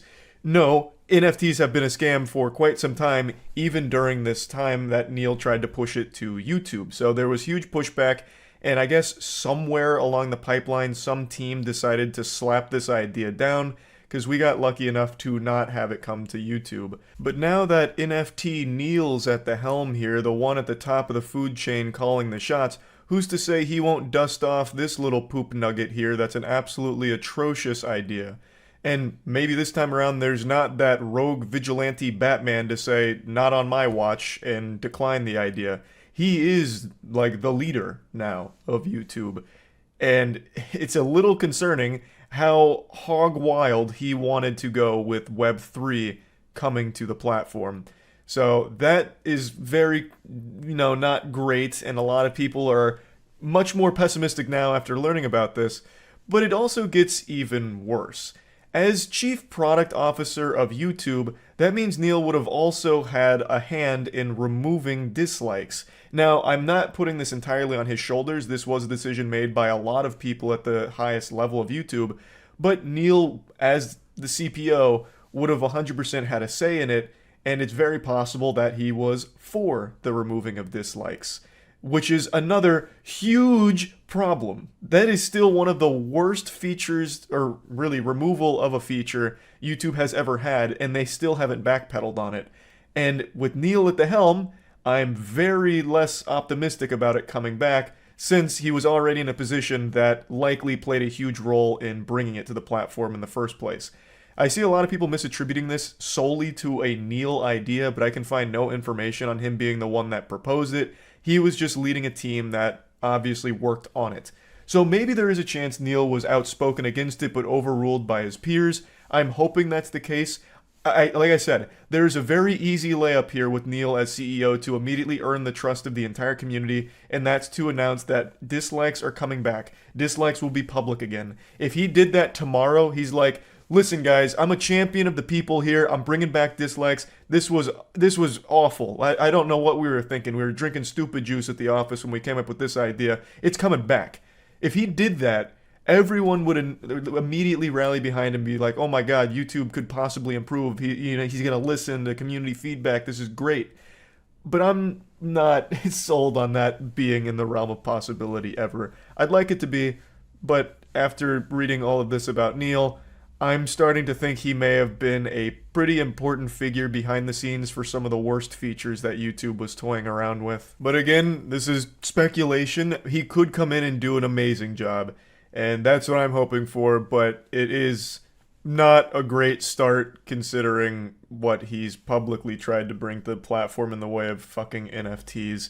Like that, the fact that he proudly posted about NFTs coming to YouTube and him wanting to be the one to spearhead the operation, That's just such a bad look off rip. Like that, you couldn't have started your reign as CEO in a worse way. It would have been better if his fucking nudes leaked. Like that's so much worse as being the guy trying to bring NFTs to the platform. Oh my god. But again, it remains to be seen. He could come in here and knock it out of the park, really fix up YouTube, really bring it to a better spot. Hopefully that'll be the case. I'm going to try not to focus too much on his past and instead look more at his future here as YouTube CEO. So yeah, anyway, just wanted to talk about this just a little bit. That's about it. So yeah. I've got a piping hot meal fresh out of the Olive Garden microwave straight to your dinner table here. This news is fresh off the press. The CEO of Twitch has announced that they're stepping down. Emmett Shear has been with the company at the helm for 16 years, apparently, and today has decided to move on. So he's quit his position and passed the torch. This is really interesting because it happens so soon after YouTube just experienced something very similar with Susan stepping down. Back to back, these two major companies had their CEOs walking off into the sunset together. I'm not normally conspiratorial, but perhaps there is some kind of correlation between all of the UFOs we've been citing recently and now these CEOs stepping down. Maybe the Illuminati's making some plays for the shadow government. Things are getting very odd. But anyway, Emmett left us a blog post kind of detailing his 16-year adventure here at the helm of Twitch, and even made a Twitter post kind of going over it briefly as well. In October 2006, we started working on live video for the internet. That became Twitch. More than 16 years later, I'm now a father and ready to move to my next phase of life. I wrote a blog post, but the short version is, thank you so much to everyone who built this with me.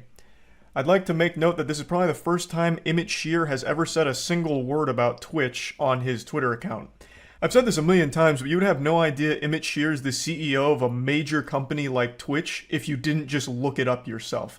I bet you were even scratching your head when I said the name Emmett Shear. You're probably going, who the fuck is Emmett Shear? Is that like a NASCAR driver or something? Like, who's that? I bet most people were probably under the impression Twitch didn't even have a CEO. That position was filled by Amazon androids or something. Emmett Shear has been my poster child for the last couple of years for a CEO that is beyond out of touch with the company that he runs, and it really does convey the idea that he doesn't care about it. Again, he doesn't talk about it. He doesn't engage with it ever. He doesn't celebrate anything about Twitch. If you scroll through his Twitter, you'll never really find any mentions of anything going on Twitch. I imagine he probably doesn't even know 5 streamers that use the platform. Like, I've made this very clear. This is no secret. I've been very public that I'm not the biggest Emmett Shear fan. You're not going to see me heartbroken, curled up and crying over Emmett Shear no longer being Twitch's CEO. Right? I think he has been the most passive CEO of all time, and it's really felt like he is embarrassed of his position at this company. He doesn't talk about it ever. He is never at any of the functions. He doesn't know like half of the shit on his platform. I bet the reason he stepped down is because someone at the office might have accidentally like CC'd him on an email reminding him that he's the CEO of Twitch, and he's like, what? I'm the CEO of Twitch? Still? I thought I gave up this position 8 years ago. Hold on, let me rectify this. So then he just put in his 2 weeks notice. Like, he just has not, in a long time, been active in the platform he is the CEO of.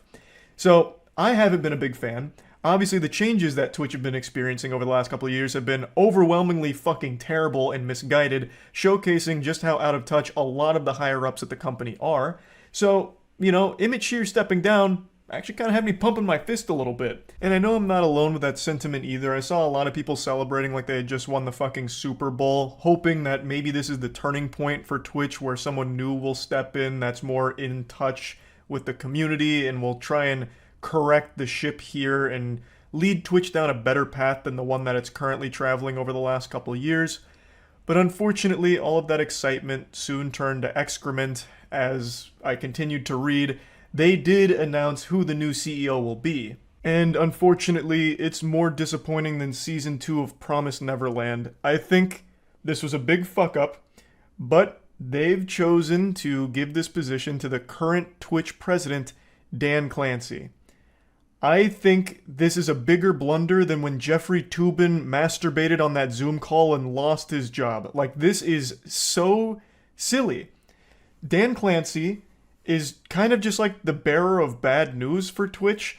By far his biggest claim to fame and the biggest stain he's already placed upon the company even before becoming CEO is this. He was the brave warrior that proudly posted this. A letter from Twitch president Dan Clancy on subscription revenue shares. This post still lives in infamy and still haunts the platform and scares a lot of creators because we're actually coming up on the period that these changes are supposed to roll out and take place. This was the post where Twitch announced that they are going to be getting rid of the 70-30 split with partnered streamers that are on those deals. So 70-30 will no longer exist. The shares will go down to 50-50 across the board, and they will never go back to 70-30 ever. So it'll be 50-50 across all of Twitch for everyone, no matter what, making it the lowest shares on any streaming platform across the entire internet.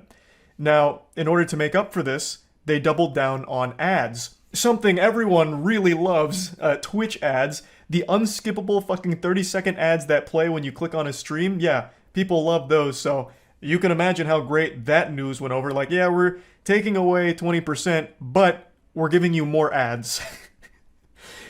So, they are going hog wild with their ad program, incentivizing creators to run more ads to make up for this difference now in income, and just pushing ads even further down the throats of everyone on the platform. This was by far probably one of the most controversial decisions Twitch has ever made, and I still, to this day, have not seen a single person come out in support of it, because Twitch is an Amazon-backed company. Amazon, of all companies, can probably afford to keep Twitch running. Without problem, I would imagine, especially considering subscription revenue is not the main driver of revenue for the platform in general. It was just extremely greedy to have that be the target, the first thing they target when trying to be more monetizable. Instead of focusing on other aspects of monetization, they immediately went right for the throats of creators by taking away something that had been established on the platform for like a decade now with that like 70-30 split shit. So this was a big deal. It is still a big deal because it's supposed to roll out within the next couple of months, and Dan Clancy was the one who announced it publicly. I don't know if he was the one that suggested the idea. I don't know how involved he was with the decision-making process with this idea, though as Twitch president, and from everything I've read, it seems like he's very hands-on with these kind of decisions and these policies. So I would wager a guess that he was very on board with this. Now, even aside from just this decision, people have talked about him over the last 8 or so months, kind of speaking to his character. A popular streamer named Jake and Bake actually got to meet him and had this to say. It'll be a long time. To be honest, dude, the president of Twitch, I'm sure personally, I have no problem personally with him. But honestly, I don't feel confident as a streamer on the platform with someone who is that out of touch. Yeah. What the streamers need and want. Oh no! I walked away feeling like depressed. Seriously, sad. And it wasn't just Jake, a couple other people came forward as well, most notably DJ Wheat, who held a previous high position at Twitch. DJ Wheat said, Dan once told the company he relates with creators because he was involved in drama and theater clubs in high school. He's a good human, but I never felt like he was able to relate to creators and the struggles they faced through every step of their career. Wow, gamers, he's just like us. He did drama and theater in high school. Woohoo! Yippee! That's my boy! It's crazy. Like, he didn't even bother to try and pretend to be, like, a gamer or anything, or, like, ever played games, at least according to this story and a couple other things I read. He focuses on, like, drama and theater as being, like, his relatability quirks. Amazing. Yeah. It doesn't seem great. In fact, I would argue this is a recipe for disaster. Dan is almost 20 years older than Emmett Shear. He's 59, and he doesn't have a Twitter account or much social media at all. Not that I necessarily think that in and of itself is a bad thing. I usually applaud people who don't have a Twitter account, because going on Twitter is like willingly sticking a cactus into your eye. But in a case like this where Dan is the CEO of Twitch, I feel like having a social media presence is extremely important, because where else are you going to be able to see the community's feedback on new features or changes? I don't think there's very many users on Twitch that are going to the support line in order to leave reviews or give you insight on how they feel about certain things. Most people are going to talk about all of this on Twitter or other social media platforms. So if you're completely absent from there, how are you going to see it? And I feel like being able to see these responses is integral to running the company in a healthy way and delivering features people want or making changes people want to see. At least that's just my perspective on it. Maybe I'm way off the mark and they have other means for Dan to get this kind of information from the community that I'm just not really thinking about. So either way though, I'm not super optimistic with Dan Clancy as the new Twitch CEO. I would, however, love to be proven wrong and Dan Clancy comes in here like an absolute rock star and knocks it out of the park. It's probably worth mentioning I have actually met him before. In fact, Matt and I have both met him. When we went up to Texas for a week to do like some wacky content, he was at one of the functions we were attending and introduced himself. And I don't really have a whole lot to say about it. Like, he was nice and seemed passionate about Twitch. The only thing that he really like asked me was if I play games. And I was like, yeah, I play games. And he was just like, that's cool.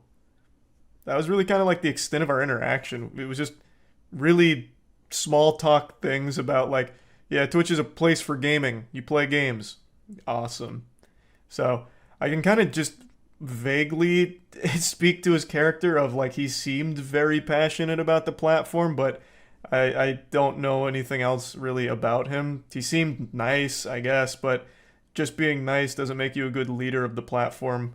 So hopefully like maybe he has good intentions and has good ideas on ways to make Twitch better because it needs some drastic improvement with the directions it's been heading. So I guess we'll see how all of that goes, but just wanted to talk about all of this because it's big news.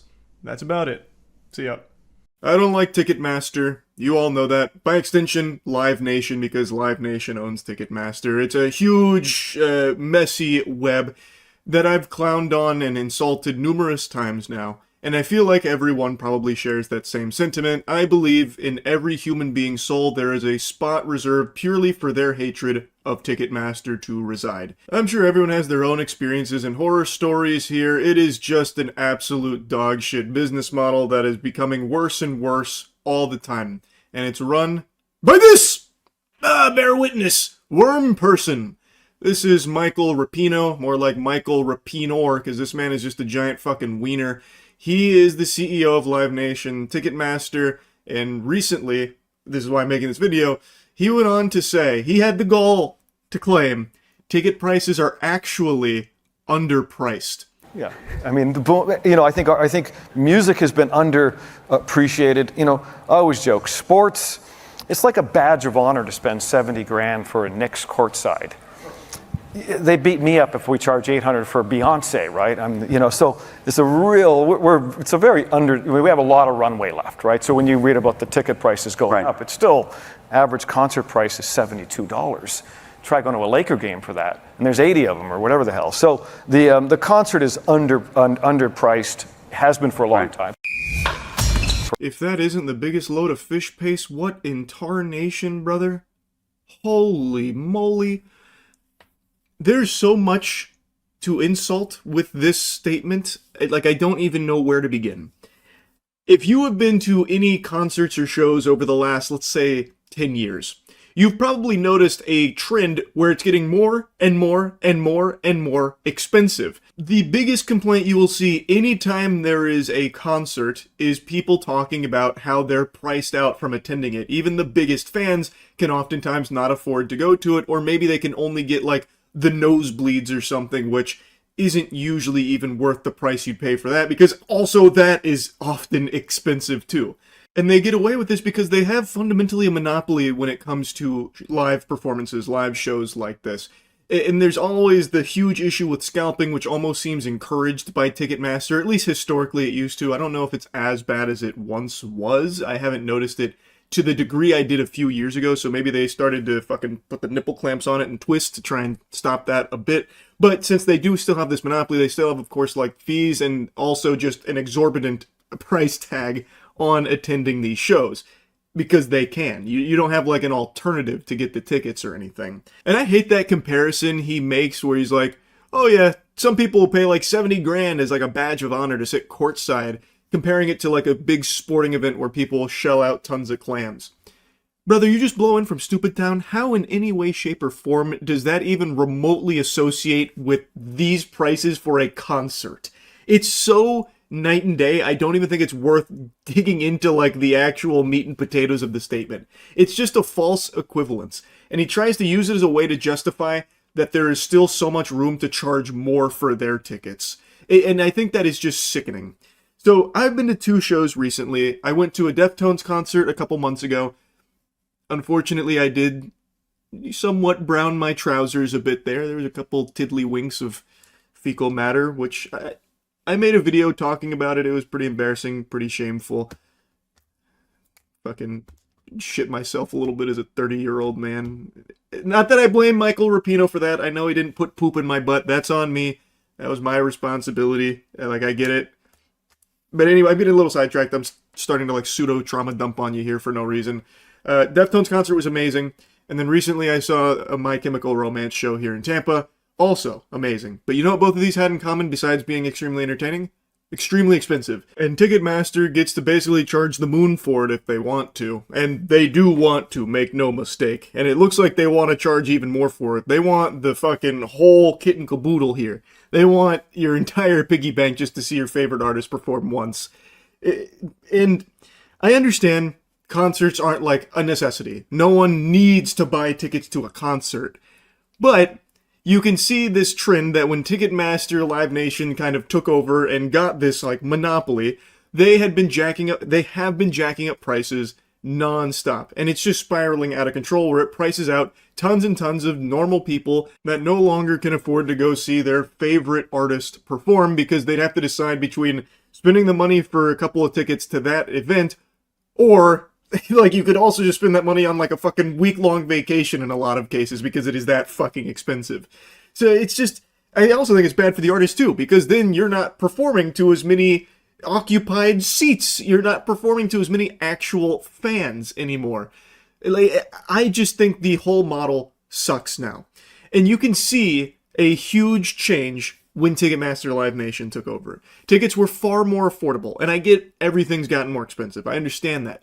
But in this sector specifically, this monopoly has been extremely awful for fans and artists as well. It is only good for Ticketmaster. And the CEO's out here like, well, actually, it's like super reasonably priced. In fact, it is underpriced.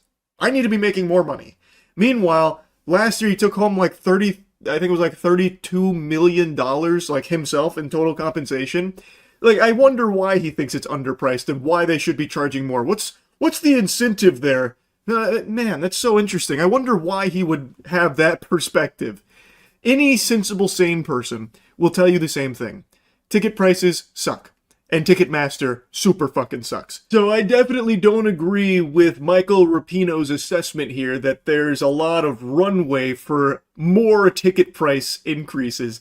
He says that people beat him up for charging $800 to Beyonce. Well, what he doesn't mention there is that $800 to see Beyonce is to see her through like a fucking glory hole on like the 39th floor of the stadium she performs at.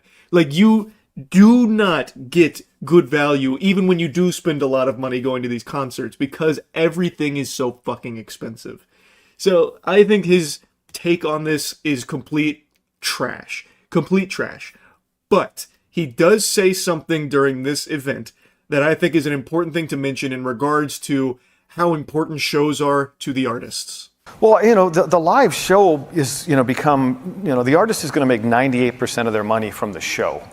The record label, all the other ways they made money is irrelevant now. The show is where they're making their money. Now, in this section, he is actually correct. He did pin the tail on the donkey here.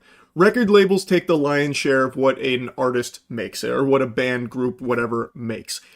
I have heard some, what I believe to be, or should be, criminal contracts in the record industry where they will take sometimes like 90% of like streaming revenue, record sales, merch sales, that kind of thing. And thus the band needs to survive off just tours alone because that's where they make their actual money. The record label makes the rest through them on other things. They only see like a small percentage of it. It's fucking terrible. The music industry itself is so unbelievably corrupt. Ticketmaster is just a small component of that. But he is right. The actual shows, that is the most important part to the money that an artist brings in, which I believe is also contributing to the increase in ticket prices. Not always solely Ticketmaster, but there are cases where groups or artists have knowingly increased their prices as well, and like even agreed to like the surge pricing type shit, the like dynamic pricing model, because the streaming revenue, record sales, merch sales, all of that stuff, the record label has got its filthy fucking paws in a big way. Thus, they need the tours to, you know, bring in their actual chunk of change. Like, it, again, the system itself in the music industry is super fucked. Also, streaming revenue is not a ton for music. I feel like most of you have probably heard artists talking about how much like a song of theirs makes through like Spotify or something. And it's not overly incredible from the numbers I've been made aware of. And I guess from my own personal experience, I'm in a band, The Gentle Men. We are working on more music. Across our 2 albums, we maybe have like 100 million streams across all the songs. And we even did do like physical sales. And in total, I believe what we've brought in over the last 6 years is like 120, 140K, somewhere in that general ballpark. So you divide that between 2 people over the course of 6 years, it's not, you know, the biggest bag of money you'll ever see in your life. You know, you're not talking Scrooge McDuck levels of wealth coming from like music streaming sales. At least not until you're in like the, I guess, hundreds of millions as opposed to just like the 100 million club. Again, I can only speak from my own personal experience and at least the other numbers I've become aware of and what artists have made from those. And we've never toured or anything.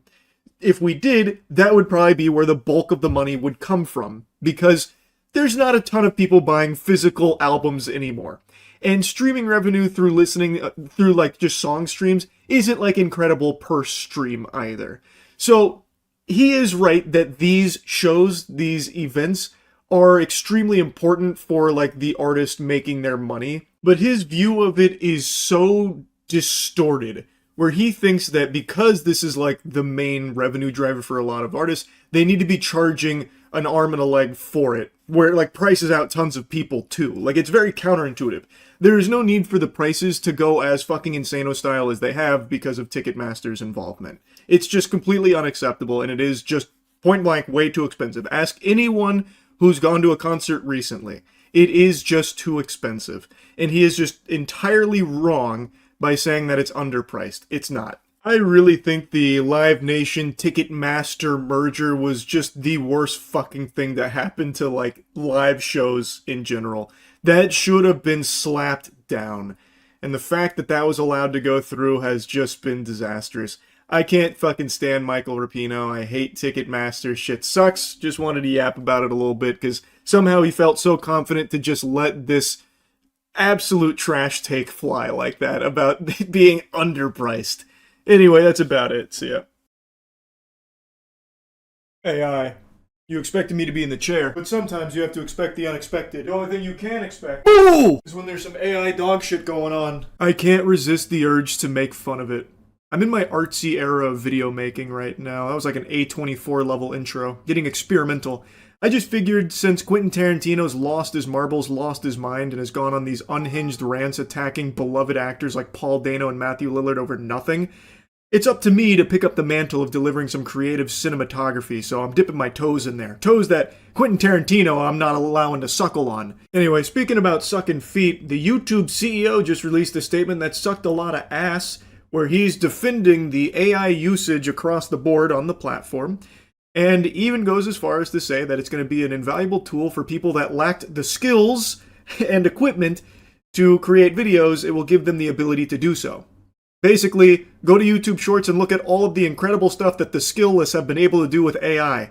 We've been blessed, thank God. It's a topic most people have been complaining about, especially when it comes to short-form content, because all you get fed is AI gobbledygook, like actual nonsense trash, because it's the easiest thing to just fart out onto the platform.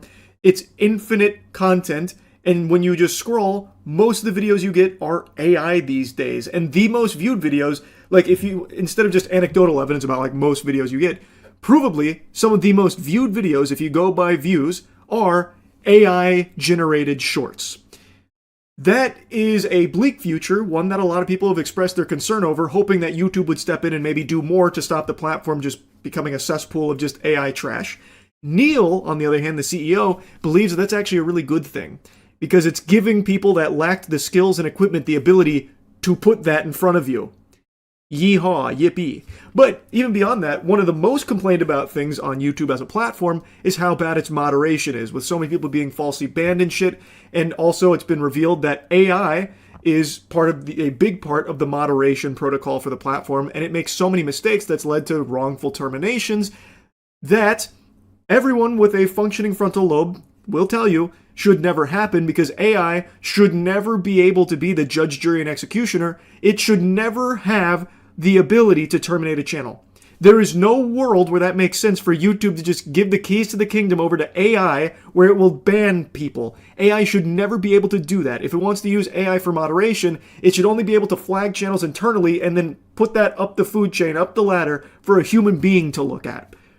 But Neil seems to have a different vision in mind based on his statement here. Let's go ahead and take a peek at what he thinks.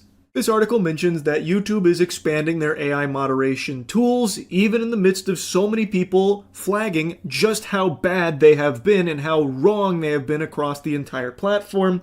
The article then makes a mention of just how much money this platform is bringing in, which only makes sense that they can't afford to pay more money for better tools. Instead, they just need to just have AI do it poorly for them.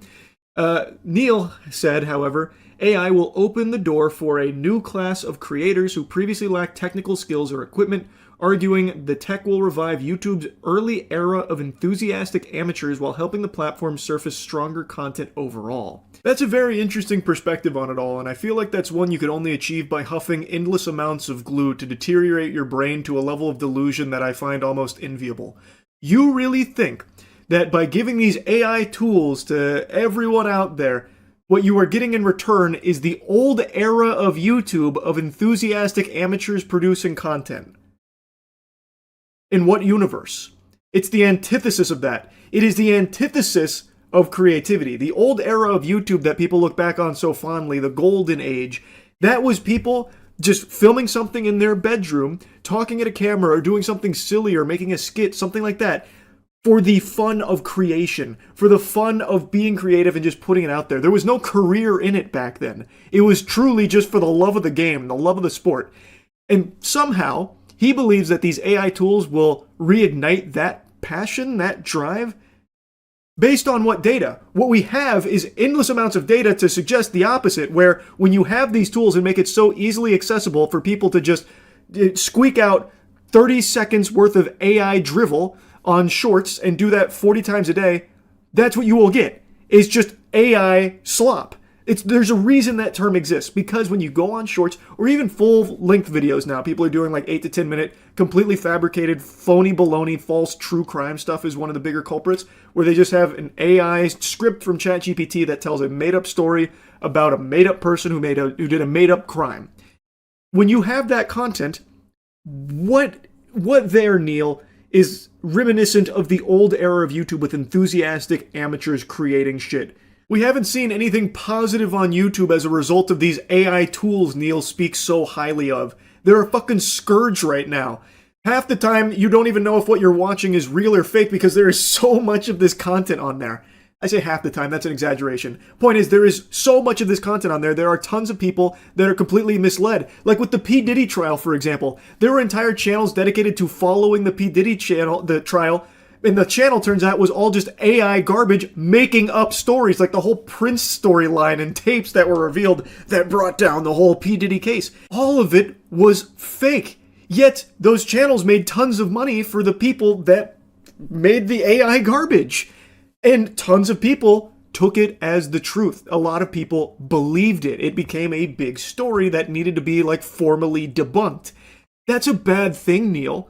I don't know where you are seeing any positive usage of skillless creators using AI tools to bring good content to the platform. Like, I don't know where that's coming from. It is just truly an exploitative tool for people to make a ton of quick cash off of by just making infinite videos instantly. Like, that's what we are seeing, and it's not good. Most people are complaining about it, rightfully so, but Neil is defending it tooth and nail. And we haven't even begun to scratch the surface on YouTube's AI moderation tools yet. We're about to get into that. According to YouTube CEO, AI will be key in policing misinformation, IP theft, scams, and what many creators have dubbed AI slop. AI will make our ability to detect and enforce on violative content better, more precise, able to cope with scale, and adds that the system improves literally every week.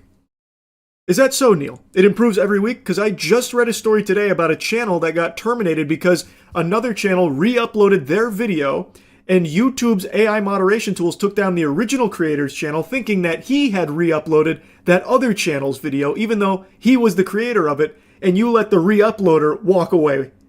You punish the real person, not the imposter. The AI tools are getting better every week, huh? There is stories daily about the fuck-ups from AI moderation tools. What I do agree with him, though, is that given the scale of this platform, it would be impossible for humans to be able to police all of it. And that's something I've said from the get-go. This could be an invaluable tool in accumulating a lot of potential bad actors or internal flags. But under no circumstances should AI have the ability to make a judgment call on if a channel gets terminated. It should never have the ability to issue a strike. What it should do is alert a real flesh and blood human being, an employee, God forbid, doing their job to look at what has been flagged and analyze it to see, is this actually violative content?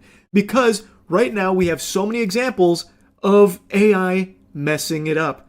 It's been making big boo-boos, big whoops-a-daisies daily. And they are easily overturned once a human being is alerted to the mistake.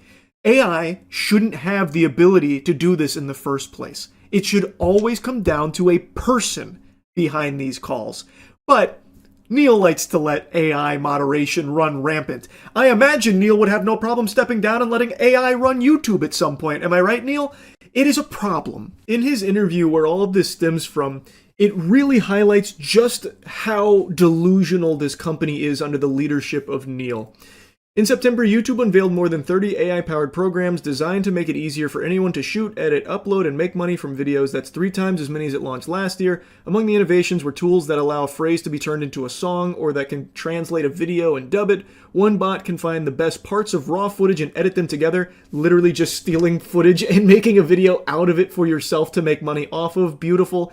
Another can turn a long video into a short. All of this says YouTube is in service of helping more people become creators. Already the #1 choice of dream job for young teenagers and much hoped for among Gen Z. Neil, how does any of that remind you of the old era of YouTube with people enthusiastically creating content? How? By having AI do it all for you and you can just slap it on your channel to make money off of it? Gotta tell you, buddy, that doesn't really sound like the YouTube I remember on the front lines back in 2007. It just feels like it's very much a corporate decision from YouTube where you can make more money off of this trash. But maybe that's just a crackpot conspiracy theory. I don't know, Neil. Maybe I'm just way off the mark on this one. Maybe there is so much good content you're consuming that's AI generative on the platform right now. I have no doubt you're watching tons of it, right? I still remember when YouTube's slogan was broadcast yourself.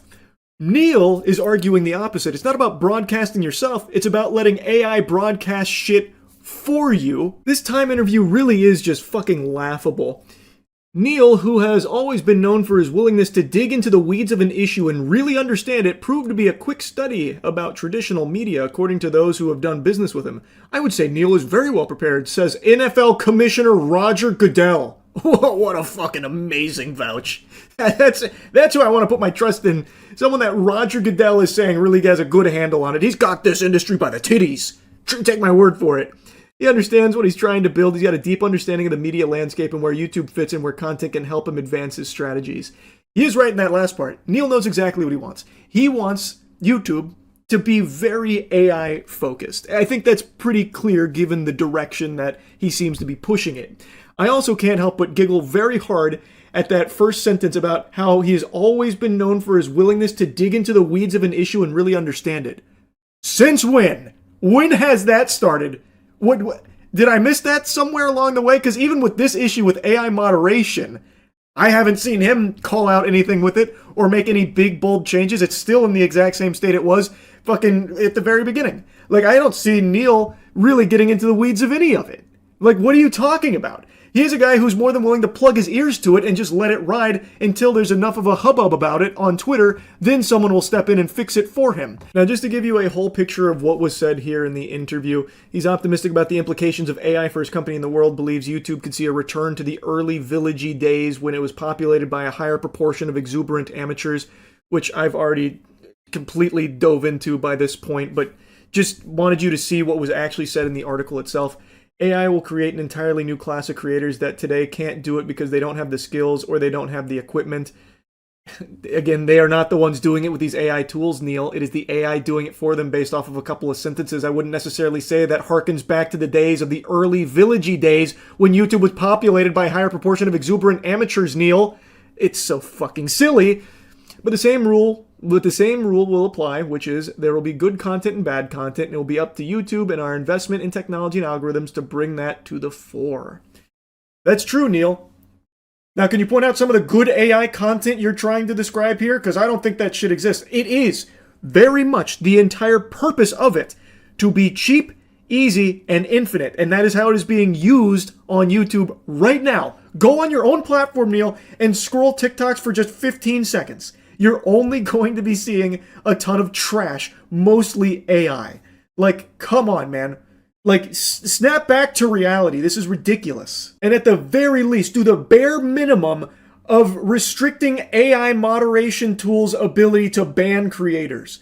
That shouldn't be allowed. That should just straight up be illegal. Like, I really think that should be a fucking crime to have YouTube knowingly allowing AI, which has a very provable track record of being wrong and making mistakes, be the one to take away entire people's livelihoods like that without any human oversight. That should not be allowed under any fucking circumstances. That needs to be fixed right now, Neil. Maybe instead of doing Time Magazine interviews, that should be like on the top layer of your priorities, I would hope. Because it is just unacceptable and it is out of control. It's happening daily. It's not in this perfect state you seem to think it is, and it doesn't seem like it's improving literally every single week like you say it is. Anyway, this interview made me upset, and I wanted to yap about it. That's about it. See ya. Have you seen the Scentbird CEO? She does a podcast with her eyes closed to talk to spirits and said Hitler wasn't bad. What? The Scentbird CEO does this. Wait. I know Scentbird. Yeah, wait, you're right. The Scentbird CEO claims to be a spiritual medium. Or, sorry, not a spiritual medium, a spiritual guru. The co-founder of the Netflix for Fragrance, Mariah Nuraslamova, has been moonlighting as a spiritual influencer. Comments on extraterrestrials, The Matrix, and Hitler have recently attracted negative attention. Your teeth are not randomly crooked, there is a spiritual meaning. Every little aspect of the tooth is a map, right? This sounds beautifully unhinged. You see they found a cave on the moon? Oh, we got moon troglodytes now? That's pretty cool. This is I can't find the clips anywhere else right now, so right now, completely reliant on the YouTubers here to bless me with this info. I want to see these readings. Version of the Matrix will be the default one. The 5th version of the Matrix is actively being incubated, and according to Maria, it's showing really good signs and is looking promising. Now there is a new version of the Matrix that's being currently incubated. The 5th version of the Matrix. Matrix and, 5? That one is showing signs of really good promise, so... Maria mentions having a direct... Wait a minute, I need to go to our website. There's a Matrix 5 dropping? This is Maria. She is the CEO of Scentbird, which I think many of you have probably seen through YouTube sponsors. They were pretty big on influencer marketing, from what I recall. So when you are inviting black into your body, you're not inviting demons, God forbid. You're not inviting evil into your body. You are inviting this moldable substance that contains all life inside, that contains all light inside, that contains the entire spectrum of everything. Okay, so she's about to cast a hollow purple. I don't really care about that. Where did she do, like, the spiritual readings, like where she talks about Hitler and everything? I don't need to know about her curse technique. I mean, I'm in the presence of an architect. of the Great Architects Council of Light, but sadly that is big. Wasn't the case. That is You're big. automatically crushed while listening to your guided meditation for an ultimate womb detox. And Whoa, an ultimate womb detox? Whoa, hey, hold on, I can use that. Hello, my darlings, and welcome to Our Sacred Universe, a podcast where we meditate together. I'm ready. Today, I wanted to offer you a womb healing practice. Thank Our you. womb space is where we deposit a lot of our hurt, a lot of our pain, a lot of our suffering. But a womb space, or if you will, our sacral space, I is have something that. everyone has. I have and nipples, so Greg. I Can you milk me? invite You, if you haven't checked out my book yet, No, hold it's on. I don't need out. the hashtag ads here. Just give me my womb needs a little bit of assistance here. Keep breathing in and out. Imagine I just have a full Using body the orgasm power from of this. your breath to ground and center yourself. Invite the healing vibrations of the universe to enter the sacred space of your womb. Through your breath. See, like, we skip a step. How do I invite the healing vibrations of the universe to fuck my womb or whatever? Like, what do I do? Like, how do I send out the distress signal? That's where these guided meditations always fall apart for me. Like, they make it sound like it's so easy that I can just call upon healing vibrations. Like, I'm not a shaman. Like, can you call it for me? Thanks, membership, Oz. Book a reservation. Yeah, what availability do the healing vibrations have in the universe? I imagine they're probably pretty booked up. Why are you detoxing your womb? It sounded helpful.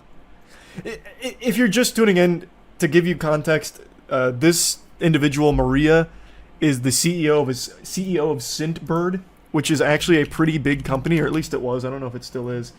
And according to Chatter, the Scentbird CEO has found herself into some controversy because of this line of work, where apparently she was saying that Hitler wasn't bad through her spiritual guru sessions. And I'm trying to locate that, but I'm getting all, like, sidetracked here, going through these alternate branching paths in the visual novel.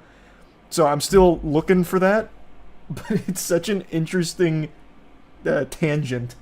Big thanks to OperaGX for sponsoring this video. OperaGX is the browser you see me use every single night on stream. It's just my go-to browser, and it has so many features that I just really have come to know and love. Obviously, the one that I always preach about, because it's the one I'm most enthusiastic about, is the fact that OperaGX is not a resource hog like Chrome and other browsers. It is so lightweight but so powerful, and the GX mods that it offers are super fun, so you can really customize it to make it feel like your own and make it feel super unique.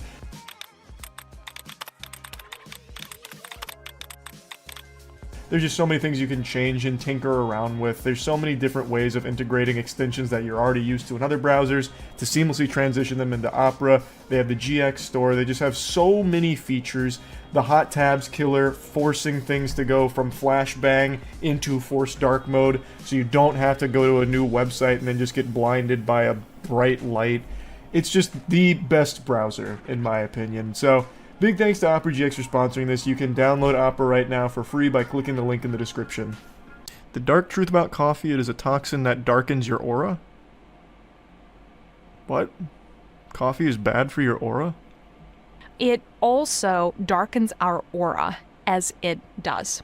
As it does so, as it works with our body. So it's almost like when coffee gets into your aura, it creates these little anchors or these little dots of itself. It's almost like it gives an energetic imprint into your body.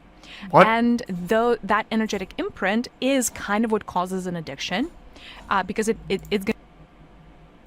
The energetic imprint is what causes an addiction, and it darkens our aura through that. How the fuck does it touch my aura?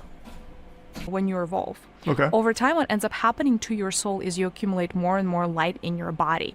So you grow and expand, and you grow and expand by accumulating more light and kind of releasing darkness, if that makes sense. Over here, it makes so much sense, a lot of actually. things in your life are dependent on how much light you can hold within your body, especially if you're on spiritual path.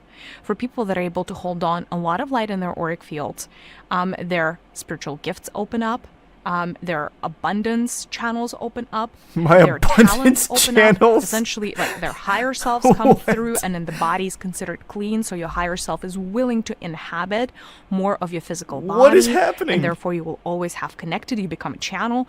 That's a lot to process. She's blowing the lid wide open on what it means to be alive.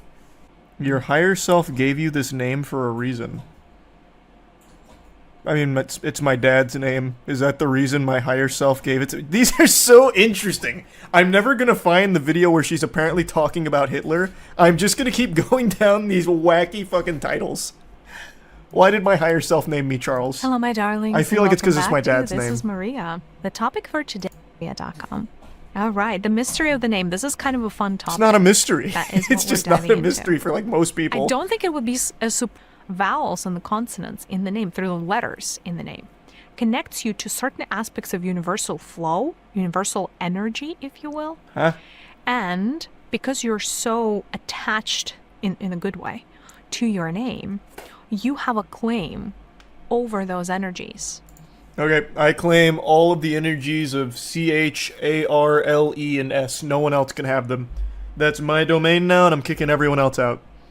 Eliminate pain and heal a specific organ or part of your body. Teaching you how to use the Force. Are you a star seed? Yes. One thing that did come up, though, is called the Karma of Atlantis. It's time to release it. Here's how you can do it right now. Like, raise Atlantis myself? I can do that? Favorite YouTubers have promoted a brand that normally wouldn't show up on my scam/problematic radar scanner. Scentbird. Scentbird. Yeah, I is told you it was a a big museum thing. subscription Told you that. company that at least outwardly, because the CEO of Scentbird, Maria Nurislamova, stinks. Our bodies choose to miscarry children. Oh. It's not an accident that happens. It's a choice. If people were to align with their life purpose, we would see a lot less cancer on planet Earth. You could heal yourself from any disease. I don't care if it's cancer. I don't care if it's AIDS. It could be whatever. But you could heal yourself in the span of under 7 days. We're going to talk about the spiritual reasons for being overweight. Like Adolf Hitler is one of the poster children for like being an evil person. Do you know how many millions of souls benefited from learning from the experience that he has created? So is he evil? Not really. I don't think so. Wow, Maria. Those spiritual sessions are sending you down the loony path.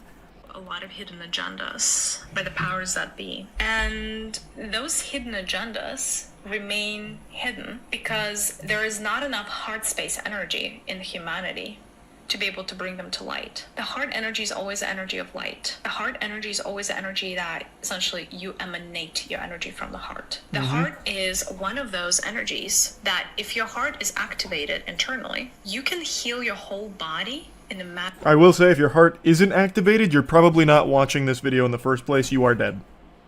Most likely. Bearing some, like, very fringe cases. That is the power of the heart. It changes your internal ecosystem and it changes your external ecosystem. It just does. It is meant to. It is. Well, who knew? Who knew? It's like breathing techniques from Demon Slayer, but for your heart. It can do anything. It's just like a bunch of gobbledygook. This is like, there's nothing that binds these statements together. It's just like a random assortment of words that have no real meaning. This is the problem when I'm looking through pages like this. I get so distracted by so many cool titles. She has one here called Babies Control How Long Their Birth Is. Like, this is unhinged. God damn it. That's why certain births take so long, is in the state of resistance. If the baby's in a state of fear, if the baby doesn't want to access their masculine energies, the birth process is going to take longer. That's why some... Wait, what? The baby doesn't want to tap into its masculine energies, so it doesn't want to be birthed? What the fuck? The baby comes out like scoops of, like, creatine. What in the world? Shit's not even born in amniotic fluid, it's just like a bunch of, like, trin. What is this? What is she talking about? This isn't even spiritual. I have a hard time answering the question about evil because there is such a big gap between how humanity perceives good versus evil and how, you know, even beings in the seventh dimension perceive The seventh dimension. Who's in the seventh dimension? higher self perceives Glorbus? Like let who? alone how source Who are you consciousness communicating with in the seventh fucking dimension? stepping back. Let's say your higher self wants to understand murder. Should be easy It's just to understand. a fascinating subject for your higher self. If Okay. it wants to understand murder, Jesus Christ. the angle. So your higher self may choose to come as a victim, as the mother of the victim, as the father of the victim. Why? As the teacher of the victim. Why as would the it want murderer, to? So, based on what I've gathered, very limited exposure to her spiritual guru benevolence, it seems like she believes you are the product of your higher self wanting to be experimental. So when something bad happens, it's because your higher self is trying to learn about it. So here, she's using murder as an example. So if you are someone who gets murdered or associated with the victim of a murder, it's because your higher self wanted to be in that position. It was all predestined because your higher self wanted to be present for it, to learn about it. Which is the dumbest idea ever. That's actually the stupidest fucking idea. And by the way, like, look at Hitler. He's one of the poster children for, like, being an evil person. Do you know how many millions of souls benefited from learning from the experience that he has created? So The here, world serpent has awakened? You know, Like the tier like, 1 look hell at and Goldie. a character like him and be like, oh, he's completely evil. And upstairs, his experience was the greatest, one of the greater, you know, sources of knowledge of 3D planet Earth warfare. 3D planet Earth warfare. And that is benefiting What? so many different souls on their. This is a very interesting take, Maria. So, there's a lot to unpack there, Maria. There's a lot to process. The healing vibrations of the universe have not been kind to her frontal lobe. Wow, that's interesting. That's very interesting. evolutionary path. So is he evil? Not really. I don't think so. So interesting. So just it means that some higher selves choose to take this path, and it seems like it's maybe a bit less desirable than other ones because we don't have that many murderers and mass murderers especially, right? But they still choose to do so for their own development. Like, well, do you want me to give you an even better example? Yeah. That was an incredible do you example, think playing Maria. World of Warcraft is evil because you're killing things? Like in a computer game, Yeah. people don't think it's evil. Yes. I know. Same logic. It's a computer game from higher self level. Like, fine. Like, I don't know. Any of those Same logic. Yeah, killing goblins in World of Warcraft is the same as Hitler for the Holocaust. You hypocrites. What an interesting character she is. Her higher self has very much done her a great justice. Her enlightenment is astounding. She's trolling. I don't know. She has a whole career based out of this, and apparently you can even pay for these sessions privately. But her main hustle is Scentbird, which, again, is a pretty popular product, or at least it was for a little while. She's the CEO of it. Or at least was. RPG games, I think RPG is what they're called, right?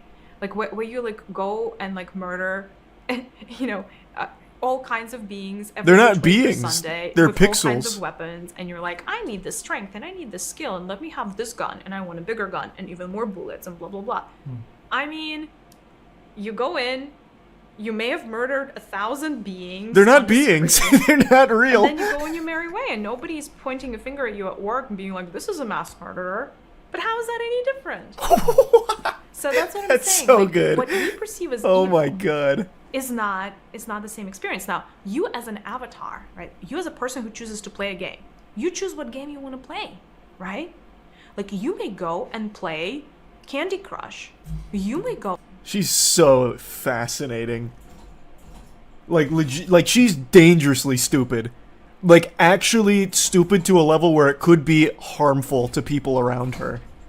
Like, there's nothing wrong with being, like, harmlessly dumb, but when you start to cross the threshold, the event horizon that she is, she's to the point where, like, she is actually probably a threat to the safety of those around her.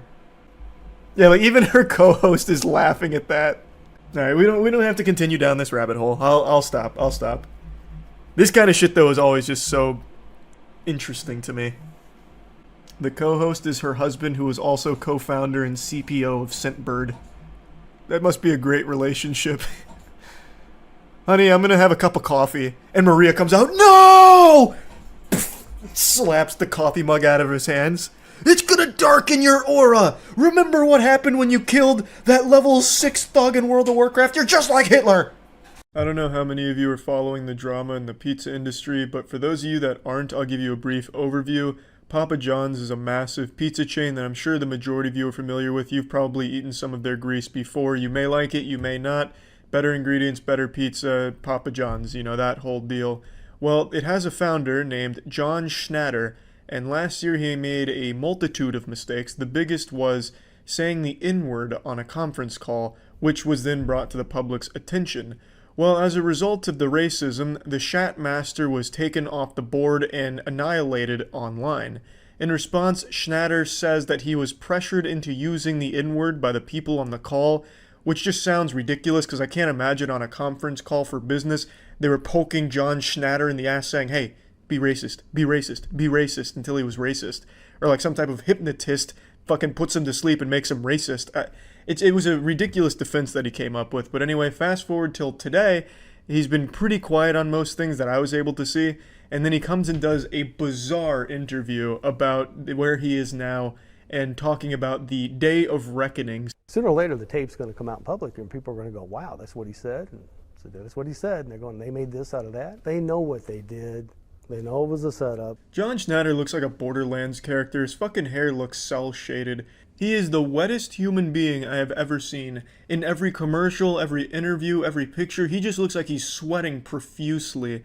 It's as if he's eaten so much pizza, his skin is starting to become the consistency of pizza, all greasy and shit. But anyway, his side of the story is he was set up by the people closest to him so that way they could take more of the company and take it away from him, which makes a lot more sense than his original defense of the aliens forced him to be racist.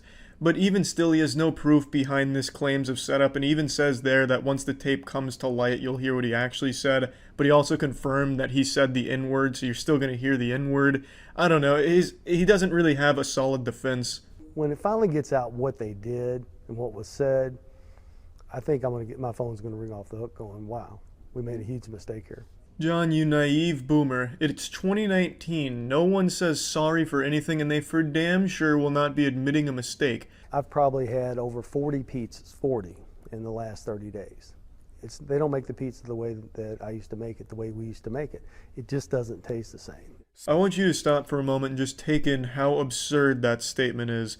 That's like one of those SAT math problems that you know could never possibly exist. That shit like, Sally has 10,000 apples and Julie wants half of those in her fridge. What do? Use the algorithmic Pythagorean theorem.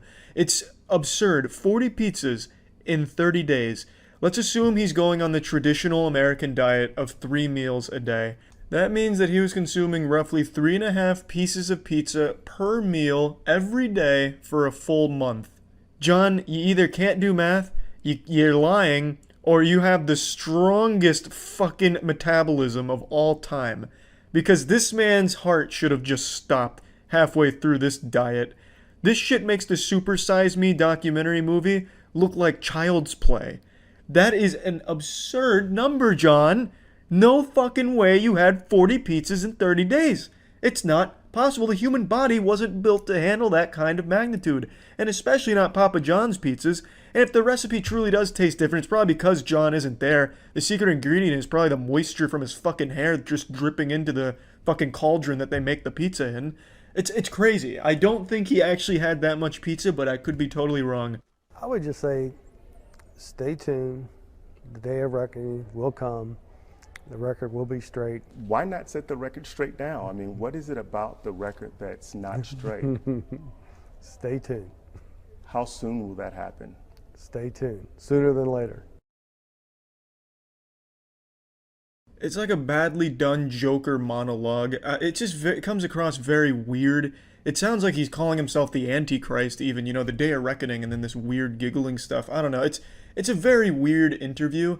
Now, growing up, Papa John's was like the only pizza that I actually liked, and even to this day, it's still my favorite pizza. I'm not a huge fan of most pizzas. I can already hear the comment section going off. You never tried New York pizza, have you, Charlie? What the fuck? Yeah, you like Papa John's? That's ridiculous. Oh my God. I just don't like it. I've had a lot of New York pizza when I was in New York. I'm not a huge fan. We have to accept people are gonna like different things. I liked Papa John's. I still like Papa John's. It doesn't taste very different to me today. I don't know what John's tasting. Maybe when he eats it now, he tastes a little bit of hate in there, and that's totally understandable. Because if I got fired from my massive multi-million-dollar pizza chain, I would never want to eat that pizza again. Anytime I take a bite of that pizza, it tastes like asshole. So I get why he thinks it tastes different, but it really doesn't. It's probably exactly the same. But anyway, growing up, my dad used to tell me stories about John because John used to do business in the area my dad was in, and he was so confident in his pizza and really wanted it to succeed, he used to drive around in his car and pass out free boxes of pizza to everyone in my dad's area. So I always had a very positive impression of John just from the stories my dad used to tell about him. He was apparently a great guy around the area. And even in this interview, he talks about some of the community outreach shit he does. I don't know what the fuck has happened. His reputation has certainly been tainted. Maybe he is truly innocent, which seems unlikely in this case, but I guess you never really know. But man, he's made some big old fuck-ups, and that's for goddamn sure. But anyway, I just wanted to talk about this bizarre interview that he came out of nowhere to do. I'm excited to see the next developments in this pizza soap opera. That's it. See ya.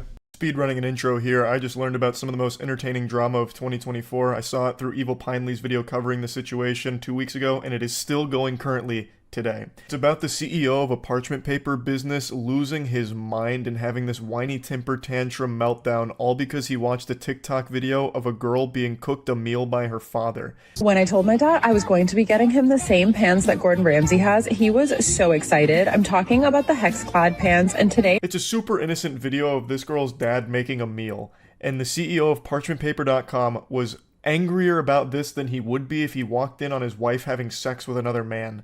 Though it is quite the stretch of imagination to envision this guy, this lunatic, with any kind of companionship in his life. So after watching this, he was infuriated, went on the actual company's business account, and left a mean comment, which started a series of events he couldn't have possibly foreseen. I posted a video yesterday of my dad cooking for me with these hex-clad pans that we had gotten. There was a comment on there where the person goes, "Must be tough living a life on easy mode." I also didn't think the comment was rude at first, so I responded with, "Lucky to have parents who make it possible." And they responded, "Yeah, we get it. You have no skills and family money." That's already such a weird comment right there. Must be nice living life on easy mode when it's just a girl getting cooked a meal by a caring father. Like, how bitter and miserable can your life possibly be to just see something like that and be like, I gotta give her a piece of my mind? That's a line that's usually used in reference to camming or OnlyFans or something. Must be nice living life on recruit difficulty because men are giving you a ton of money just to be hot or be naked or something. And this guy's taking that same energy and putting it into this situation where it's just a girl being cooked a meal by her father. Make it make sense. So he's so upset that he's doing this from the actual business account for parchmentpaper.com. So the Parchment Paper Patriot is really having a conniption. And then the poster responds saying, it's supportive family, got lucky. She said she didn't even find it rude at first, which I don't know how you would see that as anything other than rude. But regardless, her response was super sweet, and he gets even more heated about that, fucking steam coming out of his ears, and goes, "Yeah, we get it. You have no skills and family money." What kind of projection is this? Holy insecurity. What do you mean you have no skills? All she did was show a video of her dad cooking her a good meal. It's ridiculous to assume that she has no skills. It's based on nothing. She could have bow hunting skills, nunchuck skills. She could be one of the most skillful human beings on the fucking planet. We have no idea. And then he's going, it's just your family's money. You're suckling off their bosom because your parents have money. What is happening here? Do you have no skills because you probably order Uber Eats all the time? Is your skill just ruining businesses? That's a pretty cool skill, I guess. But anyway, this is only the beginning of his rampage. and he just fully self-destructs over the course of the next few hours. It's like Chaozu from Dragon Ball Z, when Chaozu latches onto Nappa and blows himself up, but the sacrifice was in vain because Nappa barely felt anything, really. That's what happens here. Parchment Paper Patriot blows up, and the girl, totally fine, and makes an absolute clown out of this guy. Dunks on him. She obliterates this man. And at that point, I'm just like, okay, what the hell? Like, maybe this account is hacked, because from a business account, that seems kind of weird. So I send them an email and I'm like, hey, like, I think somebody's on your business account, like, leaving cyberbullying comments. Didn't say anything else. That was it. And then I get an email from the CEO of... I think anybody in their right mind would assume that that business account is hacked, because what little toddler would be shitting their pants, soiling their diaper over something as simple as watching a TikTok video of a girl being cooked a meal by her father? So I think that's very sound logic. Oh, this account must be hacked. I'll let the business know. So she reaches out, and the CEO himself, Brandon Howard, steps forward, saying, I don't consider stating factual information is cyberbullying, but if you're offended over a comment about having no skill set while getting to frolic through life with family money as bullying, I'd call the cyberbully police. Delete the comment and move along. Cheers. Brandon, I think the department we need on this case is the cringe police, because Jiminy Christmas, holy cannoli. Oh, he tried a facts don't care about your feelings moment there. What facts are we talking about? Her having no skill set? You have no idea who she is. You know nothing about her. All you watched was her get cooked a meal. I'm sure your parents cooked you meals at some point, right? Maybe they don't anymore because you're probably insufferable to be around, so they probably cut you off. I imagine that's the case, which is why you're so upset over this moment. I don't see at all how this would be indicative of her just frolicking through life, coasting off of her family's money. That's a unreal leap in logic based on nothing at all. And honestly, she was like a good Samaritan here, like looking out for your business, thinking that you might have been hacked because of how awful this behavior is and how terrible the look it is for your business, and then you double down and make things significantly worse by being this big loser. Also, I love the chutzpah here from Big Baby Brandon to claim that she was offended over his comment, when this sensitive worm was offended first over her being made a meal. This guy needs to call the wambulance because he can't stop crying about this video of a father making a meal for his daughter. Considering my parents literally grew up in mud huts, worked their ass off to get out of India, get us here, and get me into the position that I am and able to have a full-time job and a side career. Then he goes back to the page and goes, cyberbullying is even more funny, and the fact that you emailed us to tell us is actually hilarious. Enjoy frolicking through life and leave the rest up to us adults who create actual economic value without a trust. Yeah, leave the heavy lifting up to the real adults, like Brandon Howard, CEO of ParchmentPaper.com. It's comical that the parchment paper guy is trying to act hard here. Like, I don't know what he expected to happen. He just looks so stupid, claiming that she's like a trust fund kid based on nothing. Literally nothing. All just gobbledygook here. All you saw was a video of her getting made a meal by her father. How could you possibly connect all of these weird dots? To me, it seems like the person who's really frolicking through life on easy mode is you, who has unlimited time in the day to respond to random people on TikTok and leave comments that just let everyone know that you're an outrageous asshole. Like, you must not be doing that well business-wise, if that's what it's boiled down to here. They did send me a legal notice. It came from info@parchmentpapers.com, and it says that they are really worried about the safety of their team, and if I don't remove the defamatory posts on TikTok, they will be taking legal action, which I don't believe it's defamatory because it's not defamatory at all. All she did was share his comments, which are public, in that email, his statements, all from his mouth. This stupid douchebag is just doing one of those desperate Hail Mary maneuvers when they have nothing else left and trying their absolute best to save a sinking ship from the holes that they themselves have poked in it. And it doesn't work, and it actually leads to him looking like even more of a clown, because she points out some pretty interesting things about this cease and desist. So yeah, like, I don't believe it's defamatory. I also don't believe you have a legal department because you signed it incorrectly. It says legal department at parchmentpapers.com. You forgot the dot. Did you forget to delete the part where it says, like, your contact information because you're using a template? And also, what's with the cease and desist? I thought it was CEASE. Who's doing your spell check? Good heavens, Brandon Howard did some ayahuasca and tried to send a cease and desist and lost himself somewhere in the sauce. So apparently it was signed incorrectly from legal department at parchmentpapers.com. And then here's some more information on it, I suppose, where he left in your contact information in brackets. So as she points out, that means he's most likely using a template here. That is actually that shit on a teleprompter where it's like, wait for applause. And you say it out loud and you're like, ugh, I made a big boo-boo because I wasn't supposed to read that. He fucking left that in. This absolute buffoon. And the goober doesn't even know what a cease and desist is. He did seize and desist. Holy shit. I think he's the only one that works at this company. Nobody else saw this before the email got sent out. His supposed legal department okayed this. If he does have a legal department, they need to be fired right now. They need to get fired yesterday. Because that is a disgrace. That is not a legal document whatsoever. Fucking your contact information in brackets, cease and desist. You couldn't have made that any worse. This legal document he tried to send over is now more worthless than the parchment paper that he's built his life upon. Another day, another email. This time you decided to fix the typos. Congratulations. And you also told me you're fixing the typos. Very interesting thing for your legal department to say. Oh, brother, this guy stinks. She is cooking him harder than the meal that her father cooked her in the first place that started all of this. I love how he proudly calls attention to fixing the typos. Like a student in class, like, excuse me, teacher, I fixed the spelling mistakes in the cursive. Fix the typos just in case you couldn't figure out we're very serious about this issue, as your direct actions to intentionally harm to us. Oh my god, the grammar is diabolical as well. And our company is not being taken lightly. We expect action to be taken within 48 hours. See attached. There's probably a picture of Brandon Howard's butthole here going spread goatsy on her.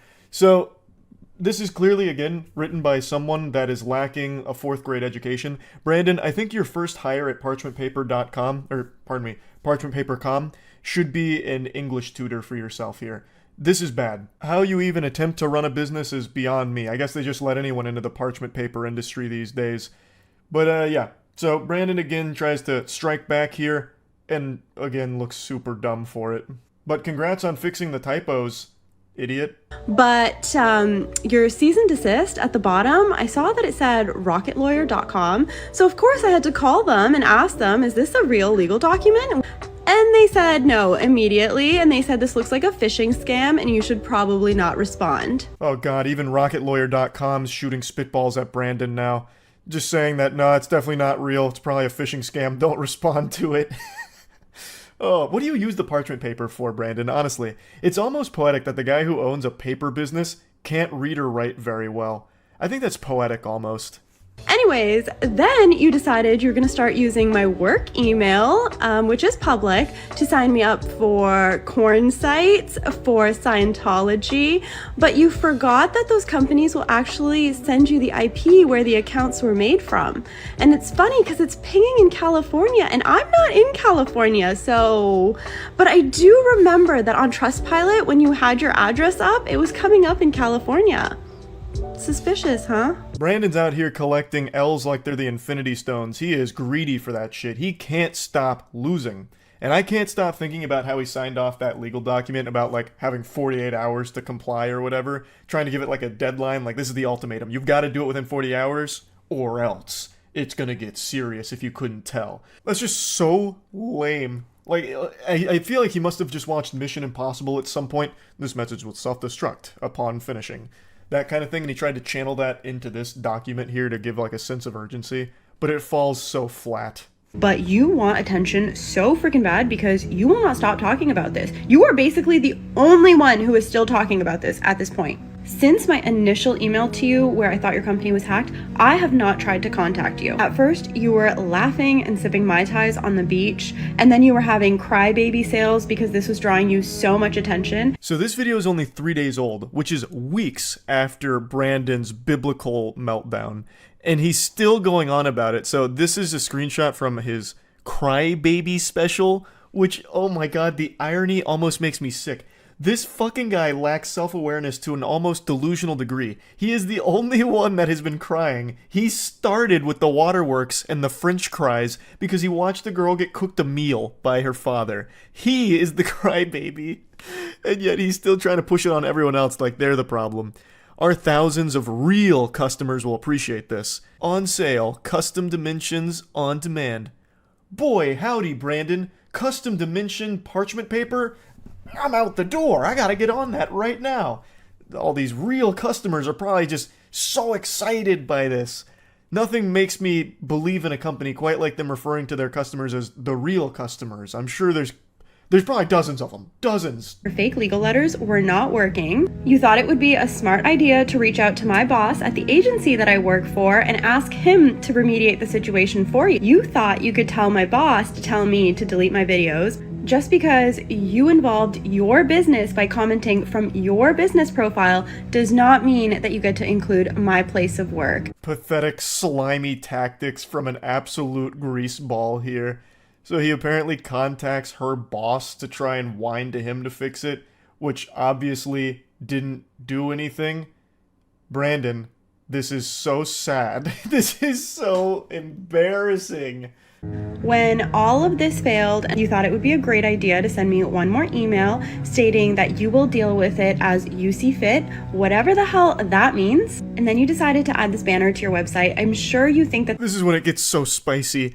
We do not support woke feminist cancel culture hate mob groups who do nothing positive in our community. On his official parchmentpaper.com website, this guy has lost his marbles. He's off his gourd right now. He's going sicko mode. Brother, what are you even talking about? All she did was showcase your comments and made fun of you. What is the woke feminist cancel culture movement here? You made yourself look stupid and people clowned on you for it, rightfully so. You are the problem. And also, didn't you just try one of those cancel culture maneuvers by contacting her boss and her place of work to get her in trouble because of you and your beef with her? How can you lack self-awareness to this degree? It's almost criminal, I would say. It gives me the heebie-jeebies. So he's got this now proudly posted on his website at that point, and I also love how he says that she does nothing positive for the community. When you came out of nowhere, the negative Nancy, just saying that she lives life on easy mode and has no skills and relies on her family's money, all just because she had a video of her father cooking for her. What are you talking about? What positive shit do you bring to the world, Brandon? Now, I will say, that section right there is just so outlandish with the woke feminist cancel culture mob being on the paper's website. It's so over the top that I half believe that might actually be faked by somebody, and I also struggle to believe that Brandon would be competent enough to even put that on his website in the first place. I just don't think he has the capability to do that, and I really don't think he has a team around him. I think it's just him. So I think that one might not be real, but to argue against that point, his statements on the official Black Label Paper Instagrams echo that same sentiment about like the woke cancel culture mob and all of that shit. So there is a chance that it's real. There is a very good chance that it's real, but I do want to put it out there that I haven't been able to 100% confirm beyond a shadow of a doubt that it is, because as of right now, it's not on the website. But he could have just deleted it after backlash. But you continue to talk about it, you continue to make stories about it, and you continually want the attention. As if all of this was not enough, you decided that you were going to start making all of your stories on your Black Label Paper account involving your other company now for no apparent reason. Take down another company, why don't you? So this is his other business that he's now calling in off the bench for this drama. I cannot imagine why he thought that'd be a good idea, but it's Black Label Paper. So all of his businesses are parchment and paper related, and I would wager a guess that the quality of his product is most likely atrocious, probably not even like worthy to be toilet paper if I had to guess. So he goes, all you fucking losers need to stop messaging us about a fake TikTok account made by then her and her dumb-ass minions because her fragile little ego couldn't handle a couple smart-ass comments on IG about skill set and money. I've never had the commie bullshit app TikTok in my entire life. A bold-faced lie. Also, why would you be posting this on your business account again? Like, your real customers that didn't know about any of this are now being made aware of it, and you look so weak and pathetic in all of it. And tell that little... Oh my god. Oh, what? Oh, I can't even read these. Holy shit. Fucking losers, I swear it's been 2 weeks almost and still have to deal with this childish bullshit. You are the only one keeping it up, by the way. You are the only one that still is doing this and engaging with it. No one else is talking about it. This drama it's dried up. It's gone stale. But he keeps putting it on people's radar. He keeps serving this up on a plate to us. He's cooking it for us. And we're eating it. He's doing it. He's the chef. She is too immature to settle this privately, and I'm not going to let some woke hate mob ruin my reputation because they live in some mystical fairyland of make-believe and think because they have 20k followers they're doing something in life. Clown emojis. I also can't help but laugh at how much he keeps trying to throw out woke, cancel culture, all of that kind of shit. Just a bunch of buzzwords that don't even apply here, because all that happened was she showed these comments from a laughably embarrassing CEO that he publicly made and then shared his email where he doubled down on it. That's it. It's all his fault. There's nothing else beyond that. And he just can't accept it. He can't come to terms with reality because he lives in the mystical fairyland. Like he's in the fucking Narnia. Nobody else. It's just him. Here's another one of his posts, this time on a really cute background. He talks about Business Insider and some articles reaching out for a comment. Some fragile ego wannabe influencer IG about their lack of skill set and frolicking through life, where she got so offended and cited the woke hate mob smear campaign against me to get me canceled. Fake accounts were made by her delusional woke followers. He just keeps sprinkling that in there as much as possible, just trying desperately. I cleared up the reality of the situation with all three media outlets. It didn't fit their narrative either, which was to further extend the adult children drama. God. So after 9 years in business, 3 business publications don't care about the good I've done and the help I give to people on a daily fucking basis. Yeah, I'm sure your parchment is invaluable. I'm sure you're doing a great service. You really seem like a stand-up gentleman. Their entire goal is just to hate people who try and do good. You really seem like you're striving to do good, Brandon. You really fucking do, brother. Yeah. What a saint.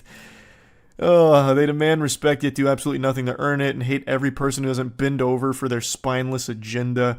If you're going to try and shit on me, my brand, business, and companies, you losers need a job, hobby, life outside of TikTok. Fucking losers in their 20s with an 11-year-old intelligence, but yeah, I'm the asshole. Yeah, you are the asshole, Brandon. Also, you're the one with the 11-year-old intelligence. You can't even read and write properly. You tried to make a legal department, like to cosplay as a legal department, and couldn't even get the emails correctly. Typos out the wazoo, and even in the ones where you fix the typos and even proudly proclaim that you fix the typos, you still make a typo. You suck. Like, you are the one with the child brain. Sure what your end game here is, and I'm not even sure that you know what your end game here is, but in your own words, I don't have time to bicker back and forth about some nonsense comments, nor is it my problem that you're offended over them. Yeah, that about sums that up. I think she did a great job of just closing the book on it with that final statement there. Fucking fire. I think this whole drama has been so wacky. Like, entertainingly silly. All over nothing. It started over nothing. Just a really insecure, sensitive guy who lost his mind. And couldn't help but do as much damage to him and his business's reputation. And very impressive stuff. I had to talk about this when I learned about it. Huge thanks to Pinely for showing me this, because this is gold. This is some of that, like, top tier drama. You know what I mean? So I had to talk about it. That's about it. See ya. How the fuck is it going, everyone? I'll go ahead and acknowledge the elephant in the room. That Lubriderm lotion right there is not for masturbating. I use it for my hands. I just forgot to take it back to the bathroom, and I just now noticed it when I started up the recording. Anyway, what we're here to talk about today is Gearbox CEO Randy Pitchford and the hot water he finds himself in. Randy Pitchford is the CEO of Gearbox, aka Borderlands Studio, because that's the only good game they make. Good. I'm not even a fucking fan of the series, but I can acknowledge that it is a good series. But anyway, Randy Pitchford finds himself in some hot water, some real hot diarrhea water. He's getting sued for a bunch of different shit that I'm not really going to talk about because it's not super important to the story, but I need to talk about him getting sued because it is important to what we're about to talk about and listen to. Randy Pitchford's going to tell us a story, like a beautiful little school teacher telling us a great story, except Randy's story is about weird porn. But anyway, in the lawsuit, it's alleged he had a USB stick of underage porn on it, and he goes on a podcast the day after this lawsuit comes out and talks about his USB stick of porn. He claims it was of-age porn, barely legal porn is what he called it. And I'm not here to talk about that. I'm here to listen to this guy's fucking disgustingly weird story, and we're going to reflect on it together. But I don't know what kind of fucking caveman carries around porn on a USB stick, nor how he could ever think it'd be a good idea to go on a podcast the day after these claims come out and corroborate that, yeah, he had a USB stick of porn, but it was for the purpose of magic tricks. I'll carry my work around on a memory stick.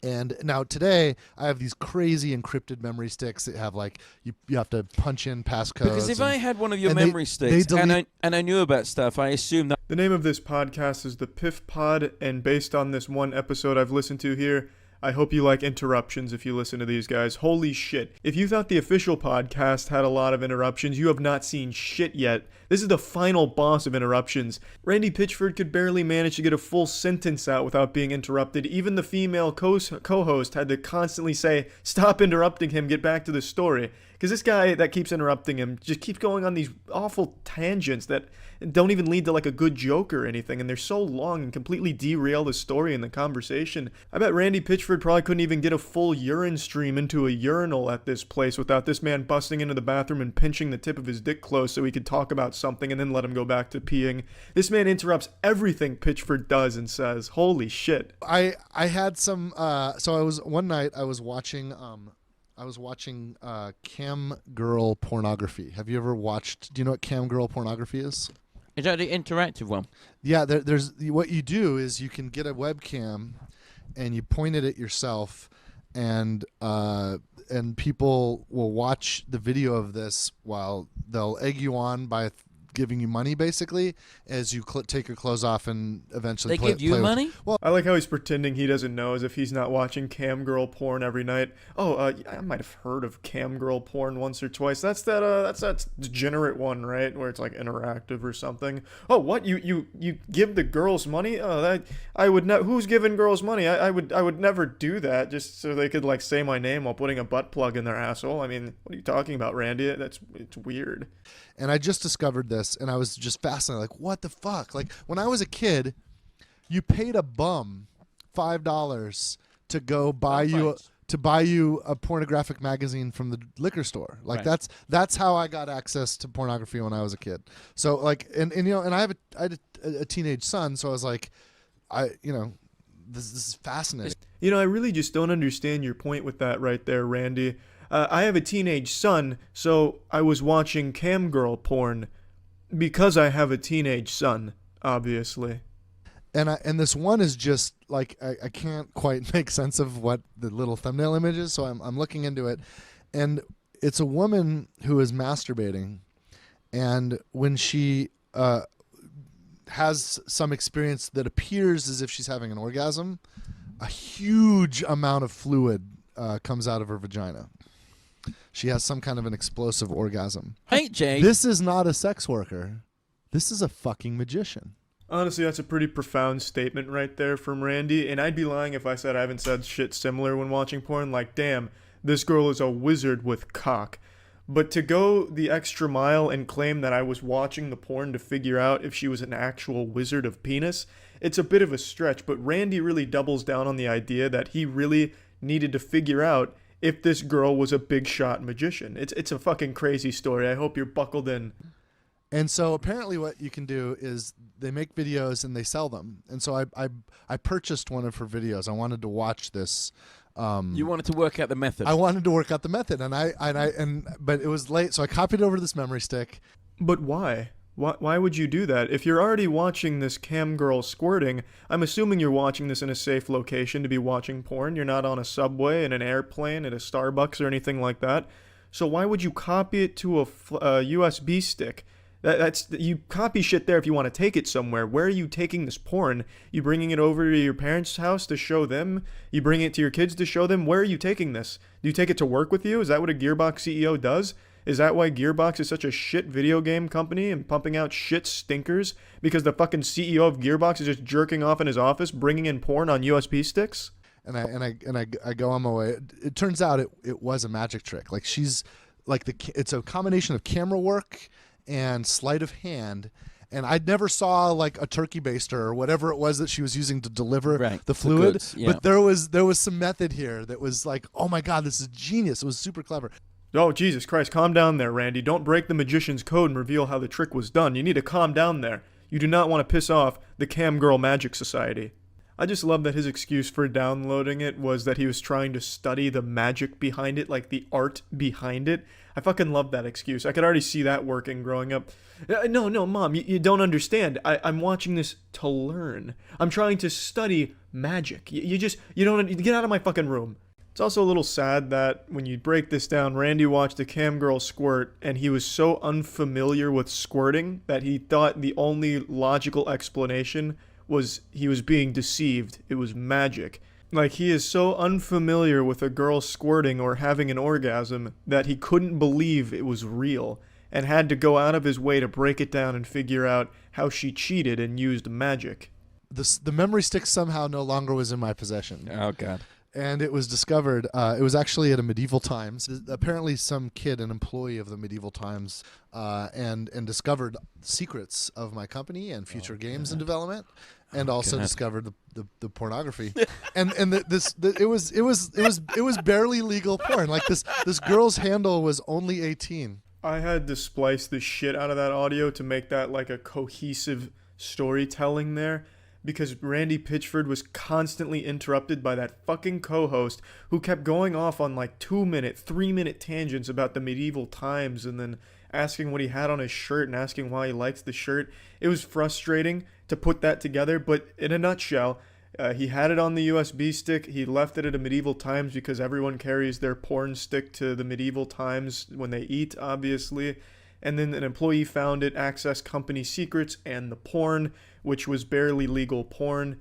And now we get to the section of the story where his whole company finds out that he's jerking it to some cam girls. So when he delivered this memory stick to the studio, I was on a business trip. I was out of town. So my executive assistant decides she's going to look at the contents as well. Oh, God. And so then before I know it, I think the entire office looked at it. Oh, no. no. And there was one piece of content on here, and it never occurred to any of them that the reason why there was just that single porno was because of the magic trick, not because of, I don't know what the fuck they thought. Porn. Yeah, one of the lines that I heard was, you know, the kind of porn that Randy likes. And at no point did any of these fucking troglodytes at my company stop and think maybe the reason this porno's on there is because she's a magician, god damn it. A magician with a magic trick that I just had to study. It was the Gordian knot that I had to cut. This was my white whale, my Moby Dick. I needed to figure out how she squirted so much fluid. None of them even considered that possibility. Randy, you fucking weirdo. If you came in possession of that USB stick and you saw that porn, would the first thing you think be like, maybe this guy's not jerking off to this? That'd make no sense. Maybe what he's actually doing is trying to study some, magic. But really, that's where the story ends, because then it just once again devolves into a competition for the host to talk over Randy. And it's just a constant feud to say things at each other. But anyway, what a fucking story, Randy. That's wild. Randy Pitchford, more like Randy Pitch a Tent, because this man is carrying porn around all the time, apparently. Fucking crazy. Wild tale, and now all of you out there have a good excuse. If your significant other finds your porn or something, just say, hey, look, I was just trying to learn the method, you know what I mean? Like, I'm onto a big breakthrough here in my magic career. I think it's foolproof. That shit is fucking watertight, bulletproof. And that is an insane fucking story right there. Again, I just wanted to focus on the story you told on this podcast. I don't want to talk about the lawsuit or any of the claims going around there, because I don't know the whole story there. All I know is the whole story from this weird fucking USB stick porn adventure from Randy. So, yeah, Gearbox is still a shit video game company, but god damn it, Randy, I like your story. It's a weird one. Take it easy. See ya. How far would you go to be the best? The number one in your industry? You've got to be willing to put everything on the line. And today's story is about a man who did just that. A man with dreams to be the number one bouncy castle business. He wanted to be the jumping castle god. But unfortunately, he flew a little too close to the sun and his wings burned up.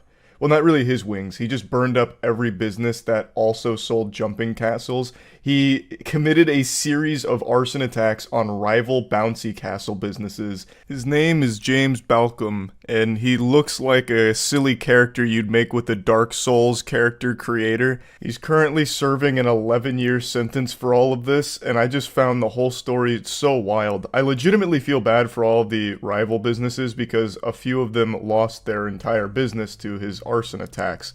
So there were very real victims and very real trauma from it, from having their literal place of work be lit on fire and fucking incinerated by this madman, this lunatic. So I wanted to go over this story here because it's a weird one. Did you see the video on Melbourne's bouncy castle king that was jailed over a string of fire attacks on his rival bouncy castle businesses? Oh my god, what? Anderson threw a Molotov cocktail through a smashed window at a business, causing a huge blaze that engulfed the factory and destroyed 110 jumping castles. And it looks like he's going to jail. And it looks like he's done quite a few of these. This is very interesting. This happened last month. You've been holding out on me? Why didn't you tell me about this? Jumping castle operator jailed over arson attacks on Melbourne rivals. James Balcom set on destroying rival businesses that if one fire caused minor damage, he commissioned another. Wow. He desired to be the #1 in Melbourne's jumping castle game, and it's seen him jailed for up to 11 years over a series of arson attacks. What a crazy thing to commit your life to, being the #1 jumping castle guy. The whole bouncing castle cartel.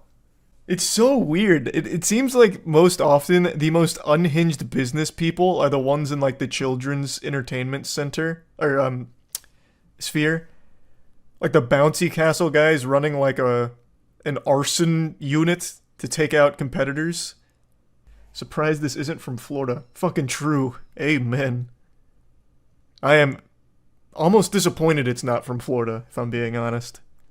The County Court of Victoria heard that Balcom, whose company Awesome Party Hire was ranked #1 on Google after he commissioned the attacks on rival businesses, was arrested after he ordered that his own shed be torched. Galaxy Brain covering his tracks. No, I'm not the one behind the arson attacks. Look, someone lit my empty shed on fire last night. We have to put a stop to fucking Firefly ASAP. Please, God, anyone, the Human Torch has gone loose. He's rogue. Only way to stay on top. I would argue the only way to stay on top is to legitimately be the best jumping castle business as opposed to the only one that's not lit on fire. For example, let's say I'm in the market for getting some bouncy castles and I really want high quality product. I'm checking Google and Awesome Party Hire's #1.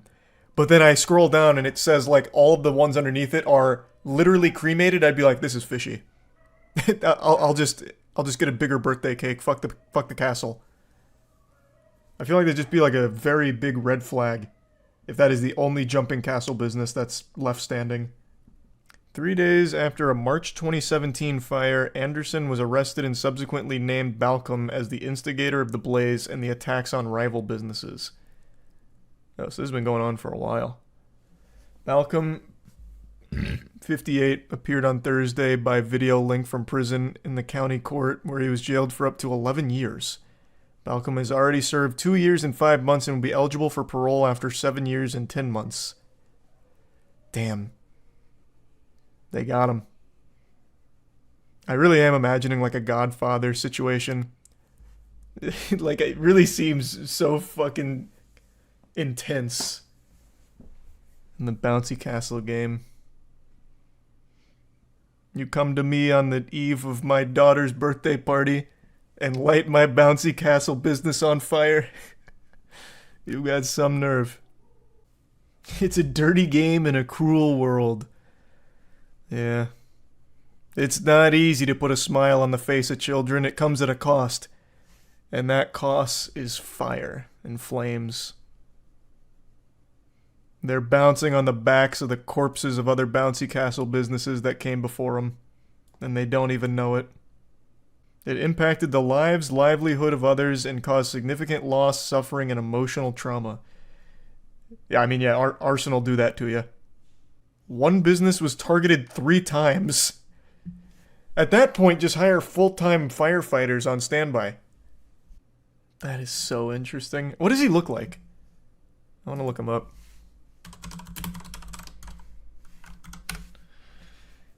Oh, wow. This... I imagine you also got an image in your head of some, like, lunatic-looking guy. I'm just going to tell you right now, he looks exactly like the image you have in your head. This looks like an AI-generated arsonist. What the fuck? It's always the people you least expect, I suppose. Jesus. Why is his head so pointed? I don't know, man. I didn't create him in the Street Fighter 6 character creator. I have no idea. I didn't work on these sliders. He got done dirty, though, I'll tell you that much. God, this is so powerful. You became very successful in the jumping castle industry, but you also became completely fixated and obsessed with it. It consumed your every waking moment, Court Judge Stuart Bales told Balcom. You became the Dark Knight. You fell right into the Joker's palms. You're better than this, James. Gotham deserved more. Is that a mugshot? Yep, he's already served 2 years of his sentence. So this must have been when they brought him in. They probably had to drag him kicking and screaming out of his bouncy castle. 110 jumping castles ignited and lost in an instant. Jesus, they lost their entire business from that. This morning when I got up, a buddy of mine gave me a late Christmas gift. Santa Claus must have forgot this one in the bag, but he sent it to me. It was a clip from Madam Web, a clip that I had already scrubbed from my memory. It's where she's edging a Pepsi can for like 5 scenes in a row. So she's like fidgeting with it, she's caressing it, fondling it, playing with the tab on it, and never actually opens it. And this goes on for like 2.5 minutes or something like that, where many scenes back to back to back, she just has this Pepsi can and she's just like she's doing a fucking secret handshake with it. Narratively, the reason she's doing that is because she wanted a beer. So the natural human reaction in not getting a beer and getting a Pepsi instead is to then start groping your Pepsi can for 2.5 minutes like an absolute lunatic. And it reminded me not only of how horrible Madam Web is, but also how we got to this point, with Sony Pictures CEO Tony Vinciquerra just being a delusional imbecile. A few days ago, he came out to publicly defend and deflect for the Sony lack of Spider-Man Spider-Verse, where they produced these films for Spider-Man villains that took them and made them into basically what ChatGPT thinks heroes are. And these films have not been received well. It's been flopping more than when I take my cock out of my shorts to tinkle.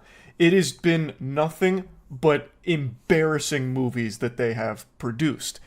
And Tony Vinciquerra can't wrap his head around why they're not performing well.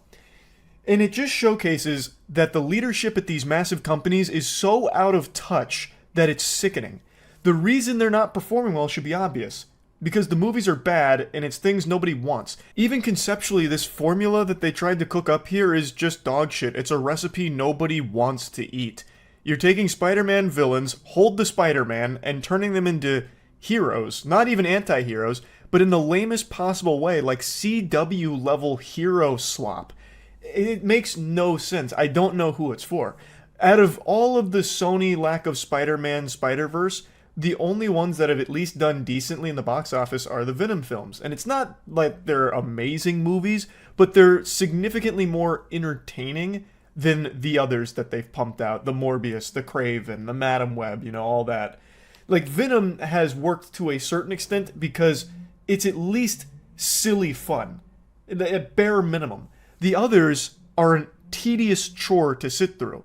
It's more stimulating to listen to a lecture on ATP in an anatomy and physiology course than it is to go see a Sony lack of Spider-Man Spider-Verse film. And Tony Vinciquerra is just deflecting. He can't understand why they're not doing well because he doesn't think they're terrible movies, and he blames the press for it. Highlighting the box office disasters this year for them with Madam Web and Kraven the Hunter. Kraven the Hunter in particular has underperformed beyond your wildest possible expectations of what underperforming could even look like. Whatever you thought was possible for dog shit in the box office, Kraven the Hunter has exceeded. And Tony, he knows that. He described Kraven as the worst launch that Sony has had since starting its Marvel franchise. And then also added, so that didn't work out very well, which I still don't understand because the film is not a bad film. Tony, come back to reality, man. Not only is it a bad film, but no one wanted to see it in the first place because it is a company that has a reputation for pumping out bad movies in this genre. And it's also a movie about a Spider-Man villain that doesn't have Spider-Man in it, so why are people going to go watch the villain be the hero? It doesn't... Who is this for, Tony? It's not for you because you're not watching it. I know you haven't seen this movie, Tony. Don't you ever lie to me again. Don't you ever tell fibs. Liars go to hell, Tony. So stop it. Cut it out. You haven't seen this movie, because if you did, you would know exactly why it hasn't done well. It's a bad movie. It also didn't help that the director of Craven had to come out and publicly beg people to give the movie a chance. That is so sad, like begging people to show up to your birthday party. The director's saying people have got to give us a chance and come out and support this film and literally try to wash away some of the other stuff that's happened. Give our film a chance. Even acknowledging shortcomings in this fucking lack of Spider-Man verse. And anyone who was suckered into this by the director pulling on their heartstrings, well, you know what they got rewarded with?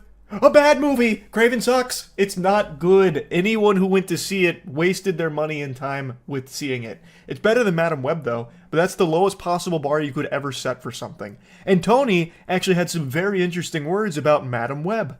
Madam Web underperformed in the theaters because the press just crucified it. It was not a bad film and it did great on Netflix. For some reason, the press decided that they didn't want us making these films out of Craven and Madam Web, and the critics just destroyed them. Tony, Madam Web is a pile of shit with fart on top. I don't expect him to come out here and be like, look, we know this is trash. We know the movie's trash. I don't expect him to do that. But he can at least have some dignity here and throw away the delusion for a second and be like, oh, these movies underperformed and we need to take a step back and understand that maybe we weren't delivering the quality that fans would expect from these properties. Like, that's a classy way of handling it, as opposed to just saying, it's all the press's fault. The press, for some reason, just had it really out for Madam Web and Craven. We created masterpieces, but the press, they crucified it. No, man. People with eyes crucified it. It sucks. You didn't watch Madam Web. I know you didn't watch it, Tony. Because if you did, you would know what everybody who was subjected to this torture knows. It's boring, and it is a movie where, like, actually nothing happens. It's terrible. It became a huge meme because of just how terrible it is. Oh, man, that was the guy that was with my mother when they were researching spiders right before she died. Like, that became a huge meme. It's bad in every possible department a movie can be bad in. The action, for how little there is in here, there's like 2 scenes of action, is horrible, where like the ambulance crashes through that building at one point, and it's going to miss the main villain. I don't even remember who the villain is. I don't remember his name or anything about him. I just remember this scene where the ambulance is crashing through a building, it's going to miss him, so the villain jumps in front of the ambulance so it'll hit him. Every part of this movie doesn't work. That is why Madam Web didn't do well. Not because the press had it out for Madam Web for some reason. It's just not a good movie. Tony just loves passing the blame and has the convenient excuse of the critics and the press. They also did it with Venom, but the audience loved Venom and made Venom a massive hit. These are not terrible films, they were just destroyed by the critics and the press for some reason. Now, there has never been a time in history where people have less faith in critics than now. So I promise you, it doesn't matter what the critics are saying, it's not really going to change how people feel when they leave a movie. In fact, a lot of times, people will go see a film in spite of how much they distrust the journalists that cover it. This is not an excuse that works. Like, I fucking can't stand, like, IGN, for example. But if IGN said Venom was the worst movie ever made and I go see it and I like it, I'm not going to let that IGN review change the way I felt about the movie. This is a stupid scapegoat that you're trying here, Tony. Now, of course, I do still believe that sometimes reviews, if they are just overwhelmingly negative, will scare some people away from seeing it, and those people will be more reserved and wait to see what others say. But I think in cases of like a superhero movie, the people that are planning to see it are the same ones that are probably going to already distrust the critics and the press and what they say about a film. The big thing is no one wanted to go see these because they're not interested in seeing them, and they already knew that they were likely going to be bad. Completely regardless of what the press was already saying about it. Now, in the case of Venom, Venom is also not an amazing movie. There is not an amazing movie in the Venom trilogy, but that trilogy is at least fun. There's action, there's charm, there's comedy that works from time to time. So those movies are entertaining to watch. Craven, Madam Web, Morbius, those movies are a slog. They are a chore to sit through. It's a punishment if you have to watch one of those. Like, it's not comparable. It seems like they're finally throwing in the towel for this strategy that just has not been working at all, saying, I do think we need to rethink it just because it's snake bitten. If we put another one out, it's going to get destroyed no matter how good or bad it is. Again, that's just hope. You haven't made a good one yet. Like, that's the problem. Tony just being all pathetic about it and pouting. You know, even if we made a masterpiece, everyone's just gonna call it stinky anyway. Like, brother, you just haven't made anything good. It's also a bad idea that you tried in the first place. Look, man, it didn't work. Move on. But stop trying to push the blame onto the way the press reacted to the bad movies.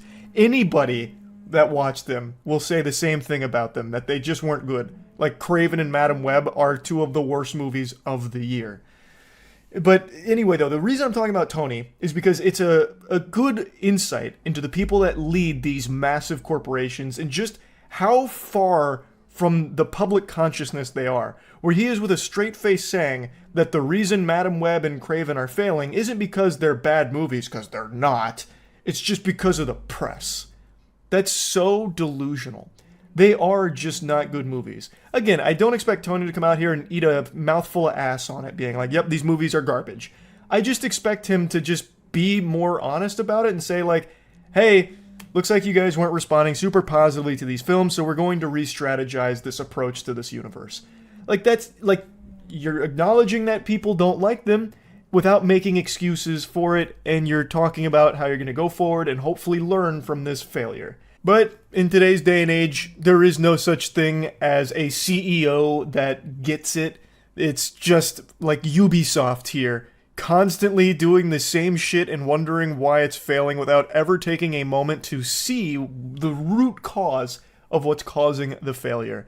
That's exactly the street Tony is walking right now. The Ubisoft path. But with terrible, no Spider-Man movies that he's pumping out.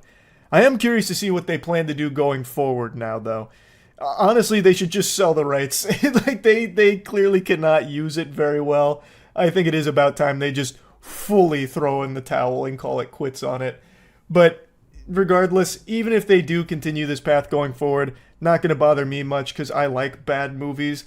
But unfortunately, almost all of these haven't been fun bad.